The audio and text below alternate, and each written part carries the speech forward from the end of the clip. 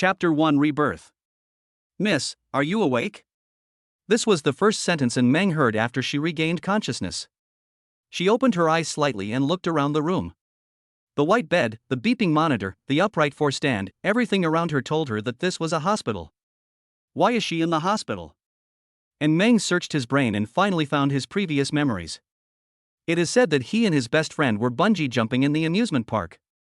His best friend stood on the bungee platform and was afraid to jump, and was finally kicked off by someone. When he came back, and Meng started to mock him. "You are too cowardly. Don't tell me, you will hesitate when the time comes." "No way, just watch my performance." I saw him put on his belt, walk to the platform, look at the scenery below, open his arms, and the wind blew his clothes up. He closed his eyes and fell vertically. Just when he thought his performance would impress everyone present, the conversation between his best friend and the staff was like a bucket of cold water, making him feel cold all over. This kid is really fierce, he deserves to be called fierce. Yeah, it's rare to see someone jump so decisively. Wait, is the rope hung?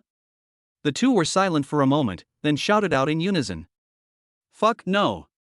After hearing this, and Meng was completely dumbfounded. He turned a bungee jumping experience into cliff jumping. She struggled frantically in the air, stretched out her arms to embrace the sky, trying to ask God to hold back her disappearing life, but God had no arms and could only watch her fall to the ground. Thinking of this, and Meng's eyes suddenly opened, and she stood up suddenly. A headache made her frown slightly, and then she relaxed. She was so lucky that she didn't die even when she bungee jumped without a rope. "Miss, are you okay?" Anne looked over and found that there was a young girl next to her. She was wearing a white maid outfit and was looking at her with a worried look on her face. Wow, what hospital is this? Why are the nurses dressed so humanely? This must be given a 5-star rating. She was admiring it intently when she was suddenly stunned. Wait, what did you call me? Her voice was a little hoarse, perhaps because she had slept for too long and had no water. Miss. Miss? As a rough man with unkempt appearance and unshaven beard, he has no chance of getting along with girls at all. And Meng was wondering when his heart suddenly skipped a beat. Wait a minute, could it be that it fell from a high altitude and lost some of her parts? She tried it and froze. Oh my God, it really fell down. Could it be that he fell off the cliff and hit a branch? Branch 666. Her action was too obvious. The little maid blushed and avoided her gaze. She said with embarrassment, "Miss, what are you doing?" And Meng asked anxiously, "Hey, why didn't the doctor treat this wound?" The maid opened her mouth and held it in for a long time, but then she said something that Meng had not expected. "Miss, aren't you unconscious due to poisoning? Where did the wound come from? Poisoned?" And Meng was stunned. She moved her body and found that she did not feel any pain. Could it be that? She jumped out of bed and rushed into the bathroom. "Miss." The maid called out and quickly followed him to the bathroom. And Meng was standing in front of the sink, looking at himself in the mirror. In the mirror, I saw a girl of about 20 years old. This girl had fair skin, almond eyes, rosy cheeks, and a graceful body. She was so pretty that she looked pitiful. Even though she looked silly now, she revealed another kind of cuteness. "Don't worry, miss. Although you have been poisoned, your skin is not hurt." The maid thought Meng was worried about his face, so she comforted him. She looked at the mirror for a long time. "Who is this?" "Miss, don't you even recognize yourself?" "This is me?" The girl in the mirror looked dazed. After a while, she slowly said, "Then who am I?" "Miss, have you lost your memory?" After the maid's explanation, she finally understood the situation. It turns out that she was not resurrected, but reborn. Now this body is called Meng, which is the same pronunciation as her name but with different characters. She is only 20 years old this year. The maid's name was Xin Shi. She was not a nurse in a cosplay costume as she thought, but her personal maid. Damn it, even though she was grateful for being reborn, why did she become a girl? She was a real man after all, and she had never been in love, let alone held a girl's hand. Yet, she became a woman just like that. She felt mixed emotions. It was as if her beloved toy racing car was destroyed by her mother before she had a chance to play with it, making her feel angry and powerless. And it would have been fine if she had just turned into a girl, but she also turned out to be so beautiful. It was really sad that such beautiful girls were around her all day long, but they were not her girlfriends. Why? Maybe life is just like this: joy and sadness coexist, despair and hope coexist. There is never a simple, smooth journey. Why are you sighing, young lady? Are you feeling unwell? Xin, she held in Meng's little hands with both hands, looking worried. She looked at the hand held by Xin, and her heartbeat suddenly became irregular. This seemed to be the first time she was held hand by a girl. After a while, her frown gradually relaxed. Wait, although she has become a girl, but if you think about it carefully, she seems to be more likely to get along with girls in her current state. Although my body has changed, the excitement I feel when having physical contact with girls has never changed. Even if her younger brother left, once she opened her mind, she would find that there was another path for her to take in this world. That is Lily. She could live in the girls' dormitory and use the girls' bathroom. She could now freely touch those beautiful girls whom she could only admire from afar without any precautions. And since she has a personal maid, it means her family must be rich. Having money and girls, isn't this an alternative life for a rich and handsome man? And Meng's eyes lit up. She looked at Xianxi's little face, her eyes turning a few times, and planned to experiment on Xianxi first. Her legs went limp and she fell on top of him. Miss? Xianxi quickly supported her. Don't move, I feel a little dizzy, let me lean on you. At this time, a male voice came from the door. It seems that the symptoms of poisoning have not been completely relieved. Let me do it, Xinxi. And Meng looked towards the door. The light outside the window was dim and she couldn't see the man's face clearly. She could only vaguely see a black silhouette. Just from the silhouette, you can already see the man's tall and straight figure and handsome features. Who is this? A doctor? And Meng looked at him unkindly. She was very unhappy with this man who disturbed her when she was trying to pick up girls. Ha! Xin, she was a little surprised. This is Mr. Liu, miss. Oh, Mr. Liu? Is he familiar with me? It's okay, he's your husband. Oh, husband. And Meng blinked her eyes. After a few seconds, her beautiful pupils suddenly shrank and her face turned visibly pale. Wait a minute, hubby. Without even a moment to mourn the passing of his little brother, the one who immediately rushed to the battlefield was married young woman in Meng. Chapter 2. Let's get divorced. It's 5 o'clock in the afternoon. Normally, Lu Linhe should still be working in the company. But the doctor informed him that in Meng's condition was very dangerous and might even be life-threatening. He put aside the work at hand and hurried over. But when he looked over, he found that the girl in front of him not only did not turn into the sleeping beauty he had imagined, but was instead full of energy, exuding vitality from head to toe. But, it seems like something has changed. Lu Linhe said, Xin, what does she mean? Xin glanced at Meng and said, the young lady seems to have forgotten what happened in the past. Yes, I lost my memory. I accidentally forgot about you too. I'm sorry. You can't remember? Is it the sequelae of poisoning? Lu Linhe's eyes darkened and fell on Meng, but he did not show any emotion. Instead, he walked in. After seeing the guy's face clearly, Meng was shocked again. The man had a cool face, starry eyes, thin lips, and three-dimensional and delicate lines. Even a master sculptor would find it difficult to carve such a perfect work. Even wearing a white shirt, it is difficult to conceal his tall and straight figure. However, the main reason why Meng was shocked was not because of how handsome he was. The reason she was shocked was that she knew this man. Lu Linhe. Lu Linhe was also a student of Nanjing University. When she first enrolled, he was already a senior and the president of the Nanjing University Student Union. At the same time, he is also the current president of Lu Group. When the previous president disappeared a few years ago, Lu Group was on the verge of bankruptcy. It only took Lu Linhe a few years to revive the group and make it one of the top companies in Nanjing City. When he was at Nanjing University, he was well known to everyone, so much so that people at Nanjing University usually did not use tall, rich and handsome to praise people, but instead used Lu Linhe. Like Yanzu, he is a man who lives his life like an adjective. She and Lu Linhe even had some conflicts. And Meng had met Lu Linhe several times at school. Every time he appeared, he had a cold and expressionless face, but even so, he still received screams from a lot of girls. And Meng once thought that girls liked this style, so he imitated Lu Linhe for a while, but his best friend commented that you have watched too much Sun Xiaochuan, and you have a seam of face. And Meng then understood that girls don't like cool guys, they simply like tall, rich and handsome guys. Perhaps it was jealousy that made her feel very dissatisfied every time someone mentioned him. TSK, what's so good about that guy? He's just a born scumbag. This was just some trash talk she said to vent her anger, but unexpectedly it was reported to the student union. That day, not only was she punished by the school for defamation, she also had to write a self-criticism of no less than 3,000 words. When In Meng handed the apology letter to Lu Linha with a bowing gesture, he didn't even look at the other party. He supported his cheek with one hand and looked at the student union report in his other hand. I don't have time to read it. Read it to me. She still can't forget that condescending look.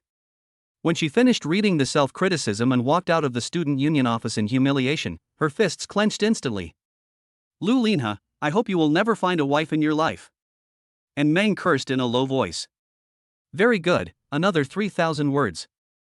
Lu Linha's voice came from the room. Sorry. When the memory ended, and Meng covered his face with his hands, looking very unhappy. She never expected that this guy not only has a wife now, but also this wife. It was still herself. How could she accept this? Lu Linha walked up to the two of them and looked down at them from above with his height advantage of being ahead of them. Let me do it. Seeing this guy again, and Meng felt an inexplicable sense of oppression. She looked up at him and swallowed. Come, what? Didn't you say you were dizzy? I'll carry you to the bed. The girl's brain froze on the spot, her eyes were empty for a long time, and she finally uttered a word. Ha! Come on, don't waste time. Lu Linha said as he took a step forward. And Meng quickly took a step back and said, No, well, I'm suddenly fine again. Don't be shy, we are already an old married couple. Who's talking to you about old married couple? I can't even remember you. Maybe you'll remember it after just a little contact. Seeing that Lu Linha had no intention of stopping, and Meng gritted his teeth and assumed a boxing stance. Lu Linha paused, looked at it for a moment, and commented, the posture is quite professional. That's right, she has been practicing boxing since she was 5 years old and has participated in countless competitions of all sizes, so she can be considered a semi-professional. And Meng dared to guarantee that if Lu Linha dared to approach her, she would definitely resist. However, Lu Linha remained indifferent to In Meng's threat.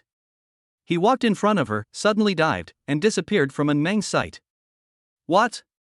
Before In Meng could react, the world was spinning in front of her eyes. By the time she came to her senses, Lu Linha had lifted her butt and picked her up like a child. And Meng felt a strong sense of shame, and the aftermath even spread to her face, causing it to blush slightly. Put me down. And Meng struggled frantically, but her petite body could not shake Lu Linha at all. She could only watch him carry her forward and put her on the bed. After being put down, and Meng punched Lu Linha in the face again, but Lu Linha stretched out his big hand, caught the girl's pink fist and held it in his hand. Be good, we'll talk about holding hands later. And Meng gritted her teeth in anger. She swung out with another fist, but the result was that both of her hands were held down by Lu Linha's hand. In the end, she could only stare at Lu Linha to prove her unyielding spirit. Xin asked Director Chen to come and check her physical condition. She was still watching the two peoples flirting fiercely, but after hearing Lu Linha's instructions, she immediately came to her senses and said, Oh, okay. After hearing about it, Director Chen immediately brought his staff to the scene and conducted a systematic physical examination on In Meng. But after seeing the results, the doctor was stunned. How is she? Missin, is she recovered? Lu Linha narrowed his eyes. Should I ask you, or should you ask me? No, I mean she has recovered. But it's strange. This lady was poisoned and was in critical condition in the morning. How come she is completely fine in the afternoon? And Meng was startled and coughed a few times. Who said I was completely fine? I'm still coughing. What's wrong with you, old doctor? You're not happy to see others get better, right? No, that's not what I meant. Lu Linha glanced at her and said, Director Chen, my wife said she has lost her memory. What's going on? Amnesia? Director Chen looked at the report. According to Miss In Meng's CT scan, her brain is not damaged.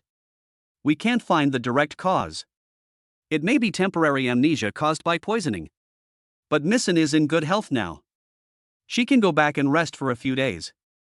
Lu Linha nodded. Xin, go pack Mrs. luggage and leave the hospital. Yes, Mr. Lu. Xin, she was responsible for packing the luggage, while In Meng didn't even have to move. She pushed the person and the bed to the hospital entrance and directly put them into the black Cullinan parked at the door. Because she didn't get out of bed, she didn't wear shoes, so she could only sit cross-legged on the seat and look around at the car's interior. Lu Linha got into the driver's seat and said, "Xin, she still needs to go through the discharge procedures. Let's go back first." The car started, and the girl looked at the changing scenery outside the window. On the car window covered with black glass film, a pair of beautiful eyes were reflected, as if they were thinking. Looking at the perfect profile like a sculpture, and Meng said, "Lu Linha, let's get divorced." Chapter 3, Shan Yang knows the strength of horses, and Baigen knows the heart of people. Lu Linha, let's get divorced. And Meng is not just talking, she is definitely going to get a divorce. You have to know that they are husband and wife now. Since they are husband and wife, they will definitely do things related to husband and wife. As a straight man, she got goosebumps just imagining herself being pinned down on the bed by this man. The most terrifying thing is that she has learned boxing for so many years and has been invincible since she was a child, but she is no match for Lu Linha at all. If she really encounters that situation, her punches and kicks will probably make Lu Linha think that she is showing her talent before a duel. Although this kid looks like he deserves a beating, one has to admit that a big reason why he deserves a beating is that no one can beat him. However, after saying this, Lu Linha's expression remained calm. He just glanced at her through the rearview mirror. Reason. The reason is, I don't love you anymore. The man raised his lips and smiled. "Ms. and Meng, if I remember correctly, our marriage was fake." "Huh? Fake marriage?" And Meng was stunned. The traffic light turned red at that moment. Lu Linha stopped the car, opened the drawer, and handed her a contract. When Meng took the contract, a flash of light flashed through his mind, and then some memories poured into his brain uncontrollably. As she remembered, it was a late night, the sky was dotted with stars, and in front of her was Lu Linha's tall figure. "You want to repay me?" "Aha! Now there is something I can do to repay me. I wonder if you are willing." "You say?" "I have a job, would you like to do it?" "Yes. I'm willing to do anything. Be my wife." The clip was very brief, but Meng had a preliminary idea of it, that is, Meng seemed to have been rescued by Lu Linha, and Lu Linha also happened to need to solve marriage problems, and the two sides hit it off. What? It turned out to be a fake marriage. And Meng breathed a sigh of relief, and then she suddenly remembered something. "That's not right, since our marriage is fake, then why did you hug me just now?" Article 32, read it yourself. Lu Linha replied briefly. And Meng flipped through a few pages, and after seeing the 32nd article, her eyes widened again. During the contract period, Party B must live in Party A's home and do her best to play the role of a good wife. If Party A needs to show affection in front of Party A's family, Party B must fully cooperate. What does this mean? It's easy to understand, right? Even if it's a fake marriage, we can't let others see that it's fake. In order to deceive them, some intimate actions between couples are inevitable. Lu Linha replied. "Oh, so your family wants a child. In order to deceive them, I have to give birth to a child for you?" "No." Lu Linha flatly refused. "This is related to the issue of inheritance rights, but if you really want to, fuck your brother." "Who wanted to do that?" And Meng threw the contract back. "I want to cancel the contract." "Are you kidding?" She gets angry when she sees this guy. She has to live under the same roof with him. Even if he won't rape her, according to the contract, she has to call him husband? And be hugged by him? And who knows what Lu Linha and Meng's intention was when they got married. It might be a fake marriage, but in fact it was just boiling a frog in warm water. What can be tolerated by a gentleman? What cannot be tolerated by a gentleman? I can tolerate it, but I cannot. No problem, just pay the penalty first. Liquidated damages? How much? The last one. A cross formed on Meng's forehead, but due to Lu Linha's strength, she could only take the contract back and turn to the last page. If both parties want to terminate the contract during the contract period, Party B will be required to leave the house with nothing, and the party that breaches the contract will be required to pay the corresponding liquidated damages, which is 10 times the contract amount. What is the contract money? I've already said it's work. Before we got married, I gave you 300,000 yuan. It was called a betrothal gift, but it was actually my salary. Although you took the initiative to ask for it, now that we've signed the contract, we have to follow the formal procedures. Oh, 300,000 times 10, that means I need to give you.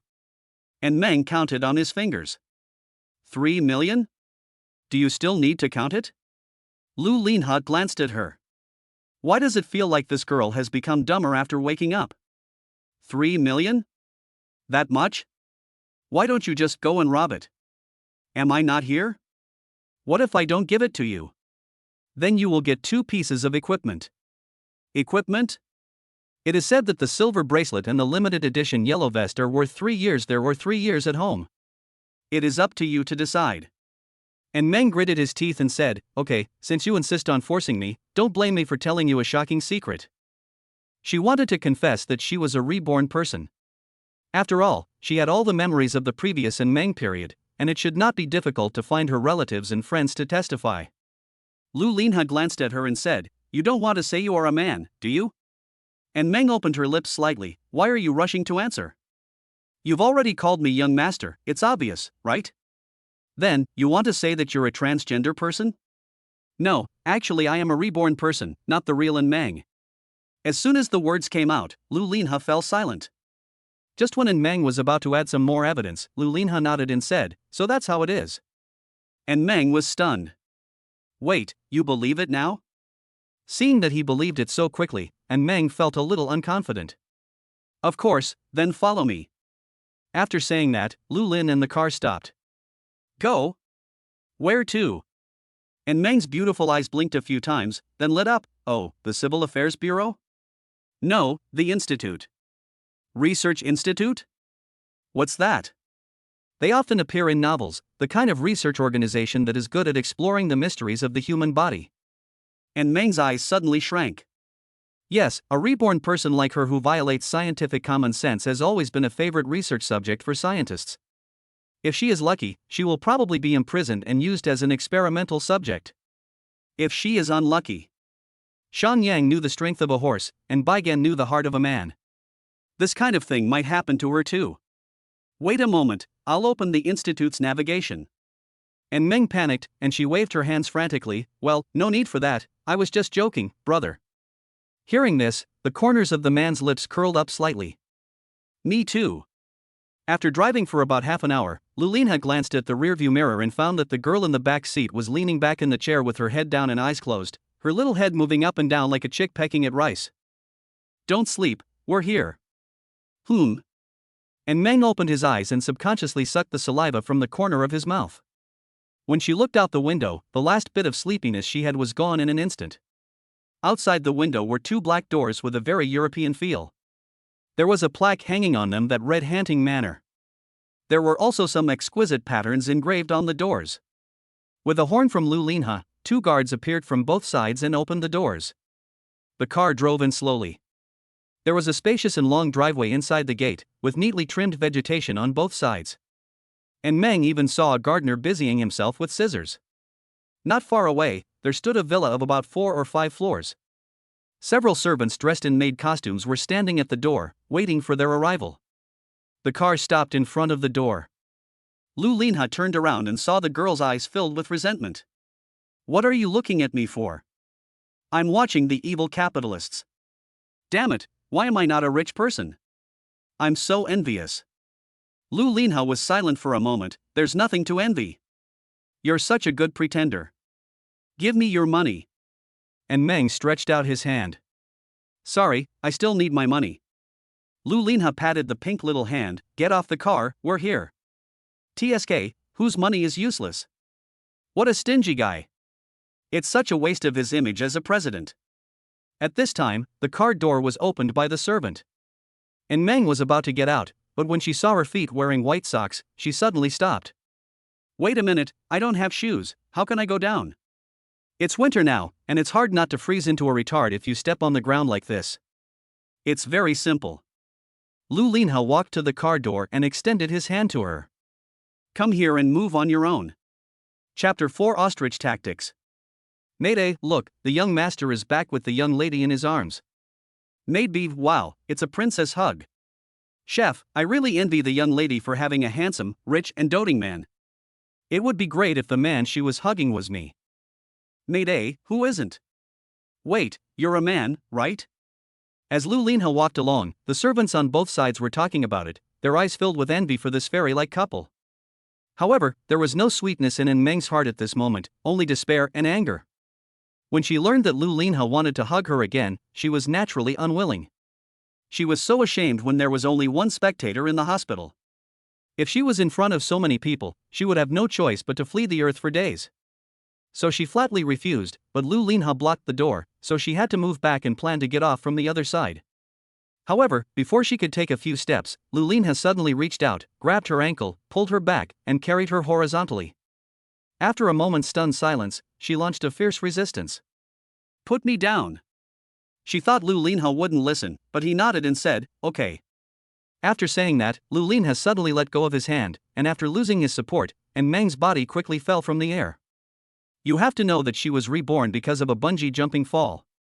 The strong feeling of weightlessness reminded her of the fear she felt at that time. She screamed and subconsciously put her arms around Lu Linha's neck. "Aren't you going to get off? Why are you hugging me tighter?" And Meng heard that Lu Linha was teasing her, and the blush on her pretty face became more obvious, so she quickly let go of his hand. After she let go, Lu Linha also suddenly let go, and Meng had no choice but to hug him again. After repeating this several times, Meng finally gave up struggling, and his high head finally drooped. "Forget it, as long as you are happy." In fact, the girl was not particularly short, her height was about 165 centimeters, but in front of Lu Linha, she was like a toy. The gazes around her seemed to be scorching, constantly burning her and making the temperature on her face continue to rise. Not long ago, she was a macho man making people scream on the bungee jumping platform, but in the blink of an eye, she became a delicate wife in someone else's arms.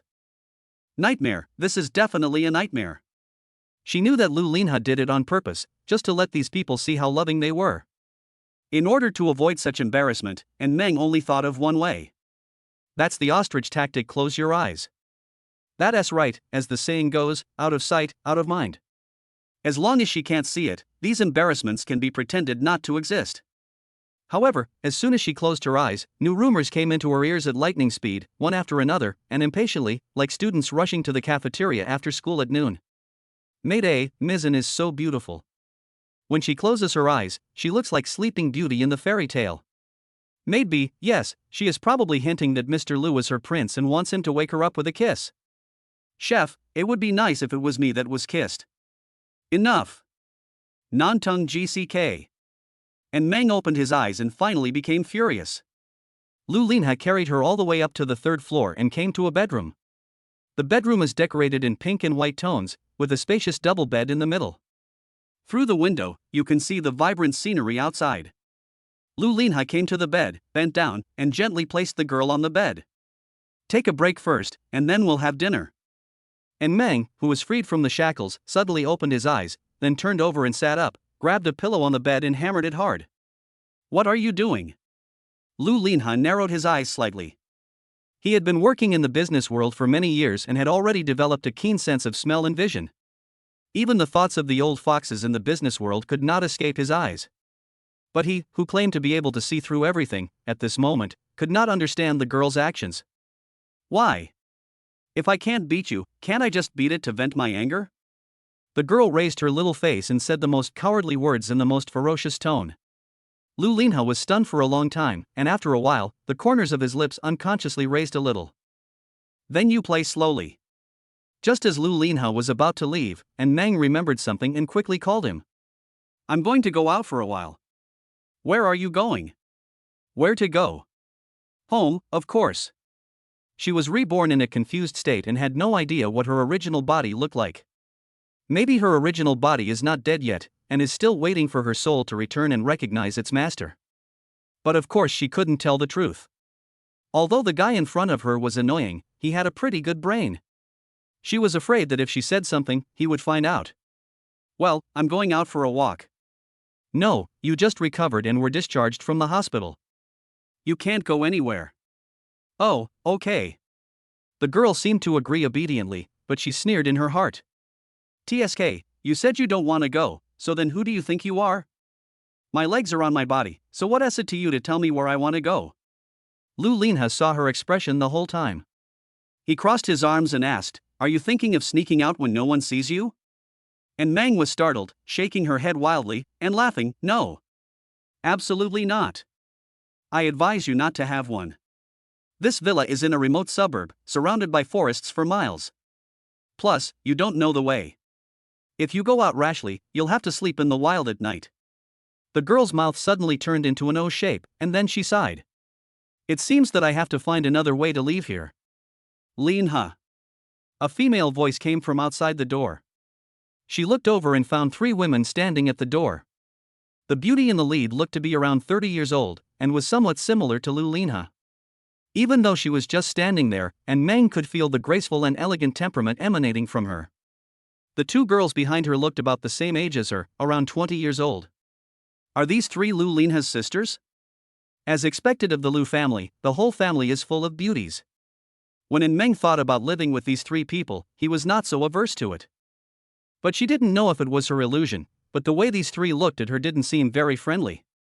Just as she was fantasizing about their happy cohabitation life in the future, Lu Linha said, "Well, Mom, I'm back with Meng." Lu Linha's word "cute" made her shudder and gave her goosebumps. But then she realized the point. "Mom? Who is he calling?" And Meng looked for a long time, and then the beautiful woman in the lead nodded. "I heard that you just carried her in. What does this look like?" Meng has just recovered from her illness, and she hasn't got her shoes back yet, so she's not fit to go out. Why not just carry her to the door to change her slippers? Why go all the way up to the 3rd floor? She's not tired, but you're the one who's tired. After the beautiful woman said this, she glanced at Meng with dissatisfaction in her eyes. And Meng's eyes jumped back and forth between the 2 of them. Suddenly he understood something and pointed at the beautiful woman in front of him with a look of shock. "Oh my God, your mom?" The beautiful woman was stunned on the spot. She stared at the 2 girls behind her, and the 3 of them looked at each other. Did she just scold me? Chapter 5, an in-depth exploration of the bathroom. And Meng's WQNM directly shocked the 3 people present. Lu Linha had no choice but to tell them about her amnesia and reintroduce the 3 people to her. The leader was indeed Lu Linha's mother, Tian Huifeng. Although she looked young, she was actually in her 40s. The 2 young girls were both his sisters, but one was his biological sister and the other was his adopted sister. His biological sister is named Lu Yunlian and his adopted sister is named Xin Lun. They seem to be the orphans of Lu Lin and his father's good friends. But even after Lu Linha made an explanation, his mother Tian Huifeng's face still did not look good, and her eyes were still full of disgust towards her. Who knows if she really has amnesia or is just pretending to be stupid. However, Lu's mother's attitude towards her gave Meng an idea. It seems that the Lu family doesn't like her very much.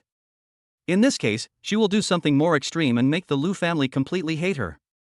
Then they will definitely say bad things about her in front of Lu Linha. In this way, Lu Linha will choose to divorce her because he can't bear the pressure from his family.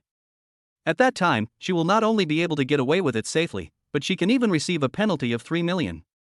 When this idea came out, and Meng felt like he was a genius. After the 3 daughters of the Lu family left, Lu Linha sat on the bed and instructed, "Take a shower and change your clothes." Because she had just returned from the hospital, she was still wearing a blue and white striped hospital gown. She opened the closet and saw the colorful and beautiful women's clothes inside, which made her suddenly enlightened. According to the convention of novels, the heroine would usually dress up as a man because she is concerned about her previous identity. But Meng knew that it would be very stupid for such a pretty girl to suddenly wear men's clothes at this time. So, this time she has no choice but to wear it. That is right, it was the situation that forced her to wear it, not something she wanted to wear. There were so many women's clothing styles in the closet that she was dazzled.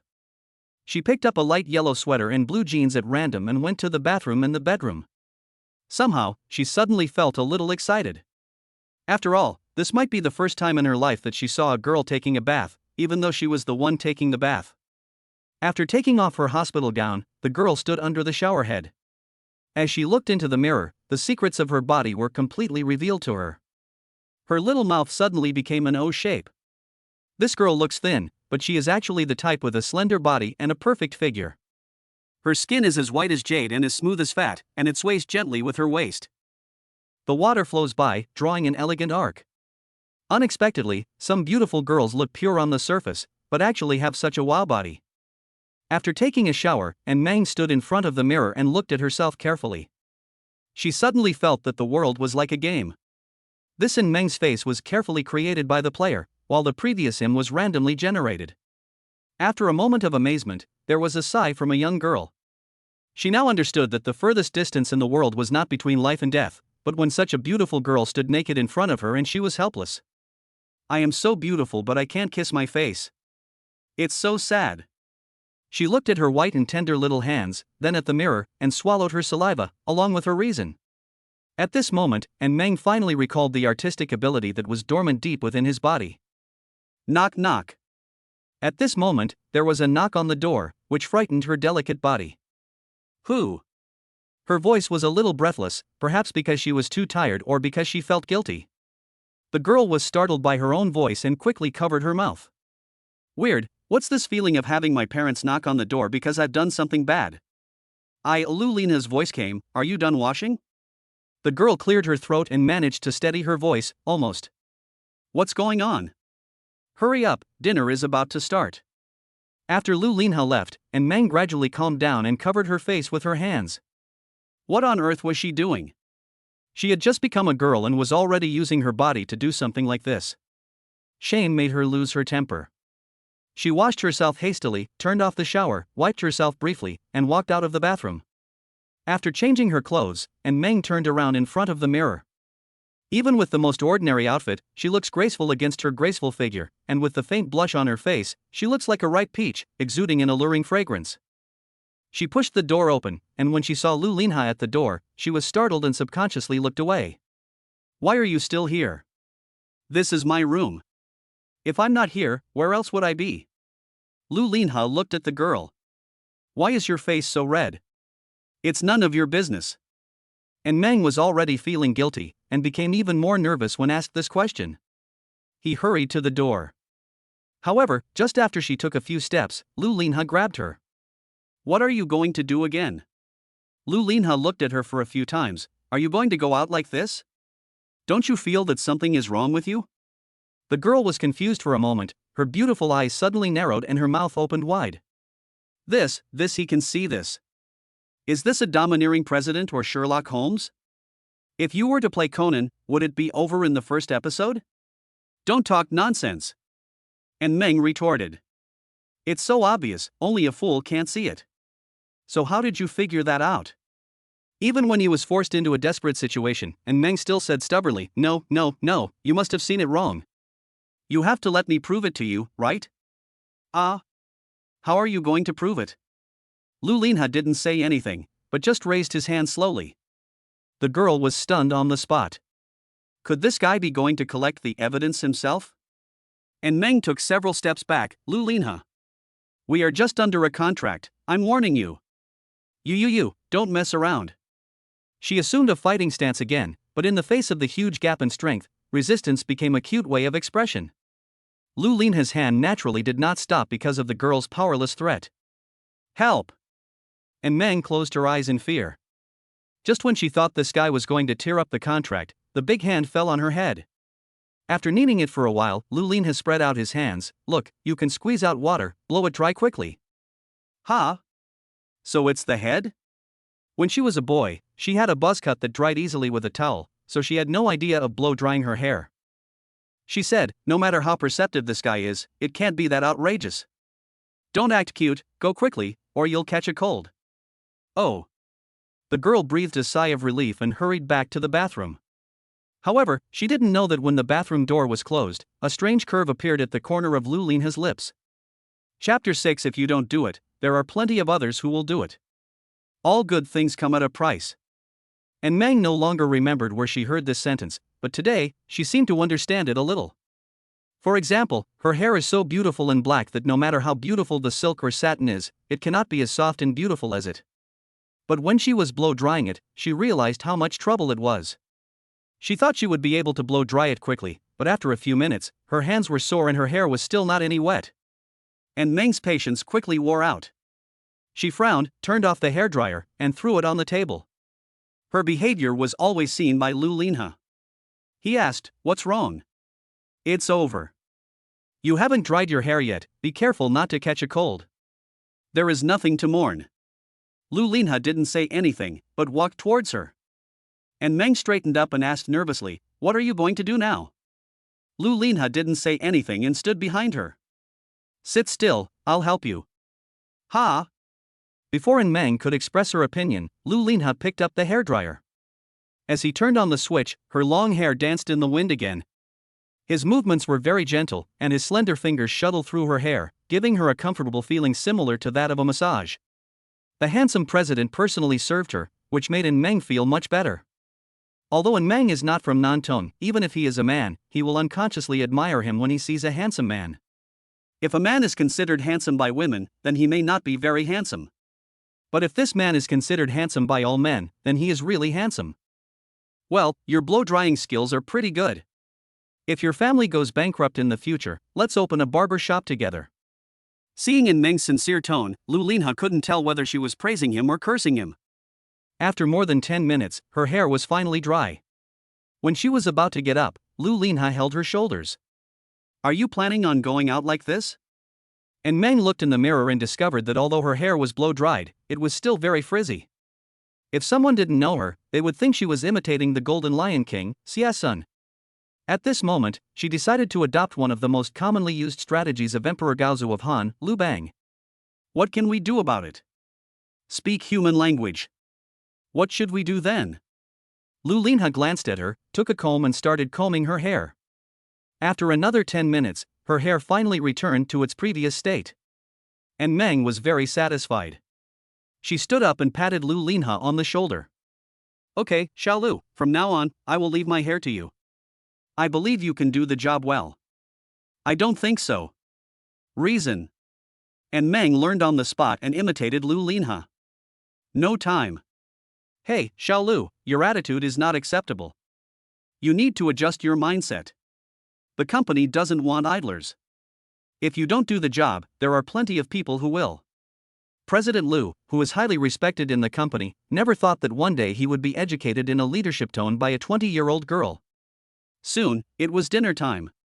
And Meng had thought that a wealthy family like the Lu family would have at least some delicacies from land and sea for dinner every day, and there would definitely be some rare treasures that she had never heard of or even heard of but had never eaten. For this, she is still looking forward to it. But to her surprise, when she arrived at the dining table, she found that the food she was expecting was not on the table. There were only vegetables and tofu, and the only meat dish was a few slices of meat in the stir-fried vegetables and meat. But think about it, if they eat a lot of meat and fish every day, how could this family still maintain such a good figure? The 5 of them came to the table and started eating. "Linha, are you staying at home tonight?" asked Lu's mother. "No, I have to go back to the company soon. There are still some things waiting for me to deal with." "You are so busy every day. When will it end?" "There's no other way. Someone has to shoulder all of this." "Oh." Mother Lu sighed, and then she saw something out of the corner of her eye, and the sadness in her eyes suddenly turned into anger. "And Meng, what are you doing?" Lu Lin had turned his head to look at Meng, who was sitting next to him, only to see her lying on the table with a bitter face, poking at the rice with chopsticks and eating it bite by bite. "Doing the same thing as you guys. What's that posture of yours? You don't eat properly, you don't sit properly, and you still want to enter my Lu family? You're dreaming." "That's right. She has no manners, no temperament, and no substance. She has nothing but a pretty face. I really don't know why you like such a superficial woman. It would be better for you to marry Sister Lan, and you can be closer relatives." Xin Lan pursed her lips and said softly, "Yunlian, stop talking, Brother Linha doesn't like to hear this kind of thing." Seeing that he had found a topic to talk about, and Meng quickly retorted, "Tisk, whoever wants to come in can come in, but I won't." Ouch. Before she could finish her words, Lu Linha pinched her thigh. "What do you mean? Why are you eating so slowly?" Lu Linha asked, changing the subject. "Nonsense, how can I eat this shit?" And Meng pouted. As soon as these words were spoken, the 3 women who were still eating stopped eating immediately. "You are just getting better. Eating something light will help you recover." "Who said that? I have a good appetite." After that, and Meng muttered, "Even the food is so bad. I've never seen such a stingy CEO." Lu Linha looked at her for a while, then called the Nantong chef. "Go, make her something delicious." The chef went downstairs, and soon, steaming steak, foie gras, and black truffles were served. smelling the rich aroma, and Meng's beautiful eyes suddenly lit up. She picked up the knife and fork and began to eat with relish. After a few bites, the steak disappeared on the plate. The way she ate, like a starving ghost, made everyone in the Lu family dumbfounded. Did her son find a wife or a scion? Does Linha really like this type of woman? The three women looked at Lu Linha, only to see that he did not show any disgust. Instead, he was admiring Meng's eating habits with great interest. At this time, Meng seemed to be choked, and he picked up the glass of water and handed it over. Eat slowly and don't choke. Meng was about to take it, but Lu Linha took it back. Am I still picking? Oh my god, he actually heard it? Meng was embarrassed. No, thank you, Mr. Lu. Ugh. Before she could finish her words, Lu Linha covered her mouth with a napkin. Look, your mouth is full of food. Lu Linha took the opportunity to wipe his mouth to close the distance between him and Meng, his tone becoming a little colder. I told you that you only have two options outside. Either call me husband or call me Linhe. Apart from these two, no other words are allowed to appear. Do you understand? The girl nodded and made an okay gesture. He loosened his hand and said, say it again. Thank you, Lao He. Chapter 7, Strange Poisoning. After dinner, Lu Linha left home and returned to the company. And that big bed belonged to Meng alone. She had never slept in such a spacious bed before, and she was a little excited for a moment.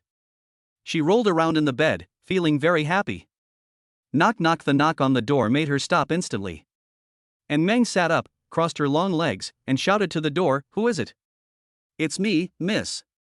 This seems to be Xinxi's voice? Fortunately, she had the habit of closing the door when she left, otherwise she would be socially disgraced if she was seen. Meng got out of bed and opened the door. What is it? Miss, it's time to take your medicine. Ha! She took out a few medicine boxes and said, these are the medicines prescribed by the doctor. You need to take them on time to consolidate your health. Oh, I see. I always feel like there's something wrong, but I can't figure out what it is. Why do you call me miss? Shouldn't you call me madam? Because you and Mr. Lu haven't had your wedding yet. According to madam, you are still not married yet, so I can only call you miss for now. Just got the certificate, but didn't he have the wedding? That's right, considering Lu Linha's stinky face as if he owed 3 million, I'm afraid no one would be willing to attend his wedding. After belittling Lu Linha in her heart, Meng felt much better. She took the medicine boxes, rolled her eyes a few times, and hugged Xian, looking very touched. Wu, Cici, you are so nice to me. Meng rubbed his little head in Xinqi's arms. The good thing about girls is that even if you have intimate contact with other girls, you won't be considered a pervert. She was confused for a moment, with her hands hanging in the air, and finally patted Meng's back gently a few times. It's okay, miss. This is what I should do. But you must be careful next time and don't get poisoned again. Meng was still immersed in Xian's sweet and soft embrace, but when she heard Xian's words, her heart skipped a beat. By the way, this body is in the hospital due to poisoning. But judging from their diet today, it has nothing to do with poisoning. Meng suddenly realized that something seemed to be wrong. She let go of Xinxi and a serious look appeared on her face. Xinxi, what poison am I in? It seems to be a disulfiram reaction, which is the reaction after cephalexin is combined with alcohol. Did I like drinking a lot before? I don't know, but I've never seen you drink alcohol, young lady. No, then how could I be poisoned by alcohol? I'm not sure about that, but the night before you were poisoned, the manor had a sumptuous dinner. It's possible that one of the dishes contained alcohol. I'm not sure about cefuroxime, but since you were poisoned, it's possible that one of the dishes contained this ingredient. What Xinxi said makes sense. Western cuisine likes to use red wine as an ingredient. After cooking, the taste of the red wine will blend into the food, and the alcohol will also be preserved in the food. And because he usually eats such light meals, if he suddenly has a good meal, the original owner will definitely not be able to help but eat a few more bites. But the question is, the food here is usually so light that even dogs wouldn't eat it, so why was it so sumptuous on that day? Is it a coincidence? Or is it intentional? But if it's not a coincidence, then that means someone in this family wants to kill her. After coming to this conclusion, Meng's beautiful eyes suddenly narrowed. The cold winter wind was howling outside the window, making a creepy howl that made her shudder. The next morning, the sunlight shone through the curtains and illuminated the girl's pretty face. And Meng frowned, turned over while hugging the quilt, and then slowly opened her beautiful eyes. Although this big bed was completely occupied by Meng, she didn't sleep well yesterday. Because she has a habit of sleeping, that is, she likes to sleep hugging a life-size pillow. The pillow has accompanied her since she was a child, and in her senior year of high school, it was replaced with the skin of Sakurajima Mai. It is her indispensable and best companion at night. No matter where she goes, even when traveling, she never forgets to bring it with her. She couldn't sleep well without it all of a sudden, and she was also worried about something, so she didn't fall asleep until the second half of the night.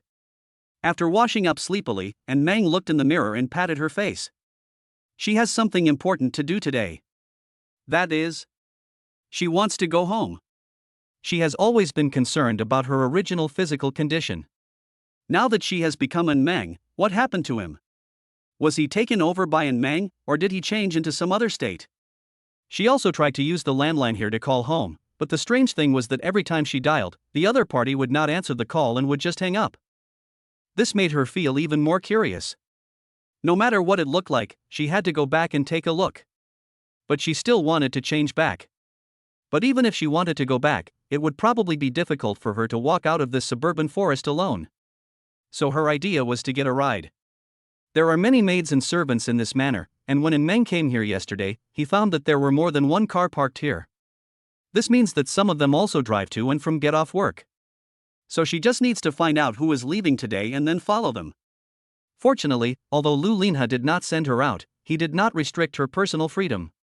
As long as she had the ability, she could go wherever she wanted. And Meng's idea was very good, but reality gave her a heavy blow.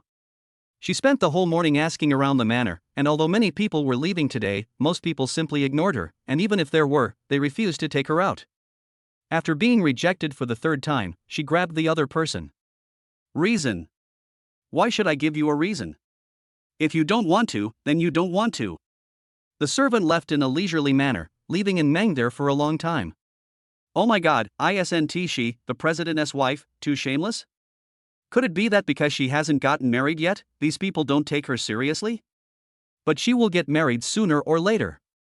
Wouldn't it be stupid for them to offend her now? As expected of the stupid CEO's employees, each one is more stupid than the other. Lu Linha, who was working in the company, suddenly sneezed. However, Meng was not discouraged. When she first graduated and went looking for a job, she was rejected so many times that she couldn't count them. This was just the beginning. She was about to look for her next target when she suddenly felt a chill down her spine. She turned around suddenly and found an old man standing behind her. However, this old man did not look like an ordinary person. He was wearing a black suit and looked to be around 60 years old, but his posture was very straight. Although his hair and beard were gray, they were neatly trimmed. Wow, uncle, why didn't you say anything when you were standing behind someone?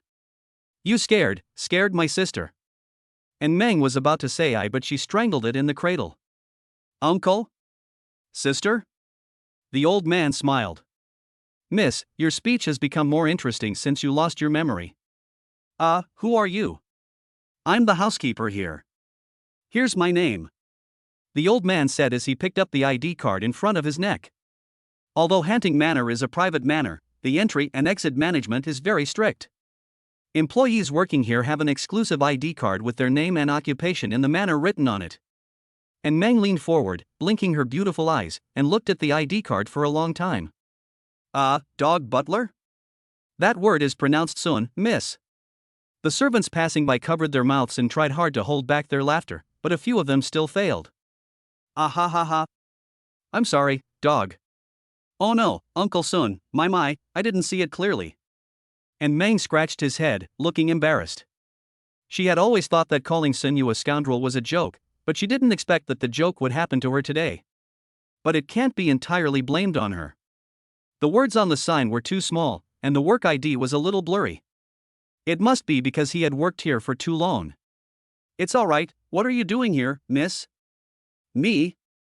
I'm looking for a ride. A ride? Yes, I want to go home, but I can't go out by myself, so I want to find someone to give me a ride, but I didn't expect that no one is willing to give me a ride. After saying this, the girl pinched her waist and shook her head lightly. Young people nowadays are really not enthusiastic at all. When I was my age. And Meng's childish face, coupled with her mature and domineering tone, has a unique sense of humor. Butler Sun explained, because they are going home today to rest for 2 days before coming back, so although they can send you out, they can't send you back. If something goes wrong when you come back, they can't take the responsibility. Oh, so that's how it is, then can't you explain it properly? Damn it! And Meng was very angry, but there was nothing he could do. After all, modern people would rather not do it than make mistakes. She then asked, okay, who can leave today and come back today? Why don't you ask the purchasing staff in the kitchen? Their cars go out every day. Okay, I'll go take a look. Thank you, Uncle Sun. When it comes to good people and good deeds, we still have to rely on our old comrades. And Meng gave him a thumbs up, then turned and left, leaving Butler Sun standing there in a mess. A good person. Butler Sun was right. After Meng came to the kitchen area, although most people ignored her, she finally gained something this time. The Nantong chef from yesterday happened to be going out purchasing today. He said that he could take Meng out with him on the way, but they must meet at the designated location before 5 p.m. and come back with him, otherwise he would not be able to complete the task. After Meng agreed, the chef said they would set off in 10 minutes. The girl was very touched. She patted the chef on the shoulder and said earnestly, it turns out that Nantong is still reliable at the critical moment. Chef? Just as she was about to go back to change her clothes, she turned around and found Tian Huifang and the other two standing behind her, staring at her with unfriendly faces. Chapter 8 Memory Fragments. And Meng felt that these three people had bad intentions, but she had heard the saying that one should not hit a smiling person. So she forced a smile and waved to them. Hi. Hey, you. Lu Yunlian rolled her eyes at her. Well, the smiling man was not beaten, but he was scolded. Tian Huifang frowned, you didn't do anything this morning. Why are you running around looking for people in the manor? Work? And Meng was a little puzzled. What is going on? Does the wife of the president of the Lu family still need to work? It seems like you really have lost your memory. Tian Huifang snorted coldly, Xiaolian, give her the things she needs. Lu Yunlian walked forward with a broom in her hand. She threw it to Meng, this is yours. And Meng caught it subconsciously. The moment it touched the broom, a flash of lightning flashed behind her head and she froze in place. Then, many fragments of memory suddenly emerged in my mind. That was from Meng's memory. On the first day Meng arrived, Tian Huifang threw the broom to her, folded her arms, and looked at her with contempt. Don't think that just because my son likes you, you can gain a foothold in the Lu family.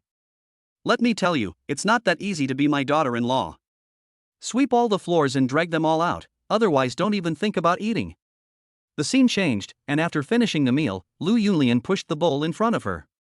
Wash the dishes later, and bring a basin of hot water for washing feet to my room. When she brought the water to Lu Yunlian's room, she touched the basin with her foot and kicked it over. What are you doing?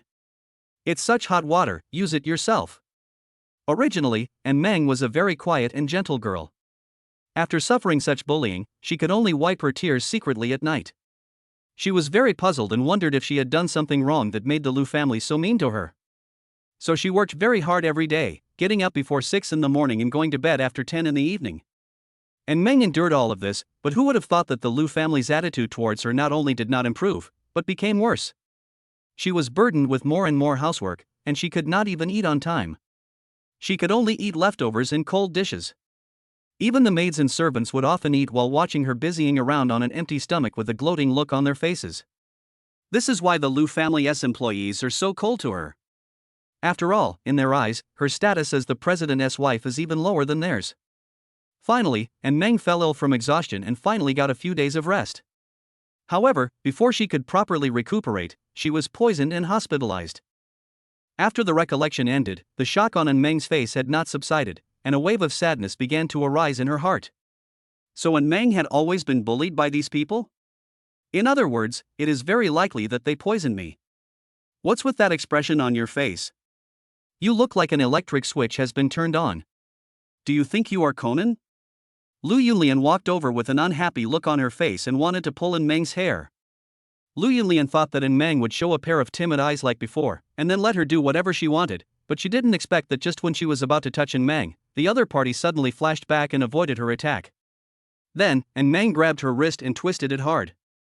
Before Lu Yunlian could react, she felt a sharp pain in her arm. She cried out in pain and was forced to turn around, and was captured by Meng. After all, she had practiced fighting for several years. Although she was no match for Lu Linha, she could still deal with a few women with ease. If it were in the past, she might have felt guilty about hitting a woman, but now, she is a woman herself, so naturally she can punch hard without any scruples.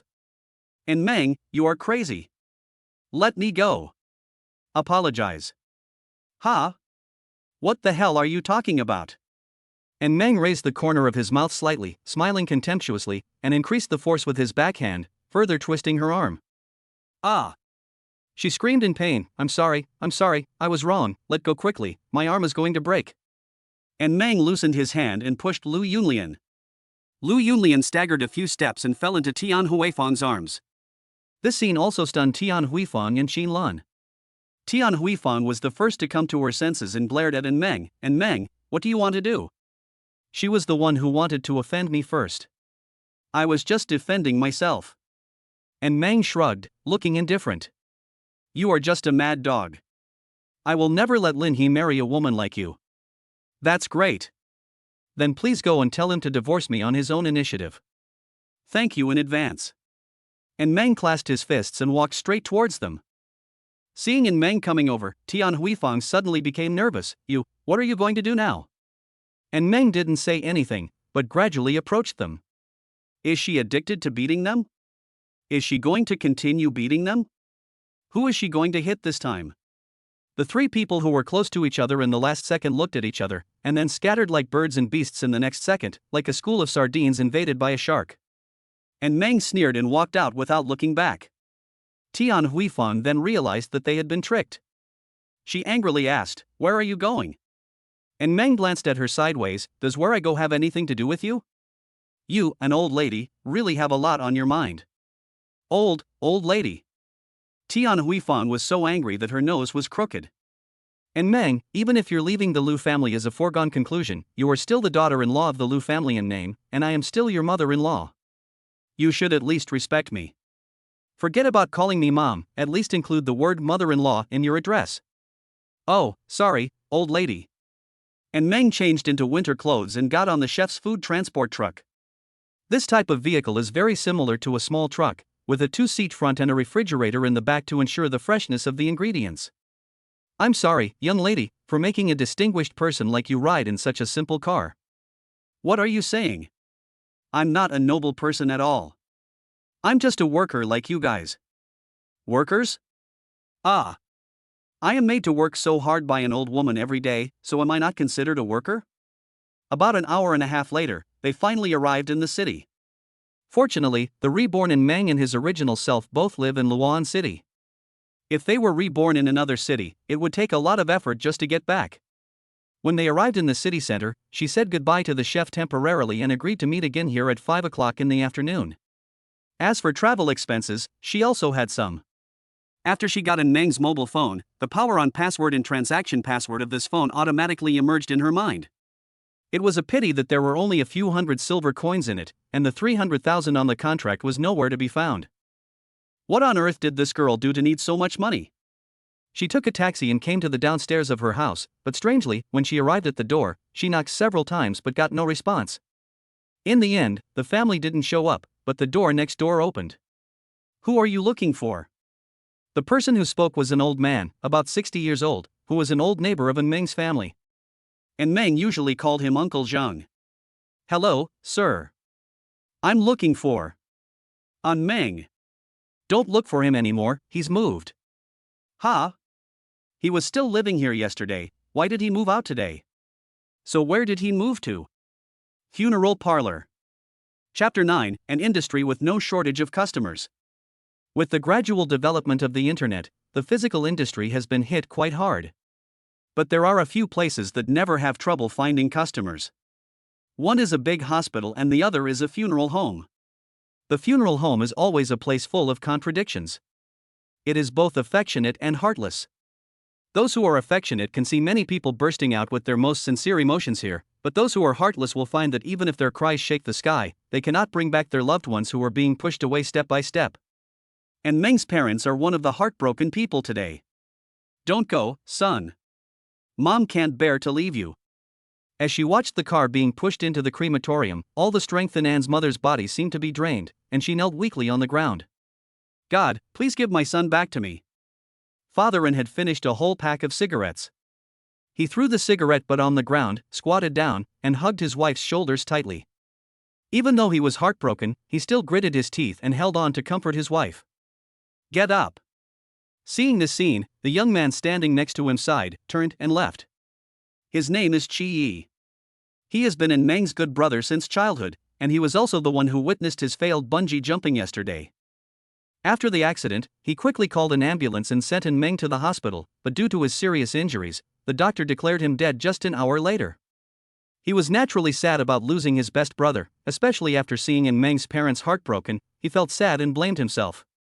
If he hadn't suggested going to the amusement park yesterday, if he hadn't suggested bungee jumping, if he had discovered the problem with the rope earlier. He was afraid that Anne's father and mother would question him and blame him, so he could only choose to avoid them temporarily. He lit a cigarette and strolled on the deserted road. Suddenly, a light snow fell from the sky, and the snow fell on the dark green pines and cypresses on both sides, adding a sad and beautiful farewell. Before he knew it, the cigarette had burned out and he knew it was time to say goodbye. Goodbye, Meng. No one would ever call him Ache again. Ache. Chi Yi was stunned for a moment, then turned around suddenly. Meng Zi? His eyes were bright at first, but when he saw the person behind him, they narrowed again. Who are you? Standing behind him was a young girl, holding her knees and panting. She was wearing a loose beige coat, the hem of which fell below her knees, revealing a small section of her calves wrapped in black trousers. On her feet were a pair of small and exquisite black boots. The girl was beautiful, but he had no intention of appreciating her at the moment. He was puzzled, because it seemed that the girl knew him, and she called him by a nickname that only old acquaintances knew. But Chi Yi was sure that he didn't know her, because if he knew such a beautiful girl, he would definitely have an impression of her. Are you calling me? Nonsense, who else should I call if not you? And Meng replied, panting. After learning that her body was sent to the funeral home, she rushed over without stopping. Her body is the key to her going back. Anything she touches now will produce some strange reactions. Maybe if it touches her body, she can go back directly. Although it is only a possibility, once the body is gone, all possibilities will become impossible. How do you know my nickname? Chi Yi frowned. The nickname Che was given to him by Meng when he was a child. He and Meng were classmates in elementary school. In the first grade, the teacher taught everyone pinyin, and his name happened to be the pinyin form of Chia, so Meng began to call him Che. Although thanks to his fortune, many classmates called him that at that time, but now, Meng is the only elementary school classmate he is in touch with. In other words, apart from Meng, no one else should call him that. And Meng secretly thought that something was wrong. It was bad. She was too anxious just now and subconsciously called Chi Yi by his nickname. Ah! I heard it from Meng. Where is Meng now? Because she had been given a warning by the Research Institute by Lu Linha, she couldn't help but become cautious about her identity. Unexpectedly, her explanation did not make Chi Yi's brows relax a bit. Do you know Meng? Yes, yeah, what's wrong? Impossible. According to that boy's personality, if he knew a girl like you, even if we just added each other on WeChat, he would send me a message asking me whether it is better to have a boy or a girl, and what name to give the child. Meng took a breath of cold air. How could this boy know her so well? Just when she was speechless, Chi Yi smiled as if he knew everything. Oh, I know who you are. You know again? You are someone sent by the amusement park, right? You have to pay a huge amount of compensation for the accidental death, and you saw that I have a special relationship with Meng's family, so you want to use the honey trap to get close to me, and want me to make a few excuses for you in front of my uncle and aunt, so as to reduce the compensation. And Meng's beautiful eyes suddenly narrowed. Well, I was right, wasn't I? Unfortunately, you found the wrong person. I'm not a man who can be bought by just one night of tenderness. Looking at Chi Yi's righteous words, Meng was somewhat moved. No more talking, Che, you are really a good brother of Meng. Of course. Chi Yi said, holding up 2 fingers, at least 2 nights. The girl narrowed her eyes immediately. Your expression, it seems that my guess was right. You really are from that side. The girl sighed softly. Have you ever heard of a story about a grandfather and grandson in the countryside? The grandfather was very good at weaving bamboo baskets. One day he received a large order for hundreds of bamboo baskets. He worked day and night, but there were still 100 left. The grandson felt sorry for his health, so he asked him to go to sleep and he would weave the baskets. When the grandfather woke up the next day, he found that all the 100 baskets had been woven. So he happily patted his grandson on the shoulder and said something to him. What did you say? And Meng patted Chi Yi's shoulder and said, Grandson, you are really good at making up stories. Chi Yi was stunned for a while, and after a while, he reacted, Are you scolding me in a different way? Am I not cursing openly? Okay, you're furious now that I found out, right? What the hell, forget it. I can't not tell the truth to a fool like you. Che, I'm actually Mengzi. Oh, really? Then I'll tell you a secret too. I'm Confucius. What a mess. I said I'm an Meng. It would be more convincing to say that you are Mencius. And Meng stared at him for a while, then sighed, It seems like I have to tell you something explosive. Bombshell? Let me see what you can come up with. Chi Yi said with disdain. When you were 7 years old, you accidentally fell into a manure pond. When I asked someone to rescue you, you were actually swimming in it. Chi Yi's expression was dull. When you were 14, you climbed through the window to sneak into the women's bathhouse. You were caught by the principal. The principal asked you why you climbed through the window, and you said, because the main door wouldn't let you in. When you were 18, the thing you hid at home was discovered by your parents. Your uncle asked you what it was, and you told him righteously that it was a fire Ganoderma that could help you cultivate immortality. When I was 20. Ugh. Chi Yi covered in Meng's mouth with his hand. Alright, I believe you, isn't that enough? Mengzi, it's great that you're not dead. By the way, why did you become like this? It would be nice if I knew why. That's why I came here to find out the truth. By the way, how is my original body now? I'm still waiting to see if I can change back. Your body should be medium rare. Oh, what? Chapter 10 No Right to Marry. And Meng looked at the small brown box in his hand, feeling mixed emotions. Her original intention was to save her body first. As long as her body was there, she believed she would always find a way to change back. But she never expected that when she arrived at the scene, there was only such a small box to greet her. Chi Yi patted his shoulder and said, Okay, don't be depressed. No, Mengzi always said that he wanted to lose weight when he was alive. At this weight now, there is definitely no one here who is thinner than you, or him. Thank you. Chi Yi's words immediately aroused the dissatisfaction of some of Meng's relatives around him. Hey, how can you talk like that? That's right, even jokes should be considered in the right context. Chi Yi shrugged and said indifferently, Why are you so angry? The deceased didn't say anything. What kind of person is this? He is so uneducated. Lawan, why don't you do anything about it? Fatherin was a little embarrassed. He did not blame Chi Yi. Instead, he found an excuse to smooth things over for Chi Yi and then sent the relatives and friends away. After the others left, An's mother hugged Meng with such force that Meng felt like his bones were about to fall apart. Ahem. Mom, please be gentle, this is made of meat, thank you. Child, you are really still alive. The tears in An's mother's eyes had not yet been wiped away, but it was still difficult to hide her joy at the moment. And Meng successfully met his parents and recognized them. In fact, this is not a difficult task. After all, she has been living with her parents day and night for more than 20 years.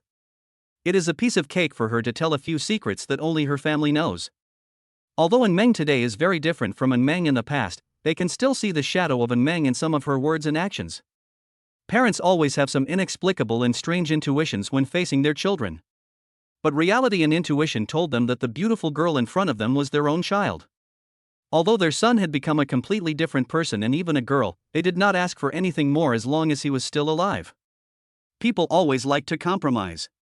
If Meng suddenly turned into a girl, the two elders might not be able to accept it for a while. But when they first experienced the grief of losing their loved ones, and then learned that their son was resurrected but turned into a girl, although they felt a little regretful, they could accept it calmly. Although Meng's resurrection is a great joyous event, the family did not make it public. Currently, only the two of them and Chi Yi know about this.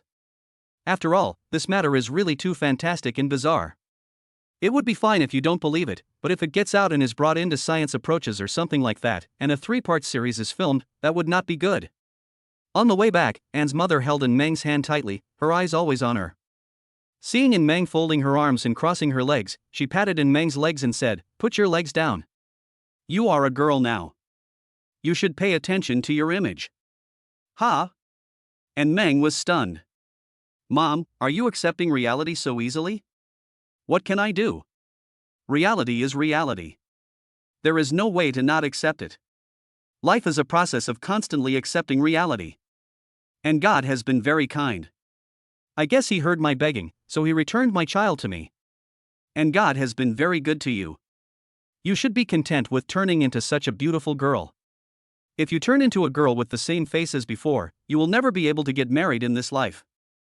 Father N, who was driving, laughed. "Don't joke, Mom, I'll never get married." The girl retorted. "Mom knows that you've been a man for so many years, so it's normal that you can't accept it for a while, but you have to know that you will be a girl for the rest of your life, and you will have to face this one day." The mother and daughter were arguing, but Chi Yi, who was sitting next to In Meng, had a blank look in his eyes and fell into deep thought. Wait a minute, his best friend is now a girl, and he has seen a very popular topic on the internet before. If one day you become a woman, what will you do? He still remembers the most popular answer. That is, let the brothers have some fun first. Given In Meng's special and mysterious identity, if she wants to get married, isn't her childhood sweetheart who knows her inside out the most likely choice?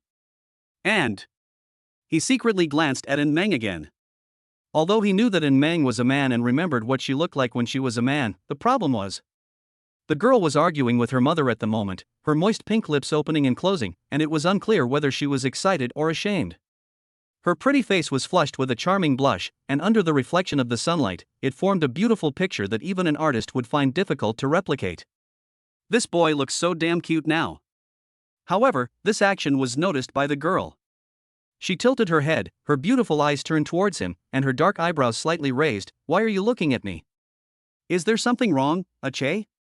"Fine." He knew In Meng and knew that this guy was a straight man. It would be difficult for him to like men in his life. Mother and then said, "Let's stop arguing. We need to take many things one step at a time. Don't go, Mom. I'm telling you the truth. I no longer have the right to marry." "What do you mean? Is there something wrong with your body?" "No, it's mainly because." At this point, the girl pursed her lips, lowered her head, and her voice became a little weaker. "I'm already married." It all happened so fast that Anne's father and mother were still in a daze. But there was one person who reacted earlier. "Chi Yi, I don't agree. The 3 members of the In family?" And Meng had no choice but to tell them that she and Lu Linha were already married and living together. Of course, and Meng did not state that this was actually a fake marriage, because she felt that if her mother knew it was fake, she might plan to introduce her to someone else, so this fake marriage could just be used as a shield for her. "Who is the other party?" "He's a CEO, and he looks."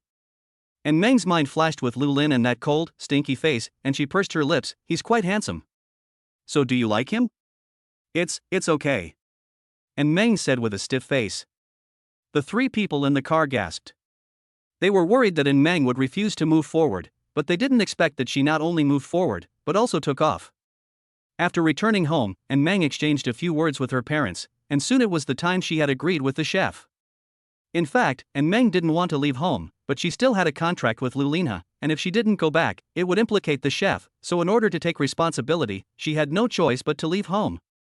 She originally wanted to bring her beloved pillow of senior classmate Mai back with her, but unfortunately, because she loved the pillow so much, her parents burned it at the funeral home, hoping that the pillow would accompany her in the other world.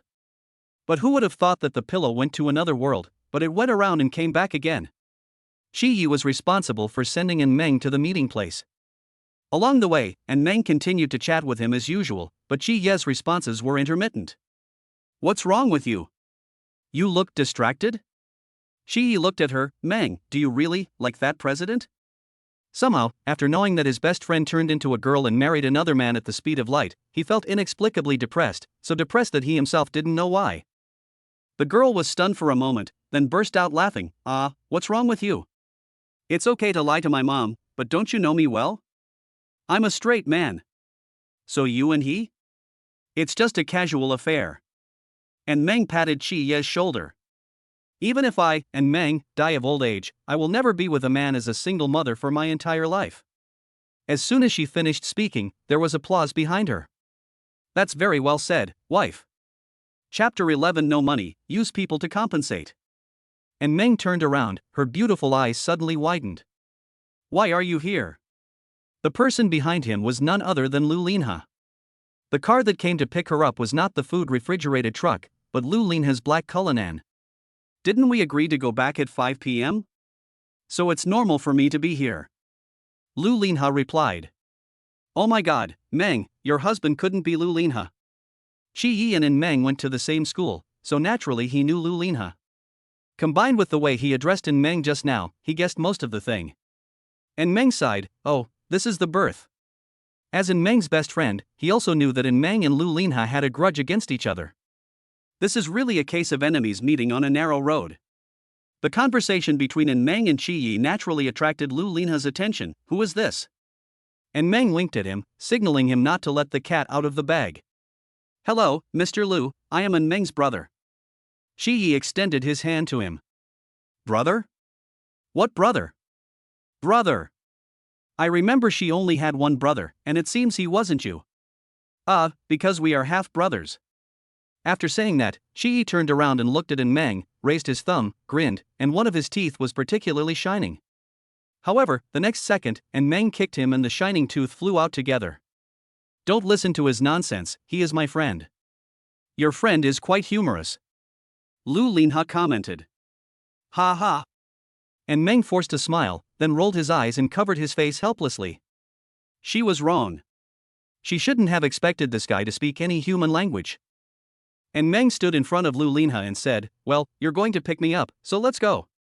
She sat in the back seat, Lu Linha got into the driver's seat and started the car. And Meng looked at Lu Linha's profile, hesitated for a long time, and asked, isn't the chef here to pick me up? Chef? How dare you go out with a stranger? Let me remind you that this was the chef who cooked the food when you were poisoned and hospitalized that day. Ha? Then why do you still keep him? Because I have asked someone to investigate, and there is no trace of poison in the food. There is no evidence to prove that he did it. If I identify the wrong person, it will alert the enemy. Oh, then why did you come to pick me up? It has to be me. After all, I heard from the servants that my lovely wife left the house after a big quarrel. I thought she ran away from home, so of course I had to come out to look for her in person. Lu Linha said in a low voice, still with the poker face that In Meng hated the most. His voice was calm, but it caused a great shock to In Meng's heart. Only then did she remember that before she left, she seemed to have had a big fight with the Lu family and even beat up Lu Linha's sister. Oh no, this guy is not here to settle the score with her. After all, she is just a fake wife, but those are his biological mother and sister. Although Lu Linha was smiling, and Meng felt a little uneasy. But it only lasted for a while before she suddenly realized a problem. It seems that Lu Linha is angry, and isn't this exactly the opportunity she wants? So she didn't explain and chose to remain silent. After returning to the manor, when Tian Huifang and Lu Yunlian saw In Meng, a fierce look flashed in their eyes, but when they saw Lu Linha, they instantly turned into crying faces. Linha, you have to make the decision for us. I just asked my daughter-in-law to help me with something, but who would have thought that she would turn hostile immediately? Lianer went up to persuade her, but she even injured her arm. And Meng curled her lips, thinking it was a pity that the old lady didn't become an actress. She was crying so hard that she almost believed it herself. However, she felt nothing in her heart, instead she was a little secretly delighted. After all, the more serious the situation sounded, the greater her chances of getting away. Lu Linha turned to look at In Meng, is this true? Meng? Before In Meng could respond, Tian Huifang said quickly, it's true. Moreover, this daughter-in-law has been bullying people when you were away. The servants in the whole manor can testify to this. If you don't believe me, just go and ask. As soon as these words were spoken, the servants beside them nodded their heads non-stop. TSK, this drama is really a complete one. If this wave of operations happened to a real wife, she would have no way to defend herself and could only watch herself being framed. But for In Meng, she had only one thought in her mind. It feels like with the acting skills the old woman has given her, she is not far from being fired. This was the first time in all the jobs she had worked that she wished she were fired. However, at this moment, a female voice broke the harmony. "No, miss, she was wrongly accused." And Meng looked over and found that it was Xin Shi who stood up. "Woohoo, Xin Shi is still the one who can get along." Although Meng didn't care about rumors and slander, she still felt touched that someone was willing to stand up and help her at this moment. However, she didn't want Xin Shi to speak up for her.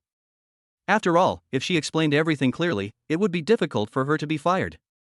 Tian Huifang was startled, but soon she calmed down. "Xin Shi, I know you and Meng have a good relationship, but if you dare to come out and talk nonsense for this, you should think about it carefully before you go forward." Xin Shi's expression changed, but the threat only made her hesitate for a moment, and she continued to explain. "Okay, Xin Shi, stop talking."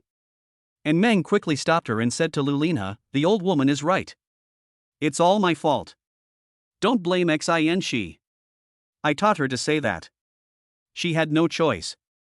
She wanted to leave here in the first place, so how could she have the nerve to implicate Xin Shi?" "Miss." Lu Linha's face darkened a little, and he whispered, "Okay, I got it, and Meng, come in with me." After that, he went into his room. After he went in, Lu Yulian, who had been looking pitiful, immediately covered her mouth and giggled. When she realized that Meng was looking at her, she first shrank her neck, and then glared back provocatively. "Idiot, just wait for bad luck." She thought Meng would be panicked, but not only did the girl's face show no sign of abnormality, but she was smiling and waving at everyone, like a victorious soldier who was welcomed by everyone. This scene made the three girls of the Lu family stunned, and they looked at each other in bewilderment. What on earth is she pretending to be? After entering the room, Lu Linha sat down. The coldness on his face seemed to freeze the air. "You're not going to explain anything? Oh no, this guy is really angry." And Meng swallowed his saliva, stiffened his neck, and retorted, "Yes. It was me and the old woman who had the argument. What's the matter? If you don't accept it, then divorce me." "Divorce?" Lu Linha chuckled, "How can that be possible? I spent so much money to marry her." "So, you are not going to pursue the matter?" And Meng said in shock. She thought to herself that Lu Linha was too stingy. He could tolerate this for money? Lu Linha smiled and said, "I just said I don't want a divorce, but I didn't say I won't pursue the matter." "Since you don't want a divorce, how can you pursue it? It seems that you didn't read the contract carefully that day." Lu Linha's face showed some smile. He opened the drawer and threw the contract to Meng again. Article 24. And Meng flipped through a few pages, and after seeing the 24th article, her beautiful eyes widened and her mouth opened wide. During the contract period, both parties must maintain a good and loving image in front of Party A's family. If they violate this, the other party may impose corresponding penalties on the breaching party depending on the circumstances, with the maximum penalty not exceeding 4% of the contract amount. Do you understand? This means I can ask you for a fine of up to 10,000 yuan. You want money again? How come you, as a president, act like a beggar? Sister and Meng, were you the #1 female blind monk in the country? How come you found such a profiteer as your husband? It doesn't matter if we don't have money. We can use other punishments instead. Lu Linha glanced at her sideways with a meaningful look in his eyes. Somehow, Meng suddenly felt a chill passing through him, and his tone became a little nervous. What, punishment? What do you think? Lu Linha stood up, took off his suit, put the suit on the hanger with one hand, and pulled the tie on his white shirt with the other hand. Do you have anything valuable besides people? The girl's pupils suddenly shrank. Oh my god, this guy is not going to let her pay with her body. The contract probably didn't mention that she had any projects involving selling her body. No, this guy is rich and powerful, and she can't do anything to him even if he breaks the promise. From the beginning, this was destined to be an unfair game. And Meng's anus tightened, and she quickly covered her buttocks and backed away. But soon, she had nowhere to turn. Lu Linha came in front of her, looked down at her, and smiled. Are you ready? I'm warning you, don't do anything rash, otherwise wow. Before she finished her threat, Lu Linha picked her up. Ah. Lu Linha, I'm not done with you. Hearing the screams coming from the house, the three girls of the Lu family outside the door looked at each other and smiled knowingly. Get it? Chapter 12. The more beautiful things are, the more hurtful they are. Lu Linha, if you have the guts, let me go and let's fight it out. Hasn't the household registration book already given the answer to this kind of thing? Okay, wait for me to come down. I will never let you go. Now that you say that, I can't let you go. In the room, shrill cries for mercy were heard one after another, and the Liu family was very puzzled. What is my brother doing in there? Why is she screaming so miserably? Qin Lan, isn't this domestic violence? Tian Huifang didn't think so. No matter what he does, he is just trying to put an end to that bitch's arrogance. I guess you will understand after this that although Lin He is her husband, his last name is still Liu. Ha ha. In the bedroom, the girl snuggled in the man's arms, completely losing her previous arrogance. Are you still strong? The man smiled as he looked at the girl in his arms. The girl ignored him, her beautiful empty eyes staring at the ground, as if she was distracted. I was just trying to scare you, I didn't expect you to react so strongly. The man holding her teased, you look fearless, but I didn't expect you to be afraid of this. The girl, who was still gasping for breath, suddenly gritted her teeth and retorted, I'm not afraid. If your hands weren't still around my neck, I might have believed it. And Meng's face turned red, she puffed up her cheeks, and her strong self-esteem forced her to let go of the man. As soon as she let go, Lu Linha suddenly threw her into the air. Wow! And Meng couldn't help but scream out because of the strong feeling of weightlessness. She closed her eyes in fear. When she fell into the man's arms again, she didn't care about shame and could only hug Lu Linha tightly. Boss! Handsome Lu! I was wrong. Please stop scaring me. I'm really scared. The hateful Lu Linha took advantage of her fear of heights and forced her to submit. Although Meng knew the height, it wouldn't be a big problem even if he fell. But there is a saying that goes, once bitten, you'll be afraid of ropes for 10 years. And Meng had just experienced death from falling from a high altitude a few days ago. Her body and brain already had stress disorders from falling. Even a brief period of weightlessness would make her tremble with fear. Seeing the girl give in, Lu Linha couldn't help laughing, the punishment is over. As he said that, he put Meng on the bed. And Meng lay on the bed for a while. After calming down for a moment, his blurry eyes became clear again. He suddenly got up and jumped off the bed. Where are you going? Going to the toilet? What? Do you have any objections? Even though she had just begged for mercy, the girl's sharp tongue remained undiminished. Lu Linha lowered his head and paused for half a second at the instep of the foot covered with white cotton socks, then retracted his gaze and smiled, no, thank you. Polite. As she spoke, and Meng went around behind Lu Linha. She had just taken a few steps when she suddenly turned around, pushed off the ground with one foot, and kicked Lu Linha in the butt. She pretended to go to the bathroom, but actually just wanted to avoid Lu Linha's sight and attack him from behind. She said that if he let her go, she would never let him go. Just when she was about to kick him, Lu Linha turned his head to look at him, with a slight smile on his lips. He just turned slightly and avoided the girl's flying kick. Oh no, it turns out he had guessed it a long time ago. And Meng thought it was just a failed sneak attack, but she soon realized that things were not that simple. You have to know that Lu Linha was standing in front of the bed. Once he moved away, what would be exposed to Meng would be the solid bedboard. And Meng reacted immediately, but to her despair, her body was already in the air and it was impossible to stop at this moment. She could only watch her feet move closer to the bedboard step by step, until they finally came into close contact with it, making a muffled sound. Ah! And Meng screamed and fell directly on the bed. Remember to use your brain before the next sneak attack. Going to the toilet barefoot?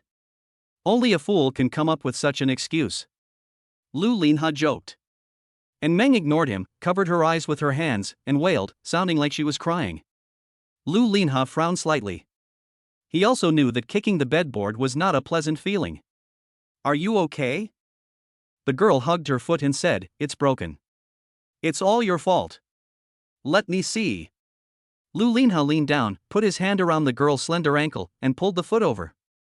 He took off his soft white cotton socks, and his bare feet were exposed. But sometimes, the more beautiful something is, the more hurtful it can be. Just as he moved closer to find out what was going on, the girl kicked him in the chest. She then quickly sat up, grabbed Lu Linha's arm, and clamped it tightly with her legs, with one leg pressing on his neck and the other on his chest, successfully pinning Lu Linha under her and completing a crosslock. Ha, now you can't move. She was just faking an injury. Although it was painful when she kicked the bed, it was not as serious as she made it out to be. She thought she would see Lu Lin looking painful or panicked, but he did not show the expression she wanted to see. Instead, he smiled with relief. This time, and Meng couldn't do it. Once the cross armbar was formed, it would bend the elbow joint in the opposite direction, which was very painful. It was difficult for ordinary people to hold back from screaming, and it was unheard of for them to laugh. Hey, what are you laughing at? From the way you looked just now, I thought you were seriously injured. Now I feel relieved to see you so lively and energetic. And Meng was stunned. Is this guy smiling because he sees that I'm okay? So he is concerned about me? You are an idiot, I was just pretending, I wanted to sneak attack you. Wouldn't it be better to pretend? Well, where is it? Prove that you are not injured at all. Hey, I'm your enemy now, why do you care about your enemy? Didn't you say it's because I'm stupid? The girl was stunned. Lu Linha relaxed his body at this time. You won, go ahead. And Meng looked at the hand in her arms. Somehow, she had just been dreaming of showing Lu Linha a lesson, but now, she suddenly lost interest. Forget it, forget it. I'm in a good mood today, so I'll let you go. Then we're even. She curled her pink lips, loosened her hands, and let go of Lu Linha. Seeing the girl's uncomfortable look, Lu Linha curled the corners of his lips.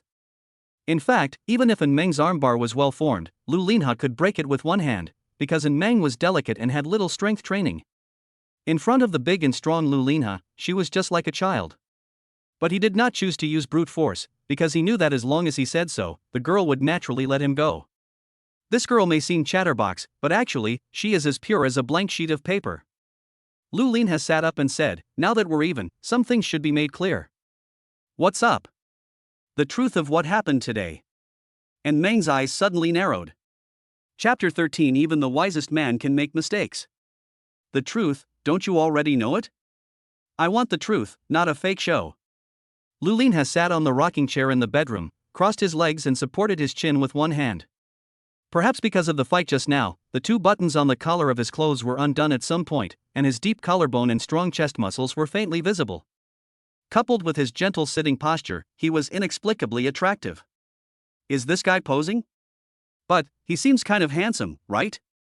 As soon as this thought came to her mind, the girl's eyes went blank. Wait, what is she thinking about? What does it have to do with her whether a man is handsome or not? What are you thinking about? Why aren't you talking? The girl came back to her senses, looked away guiltily, and coughed softly. How do you know it's fake? Is it because of what xin she said? Her words are secondary. The most important thing is that there was a loophole when my mother spoke. Loophole? The man chuckled. Do you remember what my mother said at the time? The girl put her index finger on her chin, raised her head, and stared at the ceiling with her watery eyes for a long time. I can't remember. With your brain like that, you still have the nerve to call others stupid. Lu Linha shook his head helplessly. Get lost. When I asked you if this was true, my mother told me it was true, and all the servants in the manor could testify to it. Lu Linha smiled. I can understand that the servants who were at the scene could testify, but why did she say all the servants in the manor? This can only mean one thing, that is, my mother unified the testimonies of all the servants in the manor in order to make you unable to defend yourself. But as the saying goes, even the wisest man can make mistakes. It was because she had done too many things that she let the cat out of the bag unconsciously. And Meng's eyes went blank. It turns out that this old guy is quite good at paying attention to details. So, why didn't you explain when they were clearly wronging you? Lu Linha stared at Meng. The girl opened her mouth. She couldn't say that she wanted to divorce on purpose and then collect the penalty. Who knew that this contract actually had a penalty mechanism? As expected, if you try to play tricks on unscrupulous businessmen, you are bound to be played with. She thought for a moment and explained, if I tell you, will you believe it? I may not believe it if you tell me, but I definitely won't believe it if you don't tell me. You're talking in such a roundabout way. You used to be a fast-paced singer, right? After saying that, Meng lifted her bangs and looked away with empty eyes, as if she was reminiscing. One day, a girl married into a wealthy family. Although her marriage to her husband was fake, she was very grateful for the man's help, so even if it was fake, she planned to treat them all as her own family. However, she never expected that she would be bullied by her mother-in-law and sister-in-law on her first day.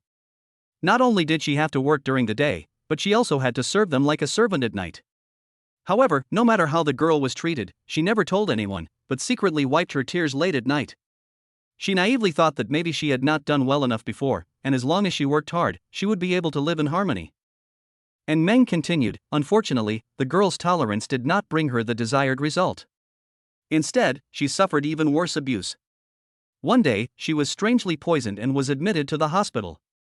On the first day after she was discharged from the hospital, the mother-in-law threw a broom at her and asked her to continue working. From that time on, the girl decided not to compromise anymore. Even if she would be expelled, she would fight back. It's strange to say, these are obviously just in Meng's memories, which she has never experienced. But when she dissected those memories, an inexplicable grievance and bitterness arose in her heart, which hurt her. Perhaps the grievances that the original owner had always buried in her heart also affected her. She took a deep breath. This is the general idea of the story, do you understand? Why the hell did you fall asleep? And Meng looked over and found that Lu Linha was supporting his chin with his eyes closed. She was so angry that she picked up the pillow on the bed and threw it over. The pillow flew towards Lu Linha, but when it reached his face, Lu Linha suddenly reached out and grabbed it. I wasn't sleeping, I was just thinking. Thinking about what? If you've been through so much, why didn't you ever tell me? How would I know? I'm not the Meng from before. And Meng complained silently, but she certainly couldn't say that to Lu Linha. She rolled her eyes and made up an excuse. Because even if I tell you, you can't believe it. One is your family member, and the other is your fake wife. Even a fool can tell who you believe. Oh, so you know. Lu Linha said with a smile. Yes, I know. After saying that, and Meng was stunned. She frowned, always feeling that there seemed to be something wrong with what Lu Linha said. After thinking for half a minute. Lu Linha, you are scolding me in a roundabout way, right? After telling the truth, Lu Linha did not express his opinion, but turned and left the house. And Meng went into the bathroom and prepared to take a bath. After becoming a girl, this is her favorite thing to do now. There's nothing we can do about it. Who can blame Meng for having such a hot body and smooth skin? Not only is she pleasing to the eyes, but she also feels good to the touch. Everyone would like her. Just as she finished washing, there was an urgent knock on the door. Miss, something terrible has happened, come out quickly. And Meng opened the bathroom door without even having time to blow dry her hair. What's wrong? Boss Lu called all the servants together and said they wanted to resign en masse. Oh. And Meng knew that Lu Linha was just trying to scare his mother by firing employees, but she didn't expect that he was so ruthless and fired all of them directly. Aren't you surprised, miss? What are you surprised about? Those people were bribed by the old woman and told lies. They deserved to be fired. And Meng disagreed. Although she was kind, she was not a saint.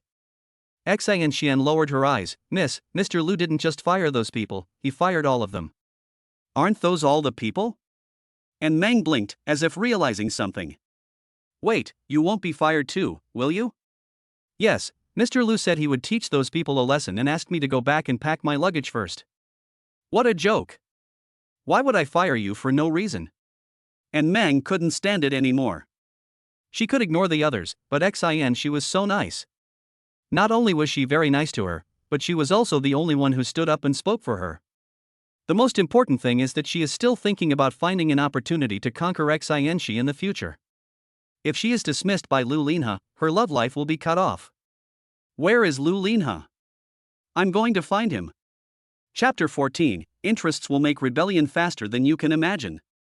Tian Huifang thought she would hear the good news that Lu Linha and Meng were getting divorced tonight, or at worst they would be in a cold war. But she never expected that what she got was Lu Linha's intention to dismiss all the servants in the manor. Many of these servants had known her for more than 10 years and had long been her close friends and confidants. When they heard that they were going to be fired, they naturally rushed to the hall in a hurry. When she arrived at the hall, she saw that all the servants of the manor, including the housekeeper, had been called to the hall and were lined up in several rows, while Lu Linha was standing in front of them with a stern expression. Tian Huifang had a bad feeling in her heart, but she still walked over pretending nothing had happened. Linha, what's going on? Why are you firing them for no reason? You ask them. A maid who had a good relationship with Tian Huifang said, Madam, didn't you say today that the young mistress has been bullying you? The young master blamed us for such a big thing, but no one told him, so we thought we had ulterior motives towards him, so he planned to fire us all. This. Tian Huifang was a little confused. She had described the actual situation in a tragic way just to put the blame on Meng, but she never expected that such a thing would happen. Tian Huifang advised, Linha, they all have their own difficulties even if they don't say anything, just forgive them this time. That won't work. They were most likely bribed by Meng. Otherwise, why didn't anyone tell me that Meng was so domineering at home? It was strange that Lu Linha's tone was obviously very calm, but it made people feel inexplicably oppressed. I pay their salaries and I don't need employees who will hide things from me. Tian Huifang was speechless for a moment.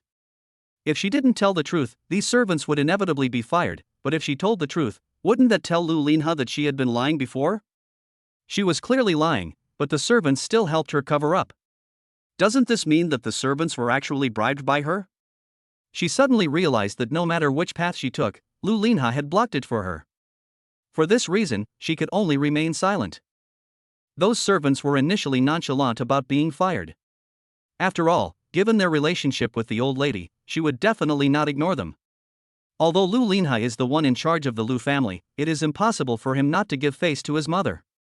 But when they saw Tian Huifang remain silent, they all panicked. Although they are just servants, their treatment in the Lu family is not bad. The environment is comfortable, the work is simple, the salary is generous, and the working hours per week do not exceed 36 hours. If you want to work here, you have to have some relationship with the old lady.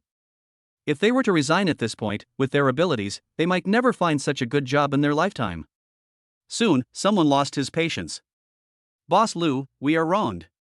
We don't know anything about Miss An's affairs, how can we report to you? Don't know? Then why did all of you servants know about her commotion today? Did the manor only have internet access today? Lu Linha's questioning left the servants speechless, and in this brief silence, their heads were working frantically. Soon, someone came up with the answer. President Lu hates employees who hide things from him, so if they just tell the whole truth, there will be nothing to hide, right? They have already seen that although Tian Huifang is Lu Linha's mother, the relationship between the two is more like the emperor and the empress dowager in ancient times. Sometimes when the emperor makes up his mind, even the empress dowager cannot stop him. If they continue to conceal the truth, they will definitely be fired, but if they confess the truth and admit their mistakes, they may still have a chance of survival. Moreover, they knew that Meng was a lonely girl with no one to rely on. They felt reluctant to help the lady bully her, but they had to go against their conscience due to the reality. Now that the madam is not going to protect them, there is no need for them to keep this secret. When faced with interests, people often betray faster than you can imagine. The chef said, Boss Lu, to be honest, we didn't report it to you, not because we were bribed by Missin, but because Missin never did that kind of thing. Oh? Lu Linha raised his eyebrows. If Meng didn't do it, why did my mother say that at the time, and why did you admit it? A hint of shock flashed across Tian Huifang's eyes, and she quickly winked at the servants, but unfortunately, they didn't look over here. Because Madam instructed us to say so. Tian Huifang said angrily, you are talking nonsense. Wait a minute, Mom. Lu Linha stopped Tian Huifang and looked at the chef, go on. In fact, since Missin came here, she has been bullied and abused by Madam. She has to work harder than the servants every day. Today, Madam went to find Missin and asked her to sweep the floor. I'm afraid Missin also felt resentful and rebelled against Madam. Miss Lu wanted to teach her a lesson, but Missin held her back. Lu Linha nodded. So what you mean is that the real victim is not Madam, but Meng? Yes, Missin is actually a very nice person, but Madam, Tian Huifang said anxiously, you are just throwing mud. Do you have any evidence? Spreading rumors is free. You said that what I said today was false. How can you prove that what you said now is true? The servants fell silent again. Even though they had seen it with their own eyes, they had no evidence to prove it. Seeing that no one spoke, Tian Huifang breathed a sigh of relief and smiled proudly. At this time, someone stood out from the crowd. I have. Tian Huifang looked at the man and her smile suddenly froze. That person was none other than Butler Sun. Housekeeper, Boss Lu, my wife asked me to tell everyone today so that everyone can speak with one voice, and I haven't deleted this chat record yet. Should this be considered evidence? So that's how it is. Lu Linha looked at Tian Huifang, and Tian Huifang's face had turned pale at this time. Things have changed, and now she is the one who was unable to defend herself. She knew she couldn't change her statement, so she quickly defended herself. Linha, I did this for you. That wild girl is not worthy of our family at all. But ever since that wild girl moved into our house, you have been working outside and didn't stay overnight. I guess you must be tired of her.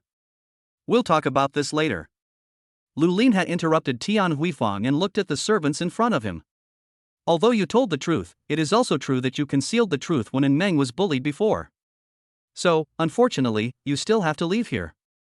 Seeing that Lu Linha had no intention of showing leniency, the servants lowered their heads helplessly, ready to be judged. At this moment, a beautiful figure came down from upstairs. Wait a moment. Lao He. Chapter 15, Turning Enemies into Friends. As soon as the voice came out, everyone looked at the girl on the stairs. After seeing who it was, the servants all showed a hint of surprise on their faces. Miss Meng, why is she here? But after being stunned, they finally understood. They probably came to watch them have fun, because of the lady, they treated her very badly and always ordered her to do this and that when she was working. Now they were going to be fired. Any normal person would come and add insult to injury. Lu Linha looked over and said indifferently, "What's the matter?" "Nonsense, why would I come down if there's nothing wrong?"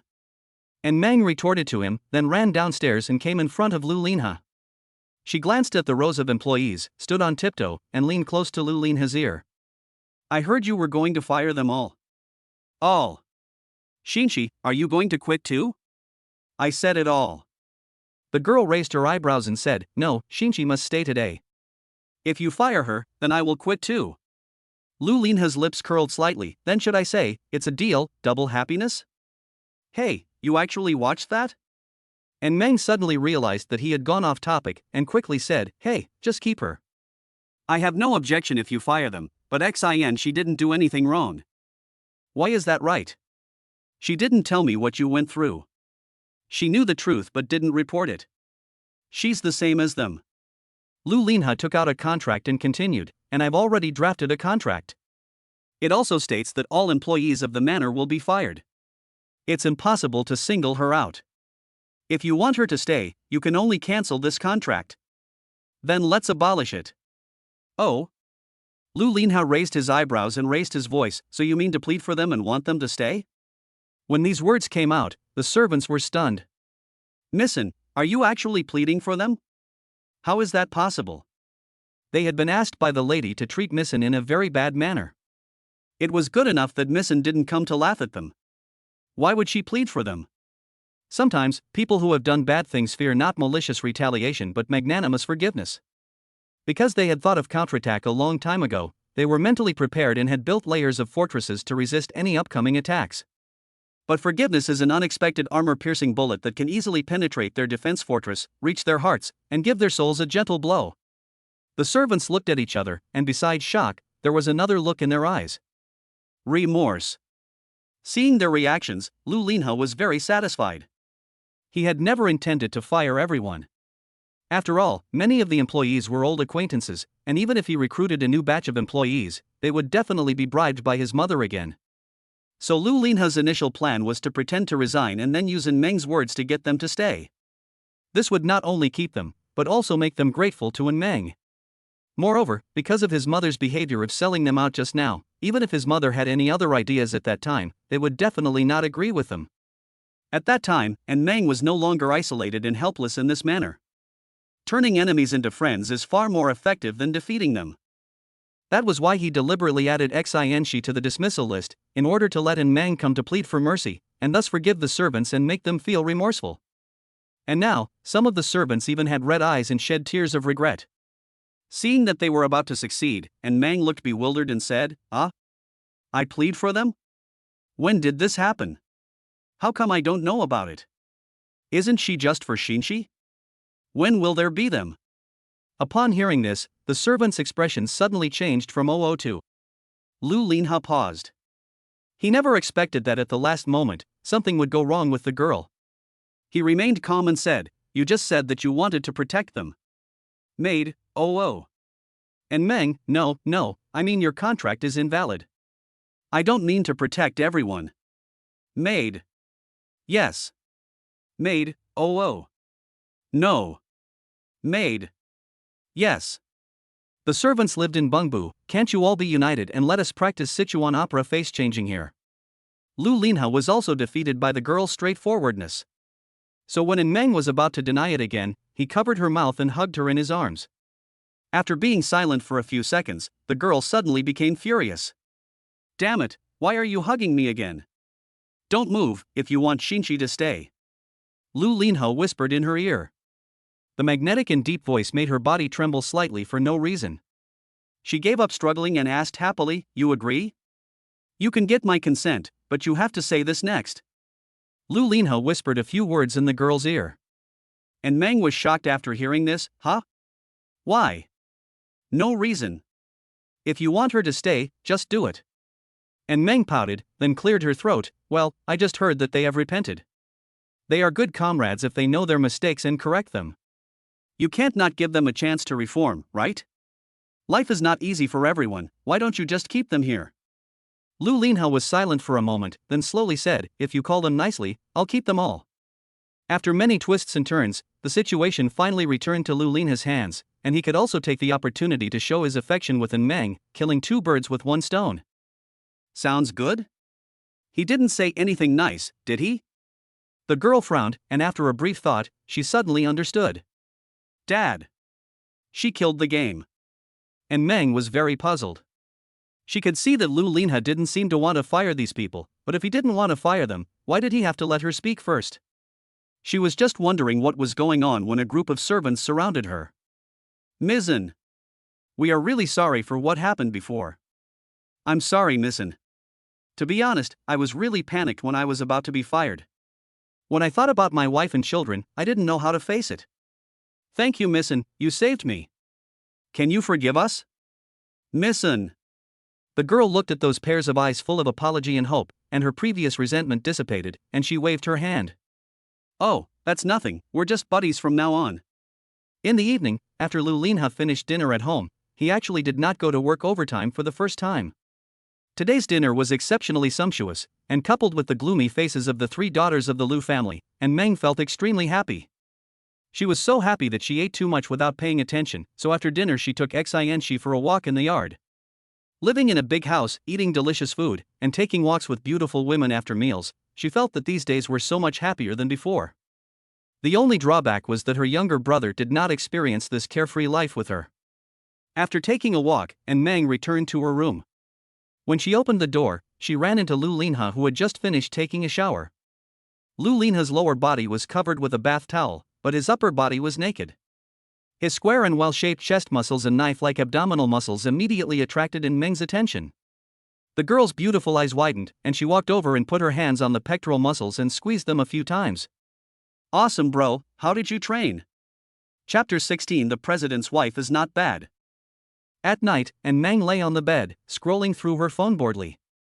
Although Meng's mobile phone is not a high-end product, it is also a smartphone worth a few thousand yuan, which is fine for daily use. It is worth mentioning that although she did not take her mobile phone back after returning home, she brought her SIM card back and put it on Meng's mobile phone. This means that her previous social software and game accounts can be used again. It's just that because she is dead, the only friends she can contact, apart from netizens, are her parents and Chi-yi. After seeing a silly short video, Meng lay on the bed and laughed foolishly for a while. Then she turned over and saw Lu Linha sitting on a chair in the corner reading a book. Her smile suddenly became dull. I lost it, why are you still here? Maybe it was because Lu Linha was too quiet, or maybe she was used to living in this room alone, she actually forgot there was another person in the room. The man glanced at her and said, This is my room. Are you surprised to be here? Aren't you always at the company at night? I'm not busy today, I'll sleep at home. And Meng said oh, and then she suddenly felt something was wrong. Wait, where are you going to sleep? Bed. But this is where I want to sleep. Who stipulated that only one person can sleep on this bed? And Meng raised her eyebrows, You mean we should sleep together? Congratulations on your correct answer. He thought that given the girl's current temper, she would be furious and resist a lot. He had even thought about which clause of the contract she would use to fight back. You don't snore when you sleep, do you? If you do, don't blame me for kicking you awake. By the way, I'm not a very good sleeper.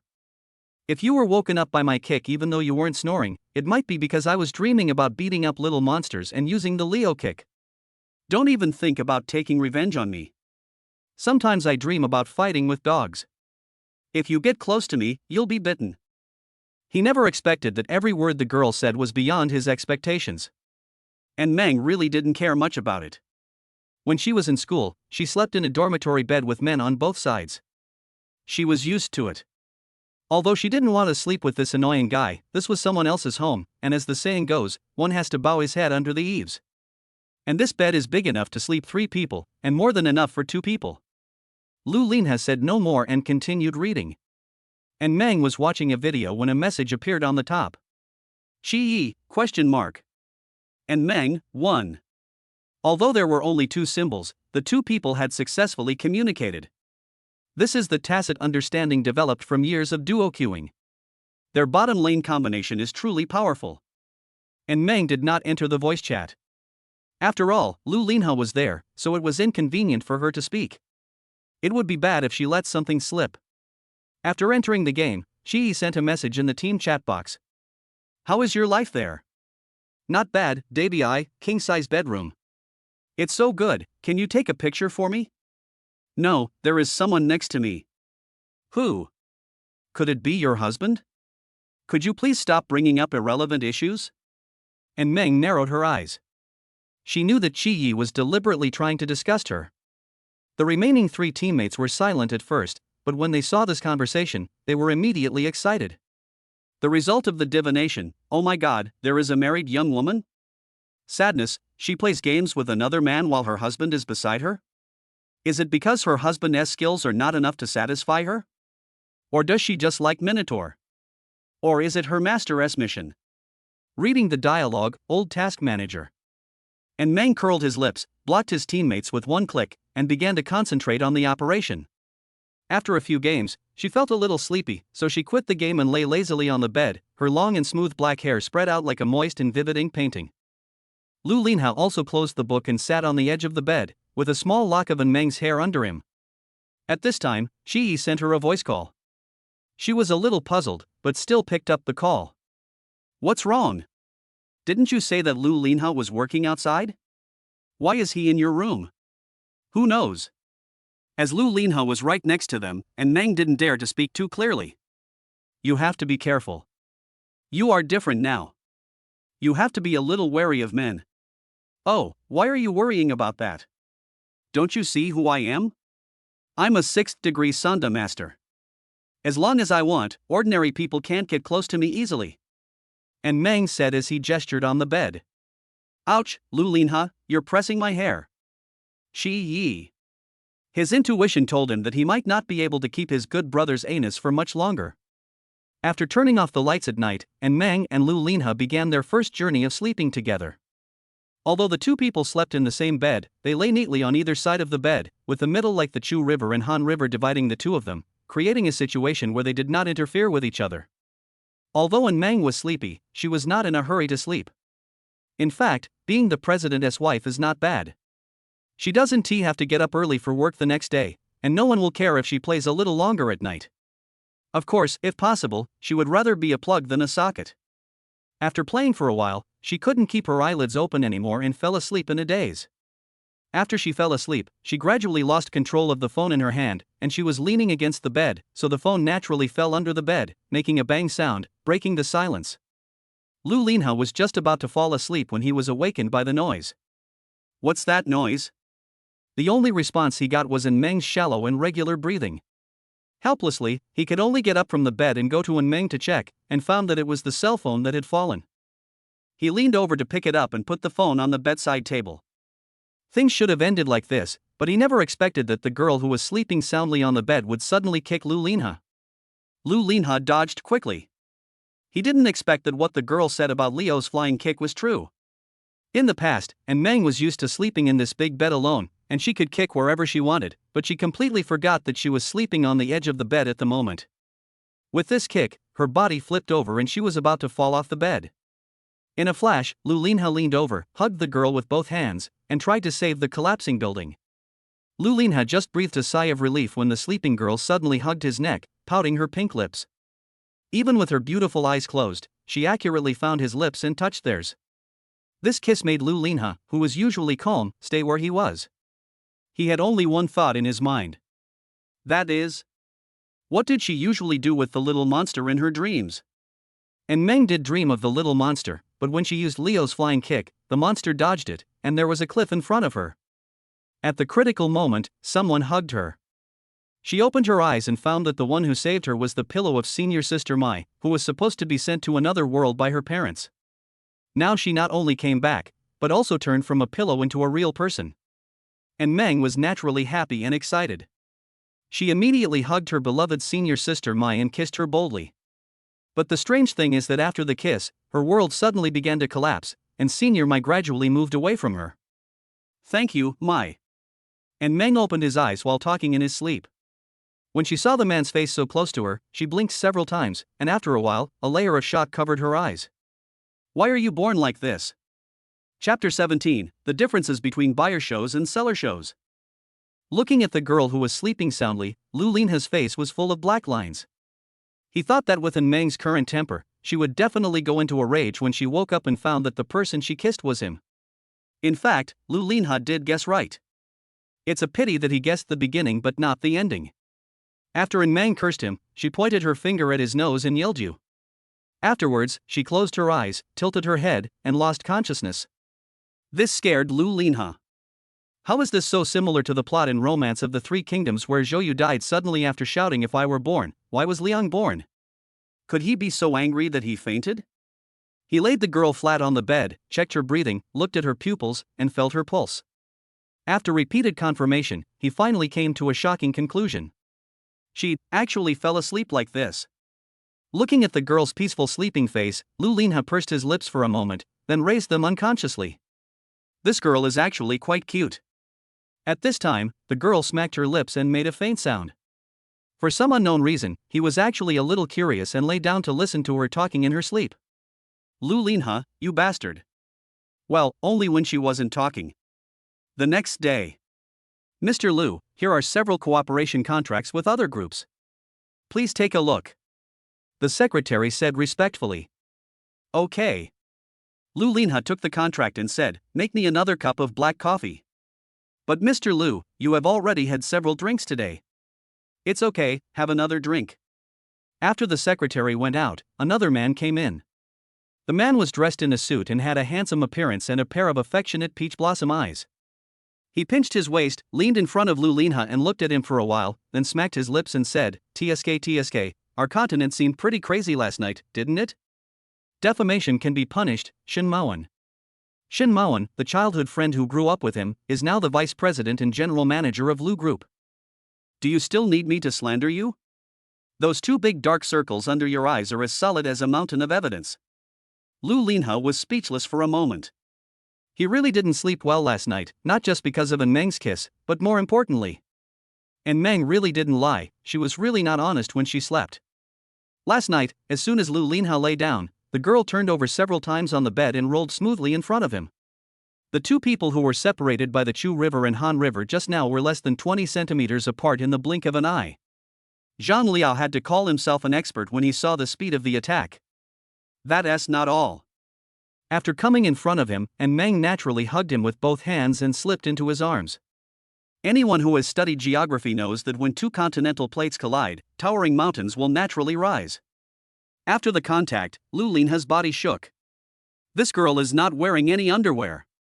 Even if he didn't see it, he could clearly sense the shape hidden under the silk pajamas. For an adult man, this is tantamount to torture. He also tried to push her away, but every time he did, Meng would hug him tighter, crying and muttering things like, "Senior sister Mai, please don't leave me." Well, it looks like he's been treated as something strange again. There was no other way, so Lu Linha could only continue to maintain this intimate posture, but the price was. He just couldn't sleep that night. However, when he thought of Meng, her series of shocking actions yesterday and her cute sleeping face appeared in front of his eyes unconsciously, which made him laugh. Seeing Lu Linha smile, Shin Maoan restrained his smile instead. "Linha, it's okay for you to play with that little girl, but you must not fall in love with her. Don't forget that you married her just for." Hearing this, Lu Linha's smile gradually disappeared and he interrupted Shin Maoan. I know my limits. At noon, the sun shines in, making the whole room warm. When Meng woke up, she found that she was the only one in the bed.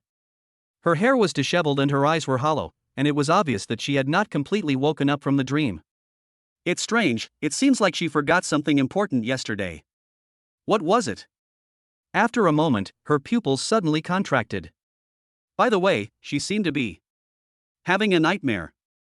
She remembered that in her dream she kissed her beloved senior sister Mai, but when she opened her eyes, it was Lu Lin and that bastard. This is a world of difference between the buyer's show and the seller's show. Fortunately, when she closed her eyes again, Senior Mai appeared in front of her again. Although it was a nightmare, it was short-lived. The naive girl didn't know that just yesterday, she had given her first kiss on her own initiative. She finished washing up and left the bedroom, but did not see Lu Linha in the villa. After asking around, she found out that Lu Linha had gotten up early in the morning to go to work. 3 days passed while he was gone. During these 3 days, Lu Linha didn't come back once, but it didn't affect her happiness living here. After that conflict, Tian Huifang no longer targeted her, and the two sides entered a Cold War mode of not interfering with each other. The servants in the villa had a very harmonious relationship with her. And Meng is a person who has a clear distinction between love and hate, and is generous and straightforward. He can easily get along with the servants. Her relationship with Xin Shi is even closer, and hugging and taking advantage of each other are no longer strange to her. Everything was moving in the direction she wanted. However, when someone is happy, someone else is worried. While she was living a carefree life, Tian Huifang was not living comfortably. Because of her previous betrayal, now that she was in this family, the servants obviously had a gap with her. At lunch that day, and Meng wondered, what happened to Lu Linha? He hasn't come back for 3 days. Tian Huifang snorted coldly, why, do you still miss him? I don't see that. Indeed, I don't really want to, I just asked casually. Humph. As expected, women like you are here only for money. Tell me, how much money will you pay to leave my son? And Meng was surprised, wow. Here it is, a classic line from a TV series about wealthy families. Tian Huifang. In fact, and Meng really wanted some money and then break up with Lu Linha, but unfortunately she couldn't do it. Because she still has a contract with Lu Linha, if she wants to leave, she must pay 3 million in compensation. Thinking of this, the girl was suddenly stunned. Wait a minute, so as long as she gets at least 3 million from Tian Huifang, wouldn't she be able to regain her freedom? The girl's eyes lit up, she is truly a genius. Ahem. And Meng coughed lightly. What are you talking about? The relationship between Lao He and I is as close as we can get. Do you think you can buy me off with money? That's just wishful thinking. She first expressed her feelings in a more sincere manner to make it easier for her to ask for a price later. Unexpectedly, Tian Huifang nodded and said, oh, forget it. And Meng was stunned, and quickly pulled Tian Huifang back, hey, that's not what I meant. What do you mean? It costs extra money. So that's how it is. How much do you want? Since you are my mother, I will give you a discount. 3 and 10,000. How about that? Isn't this a fair price? Not only did she pay off the compensation, she also made an extra 10,000 yuan. She is truly a genius. Well, that's fair. How do you want to pay? What to pay? I don't have any money. No money? Why are you asking this question if you don't have money? Same as you, just asking casually, and by the way, I want to prove to Linha that you are indeed a money-oriented woman. Tian Huifang smiled proudly. And Meng was stunned. Oh no, this old woman is starting to play tactics. Chapter 18. A guy worse than a dog. The black Cullinan stopped at the door and the door slowly opened. The security guard at the door was chatting and laughing, but he stood straight the moment he saw the person coming. Mr. Lu, you're back. Yeah. Lu Linha responded. Strangely enough, he has been absent-minded for the past 3 days since he left home. He was distracted several times even during meetings, which made his employees think that they had made some mistakes that made him unhappy. In addition, he, who used to sleep in the company often, now finds it difficult to sleep and always tosses and turns at night. Even Shin Maoan teased him again, how many times did you come that day? The recoil was so strong? Lu Linha was too lazy to argue with him, but there was indeed something wrong with his recent state.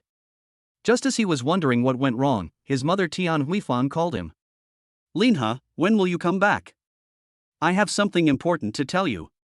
It's about Meng." "And Meng?" Hearing this, he immediately set off for home. Arriving at the villa, he immediately went to his room.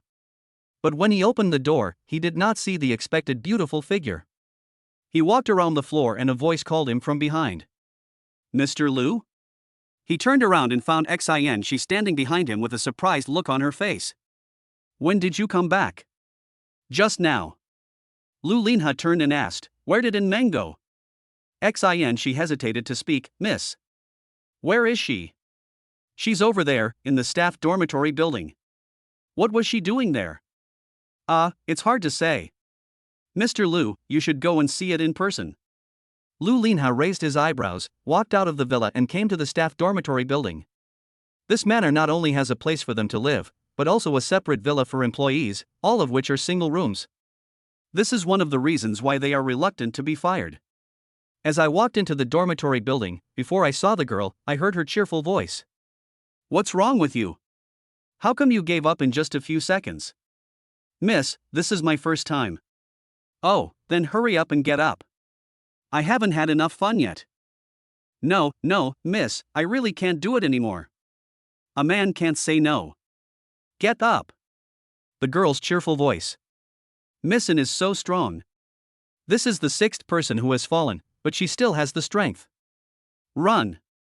Missin is coming again. Help." There was a commotion inside and Lu Linha frowned. "What is this doing? Why does it sound a little weird?" Lu Linha quickly pushed open the door, and the scene in front of him was so shocking that even he, who was well informed, couldn't help but be slightly stunned. I saw several employees lying on the ground, and Meng was holding a pillow in his hand, hitting their heads frantically. Those employees didn't dare to resist at all and could only roll on the ground with their heads in their hands. Let me tell you, I've never lost a pillow fight in the dormitory. Perhaps it was too boring staying in the villa, so Meng suddenly got excited and ran to the staff dormitory to play a pillow fight with them. It's a pity that I don't know if these people were just giving in to her or they were just too weak. After a few rounds, they were all knocked down by her with pillows. Just as she was feeling proud of herself, she suddenly saw someone walking in from the door out of the corner of her eye. Oh, it should be Xinshi who was back. And Meng looked towards the door. After seeing the person coming, the smile on her face was like a rose frozen in Siberia. Although it was still warm, it was already stiff. "My God, why are you here?" When Meng saw Lu Linha again, she felt nervous. After all, she had just been cheated by Tian Huifang today, and she knew that Tian Huifang would definitely tell Lu Linha about this. It just happened during the day, and Lu Linha, who had not been home for a long time, rushed back at night, most likely to punish her. After all, she wanted to get money from their family and then transfer it to him, which was like getting something for nothing. Although there doesn't seem to be any inaccuracies in the contract, Lu Lin and this treacherous guy will definitely have other excuses. Lu Linha did not answer. "What about you? Why are you here?" "I'm having a pillow fight here." Lu Linha glanced at the pillow in Meng's hand, then looked at a few obviously timid employees, and after saying "follow me," he left the dormitory building. And Meng could only follow him eagerly. The two of them walked in silence all the way back to the living room of the villa. Seeing that he hadn't spoken for a long time, she wondered if he knew, so she asked tentatively, "What are you doing back here?" "What? Can't I come back?" Lu Linha found it a little funny and subconsciously curled the corners of his lips.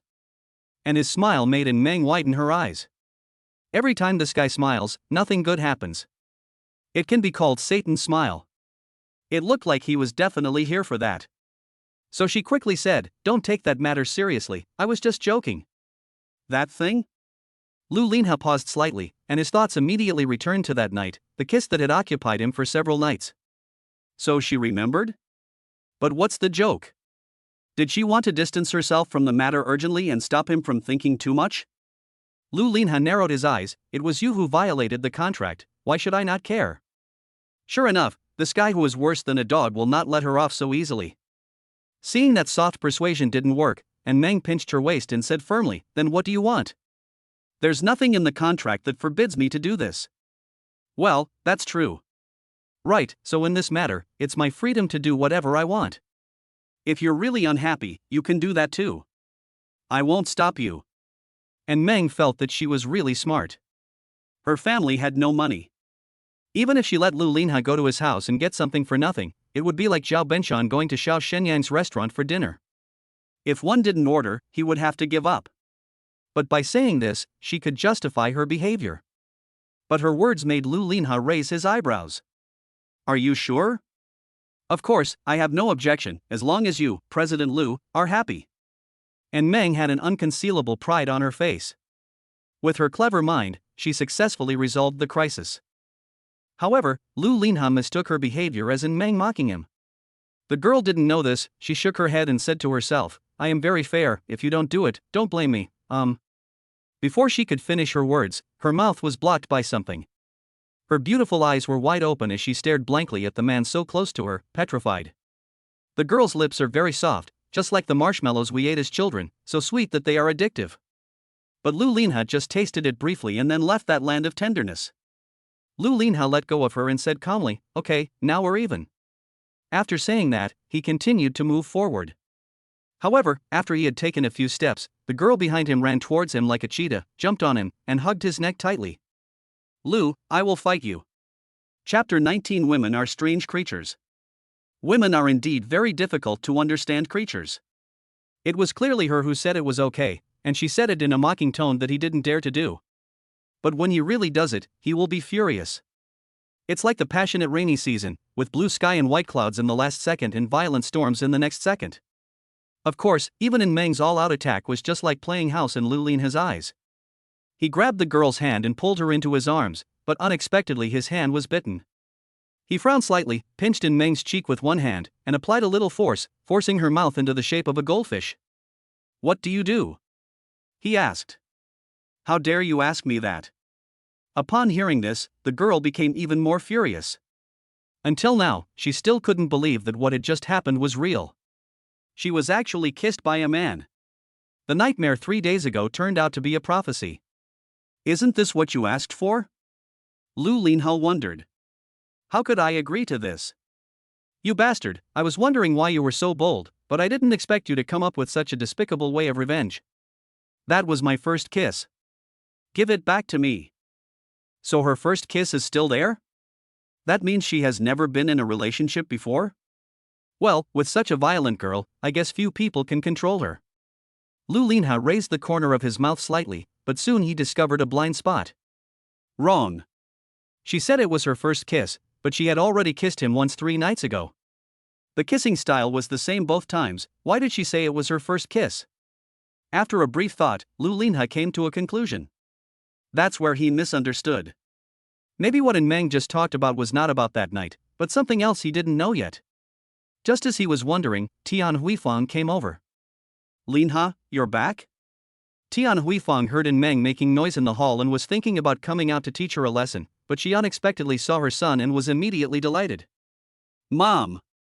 Tian Huifang looked at Meng and remembered something. She quickly said to Lu Linha, Linha, divorce this woman quickly. She wanted to get money from me and divorce you today. She is here for the money. After Tian Huifang told Lu Linha what happened today, he realized that he had misunderstood. Divorce if you want, whoever doesn't is a dog. Ugh. And Meng was feeling upset, but before she could vent, Lu Linha covered her mouth. Go back to the house first, I'll come find you later. I don't. If you don't want to go up there, I'd be happy to do it for you. Faced with Lu Linha's threat, she got angry for a moment, then went upstairs obediently. After all, this guy is not just talking. If she doesn't listen, she will really be carried upstairs like a princess in public. Damn it, she must find a way to leave this damn place. And Meng returned to the room and waited for about 10 minutes before the door opened again. And Meng didn't say anything, but stared at the man who walked in with her beautiful eyes. After all, she couldn't hit him, and she couldn't be allowed to scold him, so she could only express her dissatisfaction with her eyes.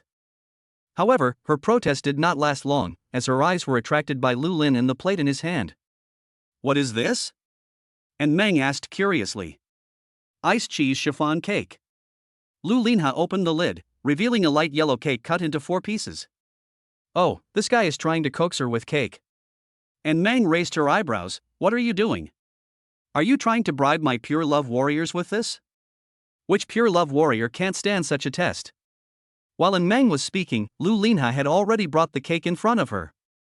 A tempting sweet fragrance lingered around her nose, making her sniff unconsciously. Emma, what is this thing? Why does it smell so good?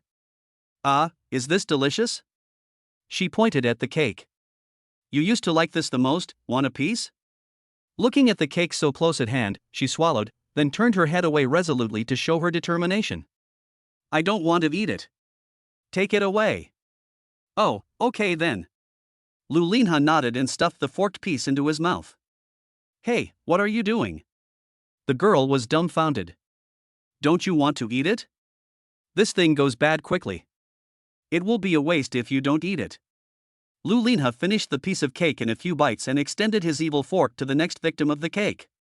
Just as the cake reached his mouth, the girl behind him rushed over, hugged him, then stuck her head out, opened her mouth wide, and stuffed the whole cake into her mouth in one gulp. Why did you eat again? Lu Linha asked knowingly. Because it would be a bigger waste if you eat it. And Meng muttered and swallowed the cake in no time. How does it taste? I can't really taste it. She ate too fast, and although she tasted a little sweetness, she swallowed it before she could savor it carefully. Eat slowly, this is not a ginseng fruit. What does this have to do with ginseng fruit? Isn't this how you ate the ginseng fruit last time? When did I eat the ginseng fruit? And Meng replied puzzledly, and then she suddenly realized something. Lu, you are calling me Zhu Beiji, right?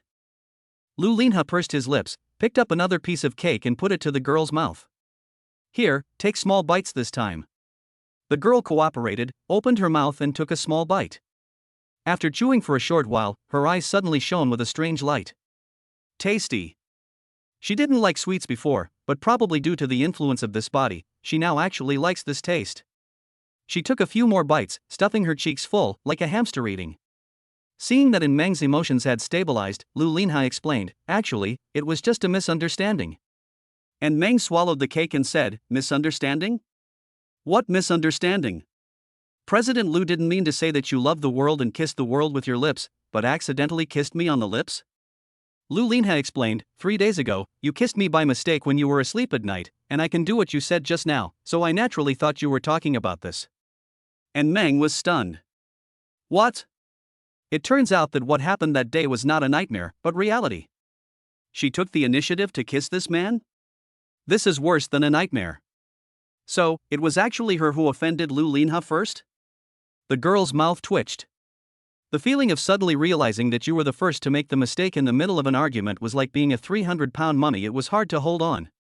Ahem, that was so many years ago, I don't remember it at all. I just remember that was my first kiss, but I can't just let it go like that, unless. Unless what? Give me another piece. Chapter 20 Christmas. In the middle of the night, Meng, who was sleeping soundly, frowned, hugged the pillow tightly in her arms, and retracted her head. After a while, she suddenly opened her eyes. Wait, didn't her pillow already go to another world? What she is holding now is. And Meng suddenly opened her eyes, and when she saw the man's sleeping face so close to her, her eyes were empty. Then she remembered that Lu Linha seemed to have stayed at home to sleep again yesterday. But that's not the point is. Why is she sleeping in this guy's arms again? But she did not blame Lu Linha. She knew that she must have taken the initiative to get in because she had the habit of hugging a pillow when she slept. Maybe she regarded Lu Linha as her life-size pillow. Let go of him right away while he's still asleep and pretend nothing happened. At this time, one of Meng's legs was still generously pressed on the man's body. She gently lifted her leg, carefully moved it away from Lu Linha, and then put it together. She raised her eyes and found Lu Linha looking down at him. Perhaps because he had just woken up, his voice was hoarse and low, but very attractive. Oh my God, this guy is actually awake. The girl blushed, are you awake? You're moving so much, how can I not wake up? And Meng rolled her eyes at him and was about to break away from his embrace, but she found that Lu Linha had one hand around her waist. Hey, what are you doing? We have a contract. You knew there was a contract, but why did you keep trying to get into my arms that night? Lu Linha also had his own troubles. He slept well at night, but the little girl kept snuggling into his arms. Even if he pushed her away, she would come closer to him after a while. With such a soft fragrance in the arms, I'm afraid no adult man would be able to control himself. What do you think I want to do? And Meng knew she was in the wrong. She pursed her lips, and after a moment's thought, she pulled the quilt over and rolled around on the bed several times. The quilt wrapped around her body because of the rolling. That's okay. As long as I can't move, I won't lean towards you anymore. The girl looked very pleased with herself and went back to sleep. Lu Linha was also happy to have some peace and quiet, so he closed his eyes and prepared to enjoy this moment of tranquility. Just when he was about to fall asleep, he heard a gurgling sound. Lu Linha opened his eyes and found that he was the only one left on the bed. He got out of bed and found Meng had fallen off the bed. Because she wrapped herself tightly, she was now trapped in her own cocoon. She squirmed like a caterpillar, trying to free herself from the restraints, but they only became tighter and tighter. She looked at Lu Linha, blinking her watery eyes. Wow, help me. This is a building about 170 meters high, and it can overlook a number of buildings even in the city center. On the top floor, a middle-aged man in a suit and tie, with a round figure, looked at the scenery outside the window and spoke softly. The January bidding will start soon. Why haven't you dealt with Lu Linha yet? Although his tone was calm, it made the face of the person behind him even gloomier. Last time I poisoned the food, but it was accidentally eaten by Lu Linha's wife. Ingestion by mistake? This is a big mistake. The man said unhappily. For safety reasons, I deliberately divided the poison into two parts and put them in different places, one in the food and the other in the drink. But his wife had a good appetite that day, so Lu Linha gave her his part as well. Then how come his wife is okay? I was also wondering, based on that dosage, she shouldn't have survived, so I contacted her on purpose and found that she didn't even have any sequelae, which was incredible. Let's not talk about that for now. Didn't they find you? Not at the moment. I'm hiding it well. Well, Lu Linha must be eliminated when the opportunity arises, otherwise it will be very troublesome in the future. Since Lu Linha took over, the Lu Group has grown stronger and stronger. Many of its businesses have threatened them, and Lu had some conflicts with them in the past.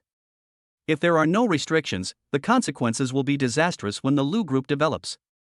If Lu Linha entered this business, then what they had done to the Lu Group before might not be able to be covered up. Christmas is coming soon. There will definitely be a party at the manor on that day.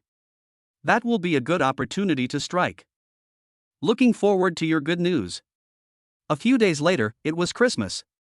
However, in Lu Linha's eyes, today was no different from usual. He spent the whole day in the company, and at most went home to have a quick meal in the evening. But in the afternoon, Shin Maoan suddenly came to him. Mr. Lu, I have to take a leave this afternoon. What's up? Come on, today is Christmas. I have to get off work early and spend some time with my girlfriend, otherwise she will complain all day that I spend more time with her than with her, and even doubt that our friendship is not so pure. Lu Linha was silent for a while, then nodded and said, Then you should leave early. Okay, thank you, Mr. Lu. Shin Maoan said, and disappeared from the office in an instant. After Shin Maoan left, Lu Linha stopped the work at hand and became dazed. Is it Christmas? Somehow, that mischievous figure suddenly flashed before his eyes, and when he came to his senses, he fell into deep thought. Otherwise he should go back and take a look earlier. When he drove home in the afternoon, he noticed something strange. In front of the window of the security room, there were pairs of strange socks hanging. Two security guards rushed out and saluted, Hello, Mr. Lu. Lu Linha nodded, looked at the socks, and said in a deep voice, What does this mean? This is Miss Anne's request. When he heard Meng, the sharpness in Lu Linha's eyes faded a little, and his tone seemed a little helpless. What else did she ask for? This is hard to say. Mr. Lu, you should go back and take a look yourself. Lu Linha entered the manor and the scene before him stunned him again. Various Christmas decorations were posted on the trees and walls in the manor, and the servants were running around, holding walkie-talkies in their hands and muttering something. Comrades, Missin just went to the woods over there. That's a dead-end road. Understood. One small team will attack the left, and we will surround the right. We will definitely take it. We must win. As soon as the servant finished giving the order, he turned around and saw Lu Linha. He was immediately startled, Boss Lu. Why are you back so early? What are you doing? We are playing hide and seek with Missin. Lu Linha was about to move forward when he was stopped by a servant. Wait a minute, Mr. Lu. What's wrong? It's better for you not to go in now. He looked at the woods and walked in resolutely. He was searching for the girl in the woods, but before he found her, he heard a strange noise. It was a sound that sounded like horse hooves. He looked towards the source of the sound and found that the shadow of a monster was reflected in the woods. The monster had a camel-like head and horse-like limbs, and was coming towards her with heavy steps. Where did the beast come from in this woods? Lu Linha took a step back and took a defensive posture, but when the monster walked out of the jungle, he was stunned. That's not a monster, it's an alpaca. On its back, there was a girl wearing a red Santa outfit, a Santa hat, and a white beard. Lucky boy, congratulations on successfully finding Santa Claus. Now you can make your wish. The girl looked over as she spoke, and when she saw it was Lu Linha, she was stunned. The scene instantly fell into an eerie silence. Chapter 21 Girl Riding an Alpaca. Lu Linha narrowed his eyes and pointed at the one under the girl's crotch. What's this? Alpaca. Lu Linha suspected that the girl was looking for an opportunity to scold him, but he couldn't find any evidence. He then asked, I'm not asking you its name, I'm asking why it is here. Well, it's a long story. And Meng spread his hands and continued, when I woke up this morning, I found that there was no festive atmosphere here at all, so I asked everyone to get some Christmas decorations. What does that have to do with this thing?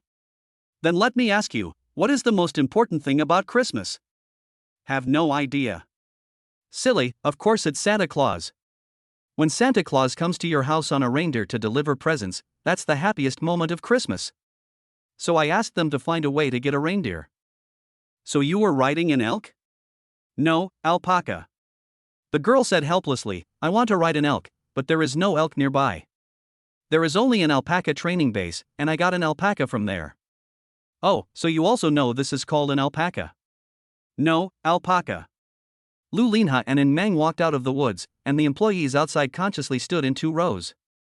And Meng rode an alpaca in the procession and said excitedly, Lao He, do you think I look like a general returning from a triumphant victory? The triumphant return were repeated. I have seen generals riding horses before, but this is the first time I have seen one riding an alpaca. It's not an alpaca, it's an alpaca. Lu Linha looked around at the decorations and said casually, these decorations must have cost a lot of money. Yes, Mr. Lu. The housekeeper said, these decorations, as well as the alpaca rental, and Christmas gifts for the employees. Wait, what's the gift?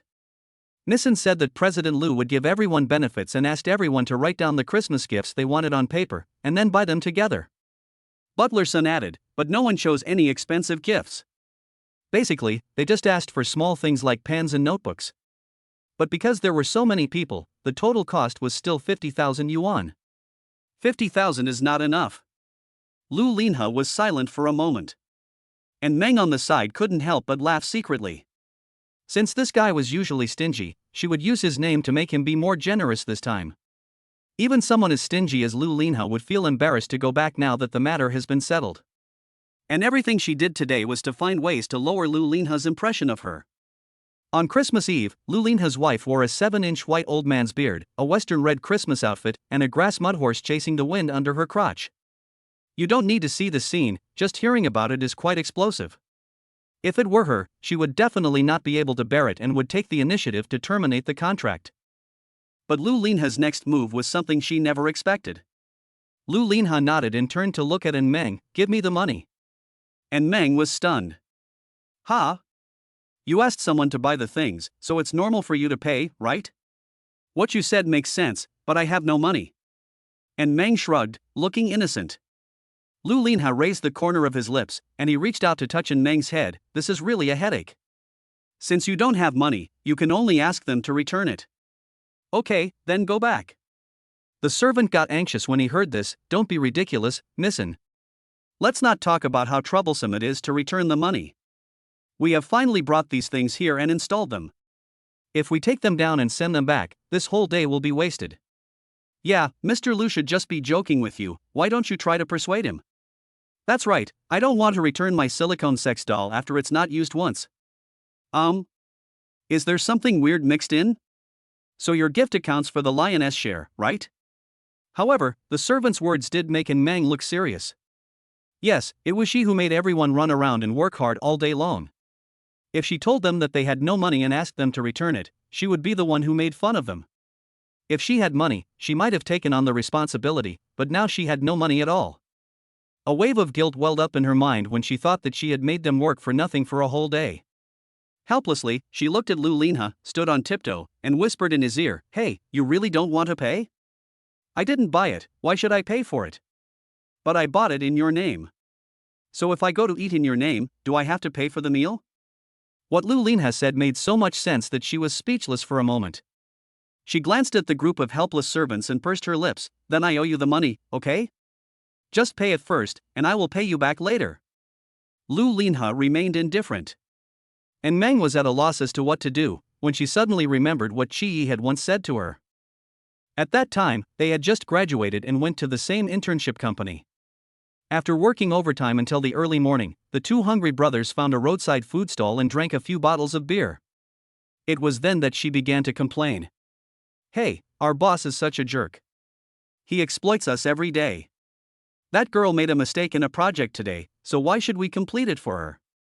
He doesn't let us complete the internship and he doesn't let us pass it. How can we justify this?" She sighed and said, Women these days are just good.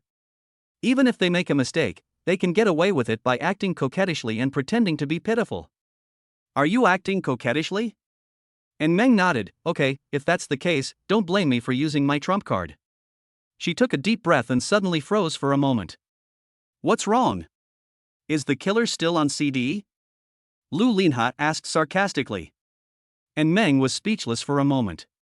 "Wait, how do you act like a spoiled child? She has only been a girl for a few days and has never done anything like this." And Meng pondered for a moment, recalling the novels she had read before.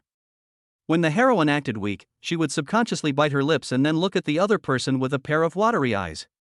At this time, the hero would usually be confused by her beauty.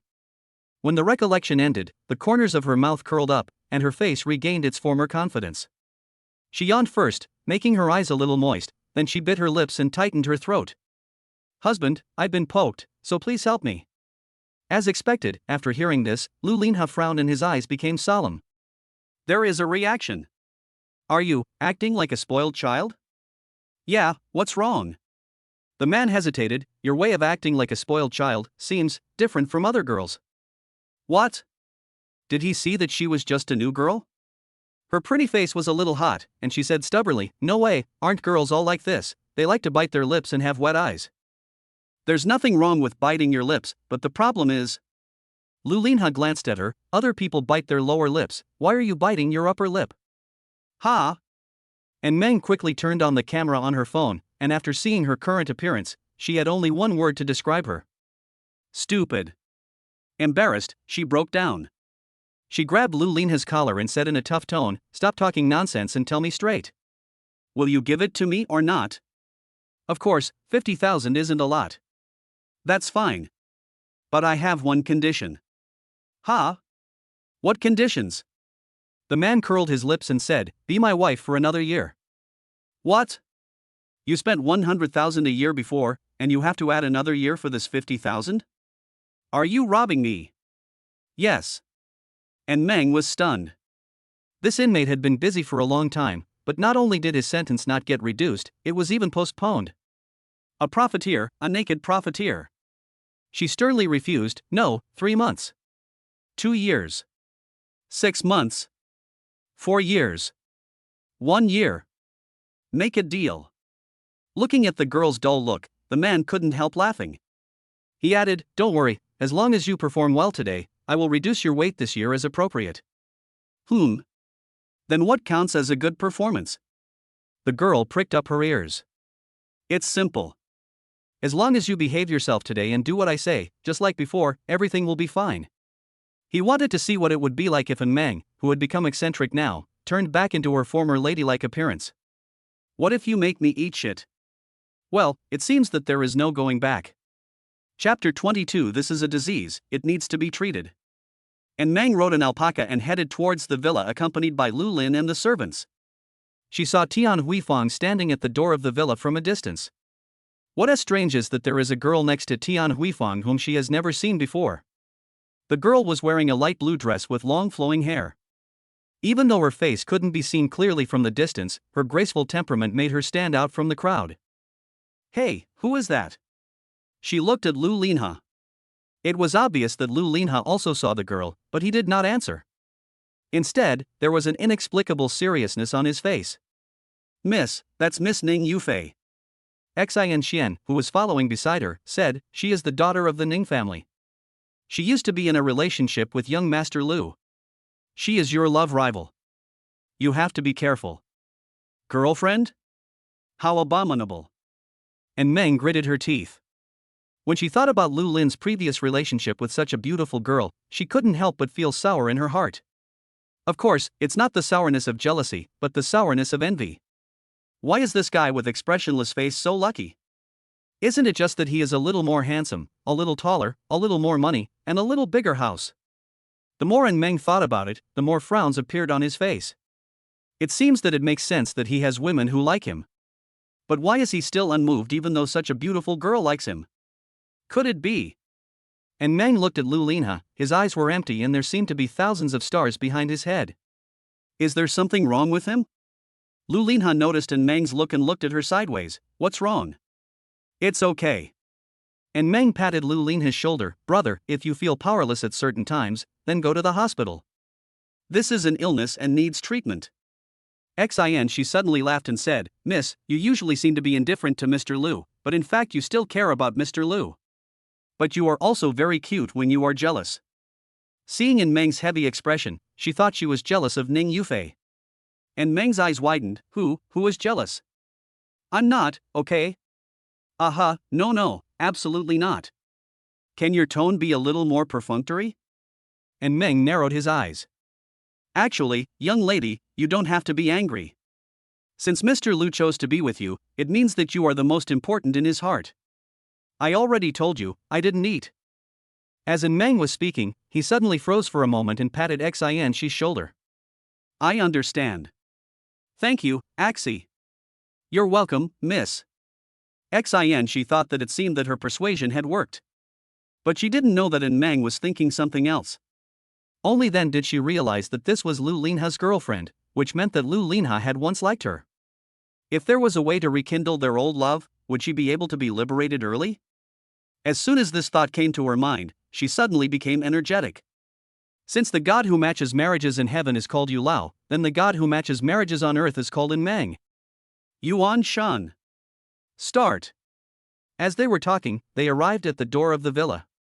After seeing Ning Yufei up close, Meng was amazed again. She is really a beautiful lady with a delicate forehead, beautiful eyebrows, lovely eyes, and a graceful figure. She is like a rose. Even in winter, it does not affect her dazzling beauty at all. And Meng was a little stunned, but soon came to his senses. Tian Huifang came forward and said, Linha is back so early. Did you come early because you knew Yufei would be back today? Ning Yufei smiled faintly and looked at Lu Linha, her eyes revealing a hint of sadness. Ahi, long time no see, how are you? Before Lu Linha could say anything, Meng burst out laughing. What are you laughing at? Tian Huifang asked unhappily. It's okay, I just want to ask Ahi, where is your Gabuman? The name Ahi made her think of Digimon scenes in her mind. Lu Linha looked down at her, curled the corners of his lips slightly, and reached out to touch her hair. Isn't this here? And Meng's smile froze. After a while, she became furious and punched him. Get lost, you are Gabuman. Ning Yufei looked at the two people playing around and slowly said, Auntie Tian, where is Ahi's wife? Why can't I see her? I really want to meet her. To be Ahi's wife, she must be a lady from a noble family, beautiful and intelligent. Tian Huifang's mouth twitched, she glanced at Meng secretly, then glanced away, pointed at her and said reluctantly, she is. After all, Meng is now the president's wife, and Ning Yufei is Lu Linha's ex. The huge gap between the ex and the current makes her feel inexplicably ashamed. Sure enough, the smile on Ning Yufei's face paused slightly. She? The one riding the alpaca? At first, she thought that this girl wearing Christmas clothes, with a gray beard and riding an alpaca was a circus performer invited by the Lu family. She never expected that this girl was actually Lu Linha's wife? And Meng looked at Ning Yufei and waved his hand. No, you're mistaken. I'm just a Santa Claus passing by on an alpaca. As she spoke, she also made a scissors hand gesture. Why don't you say alpaca this time? Lu Linha interrupted. Are you trying to establish an image in front of outsiders? Don't waste your energy. Your image is like your credit card. It's already a negative number. And Meng. Damn, who did this kid learn to talk from? Why is he so naughty? Ning Yufei, Santa Claus, but aren't you a girl? To tell you the truth, I'm a boy. I just went out in a hurry today, and the stick and 2 eggs were left at home. Ouch. Before she could finish her words, Lu Linha hit her on the head. That's just her personality. She likes to joke around. Don't mind it. Ning Yufei stared at Meng and said nothing more. The main reason why she came today was that she heard from Tian Huifang that Meng's motive for entering the Lu family was not simple, and it was mostly for property, but Lu Linha had not noticed it yet. This also made her smell a glimmer of opportunity. She was still concerned about Lu Linha, so she wanted to find out about him. If she could make Lu Linha see Meng's true face, maybe they could successfully get back together. She originally thought that Meng was also a woman who was good at playing power games and was quite scheming, but after meeting her today, she seemed a little different from what she had imagined. Feeling the slight pain in his head, Meng reluctantly raised his hand. Okay, I am Meng. Hello Meng, my name is Ning Yufei, nice to meet you. Ning Yufei smiled and extended her hand. Meng reached out and held it, feeling that the hand was as tender as a piece of silk, as soft as if it had no bones, and the touch was incredibly good. Hello, you are so beautiful, little sister. Because of his straight male nature, Meng's circle of friends since childhood are all men, and he has basically no social interaction with girls. As a person who can't help but get excited when a girl sits next to her on the subway, she is naturally very excited to have such a beautiful woman making friends with her and having physical contact with her. However, after hearing Meng's words, Ning Yufei raised her eyebrows slightly. Although this girl's dress is strange, she is surprisingly experienced in interpersonal communication. This behavior of praising others first when meeting them will not only benefit the person involved, but will also make bystanders have a much higher impression of her, thinking that she is very friendly, and their favorability will inadvertently increase. So that's how it is. Has she always maintained this image of being wise but appearing foolish in front of Lu Linha? He still has some skills. She waved her hands and said with a smile, no way, you are much prettier than me. And Meng pondered for a moment, Not too much, just a little bit stronger. Ning Yufei's smile froze. Chapter 23 How cool it is to ride an alpaca. Well, not too much, just a little bit stronger. And Meng was not bragging. Although Ning Yufei was very stunning, if she were asked to choose, she would still prefer a girl like Meng. Just like Lu Yifei and Fan Bingbing, both are stunningly beautiful, but in the eyes of different people, their rankings are completely different. But these words made Ning Yufei's smile freeze. What do you mean not too much? Does that mean he's still better than her? A cross formed on Ning Yufei's forehead, but her smile remained. Is that so? She was just being polite. Why did the other party take it seriously? It's not that Ning Yufei is unconvinced. Not to mention that she has been the most dazzling flower in the crowd since she was a child, with unparalleled beauty and no one can compare to her. Just look at Meng's current exaggerated dress, how can you not see that she is more beautiful than her?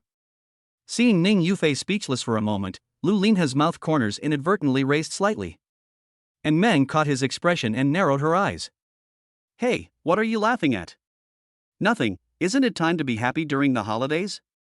And Meng puffed up her cheeks, looking unhappy. She felt that Lu Linha was making fun of her blind self-confidence. For a moment, she was stunned. Wait a minute, she should still be that straight man at heart, right? Why would she be upset about something like this? Ning Yufei's face darkened. Is her expression acting cute? Perhaps it was this kind of disguise of being wise but appearing foolish that made Lu Linha let down his guard. In that case, Ning Yufei rolled her eyes and said with a smile, Ms. Meng is right. Your skin condition is indeed much better than mine. I wonder if you are free now. Let's discuss this alone. Since she is good at disguising herself in front of Lu Linha, her true nature will most likely be exposed as long as she leaves Lu Linha. As long as there is a flaw, it will be her chance. Okay. And Meng agreed very readily.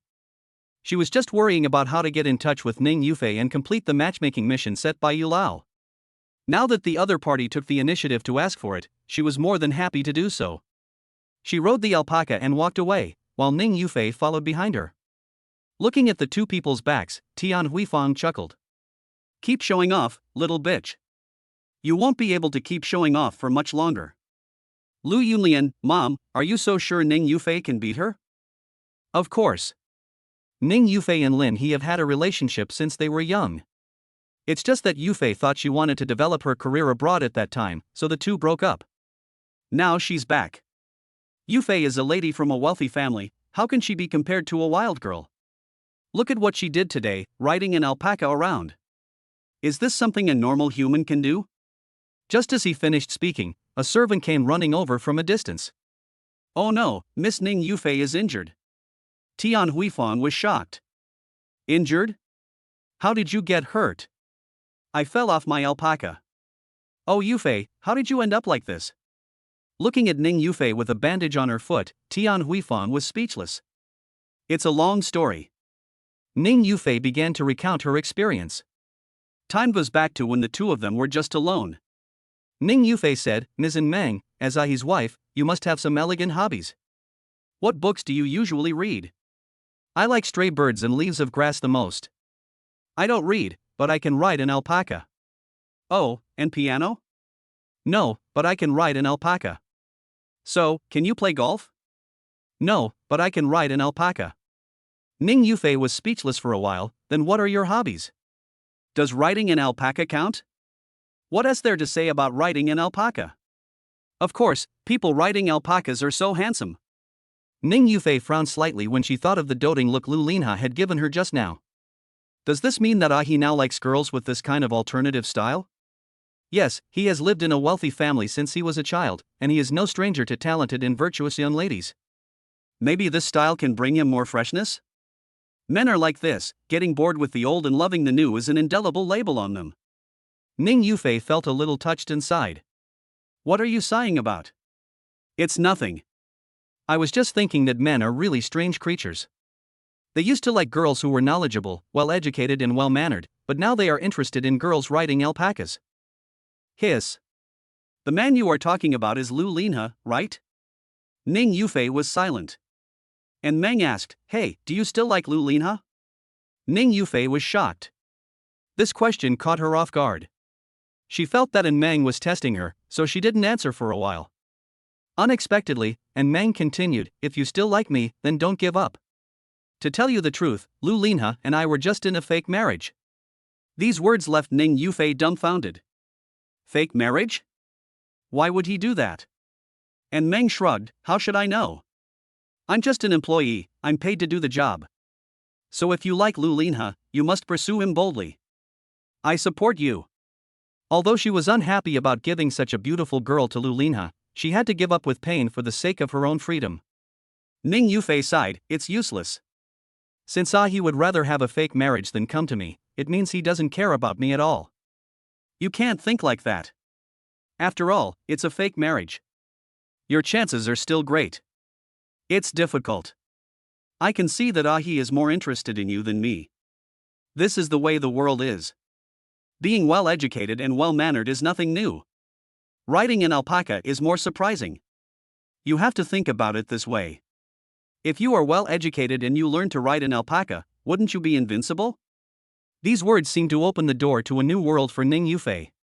She looked at the alpaca under the girl's crotch, But I can't do that. Want to learn? I'll teach you. She believed it, she tried it, and then she fell. Ning Yufei told the story in general, but she concealed the fake marriage for Meng. After all, since Meng's marriage was fake, she is no longer her competitor, so there is no need to target her. Moreover, if Tian Huifang is told the truth, Tian Huifang will most likely cause trouble for Lu Linha, and Lu Linha may also blame her, which would be a thankless task. Moreover, she is the only one who knows about their fake marriage, which means that she has an absolute information gap, just like discovering an unmined gold mine with no other competitors. After hearing this, Tian Huifang was silent for a while, then glared at Meng. It's all because of you, you evil person. Ha? You blame me for this? Ask her herself. I think I'm right. Don't you always hold the two handlebars when riding a motorcycle?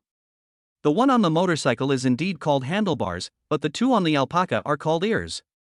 Oh, isn't this my first time? It's understandable that I made some mistakes. And Meng nodded. Well, be careful next time. Tian Huifeng's eyes shifted back and forth between the two of them. Is she offline? How come these two people become like real sisters in the blink of an eye? Chapter 24 Christmas Dinner. There were many guests coming to the Lu family today. Speaking of guests, only a few were Lu Linha's friends, and most of the others were Lu family's relatives, such as Lu Linha's second uncle, third uncle, and their families. At Lu Linha's request, and Meng changed out of her weird Santa Claus costume and put on a more formal black evening dress. In fact, and Meng prefers blue, but Lu Linha specifically reminded her to wear black. I don't know if this is some kind of special hobby of his, but Meng can only obey. There's no way, after all, he still has to pay for decorating the villa today. Although Meng has been married here not long, there are quite a lot of clothes here. Evening dresses alone fill up an entire closet. She fiddled with them back and forth, picked out one that she liked, and went to the bathroom to change. She opened the door and came to Lu Linha. After seeing Meng, Lu Linha's expression was obviously stunned. Putting aside other things, his wife is really a perfect clothes rack. Her graceful figure is brought out to the fullest by the clothes, and the slightly lowered V neckline makes her proud breasts look even fuller, making people unconsciously immersed in its depth. And Meng could naturally feel where Lu Linha's eyes were focused. Somehow, an inexplicable sense of shyness spread in her heart, and she subconsciously reached out to cover herself, when she suddenly froze. That's not right, she is a man, why should she be ashamed of this? You have to know that she was a man who could walk freely around the bathhouse naked before. Finally, she put down her hand, curled her lips, and asked, "How is it?" Lu Linha stared at it for a while, and then he slowly spoke. "No, change another one." "Ha? Why isn't that right?" "This." Lu Linha pointed. And Meng lowered her head and found that he was pointing at her chest. "Change to a turtleneck." "You." "Okay, I'll switch." Thinking that he had the leverage over her, and Meng could only swallow her anger. However, what you get in return for tolerance is only worsening of the situation. "No, the skirt of this dress is too short. Change it to something longer. The sleeves aren't long enough. Change to one with longer sleeves." And Meng was furious. "Are you done yet? Just wrap me up like a dumpling." "That won't work. Where can I find such a big leaf? I never thought that you were actually considering it." The girl narrowed her eyes. "After all, this is my wife's suggestion. How can I not consider it?" Lu Linha smiled and said, "Why? Do you want to break the contract?" Upon hearing about the breach of contract, and Meng instantly softened. What evil capitalists! After several selections, and Meng finally picked a dress that Lu Linha was satisfied with, and the two went to the living room on the first floor together. All the guests were present at this time, and the deserted villa suddenly became lively. The Christmas dinner was very sumptuous, with all kinds of delicious and expensive dishes filling the long table. It was also the first time that Meng truly experienced the family life of a rich man. Looking at the delicacies from land and sea, her saliva almost flowed out. After everyone sat down, and Meng, under Lu Linha's introduction, greeted the relatives of the Lu family one by one. "Are you Linha's wife?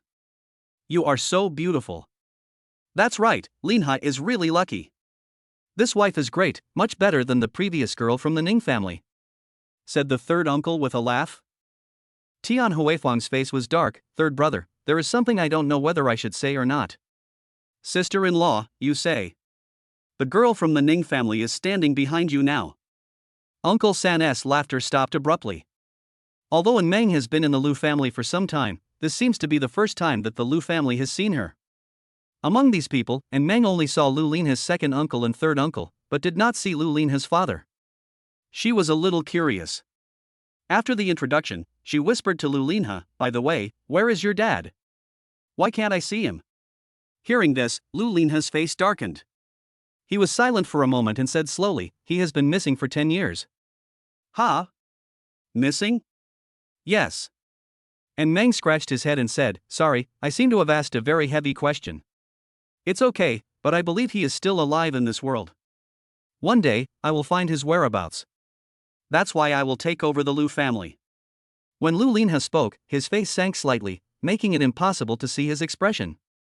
When he looked up again, there was a smile on his face as if nothing had happened. Rich people don't discuss profound topics at family gatherings, they just chat about family matters and some interesting things that happened in the past. Ning Yufei was also eating at a table, and would occasionally join in their conversation to refresh her presence. After all, to Ning Yufei, and Meng was just a temporary worker, and she was the real Mrs. Lu in the future, so she needed to continue to establish a good impression in front of the Lu family. And Meng was concentrating on eating. After finally encountering some delicious food, there was only one word in her mind. Start showing off. Apart from anything else, if the chefs here don't make light dishes, the food will still taste very good. She saw a piece of milky white cheese on Lu Linha's plate, which looked very delicious. She said dissatisfiedly, "Why do you have this cheese? Are you asking for privilege?" Lu Linha smiled and pushed the plate over. "You can eat if you want." "That's what you said. I won't be polite anymore." And Meng's eyes lit up with joy. She cut a piece and put it in her mouth. Before she had time to chew it, her expression froze and she spat it out. "Oh my god, this thing is so sour." "Ugh." Ning Yufei covered her mouth and laughed. "This is Italian cheese, and it's specially soured. He likes this special taste, and others can't accept it at all. I remember that you tried a piece out of curiosity last time we were having dinner, and you at least swallowed it that time. Why did you spit it out this time?" Lu Linha teased. And Meng swallowed, shook her head, and pushed the cheese back obediently. "I can't eat it, so you eat it." Lu Linha picked up a piece and was about to eat it when he heard Meng say, "What a crap thing, even dogs wouldn't eat it." Lu Linha paused, causing everyone present to burst into laughter. And Meng's appetite now is no longer comparable to what she used to eat. After a short while, her stomach is already full and she can't eat anymore. After eating, the dining table became a boring place for her. In the past, when she was at home, she would consciously return to her room after dinner and start playing with her mobile phone. But she obviously couldn't act the same way as before in the Lu family. After all, she was just an employee now, and even if she wanted to leave, the boss might not agree. So she could only lean back in her chair and play with her fingers out of boredom. Lu Linha noticed her little action at this time and asked, "What's wrong? Do you want to go back? Do you agree? It's not impossible." "Really?" And Meng's eyes lit up with joy. "Show me some cuteness." And Meng's eyes narrowed suddenly. I knew this guy wasn't that kind. Although she wanted to punch him in the face, she still held back. "Ahem." And Meng coughed a few times and shook Lu Linha's arm. "Let me go back, husband." As a well-informed president, Lu Linha has naturally seen many women act coquettishly towards him in various ways. Although Meng's coquettishness was a little stiff and clumsy, it had a unique flavor when considered with her previous rebellious look. The interaction between the two of them was also seen by the Lu family. The second uncle smiled and said, "Look, the newlyweds have such a good relationship. It's really enviable." Although they were a fake couple, and Meng's face still turned red with embarrassment. After all, she, a straight man, is now regarded as someone else's little wife. Such a huge contrast would make anyone feel ashamed. She asked again, "Can we go now?" "Let's go." Just as Meng was about to take a step, Lu Linha said, "Wait a moment." She paused and asked impatiently, "What's wrong again?" Lu Linha stared at her face for a while without saying anything, but pointed at his own face. After a moment of confusion, Meng's eyes suddenly widened. Could it be that this guy just heard someone say that they were very affectionate, so he wanted her to kiss him on the cheek to further show their affection? Hey, this is beyond the scope. And Meng stood there without moving, while Lu Linha tapped his face a few times, as if to urge her. The happy smiling faces of the servants appeared in front of Meng's eyes, and he clenched his fists immediately. "Forget it, just go for it." She took a deep breath, walked to Lu Linha, bent down, and kissed him gently on the face. In an instant, the whole place fell silent. Even Lu Linha was stunned. "What are you doing?" "Huh? Didn't you ask me to do this?" And Meng pointed at his face. Lu Linha fell into silence. After a while, he slowly spoke. "I just want to remind you that there are rice grains on your face." This time, it was Meng's turn to be stunned. "You bastard plotted against me." Chapter 25 The Ghost. And Meng returned to the room, lay on the bed, and happily played games with Qi Yi. This was a very tense game, with both sides fighting back and forth, and in the blink of an eye it came to the final team battle in the late stage. The opponent ambushed in the bushes and killed their mid and jungle in a sneak attack. The support immediately started a team fight. And Meng, who was the ADC, tried his best to output and killed the opponent's double C in a blink of an eye. Just when he was about to win, there was a sudden knock on the door. And Meng was so startled that his hands shook and he made a mistake in his positioning. The next second, the screen went black. Oh my god, your operation is too bad. There is such a good output space. Even my grandmother can kill them all. Stop barking, stupid dog. Someone's distracting me. Who? It can't be your husband, right? Probably not. He should still be eating. Okay, now you can easily admit that he is your husband? You are depraved, Ah Meng. The girl suddenly paused and said angrily, fuck your brother, who is corrupt. Why don't you just say that Lu Linha will die? You did it on purpose, didn't you? I want to see if you can get into the role. Shall we continue? Don't open it yet. Let me see who is knocking on the door and ruining my team battle. And Meng said as he got up from the bed and opened the door. When Meng saw the people outside, he was suddenly stunned. The person standing outside the door was not Lu Linha, but Butler Sun. Good evening, Miss and Butler Sun said with a smile. Oh, it's Master Sun, what's going on? It's like this. Someone asked me to ask you about the expenses for Christmas today. When does Mr. Lu plan to reimburse us? Well, I don't know, but he said he would pay. Then Missin, can you please ask Mr. Lu? After all, most of the things we bought were on credit. If Mr. Lu doesn't pay the bill in time, it will be difficult for us to explain to him, right? Okay, I'll give him a call and tell him. Mr. Lu won't check his phone when he's eating. Missin, why don't you go ask Mr. Lu in person? Mr. Lu dotes on you so much, maybe he'll transfer the money on the spot. And Meng was embarrassed, okay. Alas, although she was very reluctant, this was all her fault after all. By the way, what does the word mean? It sounds weird. Thank you, Missin. You are such a good person. After watching Meng leave, Butler Sun's smile suddenly disappeared. He pushed open the door and walked in quietly. He then walked over to the bed, reached into his suit across his chest, and pulled out a spray bottle. He stared at the spray bottle for a moment, then took a deep breath and closed his eyes. I'm sorry, Mr. Lu. It contains red blood salt gas. Normal people will not have any reaction if they inhale it, but if someone who has eaten a lot of acidic food smells it, it will produce highly toxic hydrogen cyanide, which is enough to be fatal. Butler Sun used the same method last time.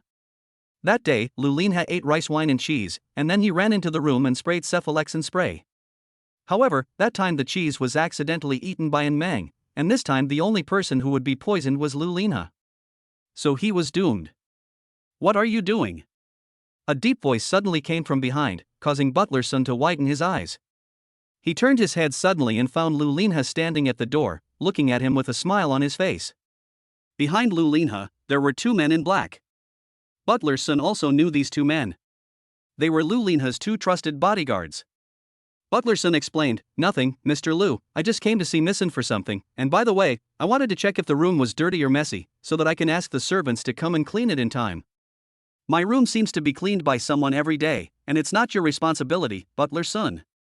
That's right. I drank a little wine today for the festival, so I'm a little bit confused. This is the bad thing about being old. I always get confused. Please forgive me, Mr. Lu. It's okay. Thank you for your hard work. As you should. I'll be leaving first, Mr. Lu. As Butler Sun said this, he strode towards the door, but when he passed by Lu Linha, the other party suddenly stopped him. By the way, Butler Sun, I saw you holding a spray bottle just now. What's in it? Butler Sun's expression was stunned for a moment, but he quickly recovered. That's perfume. Perfume? What brand is it? It's a French specialty brand that's generally not available in China. Really? That's great. Our company just wants to develop a batch of perfumes. Since this perfume is not available in China, it means that this market is still unoccupied. It just so happens that a friend who studies chemistry is visiting us. Why don't you give this to me and let him study it? Lu Linha said with a smile. Butler Sun fell silent. It seems that Butler Sun is in a difficult situation, but this is also for the benefit of our group, so Butler Sun shouldn't mind. Of course not. Butler Sun took out the bottle of spray from his arms and handed it to Lu Linha. Butler Sun was not a fool. He knew that Lu Linha must have noticed something, but now he had no conclusive evidence and could not confront him directly. He knew very well that he was most likely exposed. In the few seconds of silence just now, Butler Sun had already thought it over carefully, and handing over the spray now was the safest option for him. Since Lu Linha thinks this is perfume, he will most likely open it and smell it, and then he will be poisoned. Even if he doesn't smell it now, the bottle of spray needs to be taken for inspection to further confirm his suspicion. And he could take advantage of this time to escape. After handing over the spray, Butler Sun said, "Then Mr. Lu, I'm leaving first." "Don't be in a hurry." Lu Linha handed the spray to a bodyguard behind him and immediately stopped Butler Sun. "Butler Sun, you have been in the Lu family for quite a few years, right? More than 20 years. Is everything okay at home?" "Thanks to Mr. Lu, it's okay." Lu Linha chatted about family matters, and it was obvious that he didn't want him to leave. He also understood Lu Linha's character. He was someone who would never give his enemies any chance. It seems that he can only fight to the death. While Butler Sun was talking to Lu Linha, he suddenly reached into his pocket with his other hand and quickly took out another bottle of spray. However, as soon as he took it out, Lu Lin and the bodyguard behind him stepped forward, grabbed his wrist, and pressed him to the ground in an instant. Perhaps fearing that this was not safe enough, the bodyguard sat on him again, pressing him so that he could not move.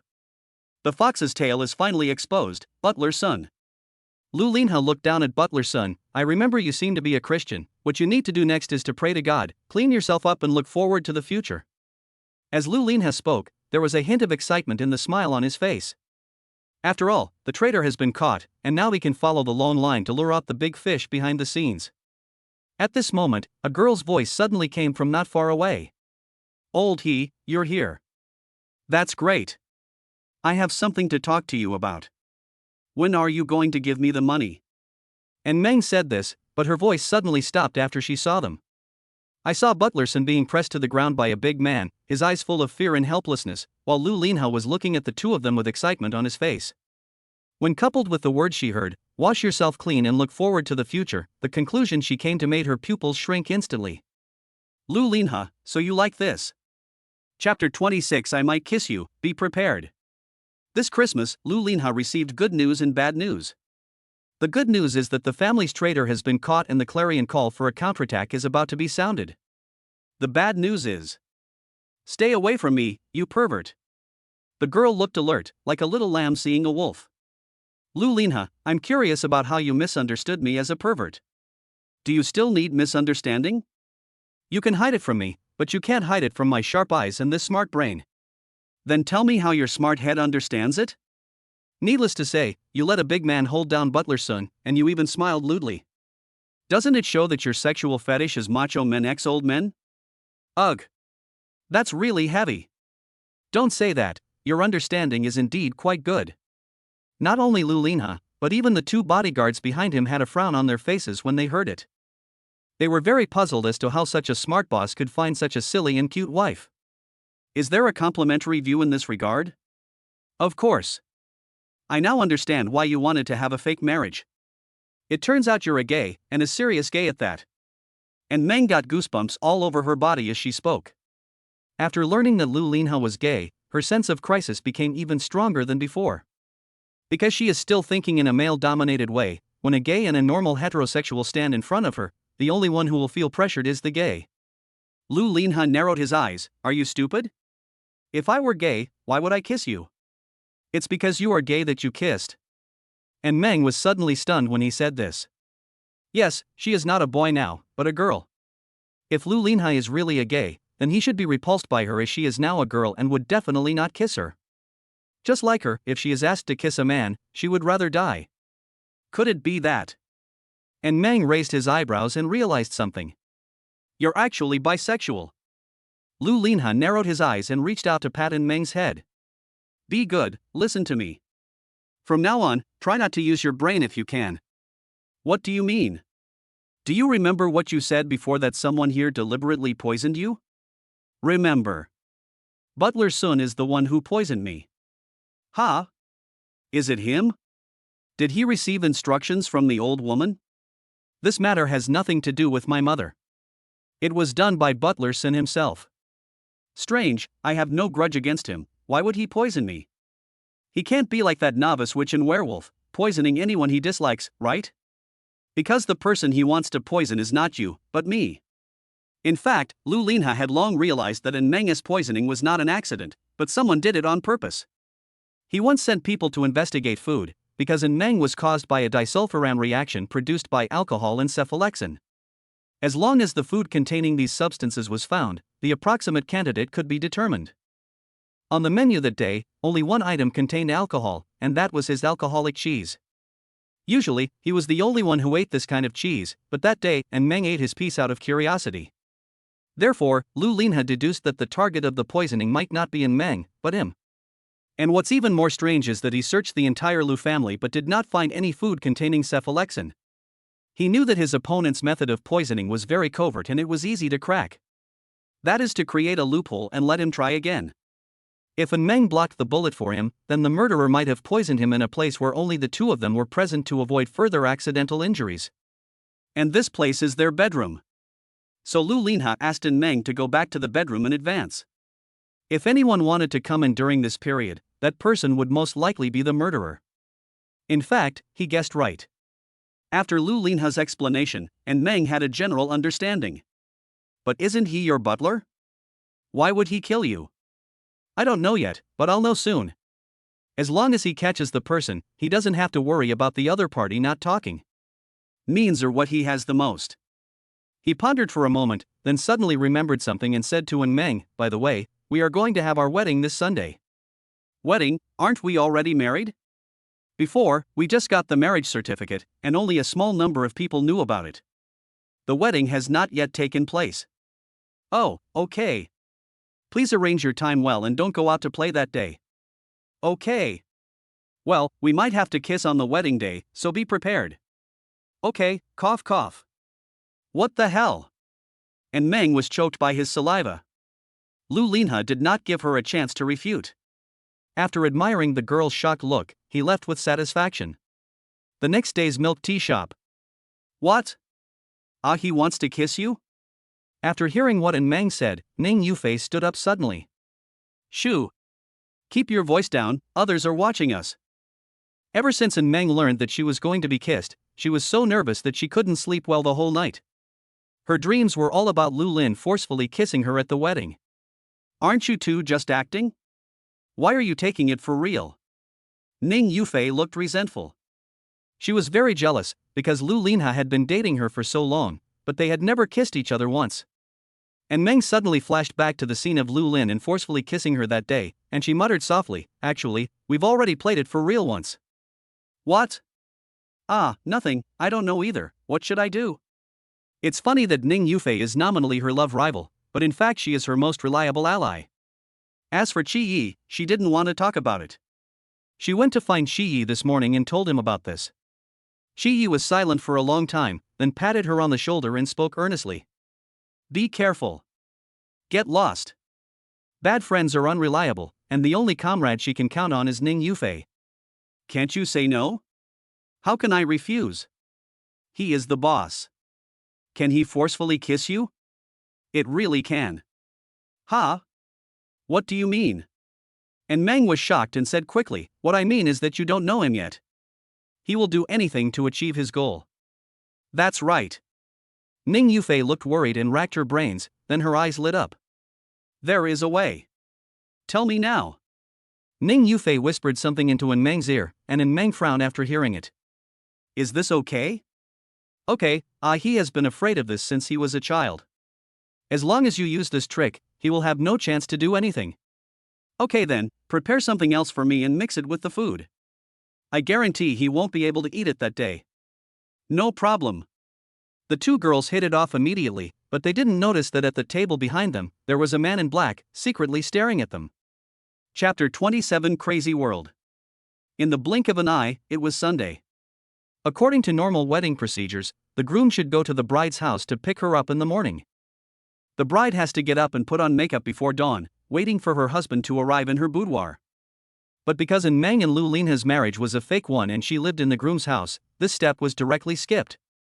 But she was still called up early in the morning because Lu Linha called a styling team to do her makeup and choose clothes. The sleepy and Mang was placed in front of the makeup mirror, and a gorgeously dressed female stylist came behind her. "Hello, madam. I'm Annie, your stylist for today." Annie greeted her and then looked in the mirror and exclaimed, "Oh, madam, you are really beautiful. This face is beautiful enough even without makeup." "Really? Then can I not put on makeup?" The girl's eyes were full of anticipation. She has not tried to put on makeup these days since she became a girl. For a straight man like her, it always feels a bit weird to put those things on her face. The makeup artist paused. "Well, we still have to put on the makeup. After all, we are paid." "It's okay, you can keep the money and don't have to do the work." "I approve it." If Madame were to be the boss, she would definitely be very popular with everyone. "Of course not. It's just that when we came here, Mr. Liu told us something." "What?" "He said you would definitely make us go on strike and that we would never listen." "Oh my god, he predicted this?" And Meng knew she couldn't escape today, so she sighed and said, "You guys won't last long, right?" "Don't worry, it will be quick." "That's good." 3 hours later. "Madam, my makeup is done. How do you think it looks?" And Meng raised her little face, looking hopeless. "Well, do you have any misunderstanding about the word fast?" "That's not fast enough, ma'am. We are already moving at full speed. The lines are so smooth." "You must have played the Stone Man a lot, right?" And Meng said as she glanced at the makeup mirror. Just one glance made her petrified on the spot. The girl in the mirror had red lips, white teeth, almond eyes and rosy cheeks, like a blooming but never fading epiphyllum. Just one glance at her was enough to captivate me for the rest of my life. Her long hair was also tied up at this time, with a strand of hair hanging on each side, which made her look dignified yet also a little playful. "Who the hell is this?" "Madam, you have a good sense of humor." The makeup artist covered her mouth and smiled. "It seems that Madam is quite satisfied, so our efforts have not been in vain." The girl was stunned for a moment. Satisfied? Not to mention, when she saw the stunning beauty in the mirror, she felt an inexplicable sense of satisfaction in her heart. She wouldn't really start to degenerate like Chi said, right? The girl pouted. "It's okay. I didn't expect that Madam is such a tsundere. Let's move on to the next step." What? There's a next one?" "Yeah, the makeup is done, and next I have to put on the wedding dress." "Wedding dress?" If An Meng were to travel back to that day in the amusement park, she would never have thought that she, who was still single at the time, would actually get married in the near future. What she didn't expect was that she was still the one wearing a wedding dress. This world is really crazy. What's going on? Did she cause you any trouble? Lu Linhao walked in. "The makeup is done. Madam is very obedient. She cooperates with our work very well." The makeup artist wanted to say obedient, but when she saw An Meng's murderous eyes, she quickly changed her words. "You're done? Let me see." The makeup artist turned the chair, and the girl slowly turned towards Lu Linhao like a mentor on The Voice of China. After seeing the girl's face clearly, Lu Linhao was also stunned by her indifferent smile. Even President Lu was stunned. "Madam, you are really charming." Even someone like President Lu, who has experienced many ups and downs, loses 70% of his composure when he sees you. The stylist joked. Lu Linhao smiled slightly. "Of course, my wife is always the most beautiful." Somehow, An Meng got goosebumps all over her body when she heard Lu Linhao calling her wife. "Well, don't you need to change clothes? Let's go." Although she was very reluctant to wear a wedding dress, she would rather wear it than be looked at like a monkey by Lu Linhao.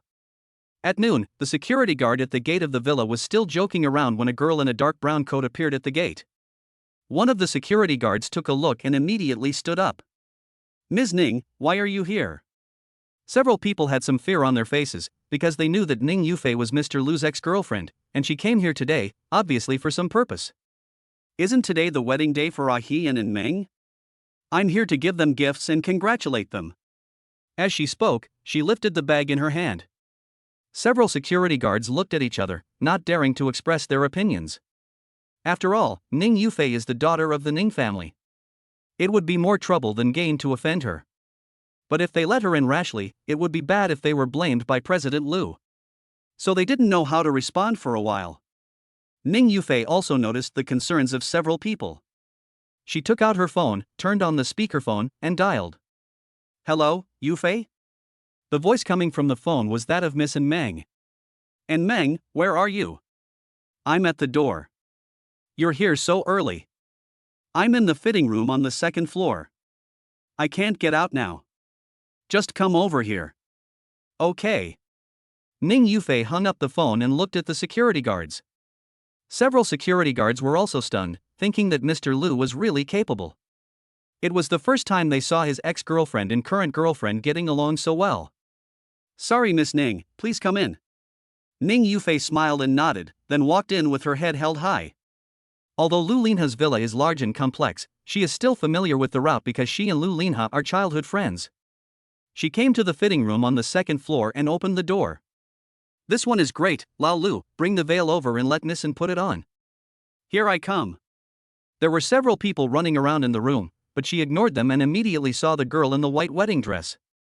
The thin white lace contrasted with the whiteness of her skin, and her graceful figure coupled with the luxurious French wedding dress with a long train created a beautiful scene just by standing there. After seeing Ning Yufei, and Meng's hopeless eyes finally lit up again. Yufei, you're here. She wanted to run over excitedly, but as soon as she took a step, she fell to the ground. I'm awesome. Madam. Annie hurried over to help Meng up. Be careful, madam, the hem of this dress is very long, you need someone to hold your hand before you can walk. Hiss. It hurts. What kind of stupid dog plan is this? Wedding dresses are all like this, ma'am. TSK, when I have a wife in the future I won't let her wear such inconvenient clothes. Your wife?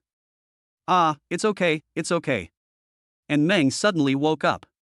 What are you talking about getting married? You are still someone else's wife now.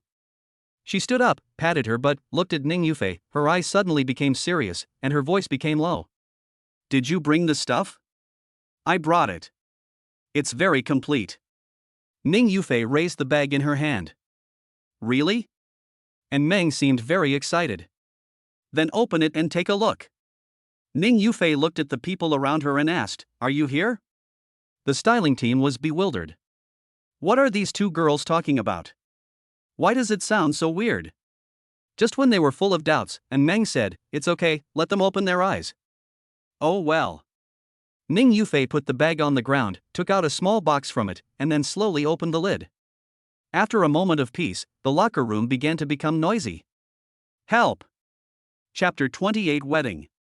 Hey, why is the Jingsheng Hotel closed today? At the entrance of Jingsheng Hotel, several passers-by passed by, looked at the sign at the door saying suspended business and asked questions. I heard someone book the entire hotel today. Book it? Are you kidding? This is the Jingsheng Hotel, one of the most popular 5-star hotels in the city. The presidential suite here requires a reservation and a queue of several days to stay for one night. Who can book it? It seems to be Lu Linha. Oh, that's fine. I was wondering why there were so many nice cars in the yard. It turned out to be the face of the young master of the Liu family.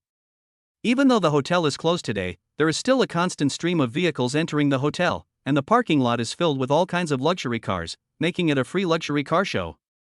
After all, Lu Linha is a famous young entrepreneur in the city. Almost all the big shots in the city attended his wedding, and even people from other provinces came to attend.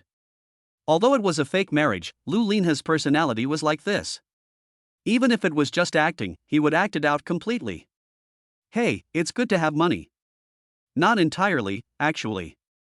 I've heard before that quite a few people are hostile to Lu Linha and are planning to secretly deal with him.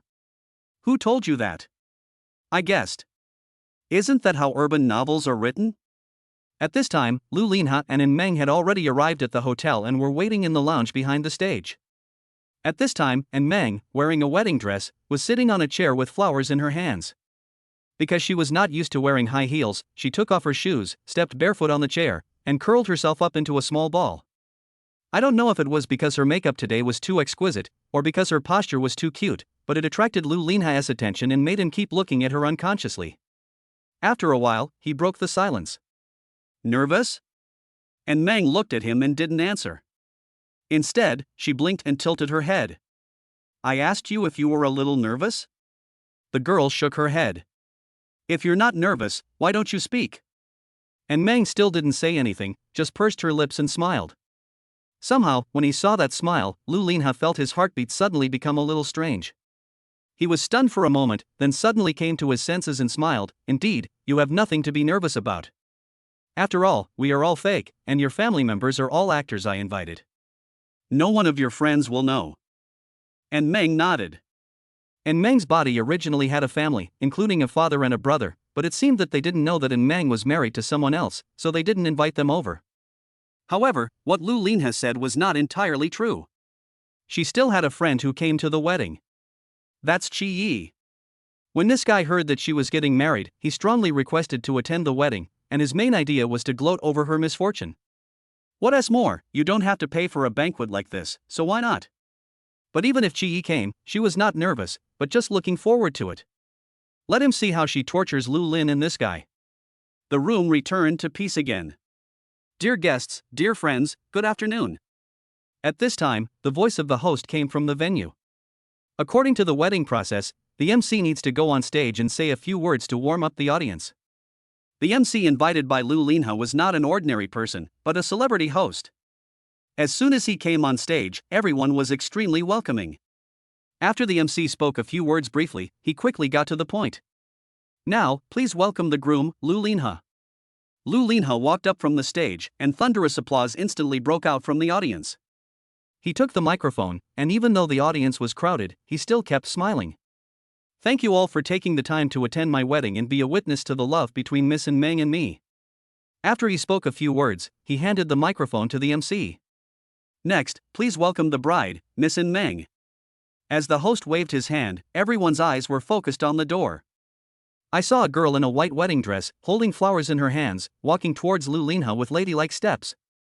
It's strange that when Lu Linha came out, there was thunderous applause from the audience, but when Meng came out, there was complete silence from the audience. After a while, someone in the audience spoke. Is that Mr. Lu's wife? She is so beautiful. Yeah, I thought Mr. Lu just found someone to make do with after he broke up with Miss Ning. Now she looks even more stunning than Miss Ning. This must be a lady from some wealthy family. Of course. Look at her steps. She is taking small steps, but her pace is a little hurried. While she is elegant, she also reveals a hint of eagerness and impatience to get close to her husband. This is something that most people cannot do. She is definitely a daughter of a wealthy family. How can Mr. Lu's wife be an ordinary person? But in fact, what Meng was thinking at the moment was, the heels of these damn high heels are too high. After a lot of effort, she came in front of Lu Linha. MC, now please ask the bride and groom to exchange tokens. And Meng handed the flowers to Lu Linha, and Lu Linha took her hand and put a ring on her finger. This bride and groom are a perfect match. Friends, should we ask them to express their appreciation? Give me a kiss. Give me a kiss. Listening to the booing from the audience, Lu Linha sighed and whispered, you see, I knew this would happen.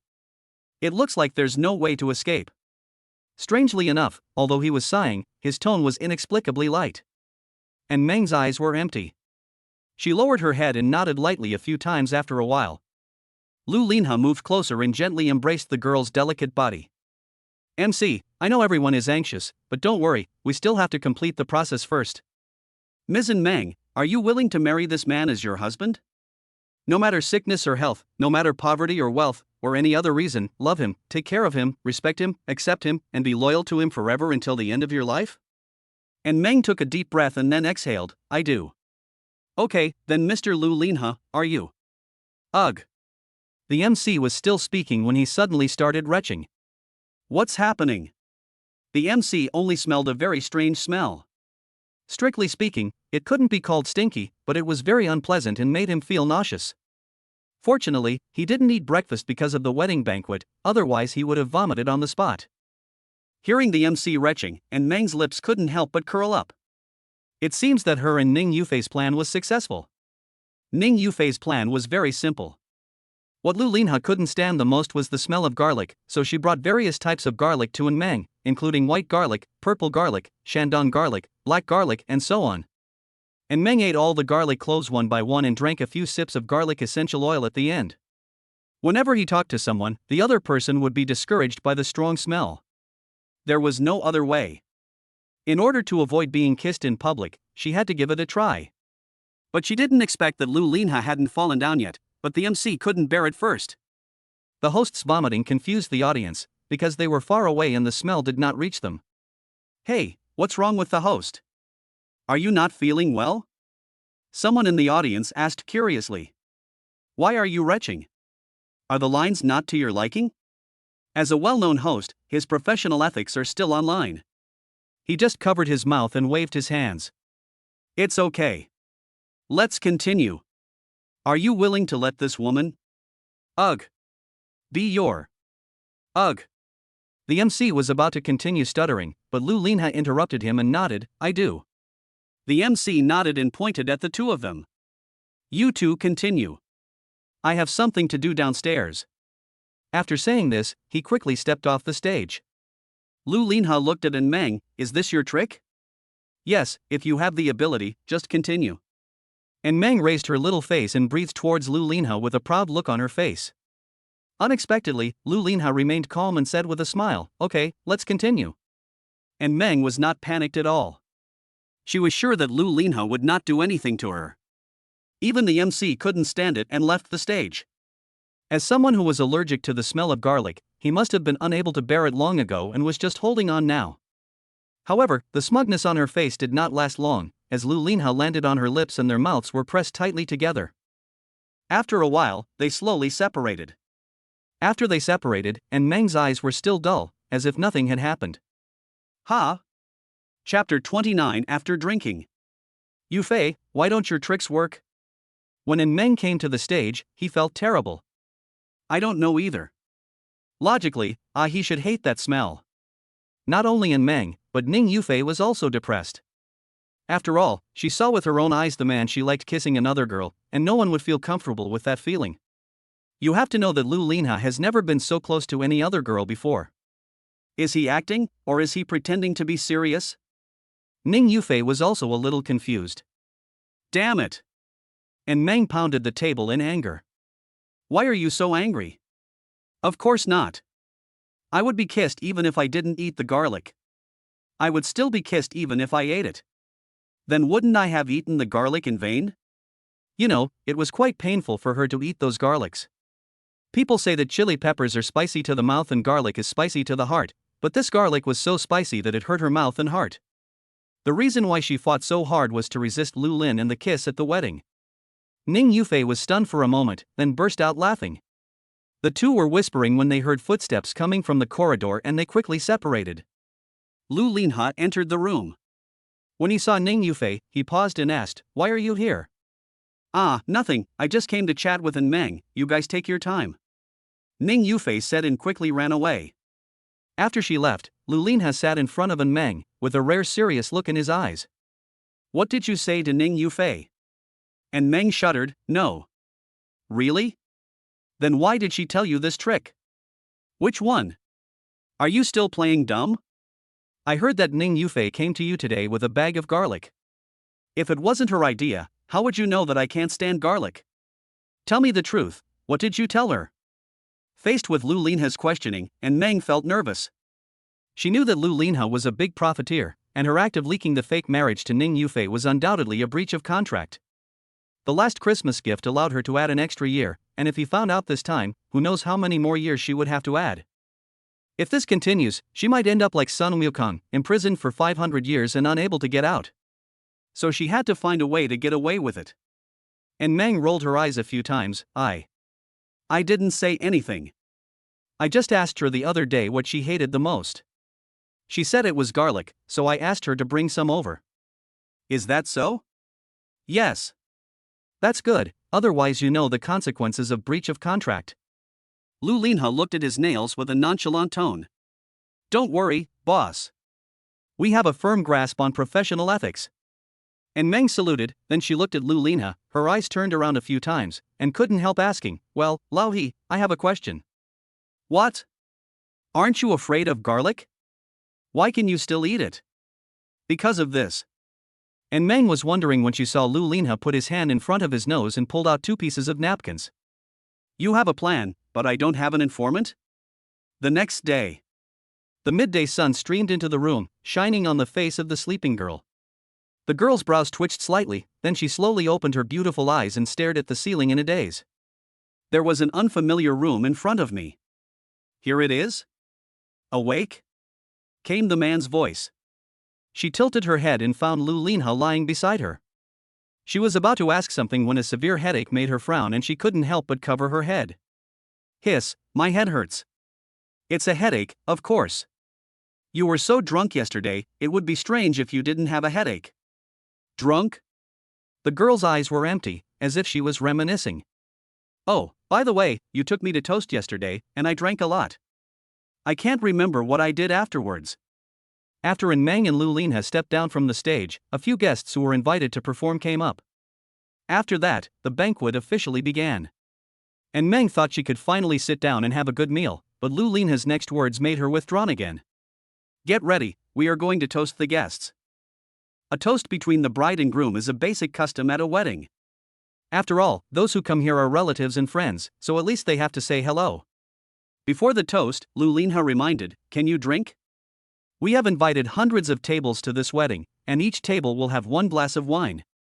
If you can't drink, I will replace it with low-alcohol fruit wine or beverages. And Meng sneered, you must be kidding.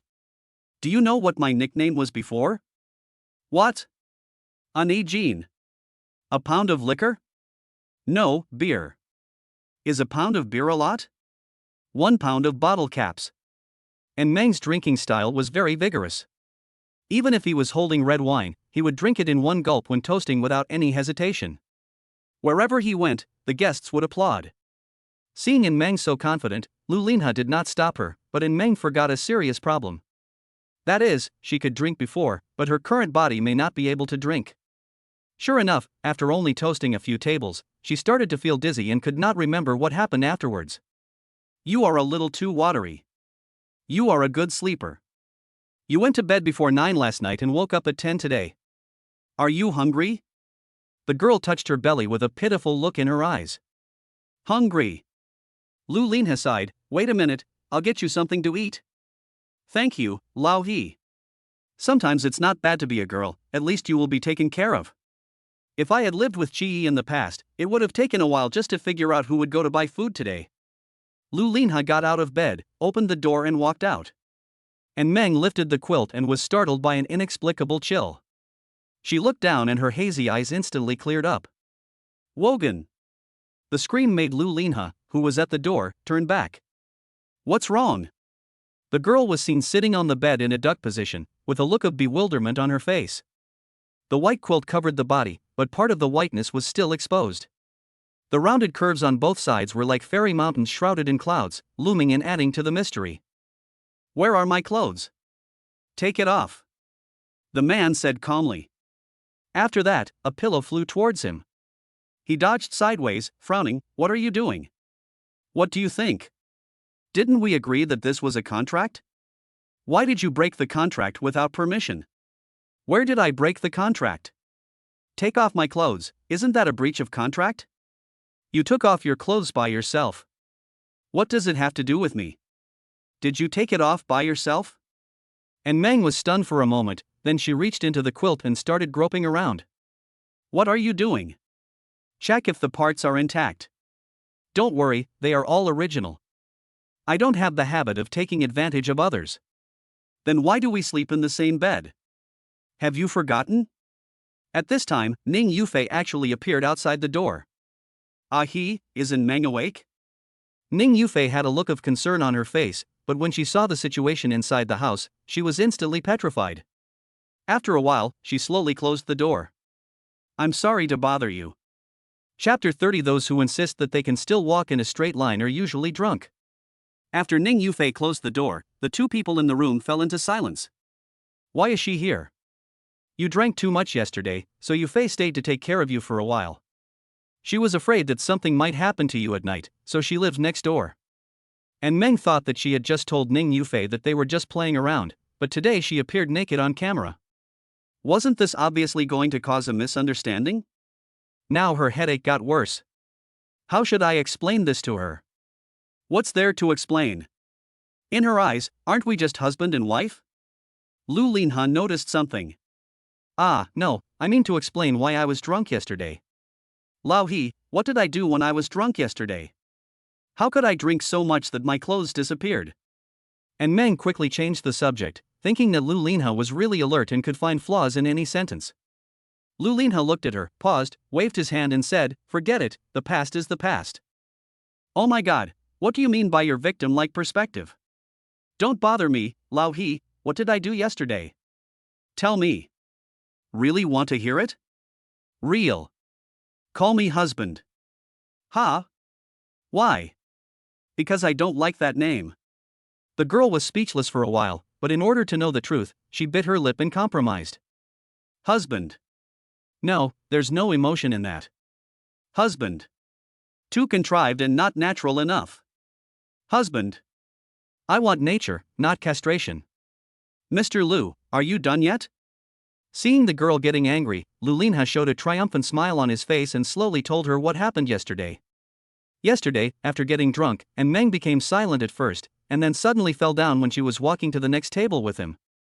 Fortunately, Lu Linha was quick to catch her, but even so, the wine spilled all over them.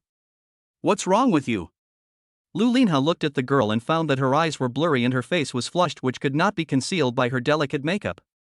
He immediately realized that the girl must be drunk, so he supported her and said to her, "You are drunk, let me help you to rest." Unexpectedly, when the girl heard the word drunk, she immediately became excited.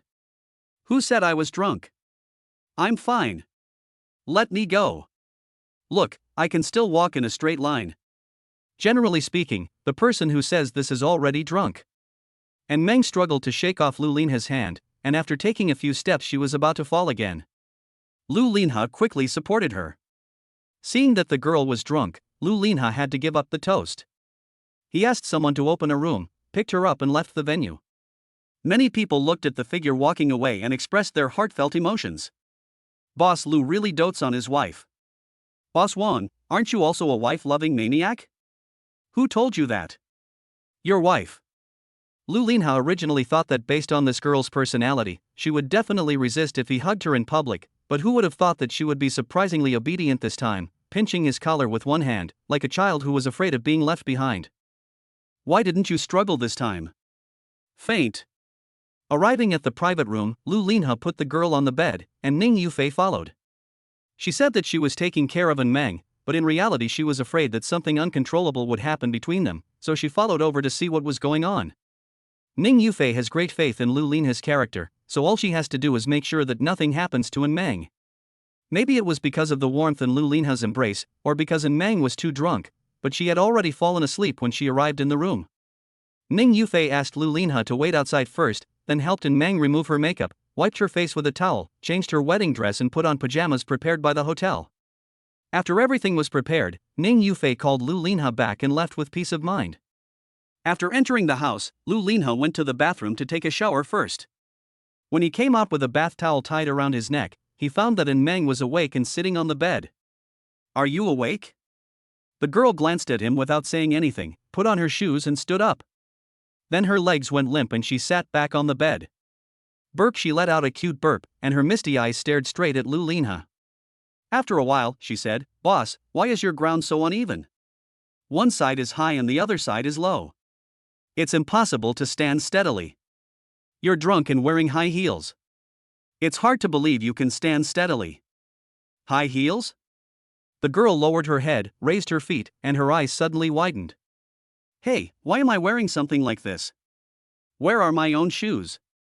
As she spoke, she kept shaking her little feet until both of her high heels were kicked off.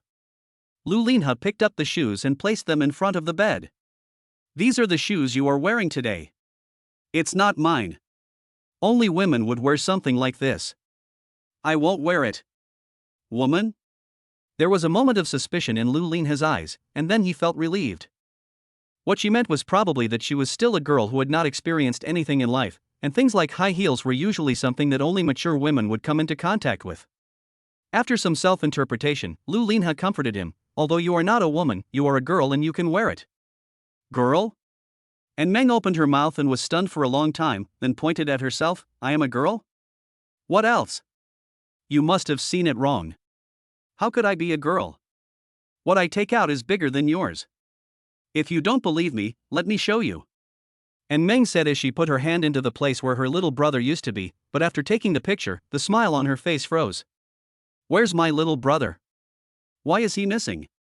Oh, so you're missing. Do you need me to contact the police for you? Lu Linha didn't take it seriously and thought Meng was just talking drunk. After all, she was like this before and liked to play around. At this time, his phone rang. It was someone from the group who saw that he was not at the meeting and asked him where he had been. He turned around and answered the phone, briefly explained the situation, and hung up. When he looked back, the scene before him stunned him. The girl who was dressed brightly just now was now only wearing a set of pure white underwear and still standing guard. The perfect curves are showing themselves unscrupulously. The drunken Meng completely forgot about his transformation and simply thought that his little brother was missing. In this situation, there was only one solution she could think of. That means stripping naked and giving it a thorough inspection. Strange, where did it go? Lu Linha held his forehead helplessly. If he had known that this girl would be like this after drinking, he would never let her drink a drop of alcohol. But Meng's exploration did not intend to stop there. She reached out to the bra strap, ready to get cooler. Seeing this, Lu Linha hurried forward to stop her. Don't take it off. Go to sleep first. I'll help you find it when you wake up. The girl's eyes widened. Will you help me find it? Yes, so go to bed first. Oh. With Lu Linha's coaxing, he finally tricked Meng into bed again. Just as he breathed a sigh of relief, Meng suddenly reached out for his bath towel and ripped it off the next second. Ah. Here it is. Chapter 31. Sometimes big is not a good thing. The cold air in January still arrived as expected.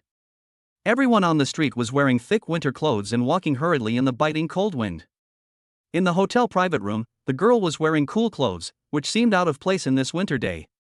The pink and tender skin looks even whiter under the cold fluorescent light, making people unable to take their eyes away. She stared at the man in front of her and made a low wool sound from her throat, just like the sound a puppy would make when in danger. The man dared not move at this moment. His endurance is good, but that doesn't mean he has no limits. If you don't give it to me, I'm going to call the police. Meng picked up the phone on the bedside table, but Lu Linha snatched it away. Are you kidding? If this was called to the police, he would be in big trouble. Lu Linha didn't know whether to laugh or cry. He had seen many people acting crazy when drunk, but this was the first time he had seen someone acting crazy like this. The most annoying thing is that he can't reason with others, because drunk people have no logic at all. It seems that we can only use a delaying tactic. He thought about it and took out his phone. Wait a moment, I'll ask someone to find out for you. As he said this, he pretended to make a phone call and then hung up. I have asked someone to look for him, and there will be news soon.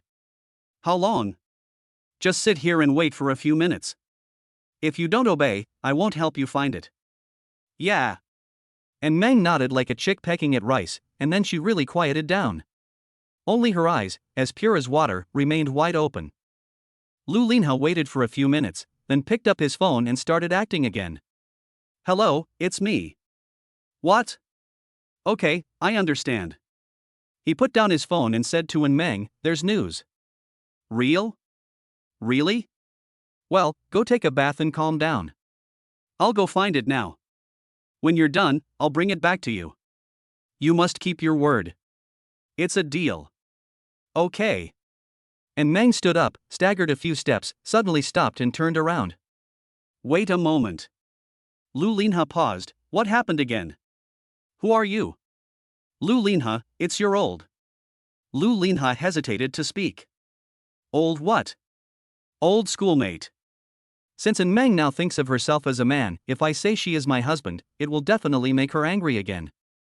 Oh, then you are a very nice person, old classmate. Meng walked into the bathroom doubtfully. Only after she went in did Lu Linha feel relieved. After alcohol enters the human body, it is usually stored for 24 hours, but the drunken state will gradually ease after about 3 hours. So he thought that if he could delay for a while, even though Meng couldn't sober up completely, he could at least regain some consciousness, and at least not be as outrageous as he is now. He first took off his bathrobe and changed into pajamas to avoid the embarrassing situation of being caught by the girl's weakness again. After changing, he sat in the rocking chair of the hotel and let out a long sigh. Just when he was about to have a good rest, the girl's voice came from the bathroom again. Hello, are you there? My brother and I have been kidnapped. Come and save us. The girl's voice was low, as if she was talking to someone secretly. Is she talking to someone on the phone? But her cell phone was clearly placed on the bedside table. Could it be that she had hidden a second phone? But she was only wearing a set of underwear. Where could she hide her phone? Somehow, that charming depth flashed before Lu Linha's eyes, and he narrowed his eyes. Well, it seems there is a place to hide. Lu Linha quickly got up and walked to the bathroom door. At this time, and Meng was still talking to himself. He said he was my old classmate, but I remember every name of my old classmates, and his name is clearly not on the list. You can remember all your old classmates, but you can't remember the husband you just got married today, right? When Lu Linha opened the door, the scene in front of him petrified him. I saw that what the girl was holding in her hand was not a microphone, but a shower head. I saw you were using the shower, so I ignored you. You didn't come out for a long time, so I went in and found that you were actually asleep. Then I took you out and put you on the bed to sleep, and you have been sleeping ever since. Lu Linha told everything, but Meng lowered his head, as if he didn't hear it. You fell asleep? No. And Meng covered her face, but the eye-catching blush still showed through her fingers. Did I really do that kind of thing yesterday? And Meng was both shy and scared. It's not just that she did those stupid things, but more importantly, she seemed to have exposed her identity. Lu Lin was such a shrewd person that he would definitely be able to sense something was wrong based on her behavior yesterday. He had also said before that if she was a time traveler, he would definitely take her to do human body research. Damn it, who would have thought that this person's alcohol tolerance was so poor? Even if she drank too much in the past, she was able to control herself. This kind of drinking blackout was the first time she had seen someone do it. I didn't expect that she would be so fierce when she was drunk and could hold on to others. Thinking of this, the girl's face became even redder. What I said is basically consistent with the actual situation. Lu Linha looked at the girl's embarrassed look and reached out to touch her hair. But let it go this time. I am also responsible for believing your lies. But you are not allowed to drink again in the future. Do you hear me? Didn't this guy find anything? And Meng was a little surprised, but he went along with it, apologized and acted like a good boy. Oh, by the way, who did you call with the showerhead yesterday? How can I remember? And it doesn't matter who I call, since the other party can't hear me anyway. As soon as he finished speaking, there was a buzzing sound from the cell phone. It was Lu Linha's cell phone. Mr. Lu, I'm a hotel staff. Chi Yi, who lives in the presidential suite 2301, is your friend, right? When he heard Chi Yi, Lu Linha turned to look at Meng and nodded. Yes, what's wrong? Please come here. This guest may have drunk too much. He has been complaining to us that the shower in our hotel has been out of service. His friend is being kidnapped. We need to solve the problem quickly. Chapter 32, There is always trouble abroad. When Meng arrived at room 2301, Chi Yi was leaning against the bathroom wall and sleeping soundly. Even when he fell asleep, he still held the shower head in his hand and kept making a phone call. And Meng was speechless and kicked him. Hey, get up. Chi Yi opened his eyes dazedly, and when he saw Meng, he was stunned for a moment. Beauty, who are you? And Meng got even angrier when she heard that. She kicked him again. Who do you say I am? Oh, now I remember. I was a little groggy from sleeping.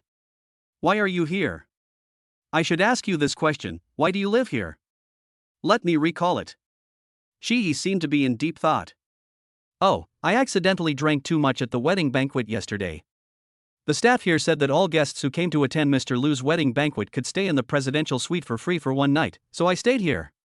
After Chi Yi finished speaking, he looked at the toilet in the bathroom for a while before he reacted. Hey, isn't this the presidential suite? Why am I sleeping in the bathroom? What do you think? Could it be? Chi Yi frowned. Does the place where the president usually sleeps is the toilet? Oh, I've heard that life abroad is in dire straits, but I didn't expect that life is so miserable. Ouch. Why do you keep kicking me? You're still drunk, aren't you? What nonsense are you talking about? It's possible. By the way, I seemed to have a dream yesterday. You called me with a shower and said you were kidnapped. Haha, this is too abstract. How could you do such a stupid thing, right? Yes. Although Chi Yi woke up, he was still drunk. and Meng helped him out of the bathroom and prepared to take him to the hotel to take a taxi. As soon as she went out, and Meng saw Lu Linha leaning against the door with his arms folded. Why are you here? The girl was startled and her voice was soft. There was no way. As soon as Meng saw Lu Linha, he remembered the scene he mentioned yesterday, and shame exploded in his heart again. But Meng's voice is naturally beautiful and sweet, and when it is lowered, it always sounds a little coquettish. I came to see how your brother is doing. We are indeed friends. Even when we are drunk, we behave in the same way. And Meng rolled her eyes at him and said, well, I'll take him there in a taxi. When they arrived at the elevator, Chi kept his eyes on Meng the whole time. Why are you staring at me? Meng, you are not that thing, are you? What? And Meng looked confused. Chi whispered a few words in her ear. The girl blinked and savored it for a while, then she entered a red temperature state visibly. What the hell are you talking about? How could I possibly do that? Then why did you speak in a slurred voice today? And you didn't react when he kissed you at the wedding yesterday. This is not like you. The girl was speechless. She curled her lips. Hey, they have a contract, there is no way to resist. Then why don't you cancel the contract? It's easy for you to say that. I don't have that much money. It's up to me, no matter how much it costs. He has absolutely no selfish motives, he just can't bear to see his brothers suffer. Yes, that's right. Really? Then I'll trouble Brother 8 to take care of the 3 million, and Meng is now able to act coquettishly easily. Do Xiao? 3 million. Before or after tax? Is there any difference between the two? Yes, one is illegal and the other is not. And Meng thought for a while before she understood what Chi was talking about. She punched him and said, get lost. What are you thinking about? Besides, I'm talking about a penalty of 3 million. It seems that he only borrowed 100,000 yuan before. 100,000 turned into 3 million, he is truly a capitalist, quite shady. Who said it wasn't? So here's the 3 million. Chi waved his hand and said, I just said that I would take care of it, but I didn't say that I had so much money. Ah. The girl shook her head, I knew you were a loser. Don't say it too early. We don't have any money, but we can earn it. How do you earn it? Chi didn't say anything, just stared at Meng, looking her up and down. I'm sorry to bother you for this. Ache, is this really possible? Of course, many of my friends are doing this. But this is my first time. Everyone has been here for the first time. Relax and take care of those men. The money will be ours. How do you know they're all men? Nonsense, who would watch this if they were women? At this moment, in the small room, Meng was sitting in front of a computer, and a live broadcast website was running on the computer. So when you say making money, you mean I want to be a live streamer? Yes. Right. I don't know how to broadcast live, nor do I know how to skirt the rules. And if Lu Linha sees my live broadcast, wouldn't that be courting death? After all, the Lu family is quite well known in this city. If others saw that the young lady of the Lu family was actually making money by live streaming, it would definitely be big news. Don't worry, this is not an ordinary live broadcast, this is a virtual live broadcast. Virtual live broadcast? Look. Chi pointed to the computer screen, where a cartoon girl was standing in the center of the screen. See this? I saw it, what's wrong? From now on, you will use this image to broadcast live. In other words, you are not broadcasting live, but playing this role, which is the so-called skin-wearing person. You don't need to show your face, and even the information is not your own. No one will know who you are. You can just chat with the audience and play games every day. Just treat it as acting. Then I can't act either. Trust me, this avatar is absolutely suitable for you, and only you can play it well. As Chi spoke, he clicked the mouse on the two-dimensional girl, and then a string of text popped up on the screen. And Meng read out, Xiao Meng, 18 years old, height 165 centimeters, weight 45 kilograms, blood type A, was originally a 25-year-old office boy, but after an accident, she was reincarnated into a beautiful girl. Now she is a cute high school girl. Because of her poor family background, she is working hard to make money. Her specialties are singing, dancing, rap and basketball. What is all this? The character's background story, see if this background story is completely consistent with your real-life experience. So you don't need to act, you just need to put on this skin and be yourself. You've exposed all my secrets. Aren't you afraid that I'll be exposed? Big sister, your experience is quite explosive even in the explosion realm, not to mention in the virtual image. Who would believe that this is true? And haven't you heard the saying that the most dangerous is the safest? The more proactive you are, the less likely people will doubt you. And Meng was silent. She knew that what Qi said made sense. Besides, she could make money by playing games every day, so why not do it? She sighed, well, how much does this make per month? The basic salary is 3,000. Oh, then I need to earn 3 million. 83 years and 3 months. Chapter 33. Sometimes the truth seems like a lie. Lu Group. Lu Linha was looking at the group's planning documents for this quarter in the office when Shen Maoan hurried in from outside. Mr. Lu. If you have something to say, just leave. There's no need to come over and talk to me every time. Lu Linha said without raising his head. However, Shen Maoan did not respond to his words. Instead, he came to Lu Linha with a serious face and whispered in his ear, "Old Sun is dead." Lu Linha's hand that was flipping through the documents paused, but his expression didn't change. How did he die? According to the police, he committed suicide by slitting his wrists in the detention center. After catching Butler Sun, Lu Linha handed him over to the police. He handed it over to the police for 2 reasons. First, lynching is illegal. Since Butler Sun was photographed by someone else, there must be someone watching him, so he cannot easily give the other party an opportunity to use force. Second, as an outstanding local entrepreneur, he has a good relationship with the police, which helps the police solve cases more quickly. It can be said that Lu Linha has done the police a favor. But no one expected that Lao Sun actually died in the police station. What did he use to cut his wrists? The police said he used a rusty iron sheet, but if he had committed suicide in the detention center, the people in the room and the prison guards would have discovered it. However, he was not found dead until the next morning. By then, he was too late to be saved. I doubt it. Don't doubt it, it's probably what you think. Lu Linha closed the plan. It seems that the opponent this time is very difficult. The other party was not only able to instigate his butler of more than 20 years to rebel, but also able to send people directly from the police station to kill Old Sun. The capabilities behind this are unpredictable. What should we do? Without Lao Sun, it will be difficult for us to find the person behind him. Although Lao Sun is dead, the things he did before will not disappear. If we check his previous traces, we may find something useful. Lu Linha paused and then said, "It doesn't matter if we can't find out. Since the other party has touched me, it means that something our group is doing now has touched the other party. As long as we continue and increase our efforts, he will definitely show up again. Boss Lu, if it really doesn't work, let's stop. We've already done enough." Faced with Shen Maoan's suggestion, Lu Linha fell silent. The Lu Group originally started out as a beverage company, but over the years under the leadership of Lu Linha, it has entered many industries, such as real estate, pharmaceuticals, scientific experiments, the internet, and so on.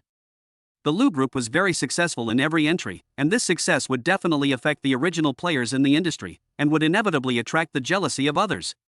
This is both a danger and an opportunity for Lu Linha. If he can bring down the mastermind behind this incident, it will also serve as a wake-up call to other people in Nanchang who hate him. If you mess with Lu Linha, you will pay the price.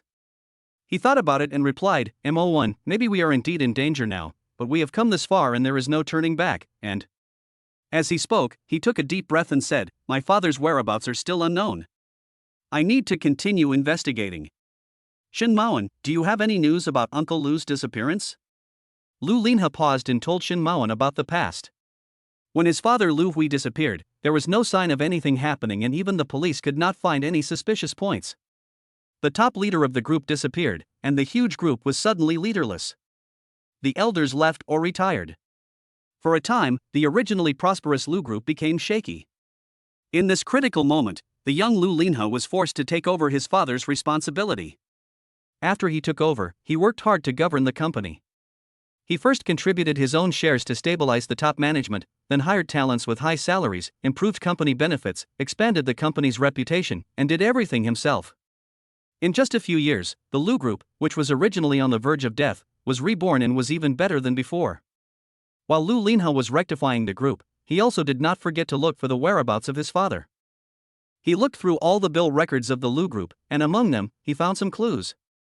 Shortly before his disappearance, my father had planned to lead the group into a new industry, which was the scientific research industry. This was the first time that the Lu Group entered into other industries. However, not long after entering, Lu Hui suddenly disappeared and the project was terminated halfway. Lu Linha felt that there must be something fishy going on. The scientific research industry in Nanchang City was very complicated and not something that could be easily entered.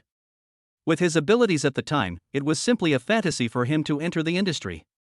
So he decided to proceed step by step and expand the Lu Group step by step. Only after ensuring the basic economic strength did he dare to officially embark on scientific research. Shin Maoan, your judgment is just a guess, right? It's really just a guess, but we just entered and the other party's reaction is so strong.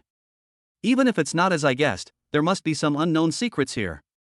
If we want to know the answer, we can only keep going. As he spoke, Lu Linha's expression became serious. Just wait and see, Mo1, it will only get more exciting next time. Brothers, the most exciting part is coming. During this wave, my Li Xin used his ward to get close to him while the sound wave was sliding. He then used his flash to adjust his position and knocked him into the position of my sound wave, forming a triangle kill. Tell me if it's cool or not. In front of the computer, and Meng was reviewing the brilliant move she had just made with Li Xin, and her screen was filled with comments. Which, Xiaomeng 666. Wushuang Sanduan, even Teacher Ma can't perform this operation. If you can perform it, you are even more awesome than Teacher Ma. Mumu, Xiaomeng's technique is amazing, she doesn't really look like a girl. A week has passed since Meng started broadcasting. This week, Meng live streamed at home for more than 8 hours every day. Although he didn't become popular, he still had a certain audience group thanks to the union's promotion. And this job is not tiring. All I have to do every day is play games and talk a few words. Fortunately, her gaming skills were pretty good, at the suburban master level. Although she wasn't a top player, she was at least an expert. Although it is not realistic to use this income to pay off debts, at least she can save up her own piggy bank, and she won't have to look at Lu Linha's face when she needs money in the future. Visitor 14152, is the anchor male or female? Someone raised a question, but Meng didn't even look at the barrage of comments. She was only focused on the operation. In order to avoid distraction, she even turned off the barrage of comments. An old viewer replied, the anchor used to be a man, but now she is a woman. One advantage of this background setting is that she can tell the truth without restraint. Even if she says she is a man, no one will doubt her and will only think that she is very loyal to her character. These days it's really magical. When you tell the truth, people think it's a lie, but when you tell a lie, it seems like the truth. Visitor 14152, is the anchor a transgender person who has undergone surgery? Mumu, no, Xiaomeng is a reborn person, a cute girl. Visitor 14152, impossible. Is there anyone in this world who can be reborn? Ife Lang, the one above, stop showing off your IQ. This is obviously the character setting of a virtual anchor. The anchor is obviously a girl. Visitor 14152, there are so many fakes and true things on the internet nowadays. Voice changers and the like are not uncommon. It's so easy to cheat you otakus out of your money. Longxing Tianxia, that's right. Although the anchoress voice is that of a girl, her tone of voice is completely that of a man. It's very likely that she is a man in disguise to make money. Even if she is not a man, she is definitely a tiger tank. Xiao Li's flying dagger, FFFFFF. Longxing Tianxia, are you really pressing it, buddy? It's really an old lady crawling into bed, making me laugh. The live broadcast room was filled with a happy atmosphere. However, Meng started another game at this time. She was so focused on the game that she didn't notice that the wind direction in the live broadcast room had gradually changed. There was only one thought in her mind at this moment.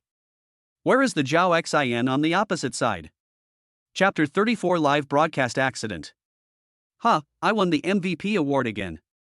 Oh, I am so strong. After praising himself for a while, Meng clicked on another game. It was inevitable that she would feel a little bored while waiting for the game, so she picked up her phone and prepared to watch some videos to pass the time. At this time, she found that Chi actually sent her a message. Stop the fucking operation, your live broadcast room is about to explode. Exploded? And Meng was a little puzzled. Isn't this live broadcast room virtual? How could it explode? However, when she saw the overwhelming barrage of comments, her eyelids twitched unconsciously. Oh my god, what is going on? The comments all started to criticize her unanimously. At the beginning, there were people speaking up for her, but then someone said something. Your anchor didn't refute it, so why are you still here making a fuss? That's right, you're a fraud anchor, give me your money back. Refund. Seeing that the noise in the live broadcast room was getting louder and louder, and Meng felt overwhelmed. Although she is now a complete girl, when she sees the audience pointing out that she is a man, she still feels a little nervous about being exposed. She sent a message to Chi-Yi, what should I do? After a while, Chi-Yi replied, explain it to them first. They just misunderstood. I think it will be easier to deal with it after the explanation. And Meng picked up the microphone and shouted, stop arguing. The host was playing games just now and didn't see it. I didn't use a voice changer. Really? I don't believe it. Someone used a classic quote from Lu Yu. And Meng felt a headache, but there was nothing wrong with what the other party said. Without evidence, no one would believe her just based on her words. I didn't expect live streaming would be such a troublesome thing. Sure enough, making money is not easy. For some reason, Lu Lin and that nasty face suddenly appeared in Meng's mind. Damn it, why is this guy so successful? She frowned and thought hard, and suddenly, her eyes lit up. If you don't believe me, I can play a song for you on my phone. Wouldn't that prove it? What is the difference between playing songs on a mobile phone and on a computer? Of course I have. If I use a voice changer, the outside sounds will change, and the songs on my phone will definitely change pitch.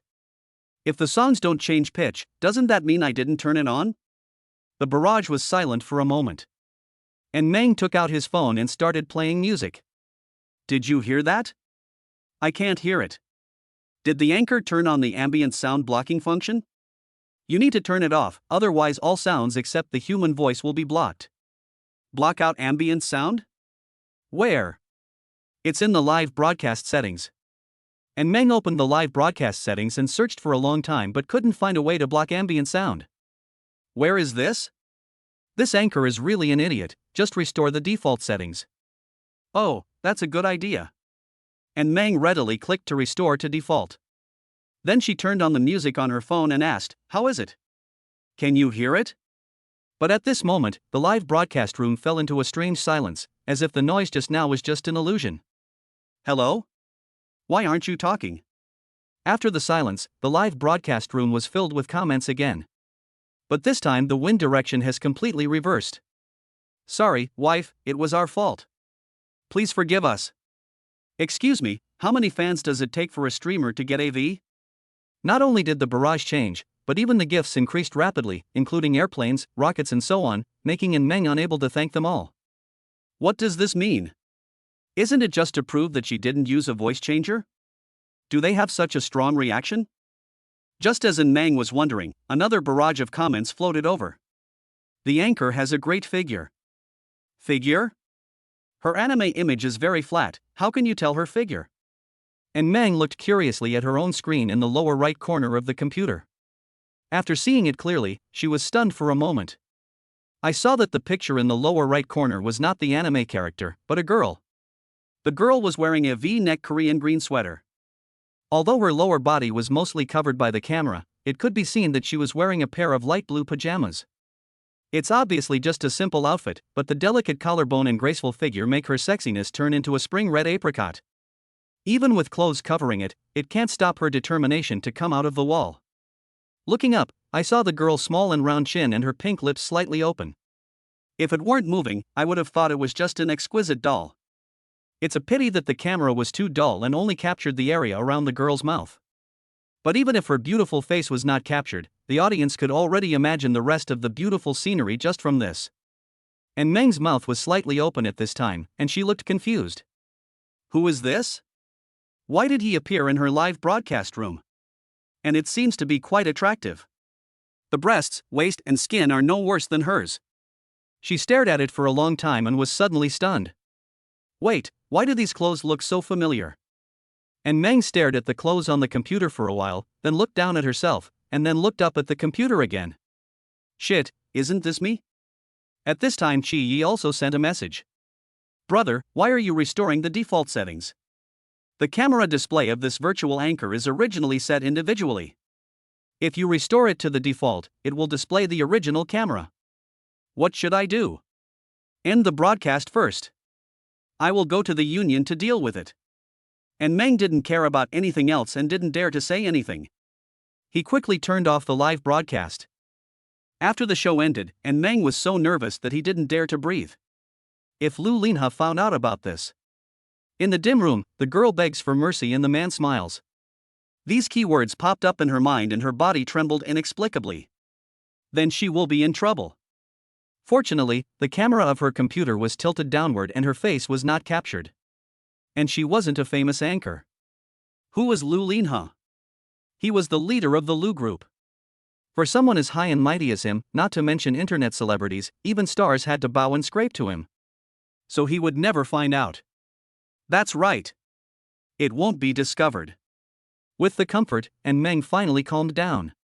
But she didn't know that even though she had stopped broadcasting, her live broadcast room still received an endless stream of gifts and barrages, and her popularity had even increased instead of decreased. Lu Group. Lu Linha walked into the general manager's office. Imo1, arrange a few more bodyguards around you when you go back. You are the general manager of the group. If they fail to target me, they will probably focus their attention on you. Shin Maoan leaned back in the boss chair, looking at his phone while replying, Don't worry, I have already arranged a bodyguard with big breasts and beautiful looks. Big breasts and beautiful face? Are you a serious bodyguard? Oh no, he's big and strong. Shin Maoan said without raising his head. What are you looking at so intently? Doesn't our internet department have a live broadcast website? I just passed by that department and heard from their employees that there is a virtual anchor in our live broadcast software. It has been less than a week since the live broadcast, and today the real person was accidentally exposed. Now the traffic of the live broadcast room has exploded, and everyone in the department knows about it. Although her face is not fully revealed, her figure is quite good. Do you want to take a look? Lu Linha narrowed his eyes, You are so boring. Don't you think this is interesting? And there's something very magical about humans, and that's curiosity. If you saw a certain melon yourself, you might think that this girl is not interesting. But if you heard others talking about this melon and heard others praise her figure and appearance, you would be very curious and want to see it, right? No. Okay, stop pretending to be a gentleman. Here, let me show you. After saying that, Shin Maoan turned the screen of his mobile phone to Lu Linha. Lu Linha took a casual glance, his eyebrows suddenly raised, and he never looked away. Look, it's really exciting, isn't it? You're like that. You say no, but your body is very obedient. Lu Linha withdrew his gaze and did not respond to Shin Maoan's teasing. Strange, was it his illusion? This figure and clothes. He seemed to have seen him somewhere. Chapter 35 Cat and Mouse. Mr. Lu, you're back so early today? The newly hired butler was patrolling the villa when he received a call from Lu Linha, asking him to wait at the door. Lu Linha nodded and asked, Has my wife left the room after 3 o'clock in the afternoon? Young madam? No, she stayed in the house all day and didn't come out. She had her meals delivered to her. Has she been out these days? It seems like I haven't been out of the house in the past week. There's a virtual anchor on our live streaming app. It's been less than a week since we started live streaming, and today we accidentally let the real person in. Shin Maoan's words unconsciously emerged in his mind. A week? He still remembered that a week ago, and Meng suddenly asked him for a computer, claiming that he was too bored here and wanted to play games. Although this girl has a hot temper, when it comes to asking for help, the little wild horse instantly turns into a little lamb. Her little eyes are so charming that people can't help but fall into her gentleness. Lu Linha didn't agree verbally, but the next day he bought her a top-spec computer and also prepared a complete gaming equipment from desks and chairs to peripheral headphones. Even Shin Maoan teased him. Just wait until your little girl gets spoiled. Thinking of this, Lu Linha's eyes couldn't help but darken, and he quickly walked into the manor. If he remembered correctly, he also bought that piece of clothing for In Meng. When In Meng first came to the Lu family, because of his poor family background, he had very few clothes with him, and they were all old and tattered. So Lu Linha took her to the mall to do some shopping, and the clothes they bought that day filled an entire cart. As for this one, he vaguely remembered that In Meng seemed to have tried it on. Similar figure, familiar clothes, computer from a week ago, testimony of not leaving the house for a week. All the evidence points to Meng. Lu Linha was a person who would not make any judgments unless he was absolutely sure, so before he left the company, he went to the internet department and asked them to check the IP address of this virtual anchor. The result was just as he expected. The area shown by the ID address was exactly near his home. If it was in a downtown area, he might not be sure, but you have to know that where he lives, the area within a few kilometers is his territory. Lu Linha knew that Meng must want to make money and terminate the contract as soon as possible, but he didn't expect her to do this. Since the other party didn't tell him, he must be afraid that he would punish him after knowing it. After all, Article 3 of the contract stipulates that during the period of impersonation, Party B must maintain Party A's good family image. If any adverse impact is caused, Party A may impose corresponding penalties based on the actual situation. But in fact, Lu Linha didn't mind Meng having her own part-time job. It's just that since she was so afraid of him knowing it, if he didn't punish her, wouldn't he be betraying her friendship? Strangely enough, Lu Lin and Ben were not interested in this kind of cat and mouse game, but today they became inexplicably interested in it. As for how to punish her, he had already thought about it, but he also knew that this girl was not an easy person to deal with. Without solid evidence, she would definitely not admit it. It's just like when the police are investigating a case. Even if they have determined that the other party is a criminal, they still have to find evidence to convict him. So he didn't intend to alert the enemy, but to find evidence first to silence her. Thinking of the girl's unwilling look but having to admit her mistake, he couldn't help but quicken his pace. After entering the villa, he went nowhere and went straight to his bedroom. As soon as he reached the door, he heard the sound of mouse and keyboard, as well as the passionate screams of the girl. "Don't go, this stupid assistant." He paused slightly, then pushed the door open. In the room, a girl wearing headphones was operating the keyboard and mouse with both hands. Her beautiful eyes were fixed on the screen, her playful feet were freed from the constraints of slippers, only her toes were lightly touching the slippers, which was enough to show her concentration. The maid Xin she was standing aside. When she saw Lu Linha, she was startled at first. Just as she was about to speak, Lu Linha made a hushing expression, signaling her not to make a sound. "It's over, I've been hit. Holy shit, how come this idiot jungler only has a 3.0 rating? Oh no, this is me." And Meng sighed and took off her headphones. At this moment, she noticed something around her out of the corner of her eye. She looked sideways and when she saw Lu Linha, she jumped up from her chair. "Oh my god, when did you come back?" "Just now when you called yourself a retard." Lu Linha walked over, leaned on the esports table, and asked, "I heard you haven't been out for a week?" And Meng, "Yeah, I haven't had anything to do recently, so I've been playing games at home." Although Lu Linha was looking at Meng, his eyes glanced at Meng's computer screen. Meng's computer desktop is very clean, with only the computer and a few game icons, and no live streaming software. He turned his attention to the ID of her game client. Her ID is very interesting, called Night Raid on Widow Village. Before he came back, he took a look at the host's previous game ID, which seemed to be Xiao Meng is also in C today. It doesn't look like an ID. He retracted his gaze and stood up. "Just playing games? Have you ever considered doing something else, such as live streaming?" The girl was stunned for a moment, then she rubbed her nose and waved her hand. "Oh, how can I do a live broadcast? No decent person would do that kind of thing." "Yeah." Lu Linha nodded. "You continue to play, I have something else to do." After saying that, he turned and left. Looking at his back, Meng breathed a sigh of relief. Although Meng comforted herself that Lu Linha would not find out, she still felt uneasy after the live broadcast. After all, Lu Linha before was like a person with a third eye, he could see through any disturbance, maybe he would be able to discover it this time too. So she changed her clothes, deleted all the live broadcast information, and even quit her game account and replaced it with Chiya's account to hide all clues. You can't blame her for being cautious, it's just because her opponent is too abnormal. However, just when she breathed a sigh of relief, Lu Linha suddenly turned around, walked to the wardrobe and opened it. And Meng became nervous again. "What are you doing?" "I suddenly remembered that I haven't bought you clothes for a long time. Pick out a few pieces that you don't wear and give them away to clear out the closet. I'll buy you new ones." Lu Linha reached out and rummaged through the clothes in the closet. As long as he can find these two pieces of clothing, he can basically confirm his guess.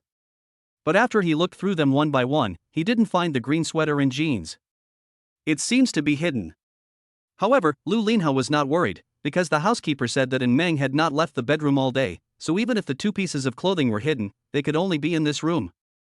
He closed the door, opened his closet again, and said to himself, "Hey, that's strange, where is my suit?" Then he began to search the house, under the bed, in drawers, and even in the clothes that were hung up, but he found nothing. And Meng advised, "Well, if you can't find it, forget it. It's not like you, President Liu, need that piece of clothing. No, that dress is important." However, Ren Lulin searched the entire room but could not find the clothes. Strange, how could it be gone? Lu Linha was a little puzzled, and at this time his eyes looked towards the bathroom and the bedroom. By the way, the bathroom is also connected to the bedroom. Just because the housekeeper didn't see Meng go out doesn't mean she didn't go to the bathroom. He went straight into the bathroom.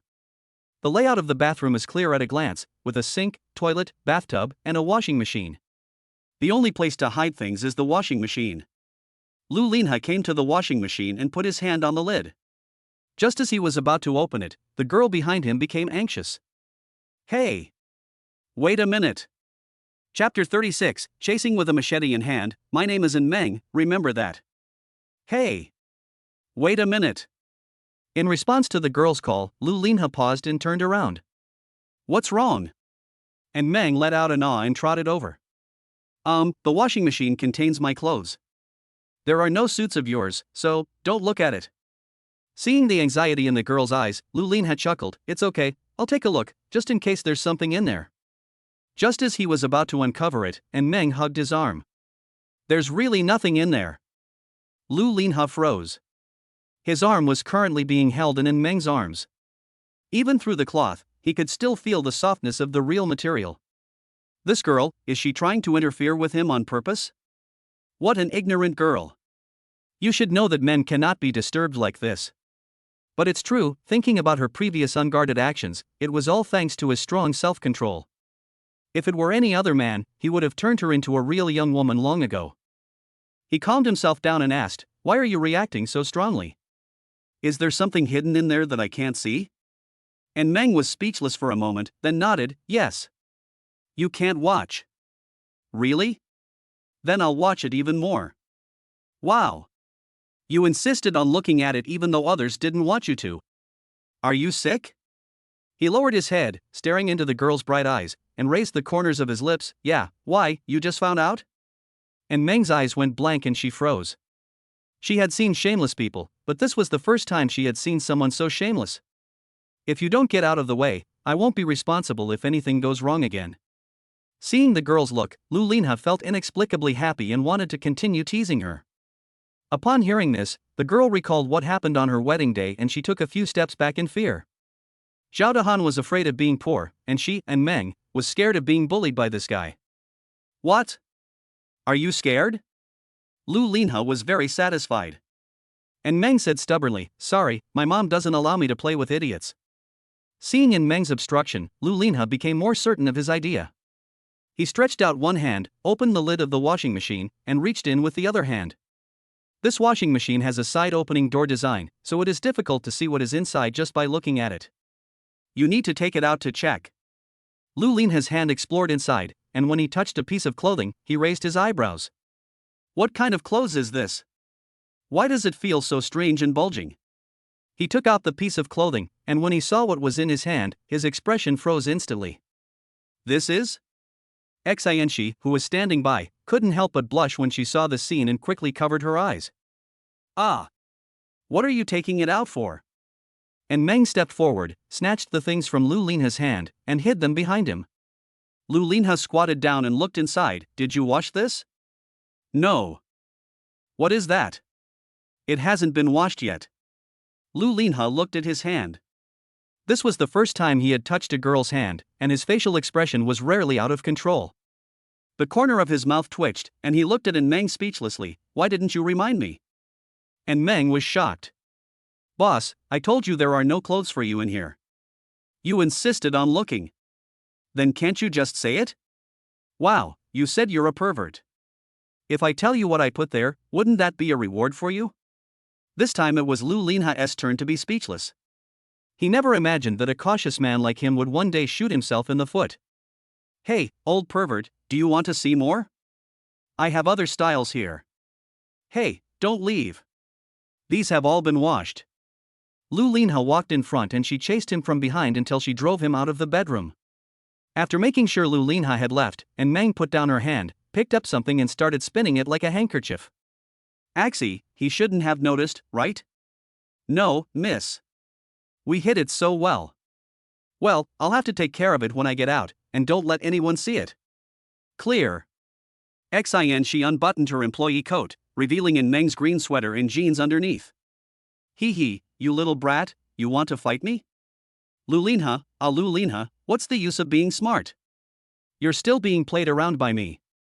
The triumphant in Meng was like a smiling little fox, pinching her slender waist proudly. The soft light reflected her pride clearly on the wall. 1 week later. Thanks for the rocket. Thank you, Xiao Meng, for the plane that caused my teeth to decay. Thank you for the super fire of the good boy who really wants to be with Xiao Meng. In front of the computer, and Meng was playing games while responding to the gifts from fans in a sweet voice. Thank you. Oh my god, I'm dead. Don't give up. I'm all alone. After being killed alone, her voice instantly changed from a soft voice to a tomboyish one. Haha, Xiao Meng's true colors are revealed. This sound is just right. It feels good. There is a saying that goes, if you stand in the right place, even a pig can fly. And Meng didn't believe this before, but now she believes it a little. The exposure of the camera not only aroused Lu Linha's suspicion, but also attracted a huge flow of people. When there are a lot of people around, it's easy to come up with strange ideas. Sure enough, some netizens deliberately came up with some strange and embarrassing nicknames to send gifts to In Meng, wanting to see if she could read them. Who is In Meng? She is the famous ruthless person in Nanchang City who has been chasing people with a pistol in her hand all the way. Remember, my name is In Meng. No matter how embarrassing the ID is, she will remain calm when reading it, and will even praise some unique IDs. At first, netizens were just curious and came to see what was going on with this virtual anchor who accidentally appeared in person, but after watching for a while, they found that this anchor not only operated well, but also read her ID very boldly, not at all as shy as an ordinary girl, and they were all shocked on the spot. There were even bloggers who specialized in making videos and cut out slices of her videos and posted them online. Soon, the videos became more and more popular, and more people watched In Meng's live broadcast. At first, In Meng was worried that Lu Linha would find out something while live streaming at home, but since that day, Lu Linha never doubted her again, and basically came home very late every day. Even if she occasionally came back early, she would have arranged for informants to report it so that she could turn off the live broadcast before Lu Linha came in from the manor. Although it is very thrilling, there is no other way. After all, this is the only place with computers. If I want to go out and change a computer, it will be a considerable investment. As the saying goes, people die for money and birds die for food. Although her daily income from live streaming is not low, in order to earn enough money from the contract as soon as possible, she still has to save every penny. At this time, another barrage floated by. Visitor 15341, since the host is set to change from a man to a woman, does the host like boys or girls? And Meng glanced at the comments and said, it must be a girl. How could anyone like this kind of thing as a man? She spoke with such righteousness that she had completely forgotten that she was a married young woman in real life. Visitor 15341, is the anchor a real T or AP? Ha? What are you talking about? I don't understand. Forget it, it's okay. Can you call me husband? If you do, there will be a prize. And Meng was getting a little impatient. I'm telling you, you're just a level 0 tourist and you keep asking questions, but you're also taking advantage of me. Let me tell you. Reminder, Visitor 15341 gave Xiaoming 10 super rockets. Emma, you're so polite, husband. Lu Linha, who was concentrating on his work in the group, suddenly sneezed. Chapter 37 I love beauty more than the country. Boss, Lao Sun's matter has been dealt with. In front of the floor-to-ceiling window, a middle-aged man in black looked at the scenery outside the window without turning his head. Is it safe? It's safe. He committed suicide. We just used some connections to make sure the people inside found him later. That's good. The man sighed, I knew that the same trick would be useless against that guy. I didn't expect that he would be able to detect such a covert trick. He really deserves to be that guy's son. Boss, do we still need to deal with Lu Linha? Although we had the upper hand at the beginning, we have lost it now. Lu Linha is already a frightened bird. If we take action again, he will definitely be on guard. You are right, but once the arrow is shot, there is no turning back. Now that we have taken action, we have no choice but to do it to the end. What do you mean? I have arranged for professionals to handle this matter. As expected, it is better to have professionals handle this matter. On Saturday afternoon, Shi was working in front of the computer. Seeing that his leader was not there, he picked up his mobile phone and started watching short videos. As a corporate slave, he can only feel that he is truly alive when he slacks off during work hours. Going to work is to help the boss make money, while slacking off is to make money from the boss. The more you touch, the more you earn. However, before he could make money for long, he was interrupted by a phone call. He sat up and answered the phone. Hello, what's up, Meng? The person on the other end of the phone was in Meng. Ah, did you see that someone gave me 10 super fires today? See, he still asks you to call him husband, doesn't he? Shi said in a low voice. Although as Meng's best friend, he also hopes that Meng can make money, but when he saw that Meng earned more money in one day than he could earn in a month, he still felt a little uncomfortable. This is the legendary fear of brothers suffering, but also fear of brothers driving Land Rover. Yes, but the problem is that person is not a man, but a woman. Huh? A girl? Yeah, according to the rules, anyone who is super popular can add a V, so I added that person using my work VX account. Guess what happened? How? At first I ignored her, but she revealed that she was a girl. And she was a lesbian who liked girls. Then what? She sent me a photo of me that she had. Wow, I looked so breathtaking. So vivid. Where did you learn these abstract idioms? Can you be more specific? Big blonde waves. Oh, she's a sister who likes to perm her hair. She didn't perm her hair. She was stunned for 2 seconds. Wait a minute, you suddenly have too much information. It's okay as long as you understand what I mean. However, I feel that the photo is probably from the internet. But she said that if you don't believe it, you can video chat with her as evidence. Wait a minute, do you want to video chat with the other party? Yeah, that person is number 1 on my list, so it's not too much to video chat with him. And Meng said confidently. In fact, she just heard that the other person was a girl, so she wanted to see what she looked like. Brother, you are a virtual anchor. How can a virtual anchor show his face? It was big news when half of your face was shown before. If you show your whole face again, Lu Lin and the other side will definitely not be able to hide it. Yeah, that's true. Shi continued to persuade him, now that you are an anchor, you must have the awareness of being an anchor. You are now a virtual anchor with a 2-dimensional image. Although you are not bad in real life, many people only like 2-dimensional girls and are not interested in 3-dimensional girls. If your popularity declines because of this, not only will you make less money, but the union will also blame you. Don't worry, I will protect the anchor's professional ethics. And Meng responded confidently. Well, the traffic now belongs to you. As the saying goes, it is easy to conquer an empire but hard to keep it. How you hold on to this opportunity depends on you. No more talk, Archie, look at my WeChat nickname. Shi opened in Meng's WeChat and found that her name had been changed to.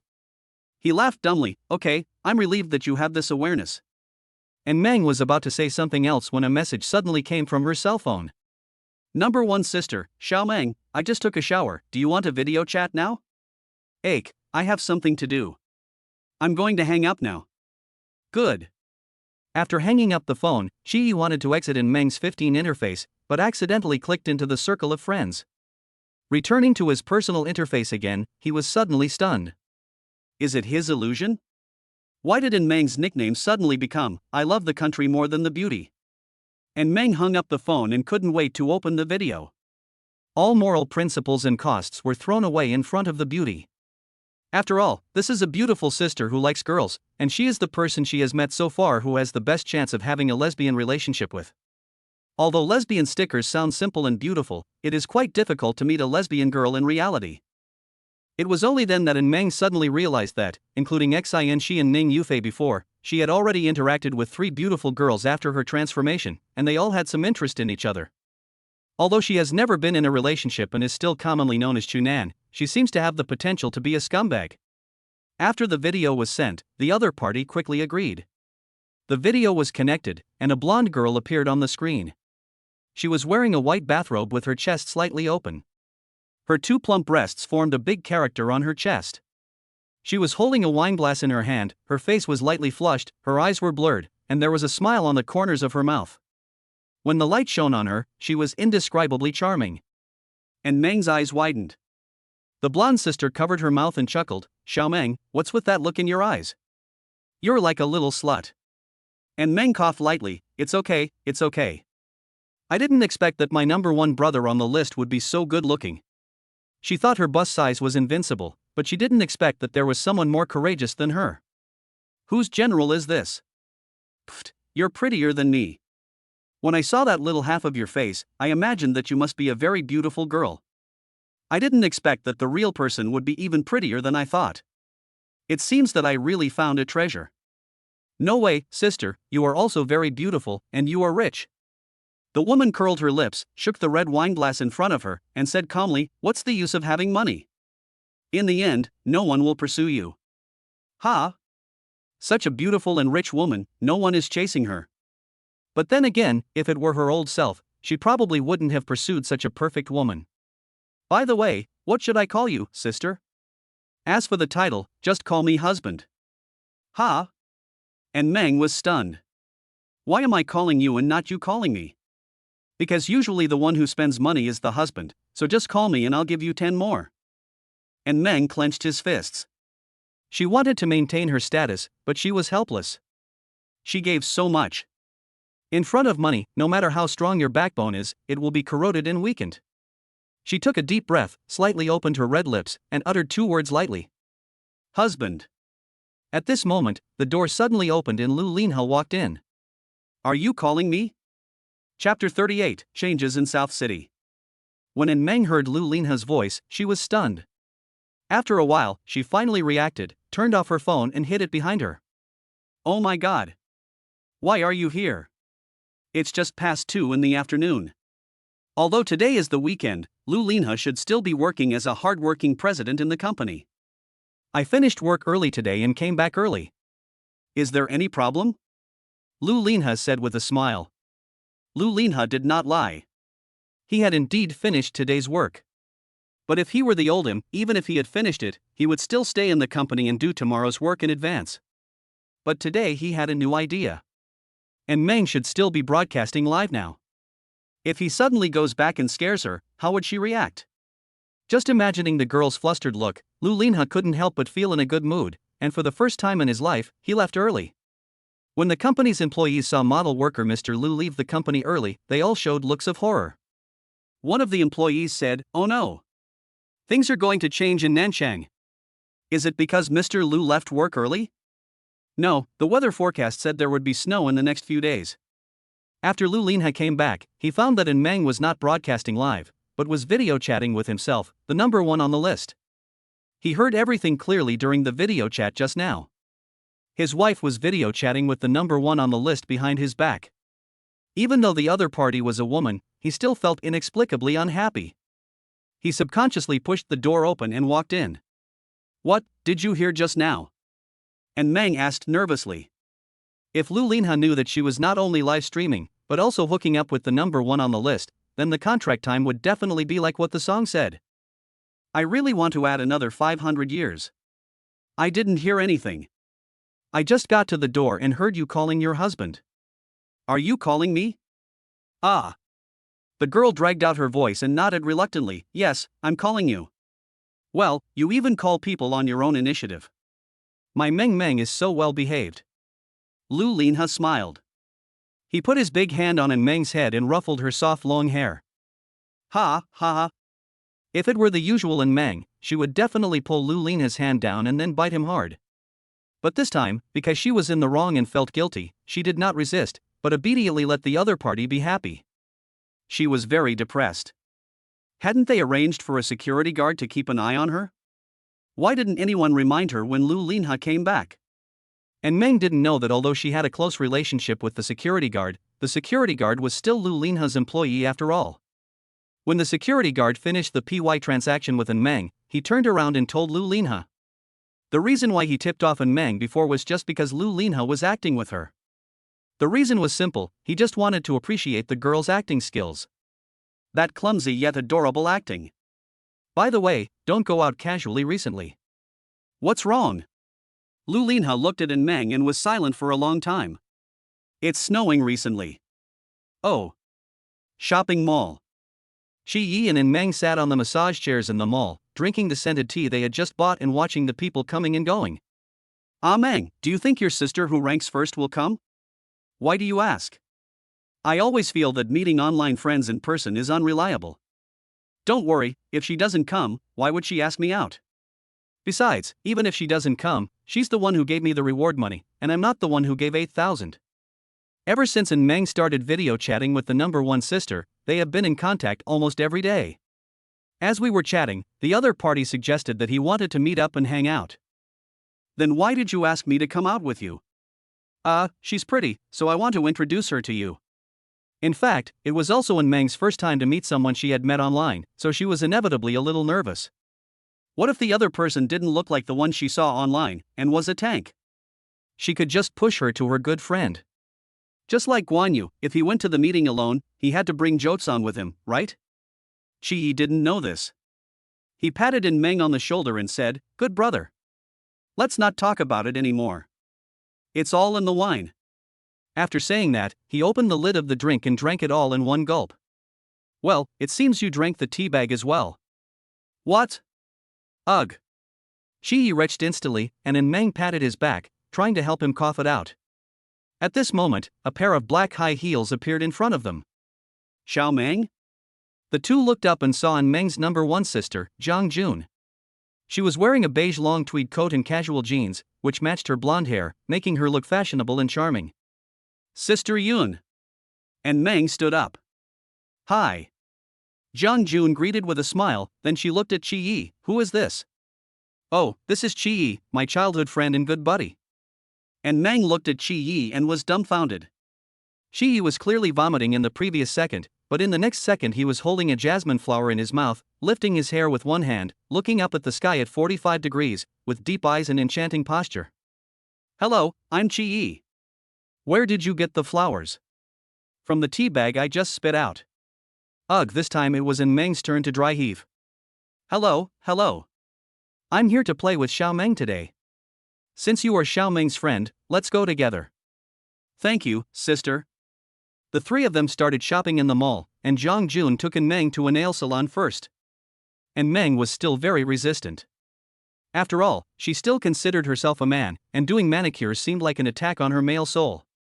But she couldn't resist Zhang Jun's constant nagging and ended up getting a light blue manicure with some strange-shaped metal pieces inlaid on it. Meng looked at the nail art on her hand and said, "If you don't pay attention and get scratched, you'll get hurt." Yes, otherwise why don't so many girls have manicures on their middle fingers? Zhang Jun said with a smile. Meng was speechless for a while. She didn't want to be a girl who understood everything immediately, but she had to. Chi Yi, is one finger enough? I usually have to use at least 3. Meng, get out of here. The nail artist next to her couldn't help but giggle. She looked at Meng's hands and praised, "Miss, your hands are so beautiful. I've been doing nail art for so long, and this is the first time I've seen such perfect hands." Zhang Jun agreed, "Of course not. My sister is perfect from head to toe. Don't you think so, Mr. Chi Yi?" Yes. Meng's pretty face turned red. Since she was a child, the thing she couldn't stand the most was being praised by others. She always felt inexplicably ashamed. But why does it feel good? Okay, now that the manicure is done, let's go to the next place. The three of them walked out of the nail salon, and after taking a few steps, Zhang Jun suddenly stopped. What's wrong, Sister Jun?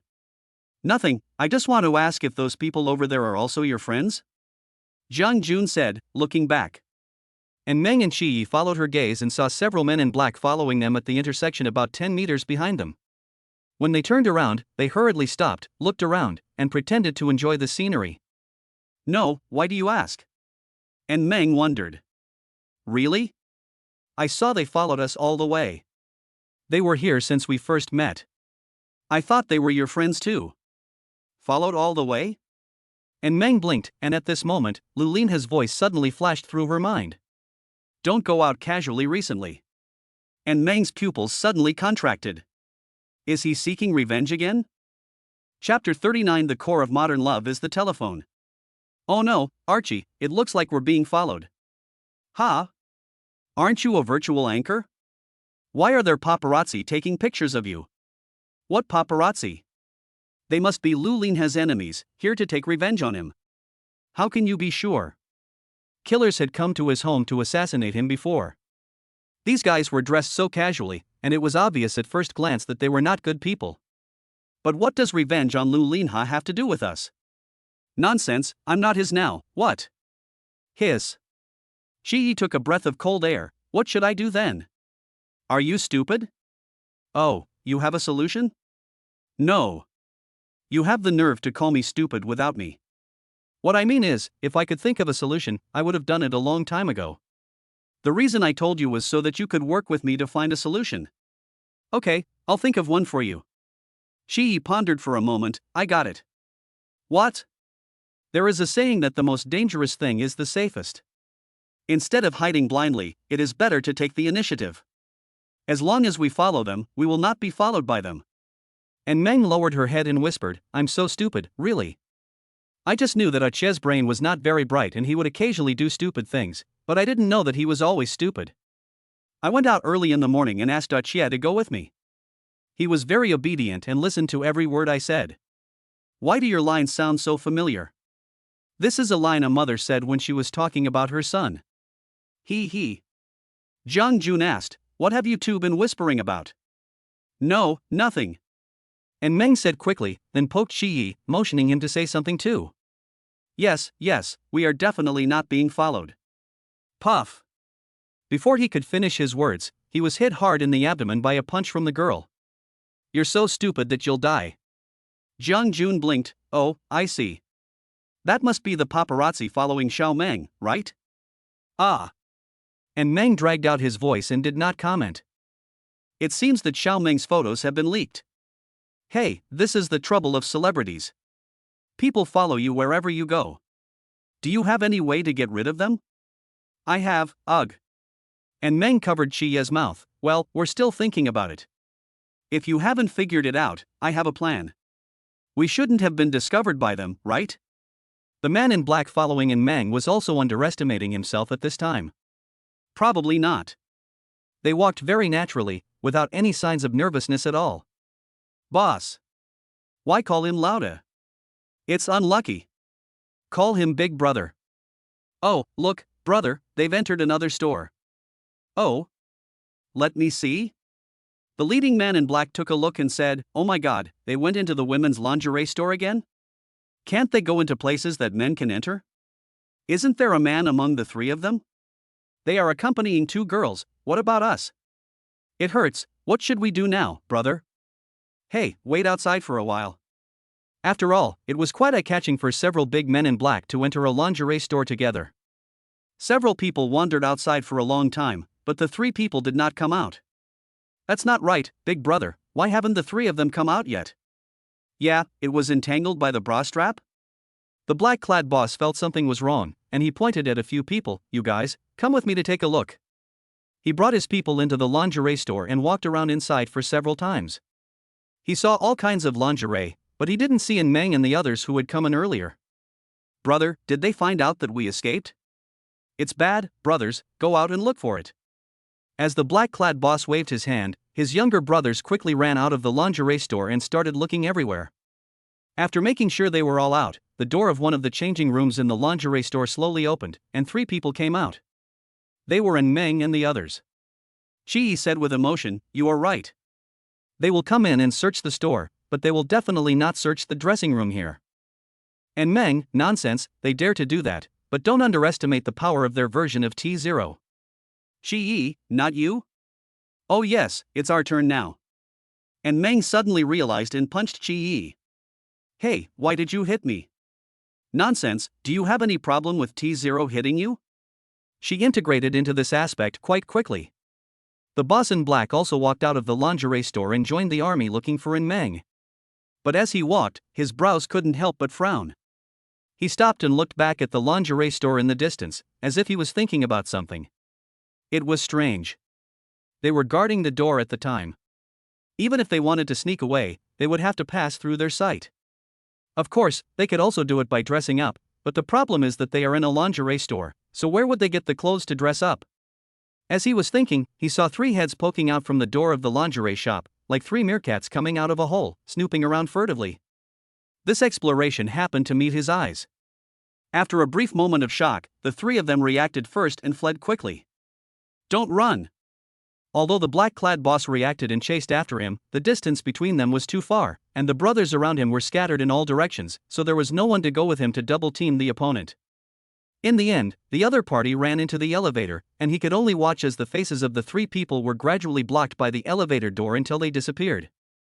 Fuck! After getting rid of the other party, and Mang and others did not dare to stay in the mall any longer. In order to ensure their safety, they hurriedly left the mall. When I walked out of the mall, the heavy snow was still falling, and the outside world was already covered in silver and turned white. They took a taxi and left the commercial district. And Meng initially wanted to end it there, but Jiang Jun said that no car was following them. Seeing that the girls were not afraid, they headed to another commercial district. Along the way, Jiang Jun and Meng were chatting about Shenhuan, but Qi Yi seldom had a chance to get a word in. Even if he said a few words, Jiang Jun would not respond to him. Passing by a milk tea shop, Jiang Jun ran to queue up to buy milk tea. Qi Yi then pulled Meng over and asked, Meng, do I have no chance?" "Of course not, what are you talking about?" And Meng asked in surprise. "Real?" "Yeah, you are Archie, how can you be messy?" "Get lost, you're using the pun, so I'll deduct your money." "What I'm asking is if there's no hope for me in Jiang Jun." "She ignored me all along the way, and I feel like she has no interest in me." "Well, if you really want to know the answer, it's not difficult." "Oh? Tell me quickly." "In fact, modern love between men and women ultimately comes down to the phone.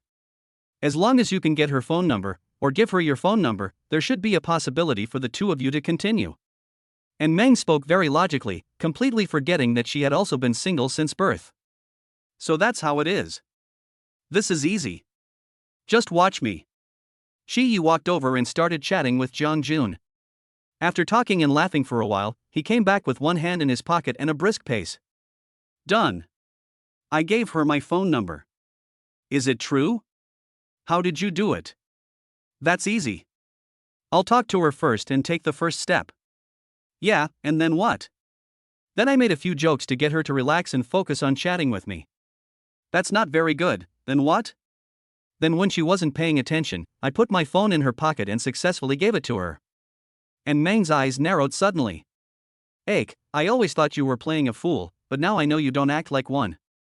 Chapter 40, I have no resistance to being called dad by my brother. "Hey, and Meng, don't leave.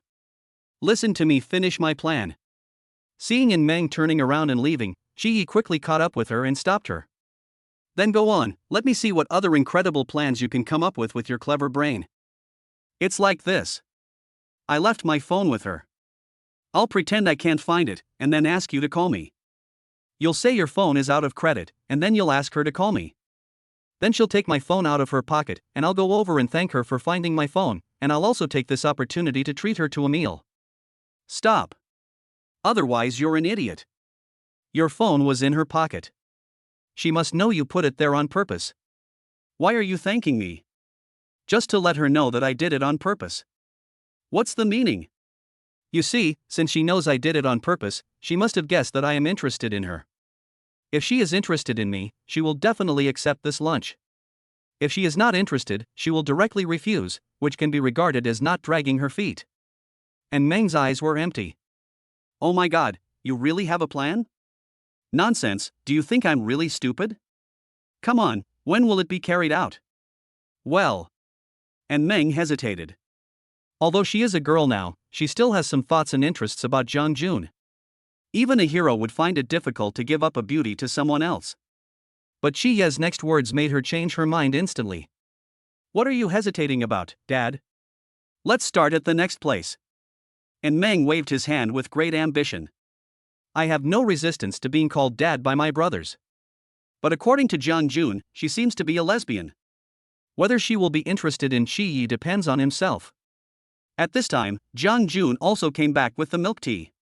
After handing it to the two of them, she said, "There is a horror secret room near this mall that is pretty good.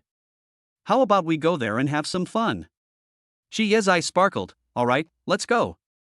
And Meng was a little hesitant. Horror chamber. How is it scary? Is there a ghost? Of course. A drop of cold sweat slid down in Meng's forehead.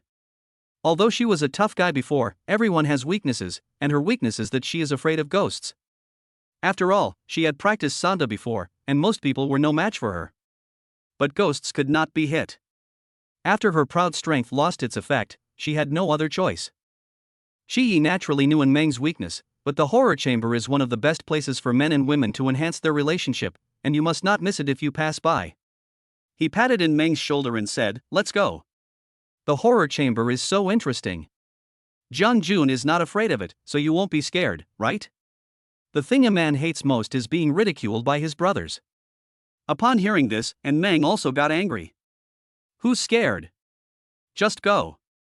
The two of them walked forward in a competition, unaware that Jiang Jun behind them was showing a strange smile.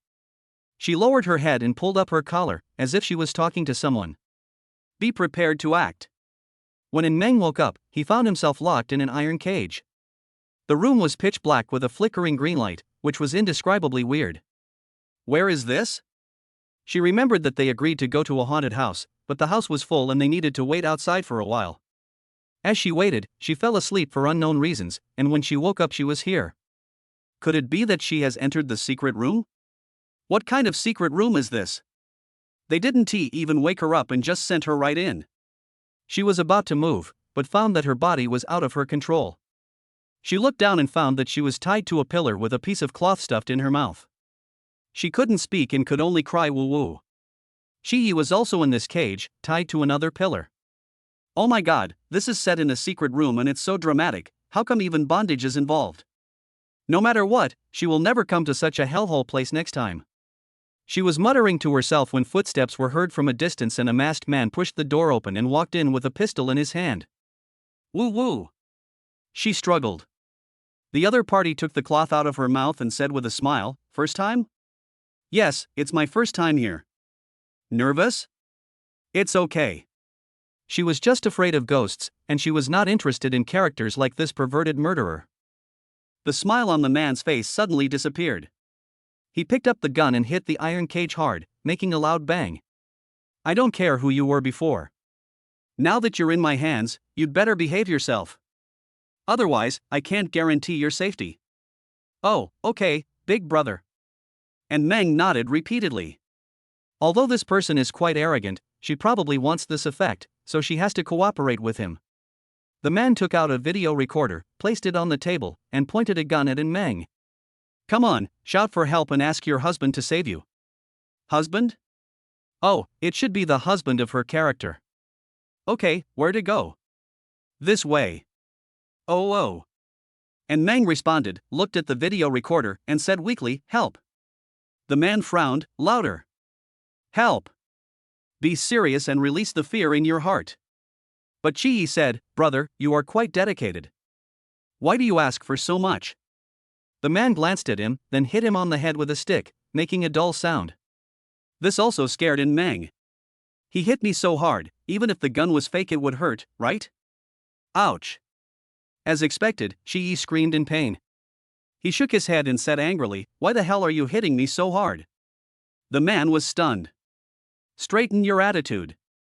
Could you please have a better attitude? If you don't cooperate. Then why should I cooperate? This is the first time I've seen you like this. Then go find the boss." "Okay, you give me the fuck." WCNM. She is clear and melodious Chinese quintessence was like Morgana's full-level thick phlegm cue, which held the man in place for a long time. Seeing that the other party was confused, Shi calmed down and said, "Brother, we all understand that you want to make a living, but your work attitude is not acceptable. You hit me so hard, I will complain to your boss." "That's right." And Meng echoed. Her good brother had a quarrel with others, so she had to help out. The man was stunned.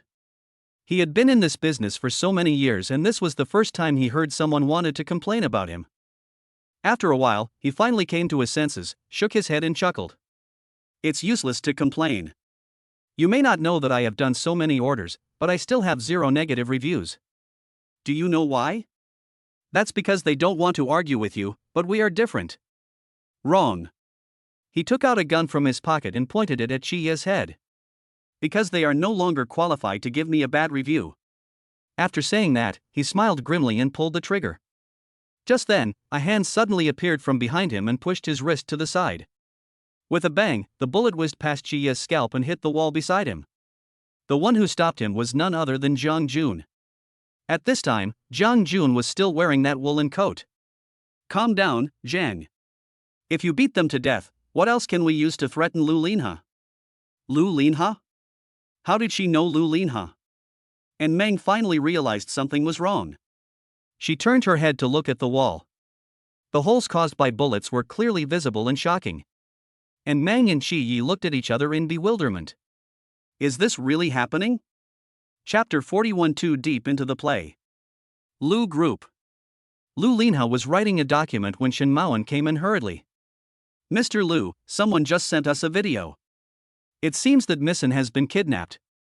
Lu Lin and Wen Feng paused, and a big black dot suddenly appeared on the paper with neat handwriting. What did you say? You better see for yourself. Shen Maoan inserted a USB drive into Lu Linha's computer, and a video played on the screen. Come on, call it again. Save me. Lu Linha. In the picture, the girl screams at the top of her lungs. There is no acting involved, only emotion. And that girl was in Meng. Lu Linha took a deep breath, clenched his fists unconsciously, and a hint of danger appeared in his eyes. Where are the people who secretly protect her?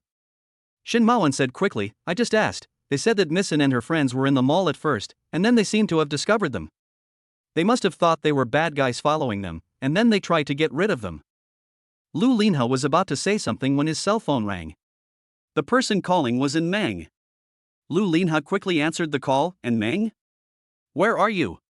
Can you hear me? There was a strange voice on the other end. The voice was very sharp and it was obvious that it had been processed with special effects. Lu Linha narrowed his eyes. Who are you? Your wife is in our hands. Who are you?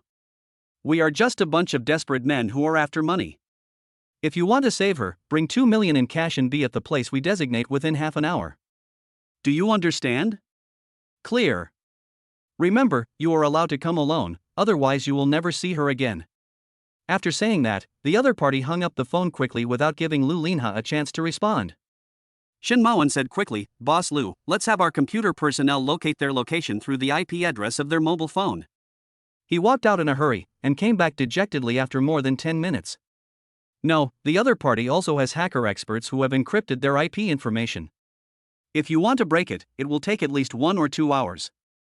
An hour or 2. I guess I have no choice but to go. You can't go. Since they have such an advanced team, they are definitely not ordinary kidnappers. This is definitely the mastermind who is trying to lure you in. If you go, you won't be able to come back. What about in Meng? What to do? Didn't you hear what the other party said? If I don't go, and Meng won't be able to come back. Shen Maoan was stunned. What are you talking about, Mr. Lu? Wasn't in Meng the shield you bought in the beginning? As long as we break into the other party's address, we can catch them and find out the mastermind behind it. Lu Linha fell into silence. As early as the beginning, Lu Linha had guessed that after he stepped into other industries, he would most likely be involved in the power struggle in Nanjing City. After all, this city is never as pure white as it appears. What this evil force is best at is using family members to threaten others. Faced with this dilemma where he was in the open and the enemy was in the dark, Lu Linha came up with a solution, which was to get married in fake marriage. He gave outsiders the impression that he doted on his wife extremely, so that those people would shift their attention from his family to his fake wife, thus alleviating some of the threats to his family. What Shen Maoan said was true. In the beginning, and Meng was just a shield bought by Lu Linha to protect his family. Now that the other party has really taken the bait and kidnapped Meng, as long as they act according to the plan, they will have absolute initiative. He initially thought that at this point, he could abandon this shield without hesitation and wipe out the opponent in one fell swoop. But when the time came, Lu Linha found out that he was wrong. The girl's innocent smile always lingered in front of his eyes. She can laugh, quarrel and make noise.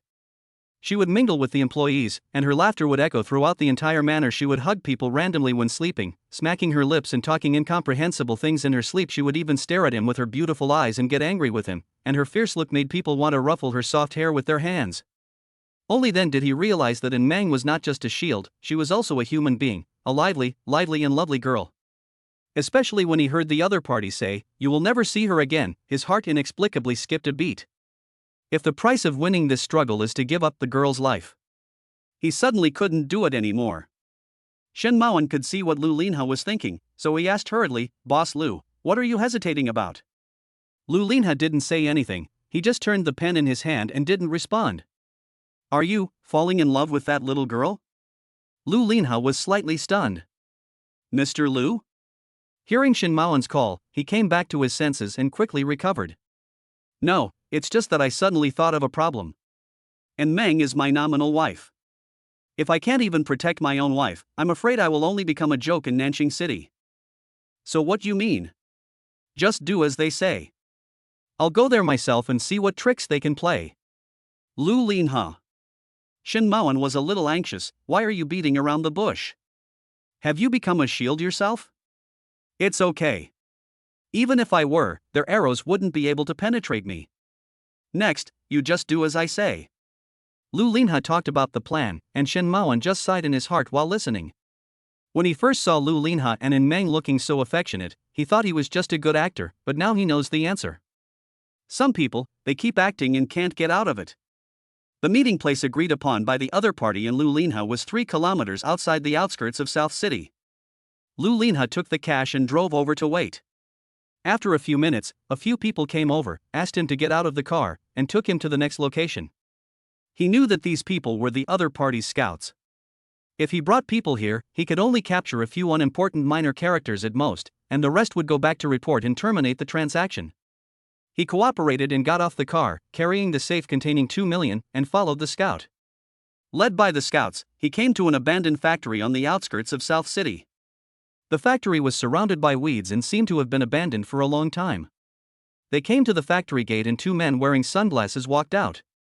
One of them pointed at Lu Linha and the password box in his hand, motioning him to put it down. "Don't be nervous, we won't open it, we're just checking to see if there are any dangerous items inside." The man in sunglasses shook the metal detector in his hand.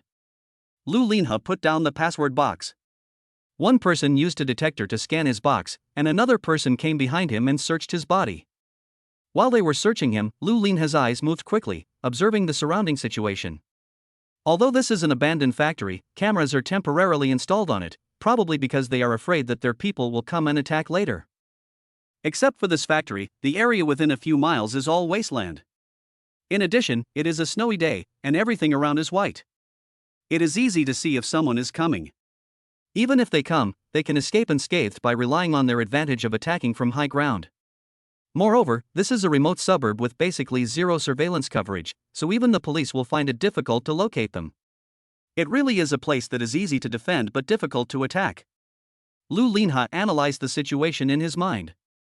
At this time, the 2 men had finished searching him and each took a step back. "Come in." After he came in, several more people surrounded him. "Come with me, Mr. Lu." Surrounded by them, Lu Linha came to the 2nd floor of the factory. Coming to the 2nd floor, there was a chair placed in the middle. Jiang Jun sat on it, admiring her freshly done manicure. Seeing Lu Linha coming up, she put down her hand and stood up. "This must be Mr. Lu, he's really handsome." Lu Linha ignored her compliment. "The money is here, where is Meng Meng?" "It doesn't matter to you where she is." "What do you mean? Don't you understand yet, Mr. Lu? Since you came here today, we have no intention of letting you go back." At Jiang Jun's command, the people around him took out their guns and pointed them at Lu Linha's head. Chapter 42, Escape Room. Lu Linha was in danger, and Meng was no exception. In a sense, Jiang Jun was not wrong when he said he would take them to an escape room. I'm afraid no other escape room is as difficult as this one. If you can't escape from other secret rooms, you can be sent away, but if you can't escape from here, you have no choice but to be sent away. "Ah Zhang, you stay here and keep an eye on them. We'll go downstairs and wait for Boss Lu." Her mouth is now stuffed, her hands are tied, and she is trapped in an iron cage. She cannot shout for help and cannot move her body. She is also guarded by a fierce man with a gun. In this situation, even if Jackie Chan came, he would have to sigh and say, "Let him win." Just when Meng was in despair, she suddenly touched something, and then a look of surprise flashed in her eyes. Wait, what is this? In this seemingly inescapable secret room, she suddenly found a glimmer of hope. The key point lies in her hands. Although she is tied up now, you have to know that she just had a manicure, and there are metal plates on her manicure. Although they are not as sharp as blades, they are also angular. As long as there is enough time, the rope can be worn off. And Meng observed the surroundings. From the look of its dilapidated state, this was most likely an abandoned place. Judging from the view outside the window, they were currently about 3 or 4 floors high. It was very quiet outside the door, and no other voices could be heard except this man. In addition, Jiang Jun just said to go down and wait for Boss Liu, which means that there is probably only this person guarding them on this floor. Come to think of it, they are tied up and locked in an iron cage at the moment. Seeing that their people have guns in their hands, it is a dead end no matter how you look at it. There is no need to arrange too much manpower. After making a preliminary assessment, Meng used a piece of metal to continuously scratch the surface of the rope, grinding it thinner bit by bit. Fortunately, their hands were tied behind their backs, so as long as they moved quietly, they wouldn't attract attention. And Zhang, who was guarding them, probably didn't expect Meng to be capable of this. At this moment, he was leaning back in his chair, looking at his phone leisurely. After an unknown amount of time, Meng's rope had been worn down to a layer of skin, but she did not rush to cut it completely, but stopped. She knew that once she cut the rope, Zhang, who was carrying a gun, would immediately notice it. What we need to do now is to find a way to get Zhang away. And Meng turned his gaze back to the interior of the room. The layout of this room was very simple. Apart from the iron cage that held them, there was only the chair where Zhang was sitting and the table. On the table were a bottle of mineral water, a pack of cigarettes, and a gun.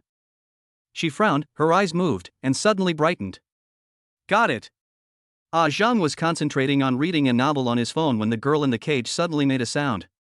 Woo woo! Quiet! Woo woo woo! Quiet! Woo woo woo! Don't you understand when I told you to be quiet? Zhang slammed the table and stood up. He came to the iron cage and looked at Meng. Is there something wrong? If you have something to say, please tell me. Woo woo! Damn it, my mouth is stuffed and I'm not allowed to say anything. Zhang opened the cage and pulled the cloth out of Meng's mouth. What's up? Ugh, cough, cough. After a while of dry heaving, Meng raised her head and blinked. Brother, I'm so thirsty, do you have any water? No. You are lying. I have seen the cup over there. Please be kind. I haven't had a sip of water since this morning. The girl pouted and said aggrievedly. She really didn't drink a sip of water, she just drank some beverages. Zhang frowned.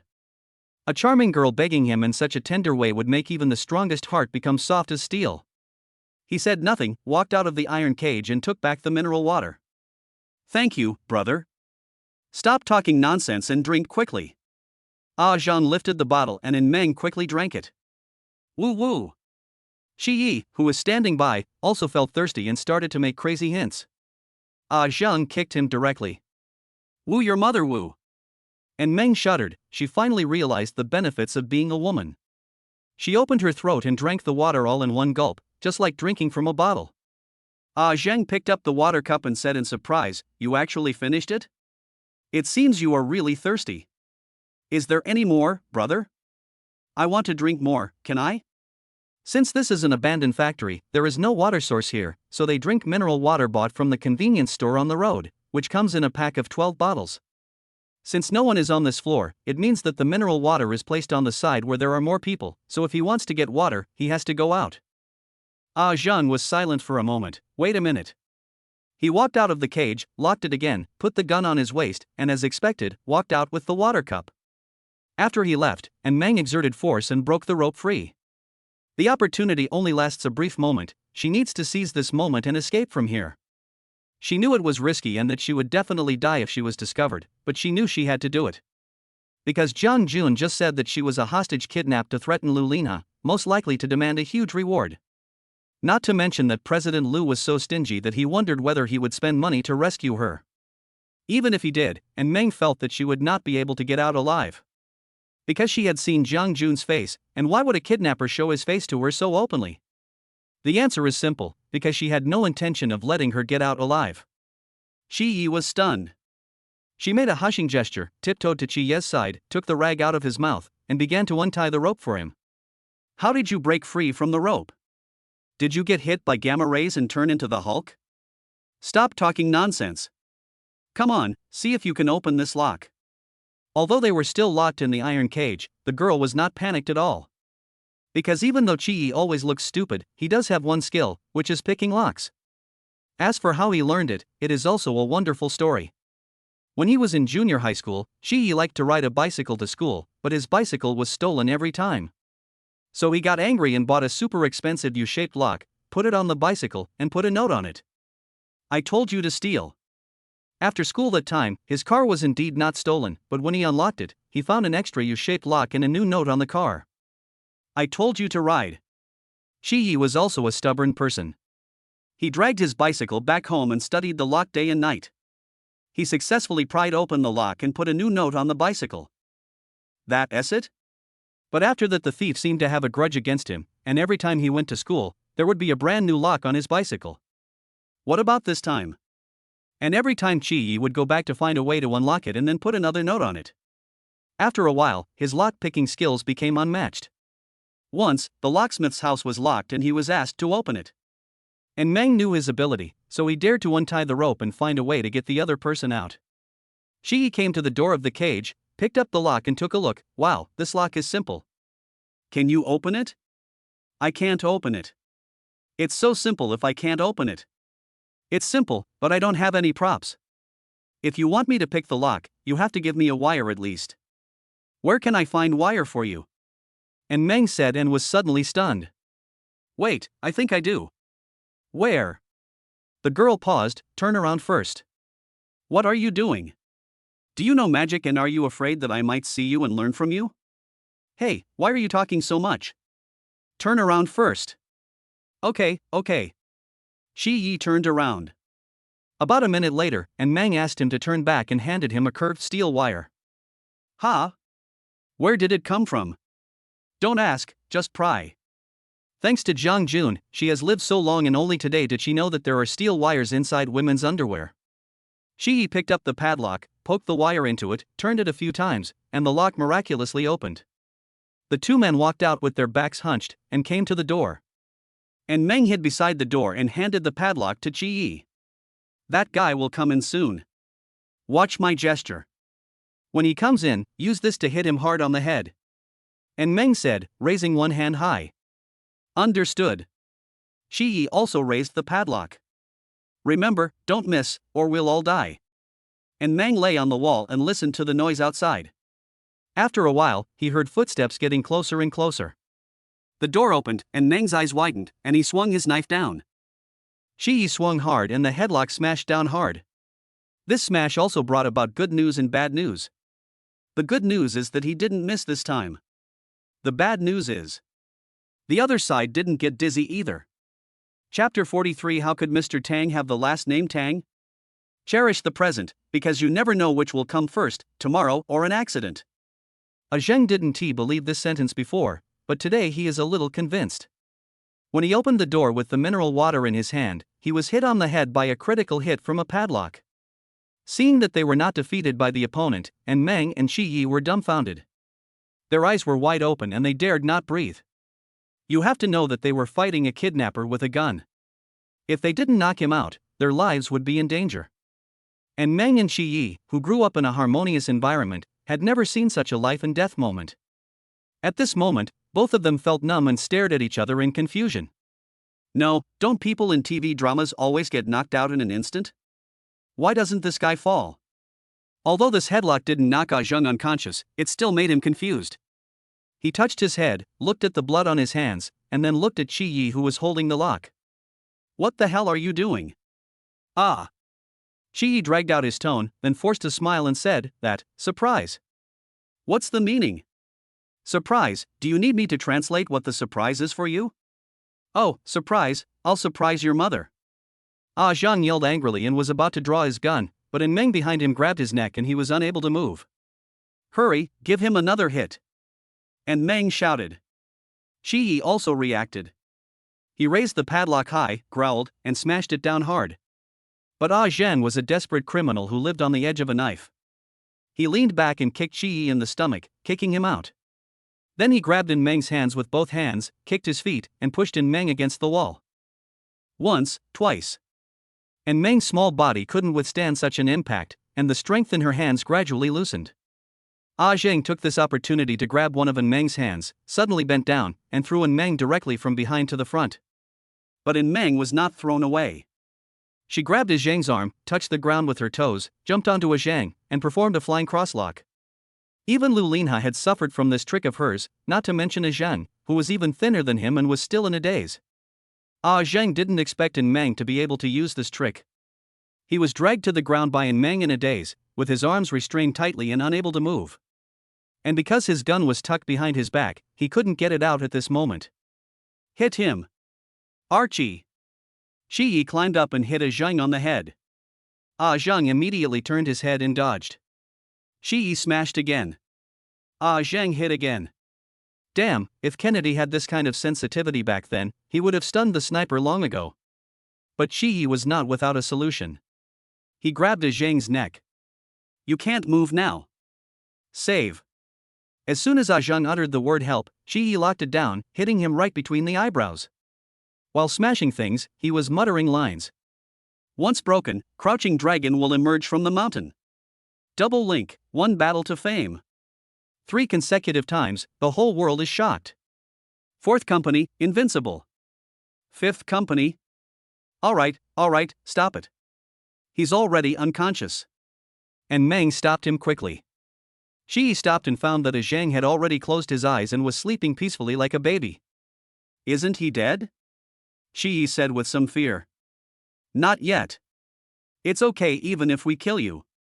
We are acting in self-defense. And Meng rolled her eyes at him. What's wrong with you?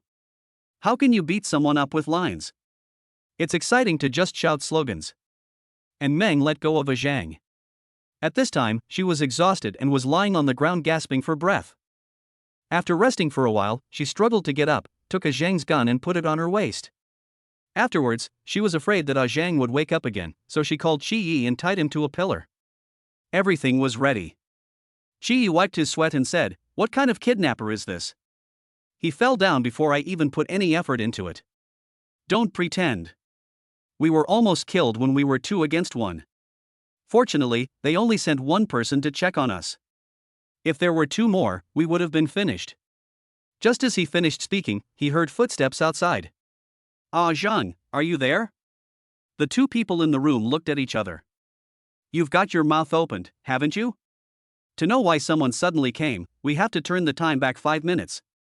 Lu Linha looked at the guns coming towards him from all directions, his mouth corners twitching slightly, without any sign of panic on his face. Sure enough, you are not ordinary kidnappers. Jiang Jun smiled and said, Smart, someone offered a high price to buy your head, but you are very cautious. We can't catch the opportunity at all. We have no choice but to focus on your beloved wife. After Meng's live broadcast accident that day, Jiang Jun realized that she looked a bit like Lu Linha's wife. After checking the IP address, it turned out to be the same as she thought. Although she didn't know why President Lu's beloved wife liked to do virtual live broadcasts on the internet, perhaps this was a special hobby of the rich. So she pretended to be the number 1 on the list and approached Meng. Unexpectedly, and Meng was unexpectedly naive, and she managed to meet him with almost no effort. After that, Jiang Jun said with emotion, everyone in Nanchang City says that Lu Linha is a man who dotes on his wife. I didn't expect that he would dote on her so much that he would not care about her own safety and come here alone. It's really a touching love story. Lu Linha chuckled, since you know that I am cautious by nature, do you think I can come here without any preparation? Jiang Jun disagreed, oh? I want to see what you have prepared. We are monitoring the surroundings and you don't have any manpower at all. If I'm not mistaken, the boss who hired you is named Tang, right? Jiang Jun was stunned for a moment, but recovered quickly and said with a smile, I didn't expect that Mr. Lu still likes to play the guessing game at this time. But I'm sorry, Mr. Lu, you guessed wrong. A younger brother beside him echoed, that's right, how could our Mr. Tang have the last name Tang? Bang. The younger brother fell down immediately. It's no use trying to silence someone. I've heard it. Jiang Jun put away the gun, still smiling. I am not sensible, I was just joking, Mr. Liu, don't take it seriously. Really? If not, that's a shame. Lu Linha shook his head, that means I kidnapped the wrong person. You kidnapped the wrong person? Who did you kidnap? I thought he was the young master of President Tang of Shangtang Group and sent people to plot against me, so I also tied up his child. It seems that I was wrong. Lu Linha sighed, there is nothing we can do if we catch the wrong person. Since I can't survive, I can only take one away and make a profit. He straightened his collar and stood up straight, come on, let's do it. Seeing that Lu Linha was asking for death so much, Jiang Jun didn't dare to give the order. Her boss behind the scenes was indeed surnamed Tang. She didn't know how Lu Linha knew it. She only knew that if she killed Lu Linha here and boss Tang's family was implicated, the boss would most likely blame them. Moreover, Lu Linha is now under their control, so they have the advantage. Even if young Master Tang is really kidnapped, they can rescue him first and then take action. Along. She called out, and a big man with a flat head walked over. He seemed to be her deputy. Brother Yun. Jiang Jun said, I'll go ask the boss for instructions. You guys keep an eye on him. Don't do anything until I come back. Clear. Jiang Jun was about to leave when Lu Linha stopped her. Wait a minute, where is In Meng? You'll see her soon. Lu Linha stretched out a finger and said, 1 minute later, if she doesn't come, then there's no need for me to stay here. Jiang Jun narrowed his eyes and gritted his teeth and said, go, find 2 people and bring her here. Yes. Chapter 44, Money Over Life. Ah, Zhang, are you there? The 2 people in the room felt their hearts in their throats at this moment. There were a lot of footsteps outside, there must be at least 2 people. This one person has beaten both of them to low health. If there are 2 more, they will definitely be beaten to a pulp. So this time we must not confront them head-on. But even if In Meng thought so, they had nowhere to escape now. If the other party came in and saw this scene, the 2 of them would definitely be doomed. We have to think of a way to avoid fighting and send them away. The 2 younger brothers came to the door and knocked. Ah, Zhang, are you in there? There was no sound from inside. The 2 people outside the door looked at each other and knocked a few more times. Is anyone there? Still no one responded. Forget it, just go in. The 2 pushed the door open and were stunned by the scene before them. Inside the iron cage, there were 2 hostages, a man and a woman, both tied up neatly. However, the man's face was covered in blood from being beaten, and his original appearance could not be seen at all. At this time, he was with his head down, unconscious. Ah Zhang was lying on the table, looking like he was asleep. What's going on, Zhang, Zhang? The man lying on the table hummed, then tilted his head slightly, revealing only one eye. Oh, it's you too, what's wrong? His voice was muffled because he was lying on the table. What happened to that guy? Oh, that kid was disobedient and dared to scold me, so I simply taught him a lesson. Your approach is not only simple, but also very rough. As a man, you have to solve problems with your fists. Why are you shaking when you talk? Is it too cold? Ah. I just woke up a little bit. He was shivering not because of the cold, but because he is not a Zhang, but Qi Yi. Before they came in, and Meng racked his brains but couldn't come up with a solution. Qi Yi said, it's over, it's really over now. If someone comes in and sees that he has been beaten beyond recognition by us, they will definitely beat us back to our original form as well. But this sentence reminded In Meng. She looked at the unconscious A Zhang and an idea came to her mind. Ake, tie me to the pillar again, then lie on the table and pretend to be him. Ha? Are you crazy? The real person is still tied up here. You said you are no longer in human form, and the other party can't tell. This is the only way now. If you are discovered, I still have a gun here. So, the person lying on the table now is not a Zhang, but Qi Yi. But if you say you're not nervous when acting in front of criminals, it would be a lie, as it's inevitable that people will notice some small problems. Qi Yi cleared his throat and changed the subject. What are you doing here? Oh, Sister Yun asked us to come over and bring the girl over. Where are you taking it? Her husband is here and wants to see her. The tied In Meng raised his head. Lu Linha? He actually came to save her? When Qi Yi heard that In Meng was going to be taken away, he didn't know how to respond for a moment. At this time, and Meng asked, "You are only taking me and not my friends? Why are you talking so much? I'll take you with us." The two came to the cage. Zhang, help us unlock it. Shi didn't get up, but just held up the key. Here, open it yourself.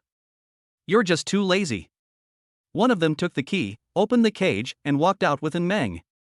Outside the door was an empty hall, with no one in it. And Meng followed the two downstairs. There were a few people on the next floor, as well as a few computers, which were playing surveillance footage of the surrounding areas. She wanted to take a few more glances, but was pushed back by the two of them. Go! Going down one level, she came to where Lu Linha was. Lu Linha was seen being surrounded by a group of men in black, but even though he was surrounded, he remained calm and strolled there leisurely. But when he saw Meng, the indifference on his face faded a little.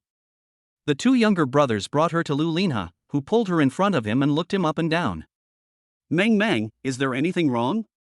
I am fine. And Meng pursed her lips, her beautiful eyes moistened. Woohoo! Lu Lin and this kid are so nice. She would never call him born again. I'm glad you're okay. Lu Linha said, pulling the girl into his arms and gently stroking her soft long hair. At this time, he lowered his head and whispered in the girl's ear, "Follow me closely, we will escape later." Run away?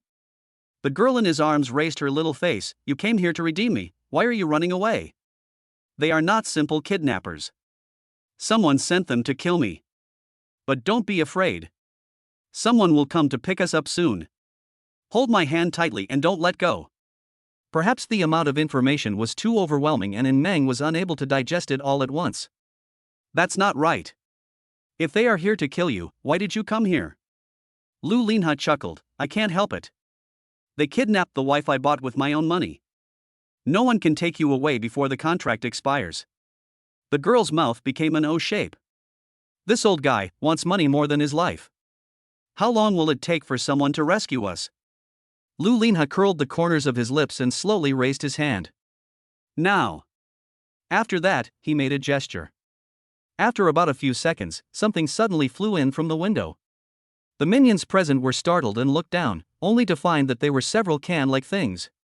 Before they could go forward to check, they saw the can suddenly start to deflate, followed by rapid release of orange-red smoke. For a moment, the entire floor was filled with smoke. Oh no, Brother Long, someone is attacking us. Aaron was startled. He picked up the intercom and said, "Monitoring, what are you doing over there?" "We have been bombed with smoke bombs." "Huh? That shouldn't be the case. Everything seems normal on our surveillance camera." "Oh no, something's wrong. Our video has been changed to a screenshot. A hacker has hacked into our computer." "So what's the situation outside now?" Aaron asked. "Wait a minute, I'll go check it out." After a burst of hurried footsteps, the intercom said again, "Oh no, Brother Long, our building is surrounded. There are police and people in black uniforms." "What?" Aaron was shocked. "Don't we have brothers watching outside? Why didn't they report if someone came over?" They were all wearing white snowsuits. They must have crawled all the way here. Damn it! Brother Long, what should we do? Someone is about to break in. Aaron's mind was working rapidly. Don't be afraid, they are here to save Lu Linha. As long as we defend this floor and trap Lu Linha here, we will have the capital to negotiate with them. Brothers, guard the door. Yes. At this time, Lu Linha took advantage of the smoke and hid behind a pillar. We just need to stay here and hold on until the people below come up. Aren't you going to rush out? How can I charge? The other side has guns, but I don't have any. As soon as she finished speaking, the girl took Lu Linha's hand, and with her other hand she took out the pistol from her waist and slapped it on his hand. Here, now I have it. What's wrong? It's okay, thank you, Doraemon. Chapter 45, Team Annihilation. Captain Lee, the criminals have been defending the second floor, and our people can't get in. Outside the factory, a policeman reported to a leader in front of a police car. Li Xian, captain of the Nanchang City Special Police Detachment, is also the highest person in charge of this hostage rescue operation. After Lu Linha left, Shin Maoan was not idle either. He arranged for the programmers in the company to conduct an LP search for the phone number. After determining the approximate location, he quickly contacted the police, and both parties rushed to the scene together. After arriving at the scene, Shin Maoan first asked the hackers on their side to hack into the other party's computer and change the other party's surveillance to freeze mode. Then the special police wearing white ghillie suits crawled all the way from the bushes to the vicinity of the factory. Because there was wasteland all around, the criminals subconsciously thought that the dirt road was the only way to go, and they never expected that they would actually crawl all the way through the grass. They first used a silent anesthetic gun to knock down the gangster guarding the door, then determined Lu Linha's location and threw a smoke bomb to the second floor. Things were going smoothly up to this point, but the criminals' stubborn resistance made their actions difficult. What? You are all professionally trained special police officers, all of you are good at fighting and shooting, how can you not get in? There's nothing we can do. The smoke bombs obscure our vision and we can't see what's going on inside at all. How many smoke bombs are left? There are only a few left, and if you stay in the smoke for too long, you might have difficulty breathing and suffocate. Li Xian pondered for a moment and said, it seems that we can only stop blocking the smoking and negotiate with them. Under Li Xian's command, the police stopped firing. After about 10 minutes, the smoke bombs inside gradually dissipated. He used a police bullhorn and shouted, whoever's inside, let's talk. Aaron's voice came from the door of the second floor, how do you want to talk? Now you are surrounded by us. It is meaningless to resist. It is better to hand over the hostages. We can treat you leniently. Oh, leniency? You mean from 10 bullets to 8? If you want me to hand over the hostages, you can do that. You retreat 10 kilometers away immediately. Then we will release the hostages and let them look for you. We can discuss this request later. Bring the hostages out first. I want to ensure their safety. Aaron was silent. Why aren't you talking? Have you hurt the hostages? No, but it will take a while. I asked them to take the hostages to another place. I asked them to bring them back. It will take some time. Li Xian frowned. Take it somewhere else? They are all in one factory, where else can they be taken? He felt something was wrong and told the police officer next to him, fly the drone to the second floor window and take a look at what's going on inside. Yes, Captain Li. The police officer flew the drone to the second floor, and then he said in shock, Captain Li, all the criminals on the second floor have been killed, only Aaron is left. What? Li Xian quickly led people to the second floor, only to see Along sitting at the stairs with all the fingers of one of his hands missing. What's going on? Captain Li, could it be that we killed him during our attack just now? Weren't you obscured by smoke bombs when you attacked, so you couldn't see anything? Doesn't this show that we are good at shooting? Obviously, they did not kill the people inside. To explain why they were wiped out, we have to start from a few minutes ago. A few minutes ago, the smoke bomb began to dissipate gradually. Although it was not completely dissipated, at least things could be seen barely. Although Along wanted to look for Meng and Lu Linha, he couldn't move because he had to watch the stairs, so he could only arrange for his men to look for them. Several younger brothers searched the hall for a long time but couldn't find him. However, the upper and lower entrances to the second floor were blocked, so Lu Lin and them must still be on the second floor. The only place on the second floor that had not been searched was a small room inside. Two younger brothers came to the door with guns, kicked it open and rushed in. Hearing a few gunshots from inside, Aaron said in surprise, "Don't kill them, they are still useful." But there was no response from the younger brother. Aaron felt something was wrong. He called out their names, but there was still no response. He could only ask two more people to go in and take a look, but two more gunshots were heard, and there was no movement again. Aaron knew that something bad had happened. Lu Linha inside must have taken advantage of the chaos to get a gun, and judging from the sound of the gunshot, his marksmanship should be pretty good. The four of them only fired 4 shots, and then there was no movement, which meant that he was still hitting the target every time. However, there were only 3 people left around him, and if they were asked to rush in again, they would probably gain no benefit. So he gave the order to throw poison gas bombs inside. Even if you beat the hostage to death, it is better than being beaten to death by the hostage. The younger brother opened the door a crack and threw 2 poison gas bombs inside, and the poison gas spread rapidly. Be careful, they might come out soon. Keep an eye on the door and shoot them if they come out. Clear. The 3 younger brothers held their guns and stared at the door. Sure enough, after a while, the door opened and a figure rushed out. The 3 men did not dare to delay and immediately used American IAI on him. Bang bang bang, all the bullets hit the opponent. Got it, brother Long. A younger brother happily took credit. But the next second, something passed through his chest. He looked down and saw blood staining his black clothes even darker.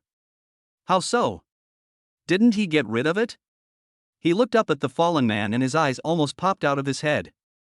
It turned out that the first person who came out was not Lu Linha, but one of their own.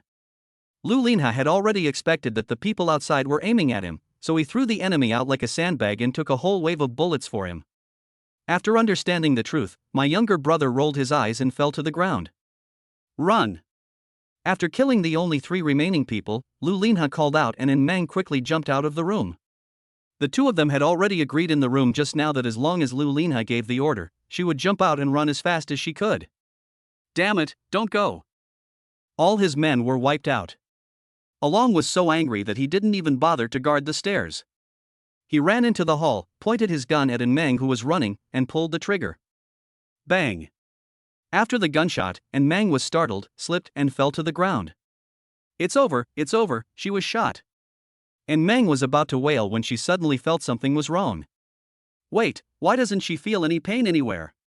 She turned around in confusion, only to see that 2 of Aaron's fingers were broken for unknown reasons and the pistol fell to the ground. At this time, Lu Linha came out of the house and said, I expected you to come in. I have been watching you the whole time. Aaron's position just now was very hidden, a position that neither side could hit, so he let Meng escape first, forcing Aaron to show up, and then he would get rid of the opponent in the dark. He wanted to kill Aaron with another shot, but Aaron leaned back and rolled down the stairs again. Lu Linha didn't have time to care about him. His hand was broken anyway, so he couldn't cause any trouble. He picked up a magazine from the fallen killer and reloaded it. And Meng's eyes sparkled with admiration. How come you are so good at shooting? Where did you practice? CS 1.6. The girl's eyes narrowed immediately. Chapter 46, Confidence is a Weapon. Lu Linha made a joke and then turned his attention to the 3rd floor. Although the people on the 2nd floor have been dealt with, the danger is not over. The most urgent task at the moment is to prevent people on the 3rd floor from coming down to provide support. Lu Linha originally wanted Meng to wait on the 2nd floor, but Meng insisted on coming up with him. Didn't you just teach me how to shoot? One more person means one more helper. Although Meng was also afraid in his heart, he felt more of a thrill. You have to know that she was also a hot-blooded man before, and this kind of scene awakened her masculine soul again. You can't take the risk. Why? It's not in the contract that I can't participate in a gunfight. Who could have thought that a serious contract would unfold like this? Seeing that he couldn't persuade her, Lu Linha could only agree to Meng, but asked her to follow him and retreat immediately if something went wrong. The 2 men came to the stairs on the 3rd floor to ambush, but no one came down. He walked quietly up to the 3rd floor, but found that the 3rd floor was empty except for a few computers. Strange, where are the people on this floor?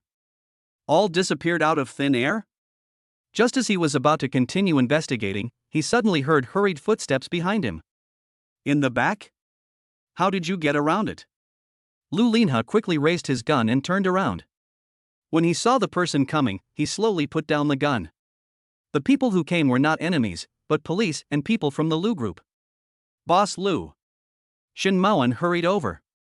He looked Lu Linha up and down. Are you okay? It's okay. The plan was successful.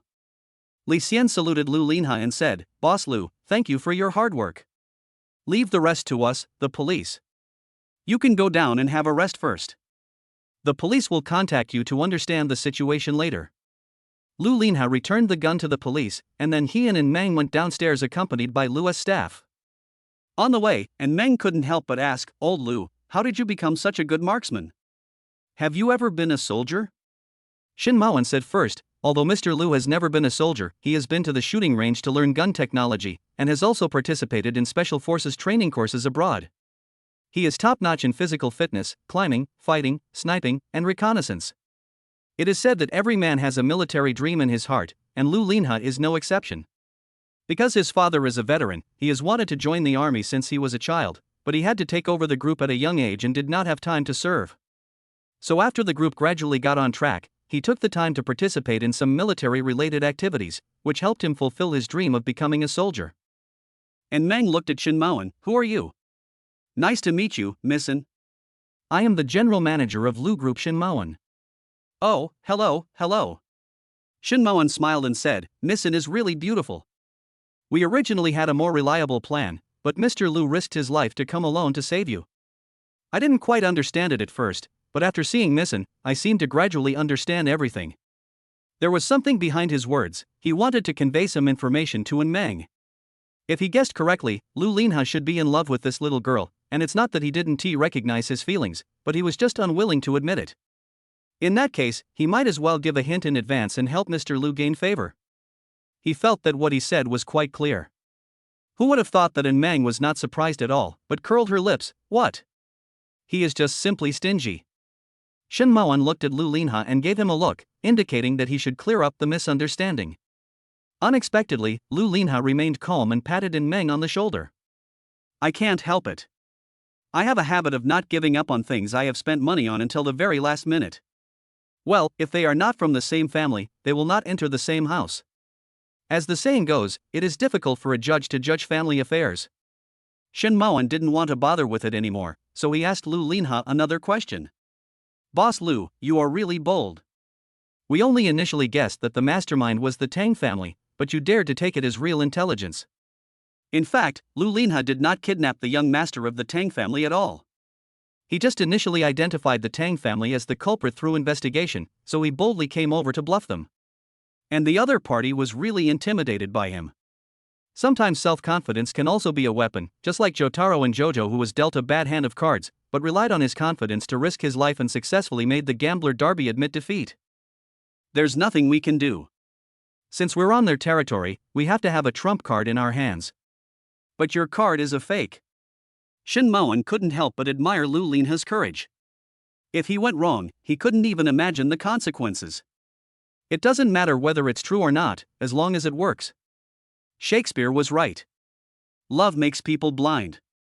Listening to their conversation, Meng suddenly felt something was wrong.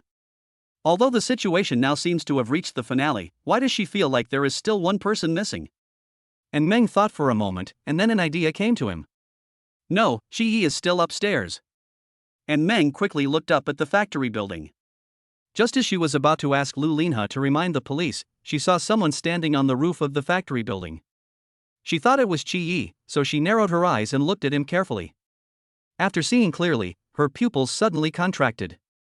The one on the rooftop was not Yi, but Jiang Jun. At this time, Jiang Jun was holding a pistol and aiming at them from a high position. As for who to hit, she didn't even have to think about it, it must be Lu Linha. At this time, Lu Linha was still talking to Shen Maoan, and didn't notice that he had become the other party's sitting duck. Be careful. At the critical moment, she had no time to think and jumped towards Lu Linha. Bang! The sound of a gunshot startled everyone. By the time everyone's attention turned to them, the girl had already fallen into Lu Linha's arms, with blood dripping down, so glaring on the snow-white ground. On Meng! Lu Linha shouted. He rocked the girl in his arms, but the girl's beautiful eyes were slightly closed, as if she was asleep. At first, Lu Linha felt dazed, as if he was dreaming and not fully awake yet. She, who used to be so lively and energetic that she wouldn't get tired all day, now lies obediently in his arms, as quiet as a cat sleeping peacefully. He once imagined what the girl would be like when she was quiet, but he knew it would never be like this. Missin! Shen Maoan and several policemen also gathered around. On! Lu Linha looked towards the rooftop, his voice low and cold. Kill them. I know, Mr. Lu, don't get excited. At this moment, the girl in his arms suddenly opened her eyes, looked at Lu Linha, and spoke in a weak voice. Lao Ha. Don't talk for now, conserve your energy and wait for the doctor to come and see your injuries. Lu Linha's tone was unusually anxious. No, I have to tell you. I'm afraid if I don't tell you now, I won't have a chance when the doctor comes. Nonsense, you'll be fine. What do you want to say? Does this count as a work-related injury? After these words were spoken, everyone present was stunned. Chapter 47. You are a genius. Mr. Lu, Missin was shot in the arm, and the bullet did not penetrate her body, but only grazed her. She did not injure her bones or tendons. She will be fine after resting for a while. In Lu's private hospital, the chief physician looked at the film and explained to Lu Linha. Okay, thank you, Director Wang. After Meng was shot, Lu Linha sent someone to take her to the nearest hospital. After simple treatment, she was transferred to Lu's exclusive private hospital. Holding the medical records, Lu Linha came to the VIP ward numbered 001. This is a luxurious ward specially prepared for the Lu family's internal staff. It is fully equipped with a TV, a sofa, and a private bathroom. Except that the bed is a hospital bed, it is no different from the presidential suite. Through the large glass floor-to-ceiling windows, you can enjoy the bustling scene of the downtown area at any time. Arriving at the door, the girl's voice was heard. "Hey, nurse. Isn't it already bandaged? Why do you still need an injection?" Lu Linha stopped and looked inside through the crack in the door. The girl in a blue and white striped hospital gown was sitting on the bed, looking at the needle that was spraying liquid, a rare hint of timidity in her eyes. The corners of the man's lips curled up slightly. This girl didn't make a sound when she was shot, but she became pitiful when she got the injection. "You know what, this look is somehow cute." The nurse patiently explained, "It's like this, ma'am. It's been bandaged. Now we're giving you anti-inflammatory and disinfectant medicine. You just got a gunshot wound. If you don't take good care of it, it's likely to get infected and inflamed." She also advised, "Miss, please listen to the nurse. Only after the injection can we get better." The girl pouted, "Okay, then Sisai, can you hold my hand, or I'll be scared." When saying this, Meng smiled secretly in her heart. Although she hates injections, it's not to this extent. She mainly wanted to find a reason to hold Xinqi's hand. Even if she is injured, it won't change her heroic character. Jiang Jun's experience made her realize that there is no free lunch in the world. If she wants to have a sweet and delicious pastry, she has to fight for it with her own hands. The giant killer is too scary, and a maid like Xinqi is more likely to increase her XP. This. She hesitated. After all, the nurse was still here, and she felt a little embarrassed that her lady was acting like this. "Woo, good Sisai, please have mercy on me. Just think about it, that sharp needle pierces my skin and goes deeper and deeper. I know what will happen in the future, but I can't resist it. I can only wait for it to come in endless panic. How painful it is. Right now, the only way to share the pain is to hold someone's hand tightly." "Oh, okay then, miss, you must keep your word." Perhaps because Meng's words were too vivid, Xian had no way of refusing and stretched out her hand to Meng. And Meng's eyes lit up. "Done." Just when the two hands were about to touch, Lu Linha came in and forcibly interrupted the process. "What's going on?" She took her hand back. "Mr. Lu, you're back." The young lady is afraid of injections and wants someone to hold her hand. "So that's how it is. Looks like it has to be me." Lu Linha walked to Meng, ignoring her stunned look, and extended his hand to her. "Bring it on." The girl opened her mouth slightly and stayed still for a few seconds. Her eyes suddenly became sharp and she slapped Lu Linha's hand away. "Who the hell said he wanted to shake your hand?" And Meng was very angry. The stickers she had spent so much effort to get were completely destroyed by Lu Linha. "I'm your husband. Isn't it me that you want to hold the hand of the most?" "No. Not at all. So what you mean is that you just want to hold Xinqi's hand, not mine?" "Huh? Is that so, miss?" She looked surprised. And Meng was stunned. If she said yes, it would definitely arouse Xian's vigilance, and it would be difficult for her to pretend that the kiss was unintentional. But if she says no, then she must hold Lu Linha's hand. Lu Linha blocked both roads with just one sentence. The girl pursed her lips and howled to the sky, "Damn it." For the sake of future plans, she could only reluctantly place her little hand on Lu Linha's hand. She covered her mouth and laughed secretly. "Miss, it turns out you are at Sundara." "Ha ha. You are so cute. Arrogant, arrogant. Arrogant. I'm not." "Look, he's getting more and more excited the more he talks." The nurse also chimed in. And Meng was so angry that she blew her beard, but she remembered that she didn't have a beard at all, so she became even angrier. Lu Linha added, "Don't say it directly. Meng is thin-skinned and still needs to save face." "Oh, I see. And more." Lu Linha clenched in Meng's hand slightly, feeling the softness and tenderness, and said slowly, "She has entered my Lu family now, you have to call her madam." "Got it, Mr. Lu." "Sorry ma'am, I forgot." Hearing the word madam, and Meng gritted his teeth even more. You! What on earth are you trying to do? Ah! Before Meng could finish his words, he felt a sharp pain in his right hand. She turned her head and found that the nurse had completed the injection. What are you doing again? Nurse, madam, didn't you say that getting ready for the injection is very painful? So I will give you the injection when you are not prepared. I think you will feel better. The girl's mouth twitched, and after a long while, she managed to utter a word. You really are a genius. After the injection, the nurse left the ward, and she followed her out tactfully. In a blink of an eye, Lu Linha and Meng were the only ones left in the bustling ward. The atmosphere was silent for a while, and Meng spoke first. So, can you let go now? Oh. Lu Linha let go of his hand and asked, why did you save me? Ha! You were the only one who saw the ambush upstairs at the time. Why did you rush over to save me? Lu Linha couldn't understand why Meng, who clearly acted like she hated him, was willing to risk her life to take a bullet for him. Because. The girl pondered for a moment, I don't know either. I just feel that it's too late to remind you, so I can only take action. Besides, you saved me once, and I saved you once, so it's fair. Don't take this kind of risk again, do you hear me? Lu Linha's tone suddenly became serious. Fortunately, the opponent missed the target. If he had hit the target, your life would have been in danger. I heard it, but why did she miss? This is a bit strange. Unfortunately, the woman ran away. The police didn't find her, so they couldn't ask her for an answer. But she is a professional killer and usually won't miss her target. She must have her reasons for doing this.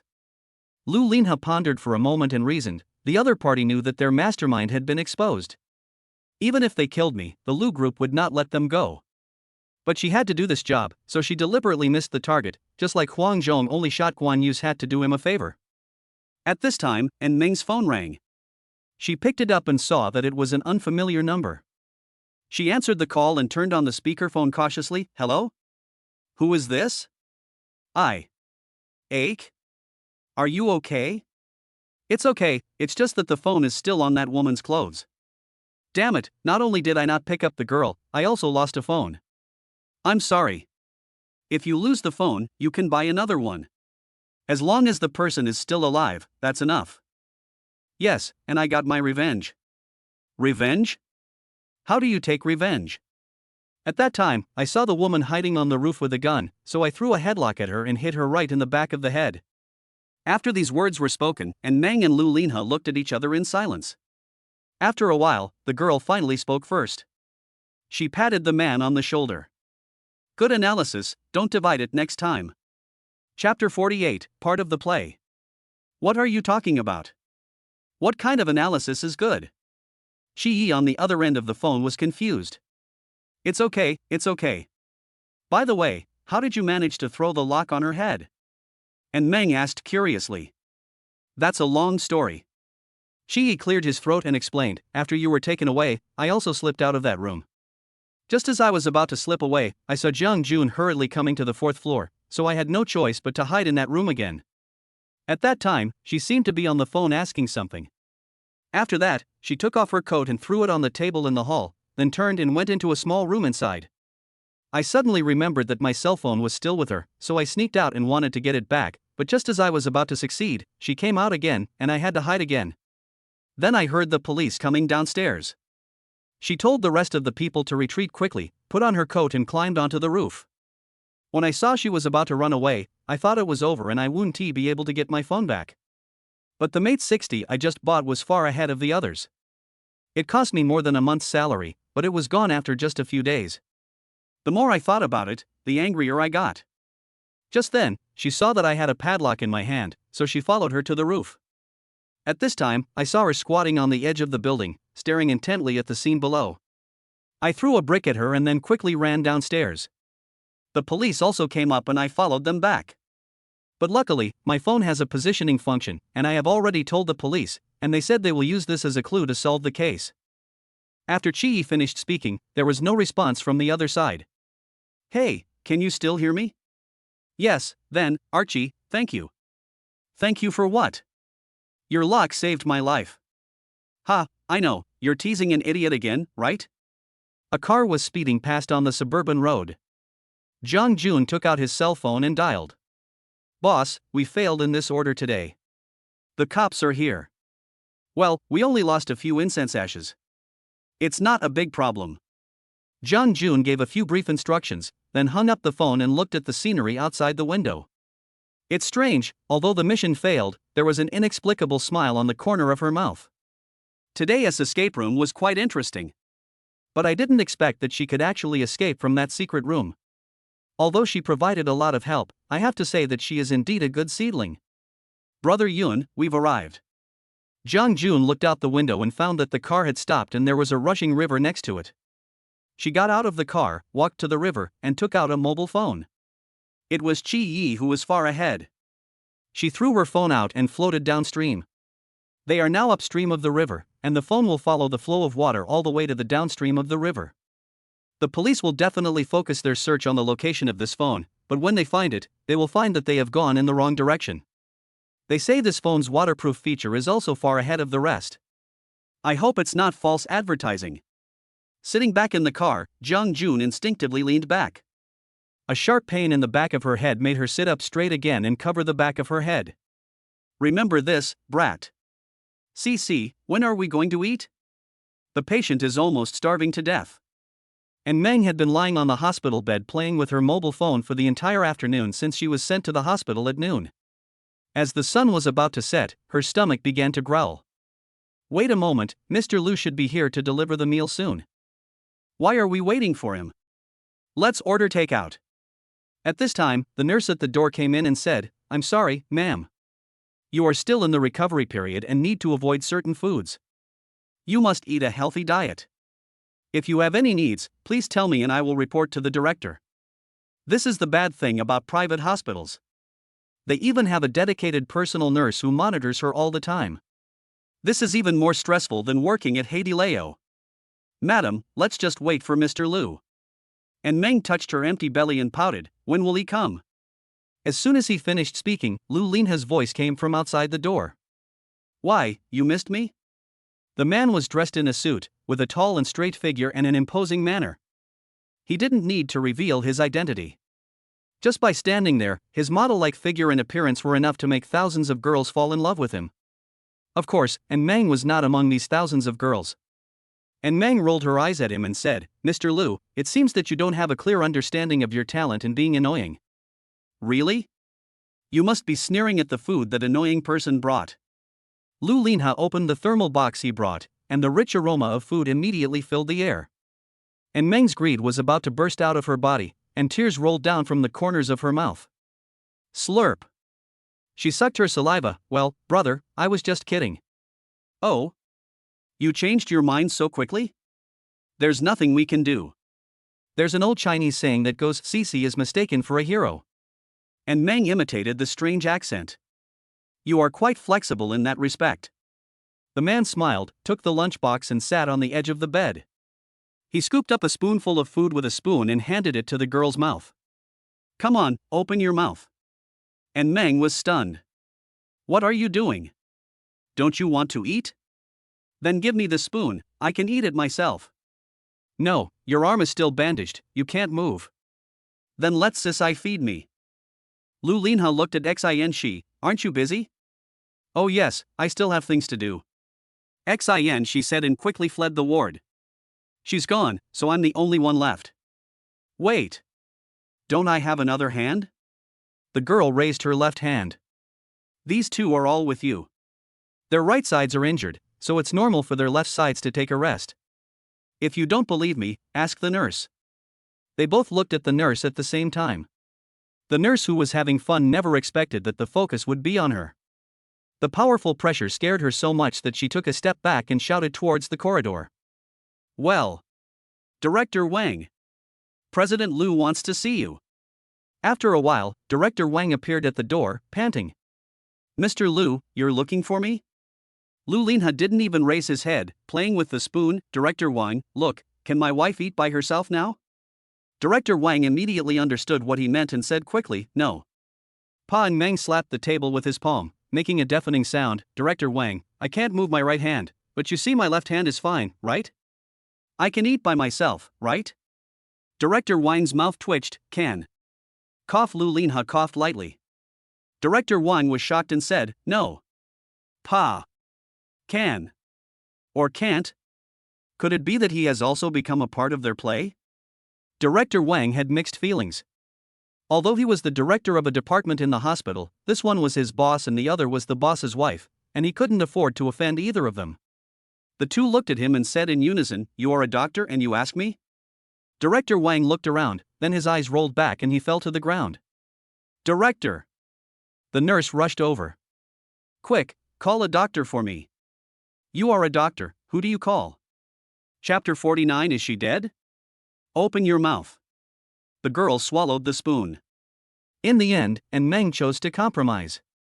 It was not only because she was extremely hungry, but more importantly because of the words Lu Linha whispered in her ear.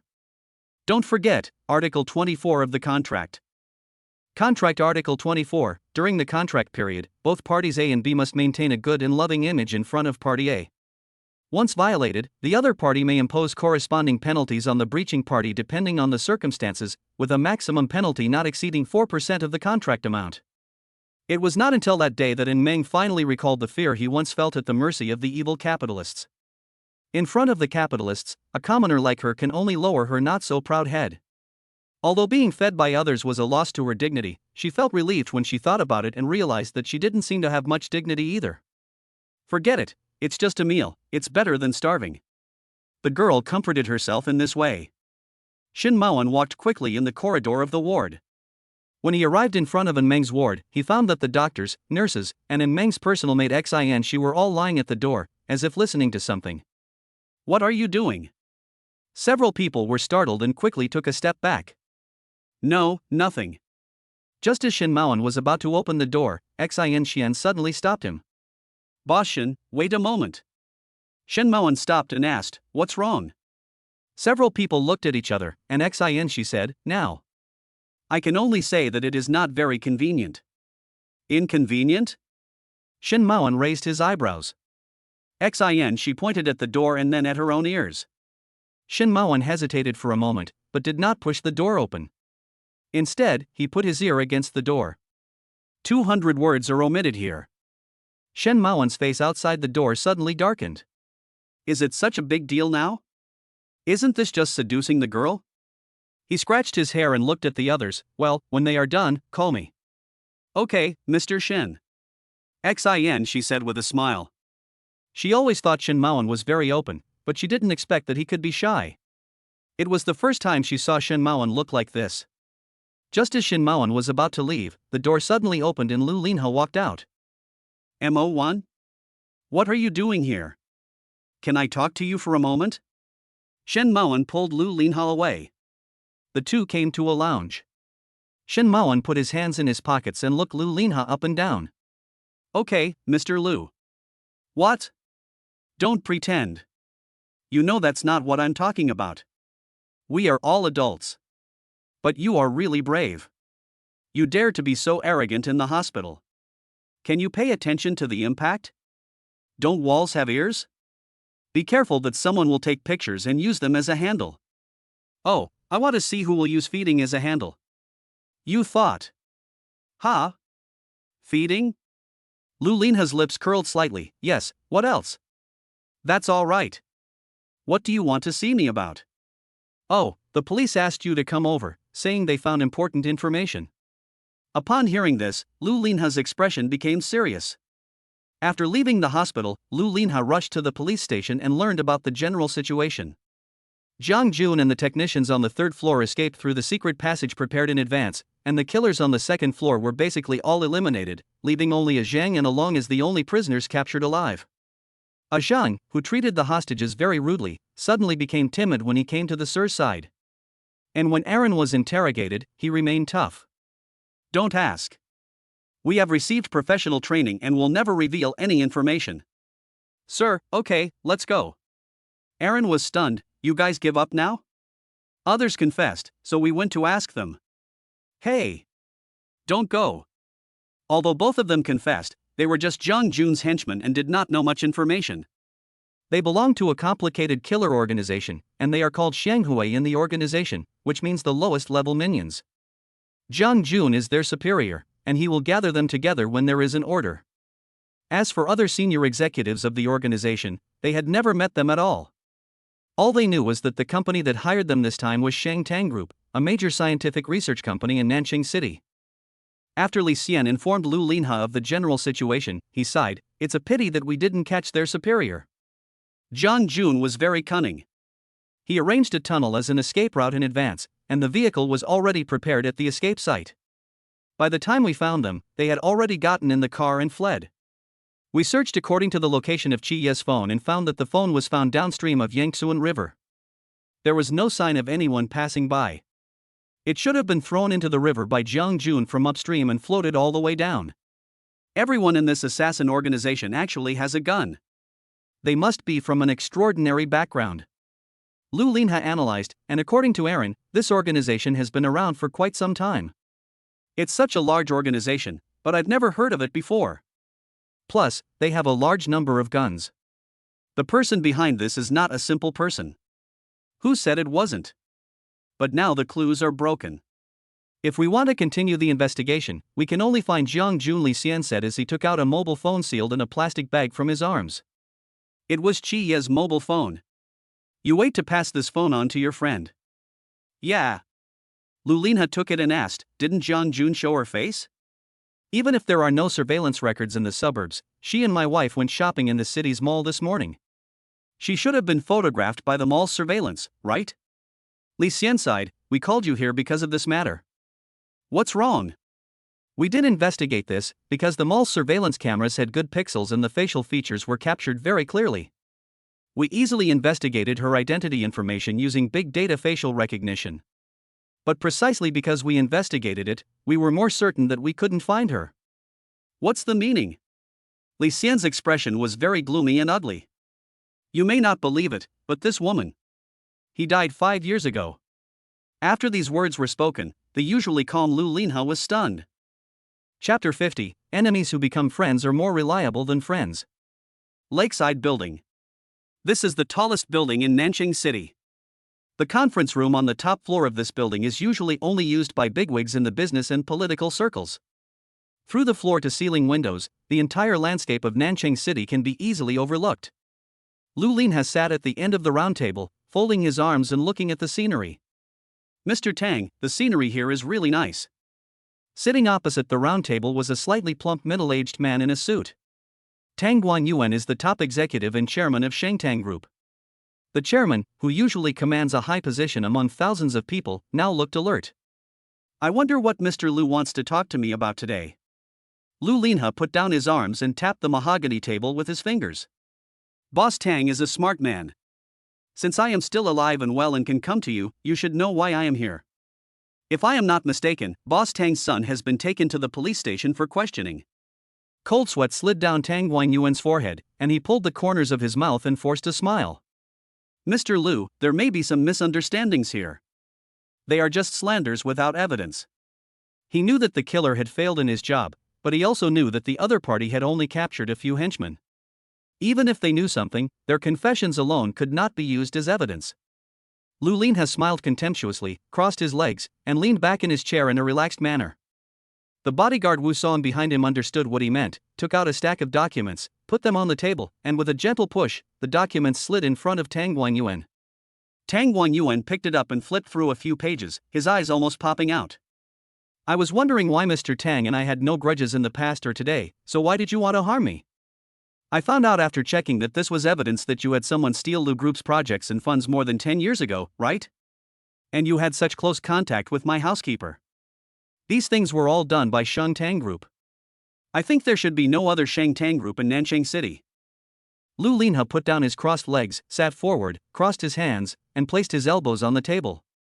Although he had a faint smile on his face, it gave Tang Guanyuan a chill. Although these materials are not as explosive as those of the assassin organization, they are a great achievement for the police. As you know, once a person loses power, it is like a receding tide on the coast. Everything that can be seen and hidden will eventually surface. Mr. Tang, you don't want the police to know that you are doing this kind of thing, right? Tang Yuan swallowed his saliva. Lu Linha, what do you want? Now that the truth has been revealed, there is no need for him to pretend to be ignorant. Honestly, when I found out someone was trying to harm me, it would be a lie to say I wasn't angry. But when I came back alive and calmed down, I realized we could actually sit down and talk. You and I are both businessmen, and businessmen can sometimes negotiate terms. Tang Yuan glared, you can make any conditions.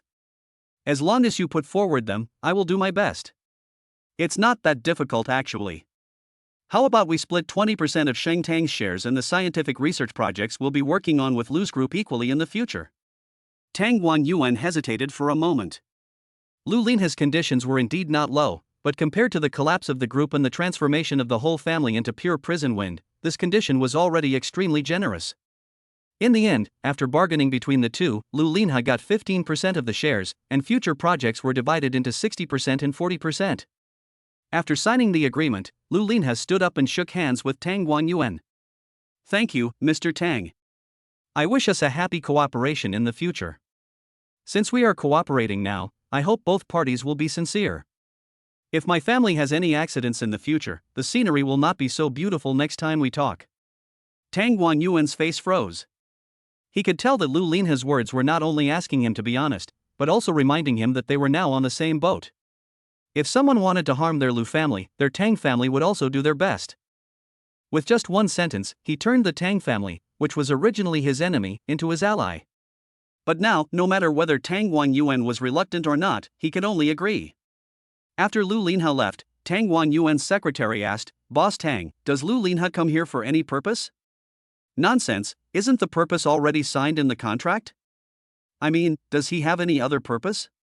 Tang Yuan narrowed his eyes. I can't guess all of his thoughts, but if he really wants to kill me, using police force directly is the most convenient and quickest way. Since he came here to discuss cooperation, it means he is giving me a way out and letting me go. I can't refuse it. This time I owe this guy a favor. After saying this, Tang Yuan sighed. This kid is really not simple. After walking out of the Lake Center building, Shen Maoan said, Mr. Lu, why don't you hand over the materials to the police and investigate them directly? It's very simple. If we want to enter the scientific research industry and investigate what happened to my father, we still need him to help take care of it. Now that we make concessions first, he will definitely take advantage of the situation and not dare to kill us again. Instead, he will honestly cooperate with us. Sometimes, friends who have been transformed from enemies are more reliable than original friends. And there must be someone behind the Sheng Tang group. If we don't find out who is behind it and defeat Sheng Tang, other groups will emerge. It's better to follow the clues and catch them all in one fell swoop. Don't worry, none of them will be able to escape by then. When he said this, there was an indescribable chill in Lu Linha's eyes, which made Shen Maoan feel a little scared. As Lu Linha's childhood friend, he knows this guy best. He has a steady mindset and is ruthless in his actions. At this moment, Lu Linha's phone suddenly rang. He picked it up and the coldness on his face softened a little in an instant. Hello? Meng? Lao He, when will you be back today? Lu Linha raised his wrist to check his watch. It was only noon. You're off work now. How was your day? Not very good, my arm still hurts. Although he could only hear the sound, Lu Linha seemed to see the girl's pouting and aggrieved look. The man frowned. It's okay, I'll ask the doctor to go home and take a look. Because Meng's injuries were not serious, she returned to the manor from the hospital that night. No, I called the doctor and he said it was normal. He prescribed me some medicine, but it's just some folk remedy. Just bring it back with you. Oh, what medicine? I'll ask someone to buy it. 2 pieces of cheese chiffon cake, and a few new PS5 games. I'll send you the names later. And a Gundam model. Your folk remedy is indeed quite strange. As for folk remedies, I'm not sure if they work, but they are definitely effective. And the doctor said the best way to distract pain is to distract attention. These things can perform this function perfectly. Okay, I'll bring it to you when I get back. Wow, Lao He is so handsome. After hanging up the phone, Lu Linha looked out the window, with the corners of his mouth rising unconsciously. Driver, Mr. Lu, are you going back to the company? Go home. Go home? Then what should I do? We just drove out in one car. Mr. Lu, you can't just let your wife ignore your brothers, right? Shen Maoan protested. It's not that simple. Why don't you go to my house for lunch and then ask the driver to take you back to the company? Shen Maoan narrowed his eyes. Is this still the workaholic he knows? After returning to the manor, Lu Linha entered the villa, wanting to give Meng a surprise. But when he entered the room, he did not see Meng. He came to the living room and looked around, but ran into Tian Huifang. Lin Ha? You're back so early today? Tian Huifang was delighted. Mo Wen is here too? Well, Mom, have you seen Meng Meng? When she heard Meng, Tian Huifang's expression instantly fell. No. Wasn't that girl going out without permission again? Lu Linha had no choice but to leave the villa and ask around in the yard. One of the male gardeners looked particularly nervous, and his intuition told him that the other party seemed to know something. Do you know where the lady went? I know. Did she go out? Tell the truth. She didn't go out. Hearing that she didn't go out, Lu Linha's expression eased a little. Then where is she? In the tree. Aha. Chapter 51. It feels so good to have someone catch you when you fall. Time goes back 5 minutes. And Meng and Xin were walking in the yard when they suddenly heard a strange cry coming from the forest of the manor. As she had nothing to do, she took Xinchi into the woods. After searching for a while, she found the little guy on the ground. This bird is round and fat, with a round head. It is very cute. Its feathers are bluish gray, with some light gray fluff on its body, and it looks like a baby bird. When it saw someone coming, it opened its eyes and flapped its wings, but it was unable to move its fat body.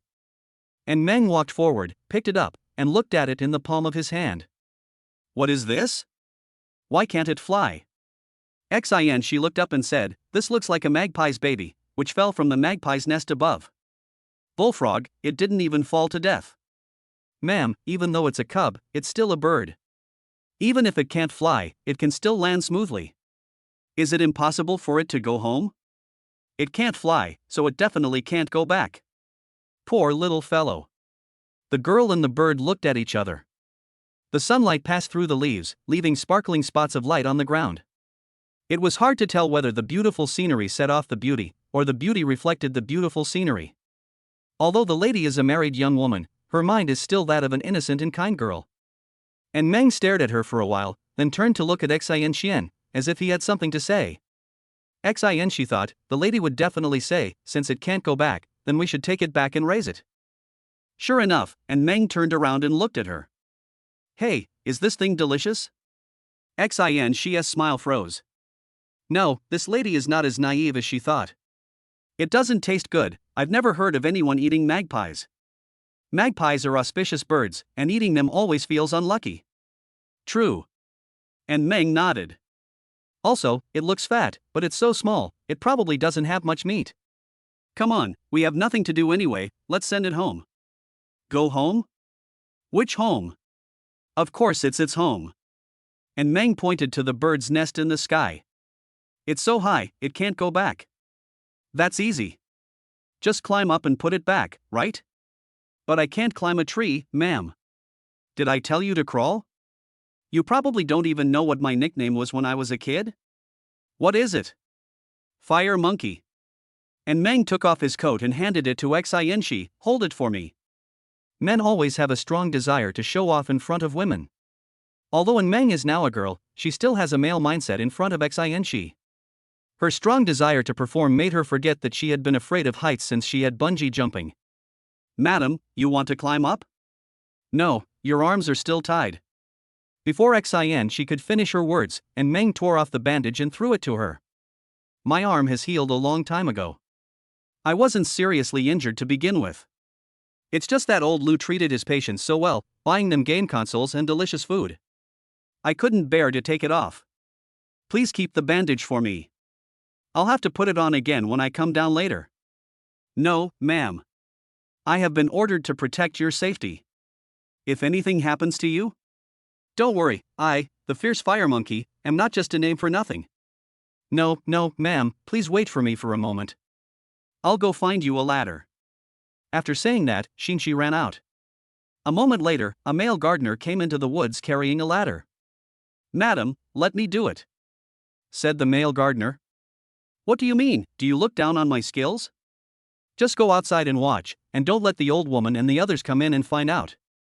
And Meng held the little magpie in one hand and grabbed the ladder with the other. He climbed up with ease and successfully found the magpie's nest.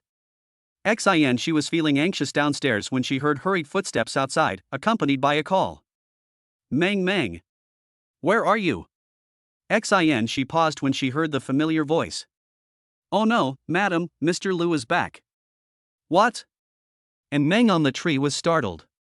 She pricked up her ears and listened for a while. Oh my god, it's really him. Why did this old guy come back so early today? Come down quickly, it would be bad if Mr. Liu saw it. Right away. She had just pretended to be sick and asked Lu Linha for something. If Lu Linha knew that this patient was not only recovered but could also climb trees, he would probably be so angry that his nose would be crooked on the spot. And Meng put the little magpie back into the bird's nest, then hurriedly ran down the ladder. Unfortunately, she was still a step too slow. Lu Linha had already rushed into the woods, followed by Shen Maoan and the male gardener. On Meng. The girl's body trembled, she got nervous, her foot suddenly missed a step, and she fell off the ladder in an instant. Lady! The fear brought by weightlessness has now returned with a vengeance. She closed her eyes in fear, but this time, what greeted her was not the cold, hard ground, but a pair of warm, solid arms. She opened one eye slightly, and what she saw was Lu Lin and his eyes as bright as stars. One glance, and it's 10,000 years. You are the wind and I am the sand, lingering around to the end of the world. The moment the two looked at each other, it felt as if time had stopped flowing, and only the lyrical music was still lingering in their ears. After a while, Lu Linha opened his thin lips slightly, and his voice was magnetic and cold. Whose phone is ringing? I'm sorry, Mr. Liu. The male gardener next to him quickly turned off his phone. The world suddenly became quiet. Lu Linha lowered his head and looked at the girl in his arms. And Meng's breathing stagnated, his eyes closed, his head tilted, and he pretended to faint, using the tactic of a little sparrow playing dead. If you don't open your eyes, I'm going to kiss you. Hey, no, I'm awake. The man smiled and said, it seems that this folk remedy is really effective. I just bought it and you have recovered so well that you can even climb a tree? He. Now that it's healed, I feel relieved. Those things can also be returned. Don't worry, we've already bought it, it would be a shame to return it, the girl said anxiously. I bought the medicine to cure the disease, so why don't you return it after the disease is cured? Because. The girl hesitated for a long time, and finally put her hands together. I'm sorry, I lied. I was wrong. It's okay. A good comrade is someone who can correct his mistakes. Then can the medicine not be withdrawn? As for medicine, you don't have to withdraw it. The girl's eyes lit up. But if you make a mistake, you can't go unpunished. What do you want to punish? There was a layer of vigilance in those beautiful eyes. Well. The man murmured for a moment, a smile flashed across the corner of his mouth, and his voice was deliberately louder. We'll talk about it tonight. What? After putting Meng down, Lu Linha returned to the villa and entertained Shen Maoan. It wasn't a big meal, just 2 simple bowls of noodles. The two of them sat opposite each other and had a simple meal. Shen Maoan took a few bites and put down his chopsticks. By the way, Mr. Liu, you haven't answered my question from last time. What? Do you like that girl or not? Lu Lin and the chopsticks paused. Chapter 52. She's not stupid, she's just silly. Eat your meal well and don't ask questions while you're eating. Lu Linha made a cross and continued eating. But Shen Maoan was not going to be fooled. He crossed his arms and looked at Lu Linha with interest. You don't have an answer, or you don't want to answer? Lu Linha was silent. Shen Maoan continued, if you ask me, this girl is pretty good. She's not too old, has a good figure, and a pretty face. Most importantly, she's innocent, but she's too innocent and a little stupid. Not really. Lu Linha retorted and told Shen Maoan about Meng and Chiya's escape. After returning from the abandoned factory, Meng would share her extreme escape room experience with everyone she met, and Lu Lin and Ziran were no exception. Judging from Meng's story, she actually has some brains, but her life is too casual and she doesn't show it. Really? I was wrong then. Yeah, she's not stupid. After that, Meng's voice was heard from outside the house. Look carefully, Cece, I learned how to make this paper airplane from a Guinness record-breaking master on the internet. It can fly dozens of meters. If you don't believe me, just look. Let's go. Wow, Miss is amazing. A few seconds later, a paper plane flew in through the window, just like a Scud-seeking missile, and flew into Lu Linha's bowl of noodles. Hey, where's my plane? Both people at the table were silent. She's just a little goofy. Shen Maoan smiled awkwardly. That's good too, you like it this way. You should know very well that we are just a contract. Lu Linha said calmly. Really? Then I'm relieved. I remember that little girl had a good relationship with a male friend. Now that the matter of Shangtang Group has been resolved, I guess there is no need for this contract. Since you are not interested in them, cancel the contract as soon as possible. Maybe they will thank you and invite you to their wedding. Pa. As soon as Shen Maoan finished speaking, the chopsticks in Lu Linha's hand broke into two pieces. He put the chopsticks down and picked up a new pair, saying with a smile, these wooden chopsticks are just not strong. They broke when I picked them up casually. If I remember correctly, your family uses top-quality bamboo chopsticks, the sturdiest kind. No, they are wooden chopsticks. Okay, wooden chopsticks are wooden chopsticks. I've almost finished eating. Take your time. Shen Maoan stood up and paused when he came to Lu Linha. It doesn't really matter whether you tell me or not. What matters is whether you have the answer yourself. After Shen Maoan left, Lu Linha stared at the surface for a long time. After a while, he picked up the chopsticks and picked up the airplane. At this moment, hurried footsteps were heard and the beautiful figure appeared at the entrance of the restaurant. Lu Linha, don't eat my plane. Night. On the third floor, bursts of noise came from Lu Linha and in Meng's bedroom. Are you satisfied, boss? It's okay, but I don't feel strong enough. I can't help it. My hands are too small. Your technique is quite unfamiliar. Is this your first time giving a massage? Of course, are you satisfied, boss? Fortunately, you shouldn't just focus your hands on the top, but cover it completely. No, my hands are sore. If you want to press me, you can press me. I won't do that. The punishment that Lu Linha mentioned was actually giving him a massage at night. And Meng originally thought it was simple, but it was not easy to do. First of all, because of years of exercise, Lu Linha's body is fit and strong, and Meng can hardly pinch him even if she tries her best. Besides, he was quite big, and after a massage, the girl was exhausted. It's okay if your hands are sore. Lu Linha got up from the chair and lay on the bed. All four limbs can have a massage effect, try the other two. Ha! And Meng narrowed his eyes. There's definitely something wrong with this old guy. Isn't it common to have back massage? So you get stepped on often? No. Then why did you let me step on it? Everything out there costs money, so it would be a shame not to take advantage of something that's free. Just scratch yourself to death. And Meng was very angry. She wanted to refuse sternly, but when the words came to her lips, she swallowed them back. Wait a minute, stepping on the back doesn't mean. Can she step on Lu Linha? The big boss who usually calls the shots is now lying on the bed obediently, allowing her to trample on him. Then isn't she more powerful than the CEO? She can brag to others when she goes out in the future. So what if he is the president of Lu Group? He has to submit to her. At this moment, a line flashed through the girl's mind. Now that the opportunity to step on Lu Linha is right in front of me, I must consider whether this will be my only chance in this life. It is our responsibility to restore the glory of the Yin family. Okay, go ahead and step on me. And Meng took off her shoes and was about to climb onto the bed, but Lu Linha grabbed her ankle. What? You want to go back on your word? The girl raised her eyebrows.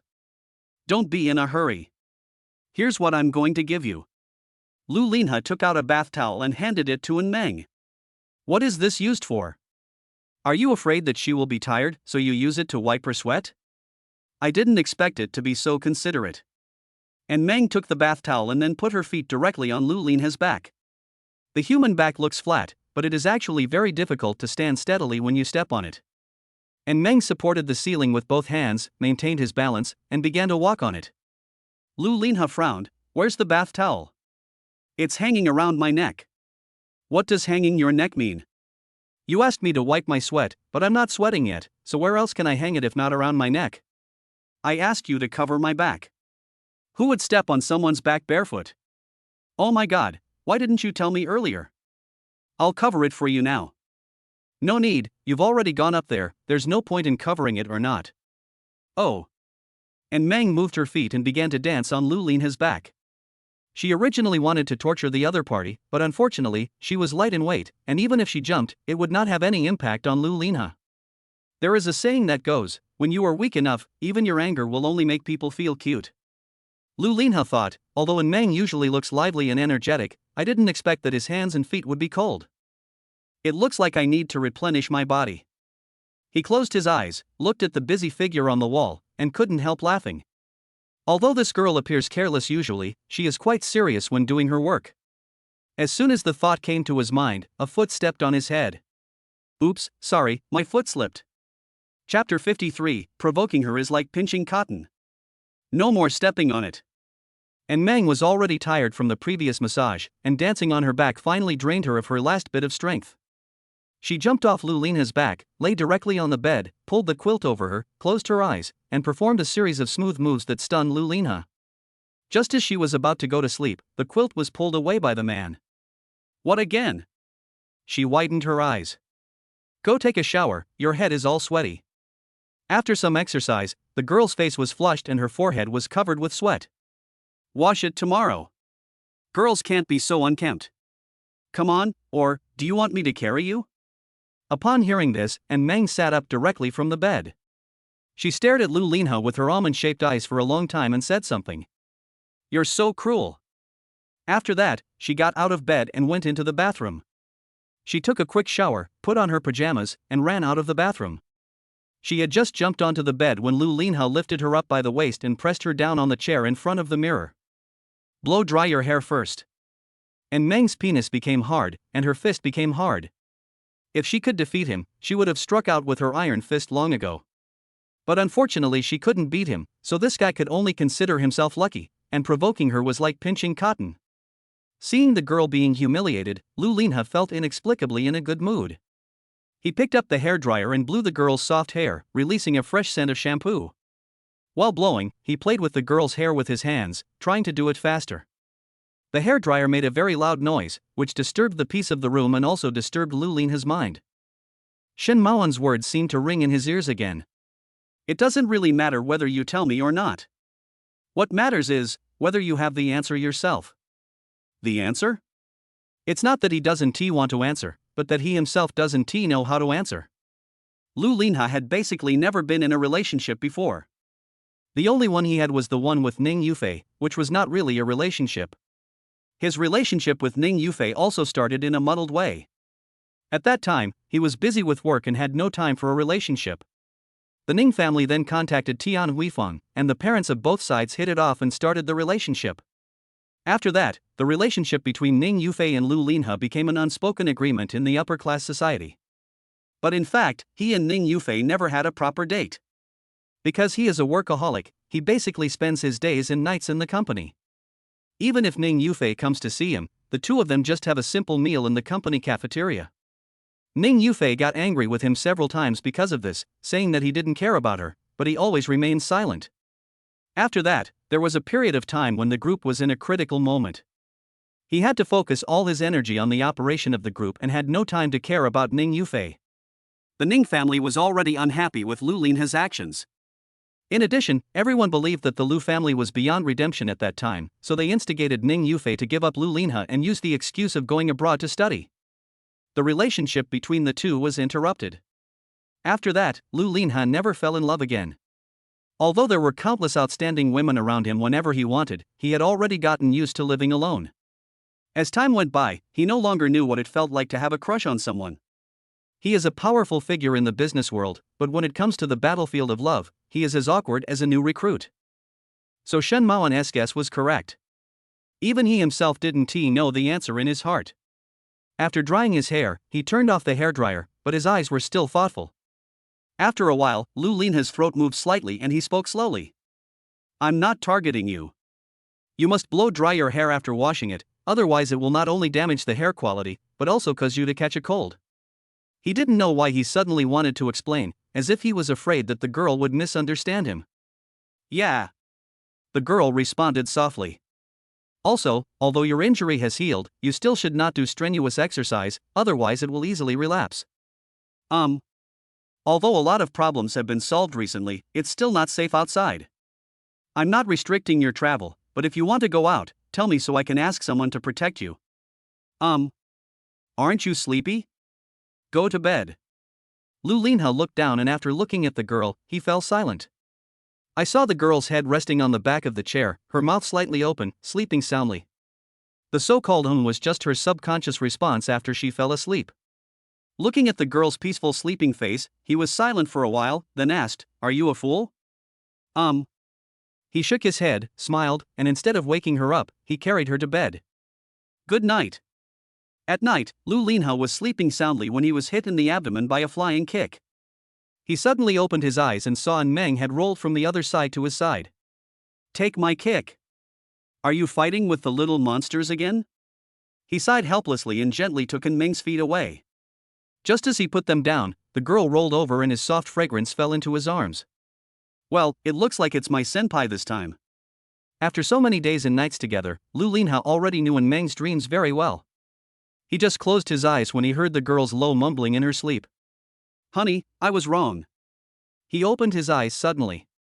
Who are you calling? A new character appeared in the dream? The girl then added, I like my husband the most. Hug me, husband. The man's eyes were empty. So this girl has always thought like this? That's right, otherwise why would she risk her life to block the bullet for me? The night was very quiet, so quiet that even his heartbeat seemed so noisy. He didn't know what the exact answer should be. He only knew that since the day Meng lost his memory, his life had indeed become much more colorful than before. After losing her memory, Meng did not become more introverted, but instead became more lively and active, letting herself go. Granted, she wasn't a perfect wife. She would swear be picky about food and not give him face. But at the same time, she is kind and simple, her emotions are written on her face, and she will stand up in life and death situations. This feeling made him inexplicably feel real. From childhood to adulthood, the thing that has been around him the most is hypocrisy. He is surrounded by false praises, and only when they betray him will a hint of truth be revealed. But Meng is different. She is a girl who is true to her nature from beginning to end, and this kind of truthfulness is what he lacks the most. The reason why he didn't want to go home before was, firstly, he was too busy, and secondly, he didn't have much expectations. Now, when he is free at the company, he becomes unconsciously curious. What is she doing today? Is she playing some new game with her employees? Gradually, he became interested in going home. Because there is always an interesting soul waiting for him at home. Thinking of this, Lu Linha's heart was filled with tenderness, and he gently stroked the girl's soft hair. This feeling should be heartbeat. He was confused at first, but somehow, after listening to her talking in her sleep, he seemed to suddenly have the answer. He lowered his head and left his own mark on those two alluring pale pink lips. After tasting the flavor, the girl smacked her lips. Lao He, I have said everything you taught me, can you give my PS5 back to me? Lu Linha's smile froze. Chapter 54 Having a baby with her. What? You got the answer so quickly? The next day at the company, Shin Maoan was still thinking about teasing Lu Linha, but who knew that the other party would take the initiative to attack? That's right. Didn't you say yesterday that you were just a contract? Shin Maoan chuckled, you're not going to say that the past was the past and the present is the present, right? Of course it's a contract. Lu Linha replied calmly, but I want to change it to an indefinite term. Lu Linha's personality is like this, he is suspicious and it is not easy for him to make up his mind, but once he makes up his mind, he will act decisively. You are like a cooked duck. Your whole body is soft and rotten, except for your mouth which is still hard. Don't come on, you are well informed, do you have any tricks? Huh? You're still asking me about this? You entered the industry early, have a large amount of knowledge, and have rich work experience. You can better implement the development concept of innovation, coordination, openness, and sharing. Of course, you are the best person to ask for advice. Moreover, you are the general manager of the company. Every time I propose a plan, you will help me with advice, right? Are you holding a shareholders meeting here? Shin Maoan teased, and then slowly said, although it makes sense, the problem is that this plan seems to have nothing to do with the company. Why is it okay? Isn't my child the future heir of the company? If I don't have a child with her, the company will have no heir, and without an heir, it will be easy for outsiders to steal it? Isn't this the company's business? Shen Maoan gave a thumbs up. You are really invincible. He had seen many men picking up girls, but this was the first time he had seen someone who could talk about picking up girls so righteously. Then why don't you speak quickly? People say that the business world is like a battlefield. I would say that love is the same as a battlefield. You've read Sun Tzu's Art of War, right? There's a saying that goes, know yourself and know your enemy, and you can fight 100 battles without danger. If you want to make a specific plan, you have to first understand what others think of you and how much they like you. Lu Linha nodded, his eyes deep, as if he was thinking. Ha? You want me to go to a party with you this Saturday? As soon as Lu Linha came back today, he gave a manga bombshell news. Yes, this is a business gathering held by Nanjing City for the entire city. Those attending are all famous leaders and entrepreneurs in the city. They usually bring female companions to such events. Come with me. Are all their female companions wives? Lu Linha paused, some of them are not.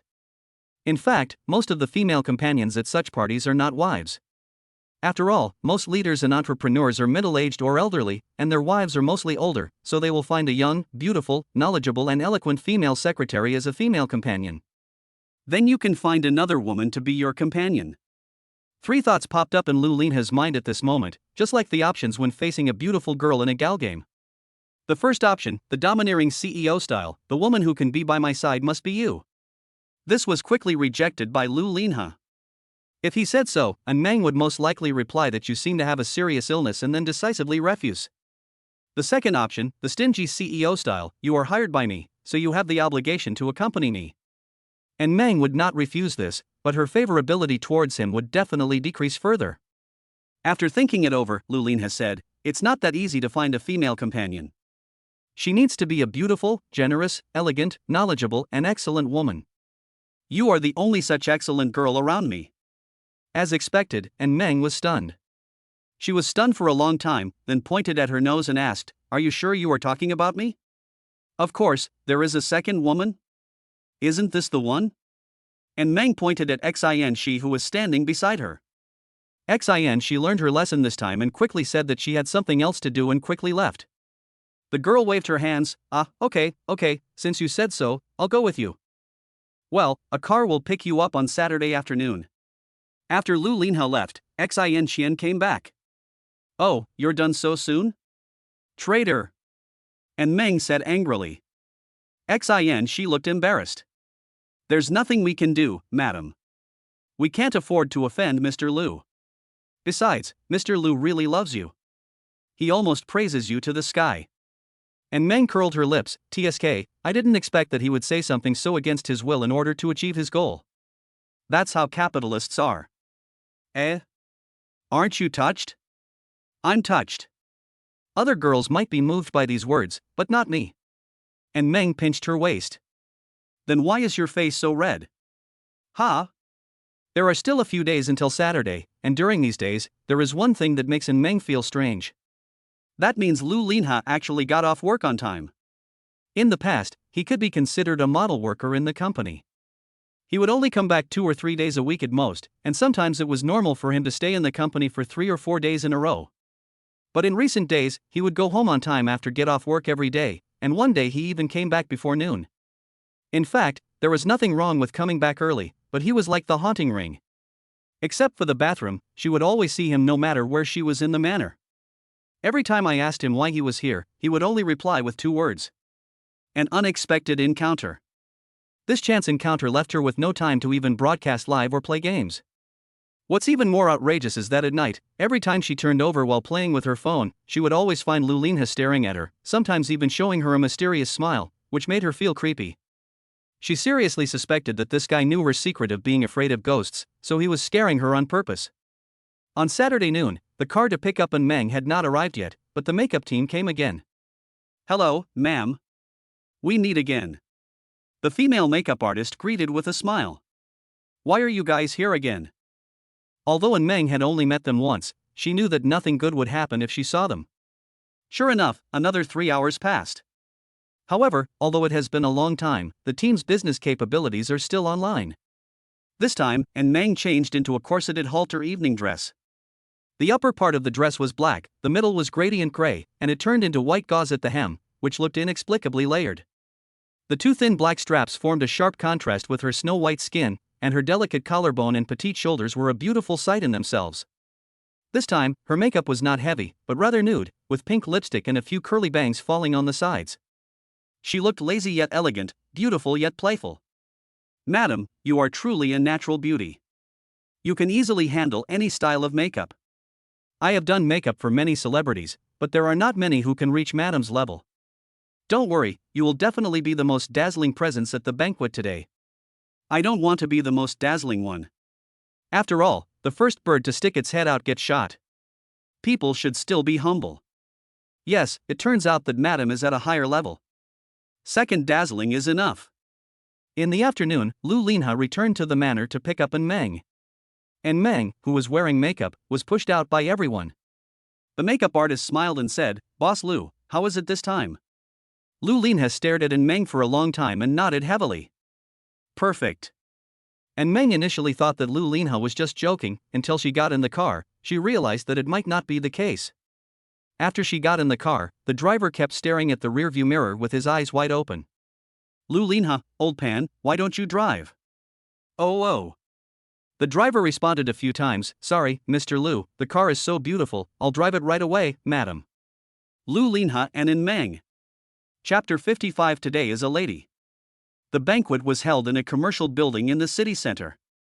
Today the entire building was booked and only high-ranking people from the upper class came, which was enough to show the status of this banquet. Lu Linha brought Meng to the entrance. The receptionist at the door looked at their admission tickets and let them in.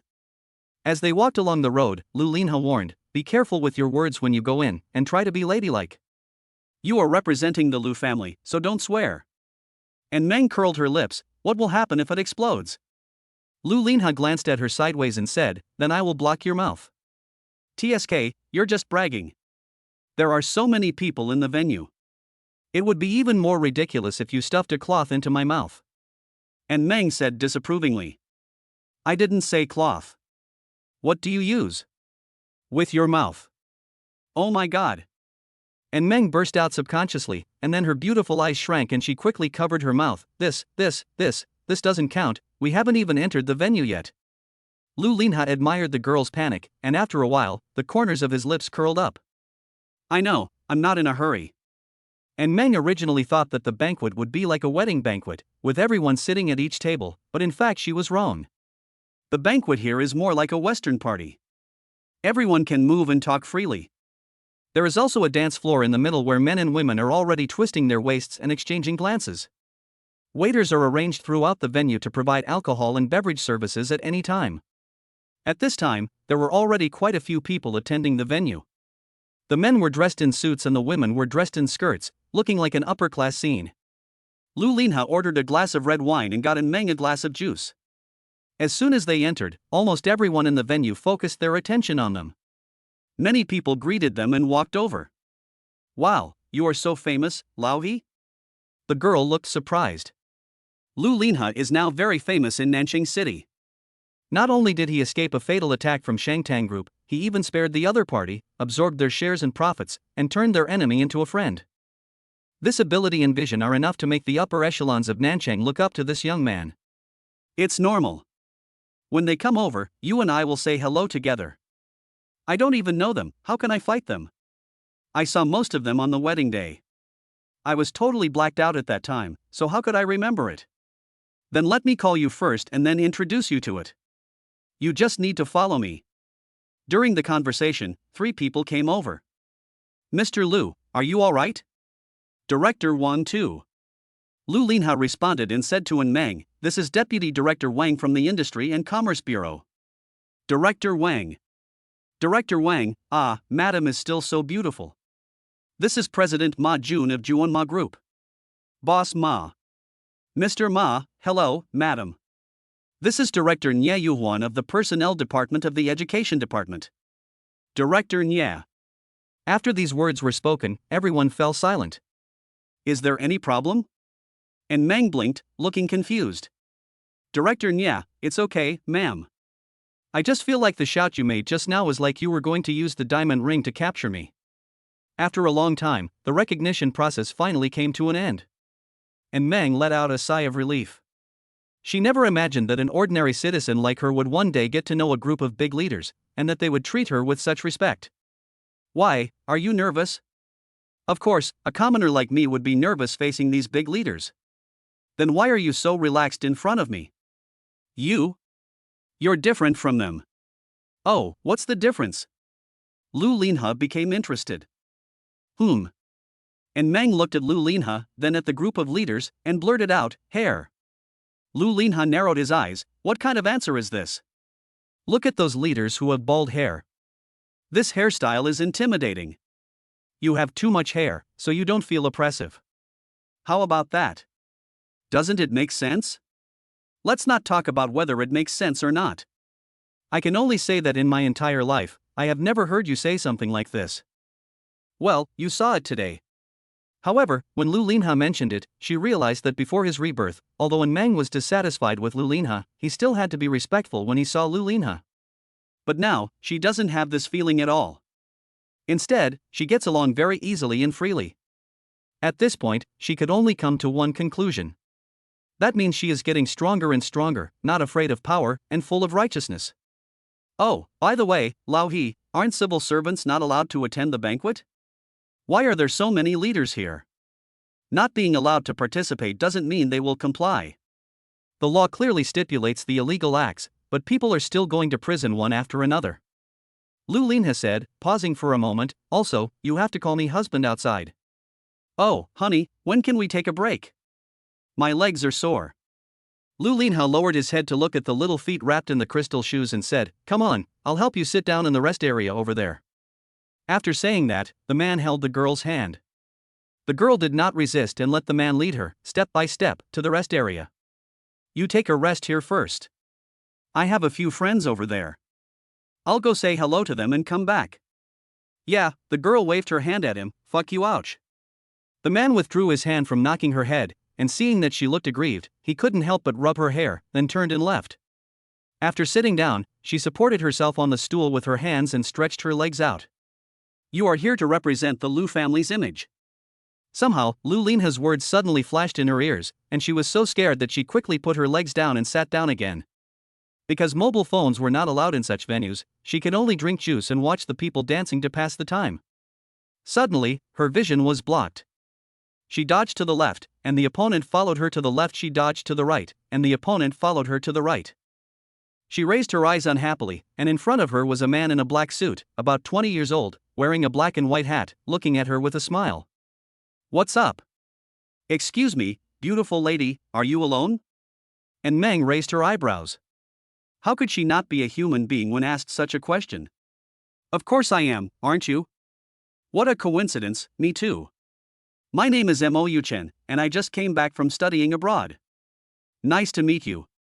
Mo Yuchen said as he took in Meng's hand and pretended to kiss her. When the tender little white hand was still a few centimeters away from his mouth, it suddenly clenched into a fist and punched his hat off. The man was startled, and there was some dissatisfaction in his eyes. What do you mean? You put my hand in your face, don't you want me to punch you? Lu Linha only told her not to swear, but did not say she couldn't use violence. You are a socialite without any backing, yet you dare to disrespect me? Do you know who I am? If you provoke me, don't even think about leaving. Mo Yuchen widened his eyes and wanted to grab Meng, but as soon as he stretched out his hand, someone behind him grabbed his wrist.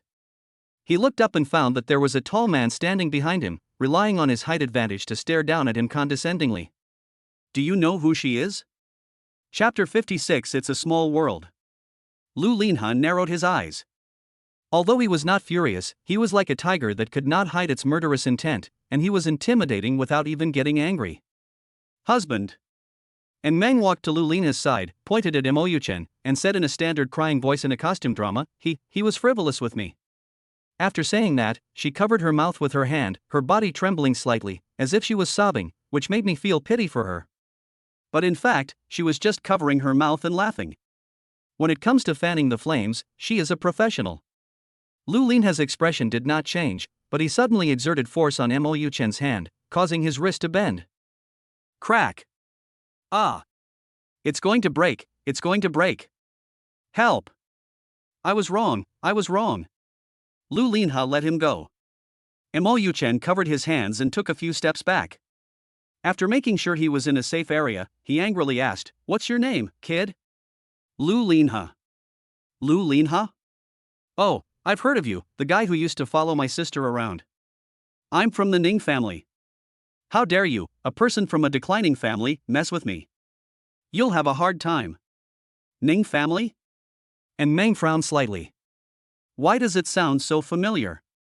Lu Linha smiled contemptuously and let him go. Really? Then call them over now. Okay, wait for you. Mo Yuchen took out his phone and started calling people. After a while, several people came over from a distance, led by a middle-aged man with gray hair. That was the chairman of Corning Group, Ning Wankang. What's wrong, Yuchen? Uncle. Mo Yuchen called out loudly and came to Ning Wankang's side. It was this guy who did it. He broke my wrist. Ning Wankang looked at Lu Linha and his face instantly became gloomy. Mo Yuchen shouted, "Why, you don't dare to speak? What's the point of you being able to fight? To get involved you need to have a background in strength." Before he could finish his words, Ning Wankang slapped him in the face. And Meng was just watching the show when a familiar female voice came over. "Meng Meng?" She looked over, her eyes bright with joy. "Yu Fei. Long time no see." The two beautiful girls in the same frame became the most eye-catching scenery in the venue.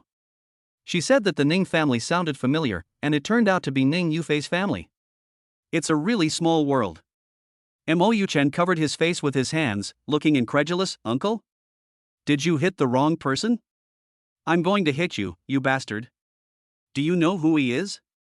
"I know, isn't he Lu Linha from the Lu Group?" "Pa. Why did you hit me again?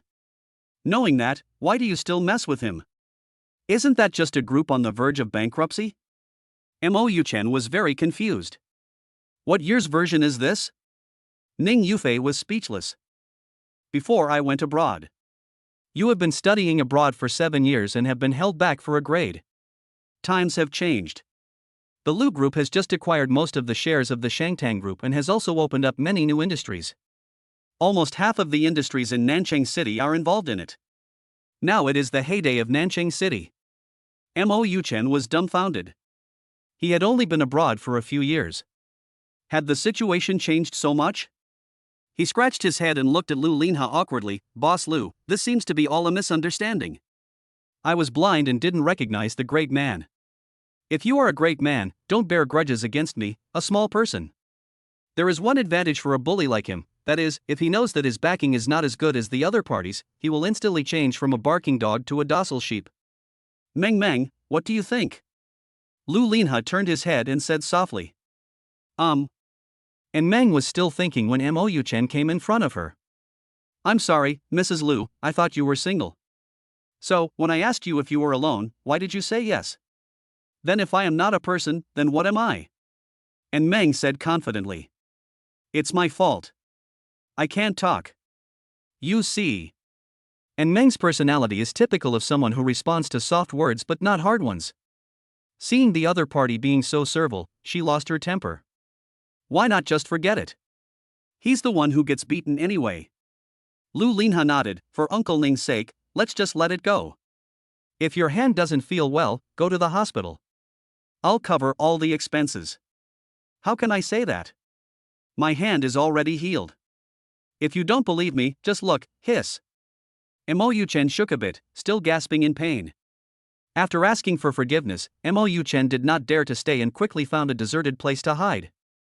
Ning Yufei was wearing a light purple evening dress today, which was inlaid with rhinestones and looked sparkling. "I guess you will come today. You look so beautiful today, Meng Meng. You look even more beautiful than on your wedding day." "No way, you're prettier than me." Pfft, Meng Meng has also learned to flatter. "You always spoke the truth before, but now this is the way best friends communicate." And Meng was stunned. Yes, when did she become so proficient in greetings between girls?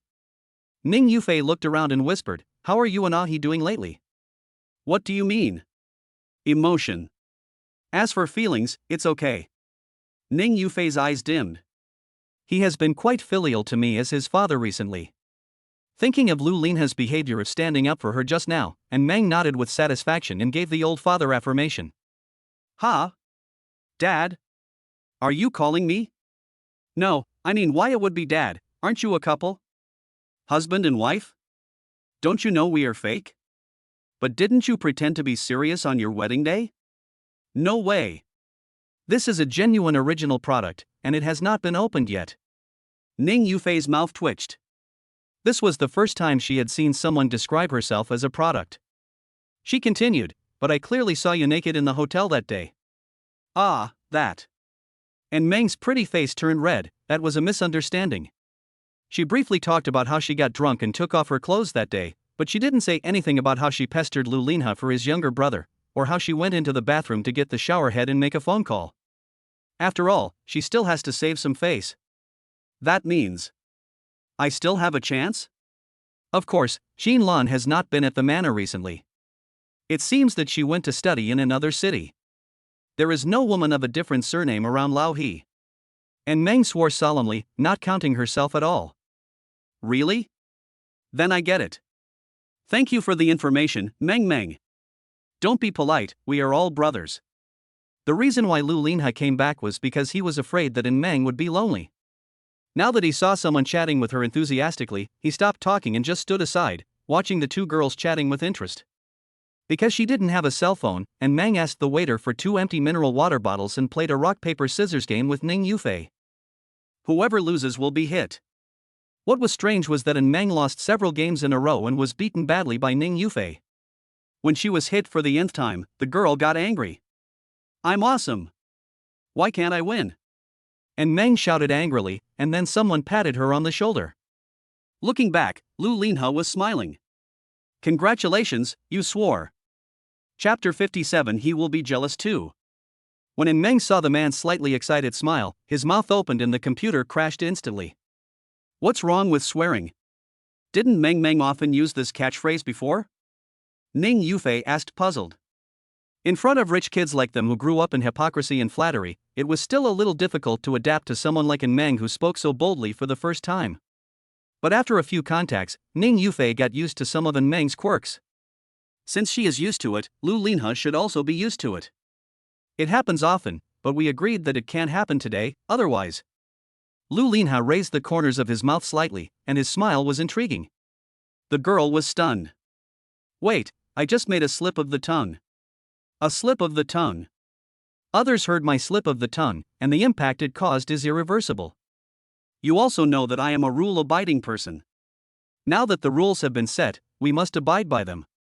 It's not that serious. I just said I'm super. Okay, that's 2. Are you ready? Lu Linha took a step forward.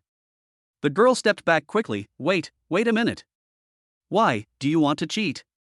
Of course, if you don't want to, then forget it. Really? The girl's eyes lit up. The man nodded. If you really can't afford it, I can't force you, right? Lu Linha used a tactic of advancing to retreat, and as expected, the naive Meng fell into the trap of provocation.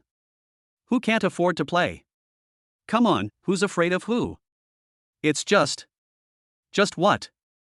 And Meng's eyes turned, and after looking around, her voice suddenly became weak. I'm not kidding, what I mean is, can you keep the account first, and make up for it when you go back today? You have to know that this happened in public. The last time she was kissed at a wedding, she got goosebumps every time she thought about it. She was so embarrassed that she wanted to crawl into the ground. After all, she is a person who wants to save face. Oh, you mean if I go back I can? That's right, a real man should keep his word. Ning Yufei looked at the two of them. What are you talking about? Why don't I understand? Lu Linha glanced at her and said, you don't need to understand. Ning Yufei? Afterwards, many people greeted Lu Linha.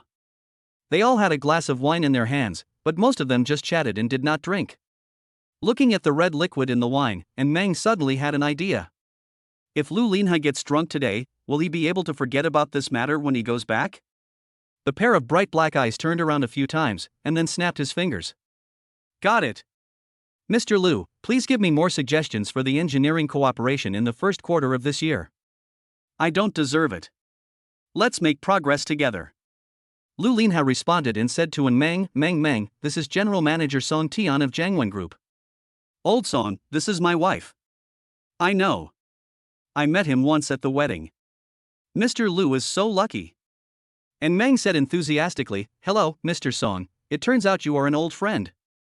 Since we are old friends, we should have a drink together. Ha, madam is still so generous. Let's have a drink. Lu Linha ordered, waiter, please give me a glass of juice. Hey! How can juice express sincerity? If you want to drink, you have to drink wine. Waiter, please bring a glass of red wine and fill it up. The waiter quickly brought a full glass of red wine. As Meng just took it, Lu Linha gently pressed her shoulder. He frowned slightly and whispered, have you forgotten that you can't drink? Have you forgotten that you had a headache for several days after drinking that time? But this is an old friend. And Meng frowned, and her eyes suddenly lit up. How about you do it for me, husband? Cheers. Lu Linha was stunned. Song Tian said quickly, it's okay, Mr. Lu, we don't need to drink so much. We don't have to swallow our deep feelings. They are all in our hearts. No, it doesn't matter if you don't drink it for me, husband. I'll drink it myself. And Meng was about to drink but was stopped by Lu Linha. Okay, I'll drink it for you. After that, he picked up the wine glass and drank it all. After finishing the drink, and Meng looked at the other person again, hey, this gentleman looks a little unfamiliar. Mrs. Lu, I am Huang Jia, the manager of Beiyuan Group. This is our first meeting, so please bear with me. Hello, Manager Huang. Since this is the first time we meet, we have to have a drink. Waiter, another glass, fill it up. Parking lot. The driver, Lao Pan, was looking at his mobile phone boredly in the car when he saw a man being supported by several people and rushing towards him. Looking closely, the person being supported was Lu Linha. Mr. Lu? Old Pan hurriedly got out of the car and helped Lu Linha sit in the back seat. After entering the car, Lu Linha leaned back in his seat, neither raising his head nor opening his eyes. The driver started the car and looked at Lu Linha in the rearview mirror. What happened to Mr. Lu? Oh, he drank too much. Everyone told him to drink less, but he wouldn't listen. And Meng spread his hands and shook his head helplessly. She seemed helpless, but in fact she was gloating. After that, everyone who came to see Lu Linha at the banquet was toasted by her for various reasons, and Lu Linha could only drink one glass after another. At first, she could still remember how many glasses Lu Linha had drunk, but later, even she herself didn't know. She only knew that if she drank this much, she would never wake up. By tomorrow, he would definitely have forgotten about it. That shouldn't be the case. Mr. Lu has a serious stomach problem and hasn't drunk alcohol for many years. The girl was stunned. Stomach disease? Yes, Mr. Lu drank too much at social events before, and he got a serious illness. Once he drinks too much, he will be in great pain. He has been hospitalized several times. He usually takes good care of himself. Why did he drink so much this time? No. I don't know. And Meng looked out the window guiltily. Hey, if something goes wrong, how should I explain it to the old lady in managership? And Meng turned to look at Lu Linha. At this moment, he had his eyes closed, his head resting on the seat, slightly tilted up. The nightlight shone on the profile of his face, outlining his handsome and perfect lines. She bit her lower lip unconsciously and clenched her two little hands. At this time, the car happened to pass by a pharmacy, and she hurriedly said, "Driver, please stop the car. I'm going to buy something." Lao Pan stopped the car, and Meng quickly got out and went into a roadside pharmacy. What are you doing, ma'am? Probably to buy medicine. The driver was startled. Mr. Lu, you are not drunk? A little. Not to mention dry red wine, he used to drink white wine in one gulp in order to attract business for the group and to please his leaders and other group bosses. Although I drank a lot today, I was at most a little tipsy, but I wasn't completely drunk. Boss Lu, I have conveyed to my wife everything you taught me word for word. I heard it. It was a good performance. Lu Linha nodded with satisfaction. He had sent a message to the driver in advance when he was upstairs. As for stomach problems, he did have them before, but ever since the Lu group gained a foothold, he no longer had frequent social engagements, and he also invested a lot of money and energy in maintaining and exercising his body, so he had long since recovered. Boss Lu, what about my slip of the tongue earlier? Forget it this time. Be careful next time. Lu Linha patted the driver's shoulder. I'd be jealous, too. Yes, yes. Chapter 58, Drunk Service. In the evening, a Cullinan stopped at the gate of the manor. The car door opened, and a small foot wearing silver crystal shoes landed on the ground. And Meng got out of the car with difficulty. The reason why it was difficult was because there was another person on her back. Someone come quickly. Give me a hand. Several security guards rushed over and took Mr. Lu over. What's going on, ma'am? It's okay, it's just a little bit of alcohol. It's not a big deal. Don't worry, I've already bought some medicine, and Mr. Lu won't have stomach problems. And Meng explained quickly. Stomach problem? What stomach? Ouch. What's wrong with you? It's okay, Mr. Lu was too heavy and twisted his foot. I get it, ma'am.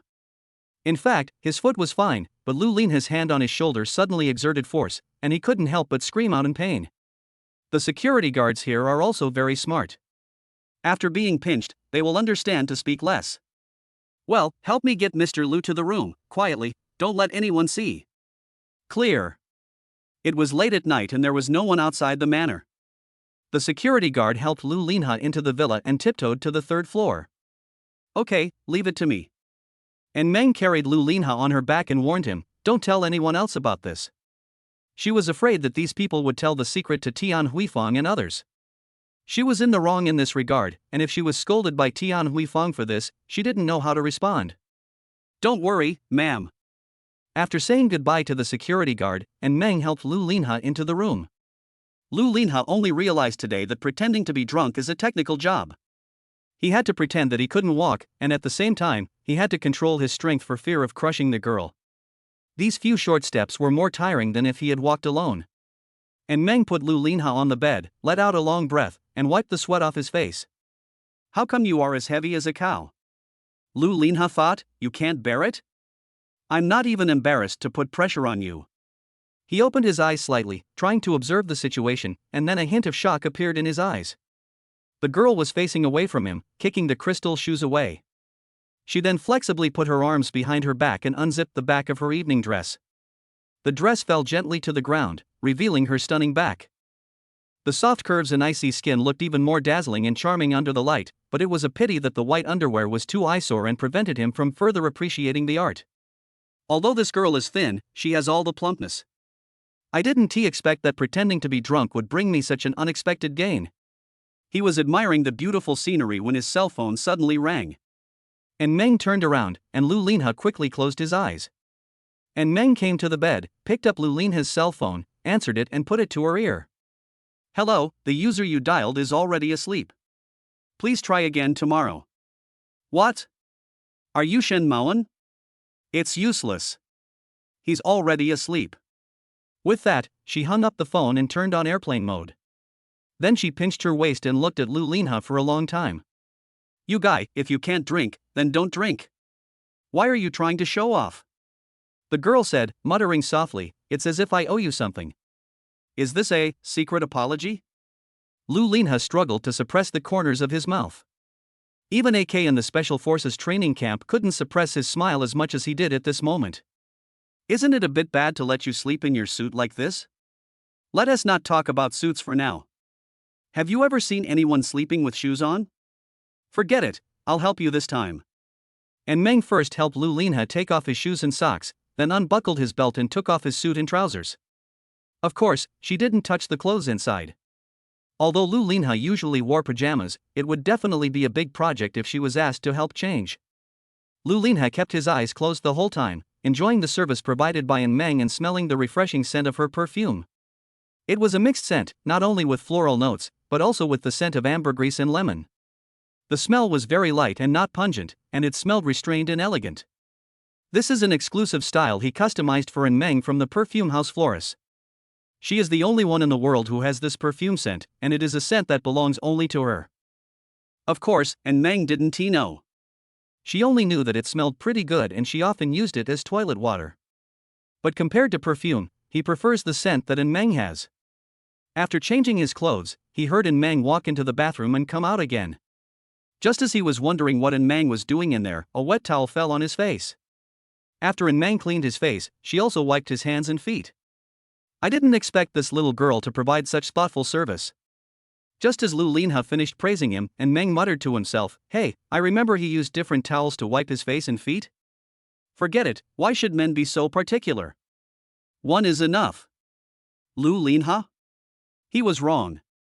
And Meng's service was not about being attentive but about being unexpected.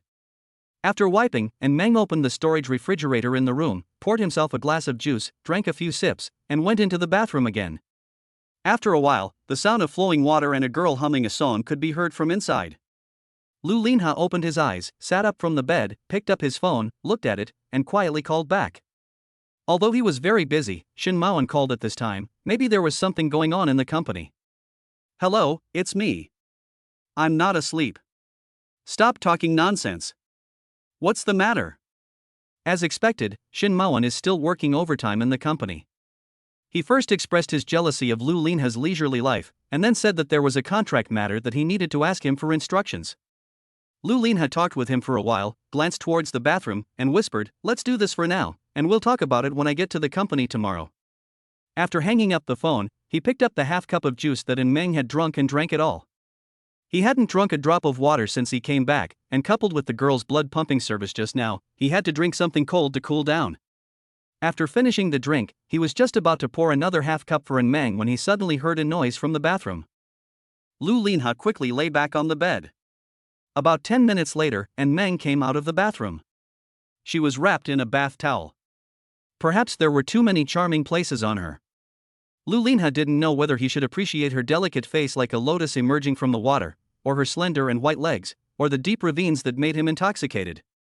Because Lu Linha was usually responsible for blow-drying hair, now that he had collapsed, Meng had to do it herself. She wiped it with a towel, and then blew it briefly with a hairdryer. Perhaps it was too troublesome to blow it, so she blew it half dry and put it down.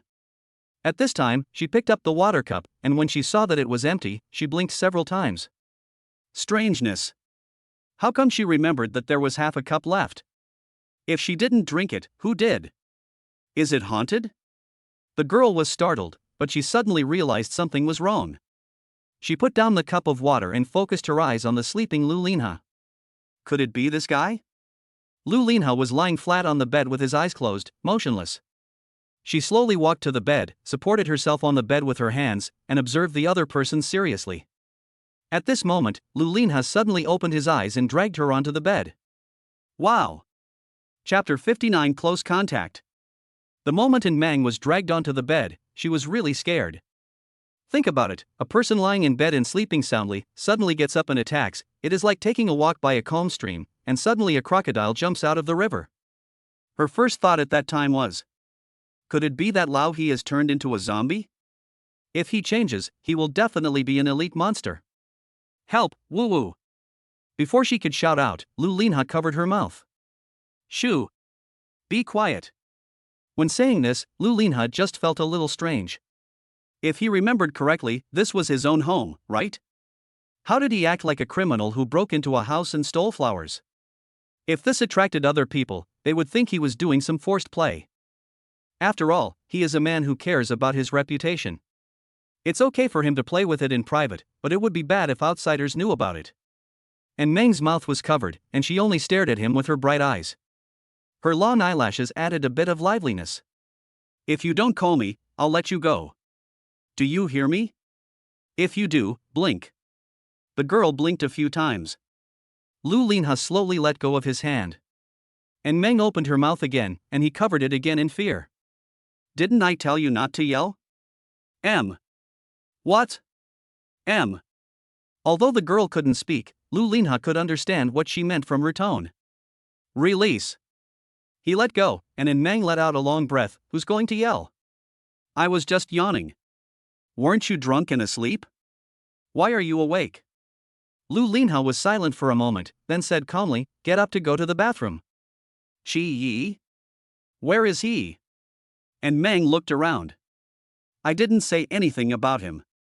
When I said getting up at night, I meant getting up in the middle of the night to go to the bathroom. Oh, then you go to sleep. I'll go down first. The girl was about to move, but Lu Linha held her waist and she couldn't move. What are you doing? She widened her eyes and began to twist, trying to resist. Don't move. The man frowned. Why? My stomach hurts. As soon as these words were spoken, the girl in his arms instantly became obedient. You care a lot about your friend. Lu Linha's voice was calm, but he was actually suppressing his unhappiness. It's a shame. I can't say I care about it, but I've been his father for so long anyway. Father? Why? When the girl saw the man's narrowed eyes, she secretly thought that something was wrong. By the way, this guy's father is missing. This joke is really a joke from hell. Oh, love is a light, so beautiful. She sang along. How about it, I sing well, don't I? It sounds nice, but a little unpleasant. Although Lu Linha was being sarcastic, his expression had eased a lot. And Meng breathed a sigh of relief. It seemed like he had fooled her. This damn conditioned reflex, could you please not be so sensitive next time? Why didn't you mention that you have such a friend before? He had no interest in Meng's social circle before, but now his attitude has changed, so he naturally becomes concerned. Ah. And Meng hesitated. Nonsense, it wasn't Tini who used the account in Meng before. She thought for a while and said, He is a distant relative of mine. He just came here recently. We only met online before. Lu Linha chuckled and did not comment. Well. Mr. Lu, are you done asking questions? Can you let me go? From just now until now, she has been held in Lu Linha's arms, and the distance between them is perhaps only a dozen centimeters. The man smiled and said, Don't you usually sleep with someone in your arms?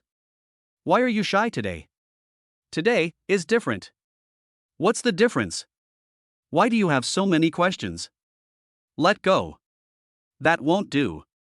You haven't fulfilled your punishment for tonight yet. The girl's eyes narrowed. How come Big Brother still remembers this? It seems that I drank too little. And aren't they a contract couple? Why does he always want to contact her? If you don't say anything, I'll take it as my consent. After the man said this, he slightly exerted force on the hand that was resting on the girl's slender waist and pulled her closer. At this moment, Meng suddenly reached out and covered Lu Linha's face, like a kitten pressing its owner. Wait a moment. Why, do you want to regret it? The girl pursed her lips. Who regrets it? Don't move, I will do it myself. If she really can't escape, then she will choose to be the active one instead of being passive. Okay, then you come. After saying that, Lu Linha closed his eyes. And Meng was full of enthusiasm when she said it, but when it came to doing it, she started to feel depressed again. Why would she, a straight woman like her, end up like this? But. And Meng stared at him for a long time. To be fair, Lao Lu is quite handsome. Whether at home or outside, he is always the focus of the crowd. Even a beauty like Ning Yufei regards him as her dream lover. Thinking of this, Meng was suddenly stunned. Wait a minute, Ning Yufei and Lu Linha seem to have been a couple. If they were a couple, they should have kissed.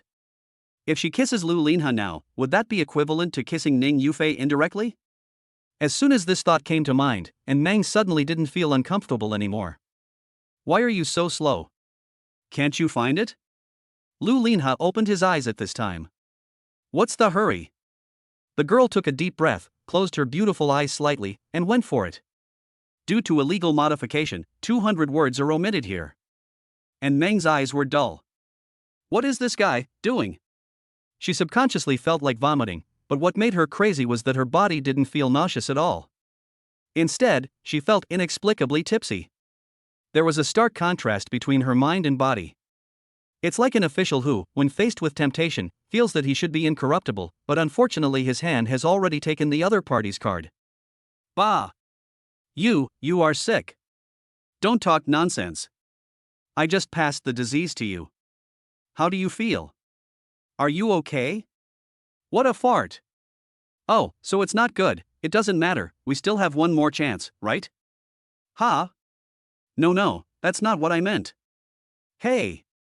The moon outside the window was also obscured by dark clouds, and it seemed that even it had to hide with a blushing face, unwilling to disturb this good show. P.S. Ladies, the debut of this book seems to have ended. I would like to thank everyone for supporting Huanmeng. I first came here because I thought there would be more readers here, and more people would read what I wrote. In fact, there are indeed more people reading here, but although it is lively, the actual income is less than 100 yuan a day, only 70 yuan today. I saw some people in the comments section were afraid that I would quit. Don't worry about that. Huanming has 5 completed works, so it has some professional ethics. The story of An Meng and Lu Linhe will be written to the end. But Huanmeng still wants to ask for something here. I don't ask for rewards, such as urging for updates, free props, etc. Actually, I don't understand what can be counted as money now. Anyway, anything that can be counted as income, I hope everyone can support me more. Here, Huanmeng pays tribute to the parents who provide us with food and clothing who are about to turn to the next chapter. Chapter 60 Bloody Mark. In the conference room, a manager stood in front of the round table and took on the role of host. Okay, let's have a regular management meeting next. Welcome our CEO Lu. Hey, CEO Lu, what's wrong with your mouth? There was a cut at the corner of Lu Linhe's mouth, and the dark red color was very dazzling. I was bitten by a mosquito. Lu Linhe said lightly. Oh, Mr. Lu, this is the plan for the real estate development department for the first quarter of this year. We will build shopping malls and commercial centers in several urban areas of Nanchang. The specific investment amount is approximately. The project manager was chattering on the podium, and Lu Linhe was sitting below, listening seriously. He seemed serious, but Shin Maoan saw through the clues. That is, usually Lu Linhe's notebook would be full of records, but today, there is not a single word on it. This is our plan for the first quarter. Does Mr. Lu have any other instructions? Lu Linhe came back to his senses. Are you done? Yes, Mr. Lu, do you have anything to add? Lu Linhe looked down at the notebook and found it was blank, then he fell silent. Shin Maoan said, Mr. Lu has written a lot of questions. I'm afraid I don't know which one to ask first, so let me ask a few first. He took over the conversation and successfully rescued Lu Linhe. After the meeting, Lu Linhe and Shin Maoan walked out of the meeting room. Mr. Lu, you don't seem to be in good shape today. A little distracted. Is it because of that little girl again? Lu Linhe turned and looked at him. Don't look at me. The only person who can make you neglect your work right now is probably her. They say beauty is the root of trouble. It's true. Lu Linhe pinched his nose and said, it's not her fault, it's my problem. It is said that yesterday, Lu Linhe drank some wine and got drunk, so he accidentally kissed her a little deeply. Although the process made him intoxicated, there is a saying that goes, the more beautiful something is, the more likely it is to hurt people. And Meng did not resist during the kiss, and even under his attack, her originally stiff body slowly softened. But when he let go, the girl first gasped heavily, and then immediately bit him back, leaving a bloody mark on his lips. On normal nights, and Meng would unconsciously fall into his arms when she fell asleep, but last night, she didn't come over even once. He thought the little girl was angry and was in a cold war, but he never expected that even more outrageous things were yet to come. The next day, he wanted to explain to An Meng that he got drunk and behaved out of control yesterday, but before he could say anything, the girl rushed over and glared at him. After staring at him for a while, she reached out her hand to him. Give me money. What money? You have breached the contract. Article 9 of the contract states it very clearly. And Meng handed the contract to Lu Linhe. Article 9 of the contract, the maximum extent of the intimate gesture between party A and party B to show affection is a single lip kiss. If the two parties take further actions, it will be considered a breach of contract. Once a breach is made, the other party may impose corresponding penalties on the breaching party depending on the circumstances, with a maximum penalty of no more than 4% of the contract amount. Note, in serious cases, you can choose to skip the contract and report to the police. See? Only a single kiss is allowed. You broke the contract. According to the contract, you have to give me 10,000 yuan. You kissed me twice, so it's 20,000 yuan. Lu Linhe never expected that the contract he designed would actually hinder him one day. Shen Maoan was surprised and said, What? 20,000 yuan for kissing twice? This price is too high. I remember that an 18-tier star only gets. Before he could finish his words, he was blocked by Lu Linhe's sharp eyes. Yes, your little girl is not an 18th-tier star. Just based on her looks and figure, she must be a popular actress. By this calculation, you are making a profit. Lu Linhe pinched his tall nose bridge and said, it would be great if money alone could solve this problem. Shin Maoan, didn't you hold a banquet specifically to test her? Did you get any results? The organizer of yesterday's banquet was none other than Lu Linha, but he concealed his identity and chose to hold the banquet in the name of Nanjing City. The man thought for a moment and said, "It's hard to say." He only knew that Meng was not averse to kissing him, but obviously could not accept more radical behavior. This time, the little girl was probably scared. If only love were as easy as business. Shen Maoan waved his hand. "Forget it, I'll do it myself today." At noon, Shen Maoan used the excuse of having a free meal and followed Lu Linha back to the manor. After dinner, Shen Maoan heard that Meng had stayed in the room and had not come out, so he called Xin Xian. "The organization needs you to gather some intelligence. Just say this when you enter." After receiving the instructions, Xin Shi nodded, walked to the door and opened it a crack. Meng was sitting on the bed, legs crossed, holding the handle in both hands, engaging in a fierce battle with the monster on TV. Xin Shi made an okay gesture to the two of them and pushed the door open. A few minutes later, she came out dejected. "How is it?" Lu Linha asked hurriedly. "It's just not ideal." Xin Shi recounted what had just happened. After entering the house, she greeted Meng first, and Meng, who was busy operating, was startled. "Who is it?" "Don't be nervous, ma'am, it's me." "Nonsense, how could I not be nervous?" "Ha! The boss has only a little bit of health left. If you are not nervous now, then when will you be nervous? Why don't you hit his weak spot?" "Wow, how did he get killed?" And Meng put down the handle and looked at her with resentment. "Okay, I'm not nervous anymore." Although Xin Shi didn't understand, she was still shocked. Madam is truly worthy of being Mr. Lu's favorite. She is indeed different from ordinary girls. "Well, madam, I'm sorry to take up your time, but I have a question for you, and I'll leave after I finish asking." "What? So, who is your favorite person in the entire manor?" "Why do you ask that?" "Well, it's like this. I just saw people in the manor playing a game. It's about guessing their own position in the lady's heart. If you guess correctly, you can win money. Just say it according to your ranking in your heart. If you're the first, of course it's you." And Meng said bluntly. Xin Shi was a little touched. It seemed that the lady really treated her as her best friend. Of course, she quickly remembered that she came with a mission. And then? Chef brother. And then what? Uncle gardener. Xin Xian kept asking, but until Tian Huifang and Lu Yunlian appeared, and even the two German shepherd and golden retriever guarding the manor were on the list, she still didn't hear Lu Linha's name. And, what else? That's it. There are only so many people in the manor. Did you miss someone? Who? Mr. Lu, he is also considered a member of the manor. You're asking, not about people? After hearing what happened, Shen Maoan and Lu Linha fell silent. After a while, Shen Maoan patted Lu Linha on the shoulder. "Don't mind it, bro, at least you are unique in another field. You are so good at talking. It would be a shame if you didn't publish a book."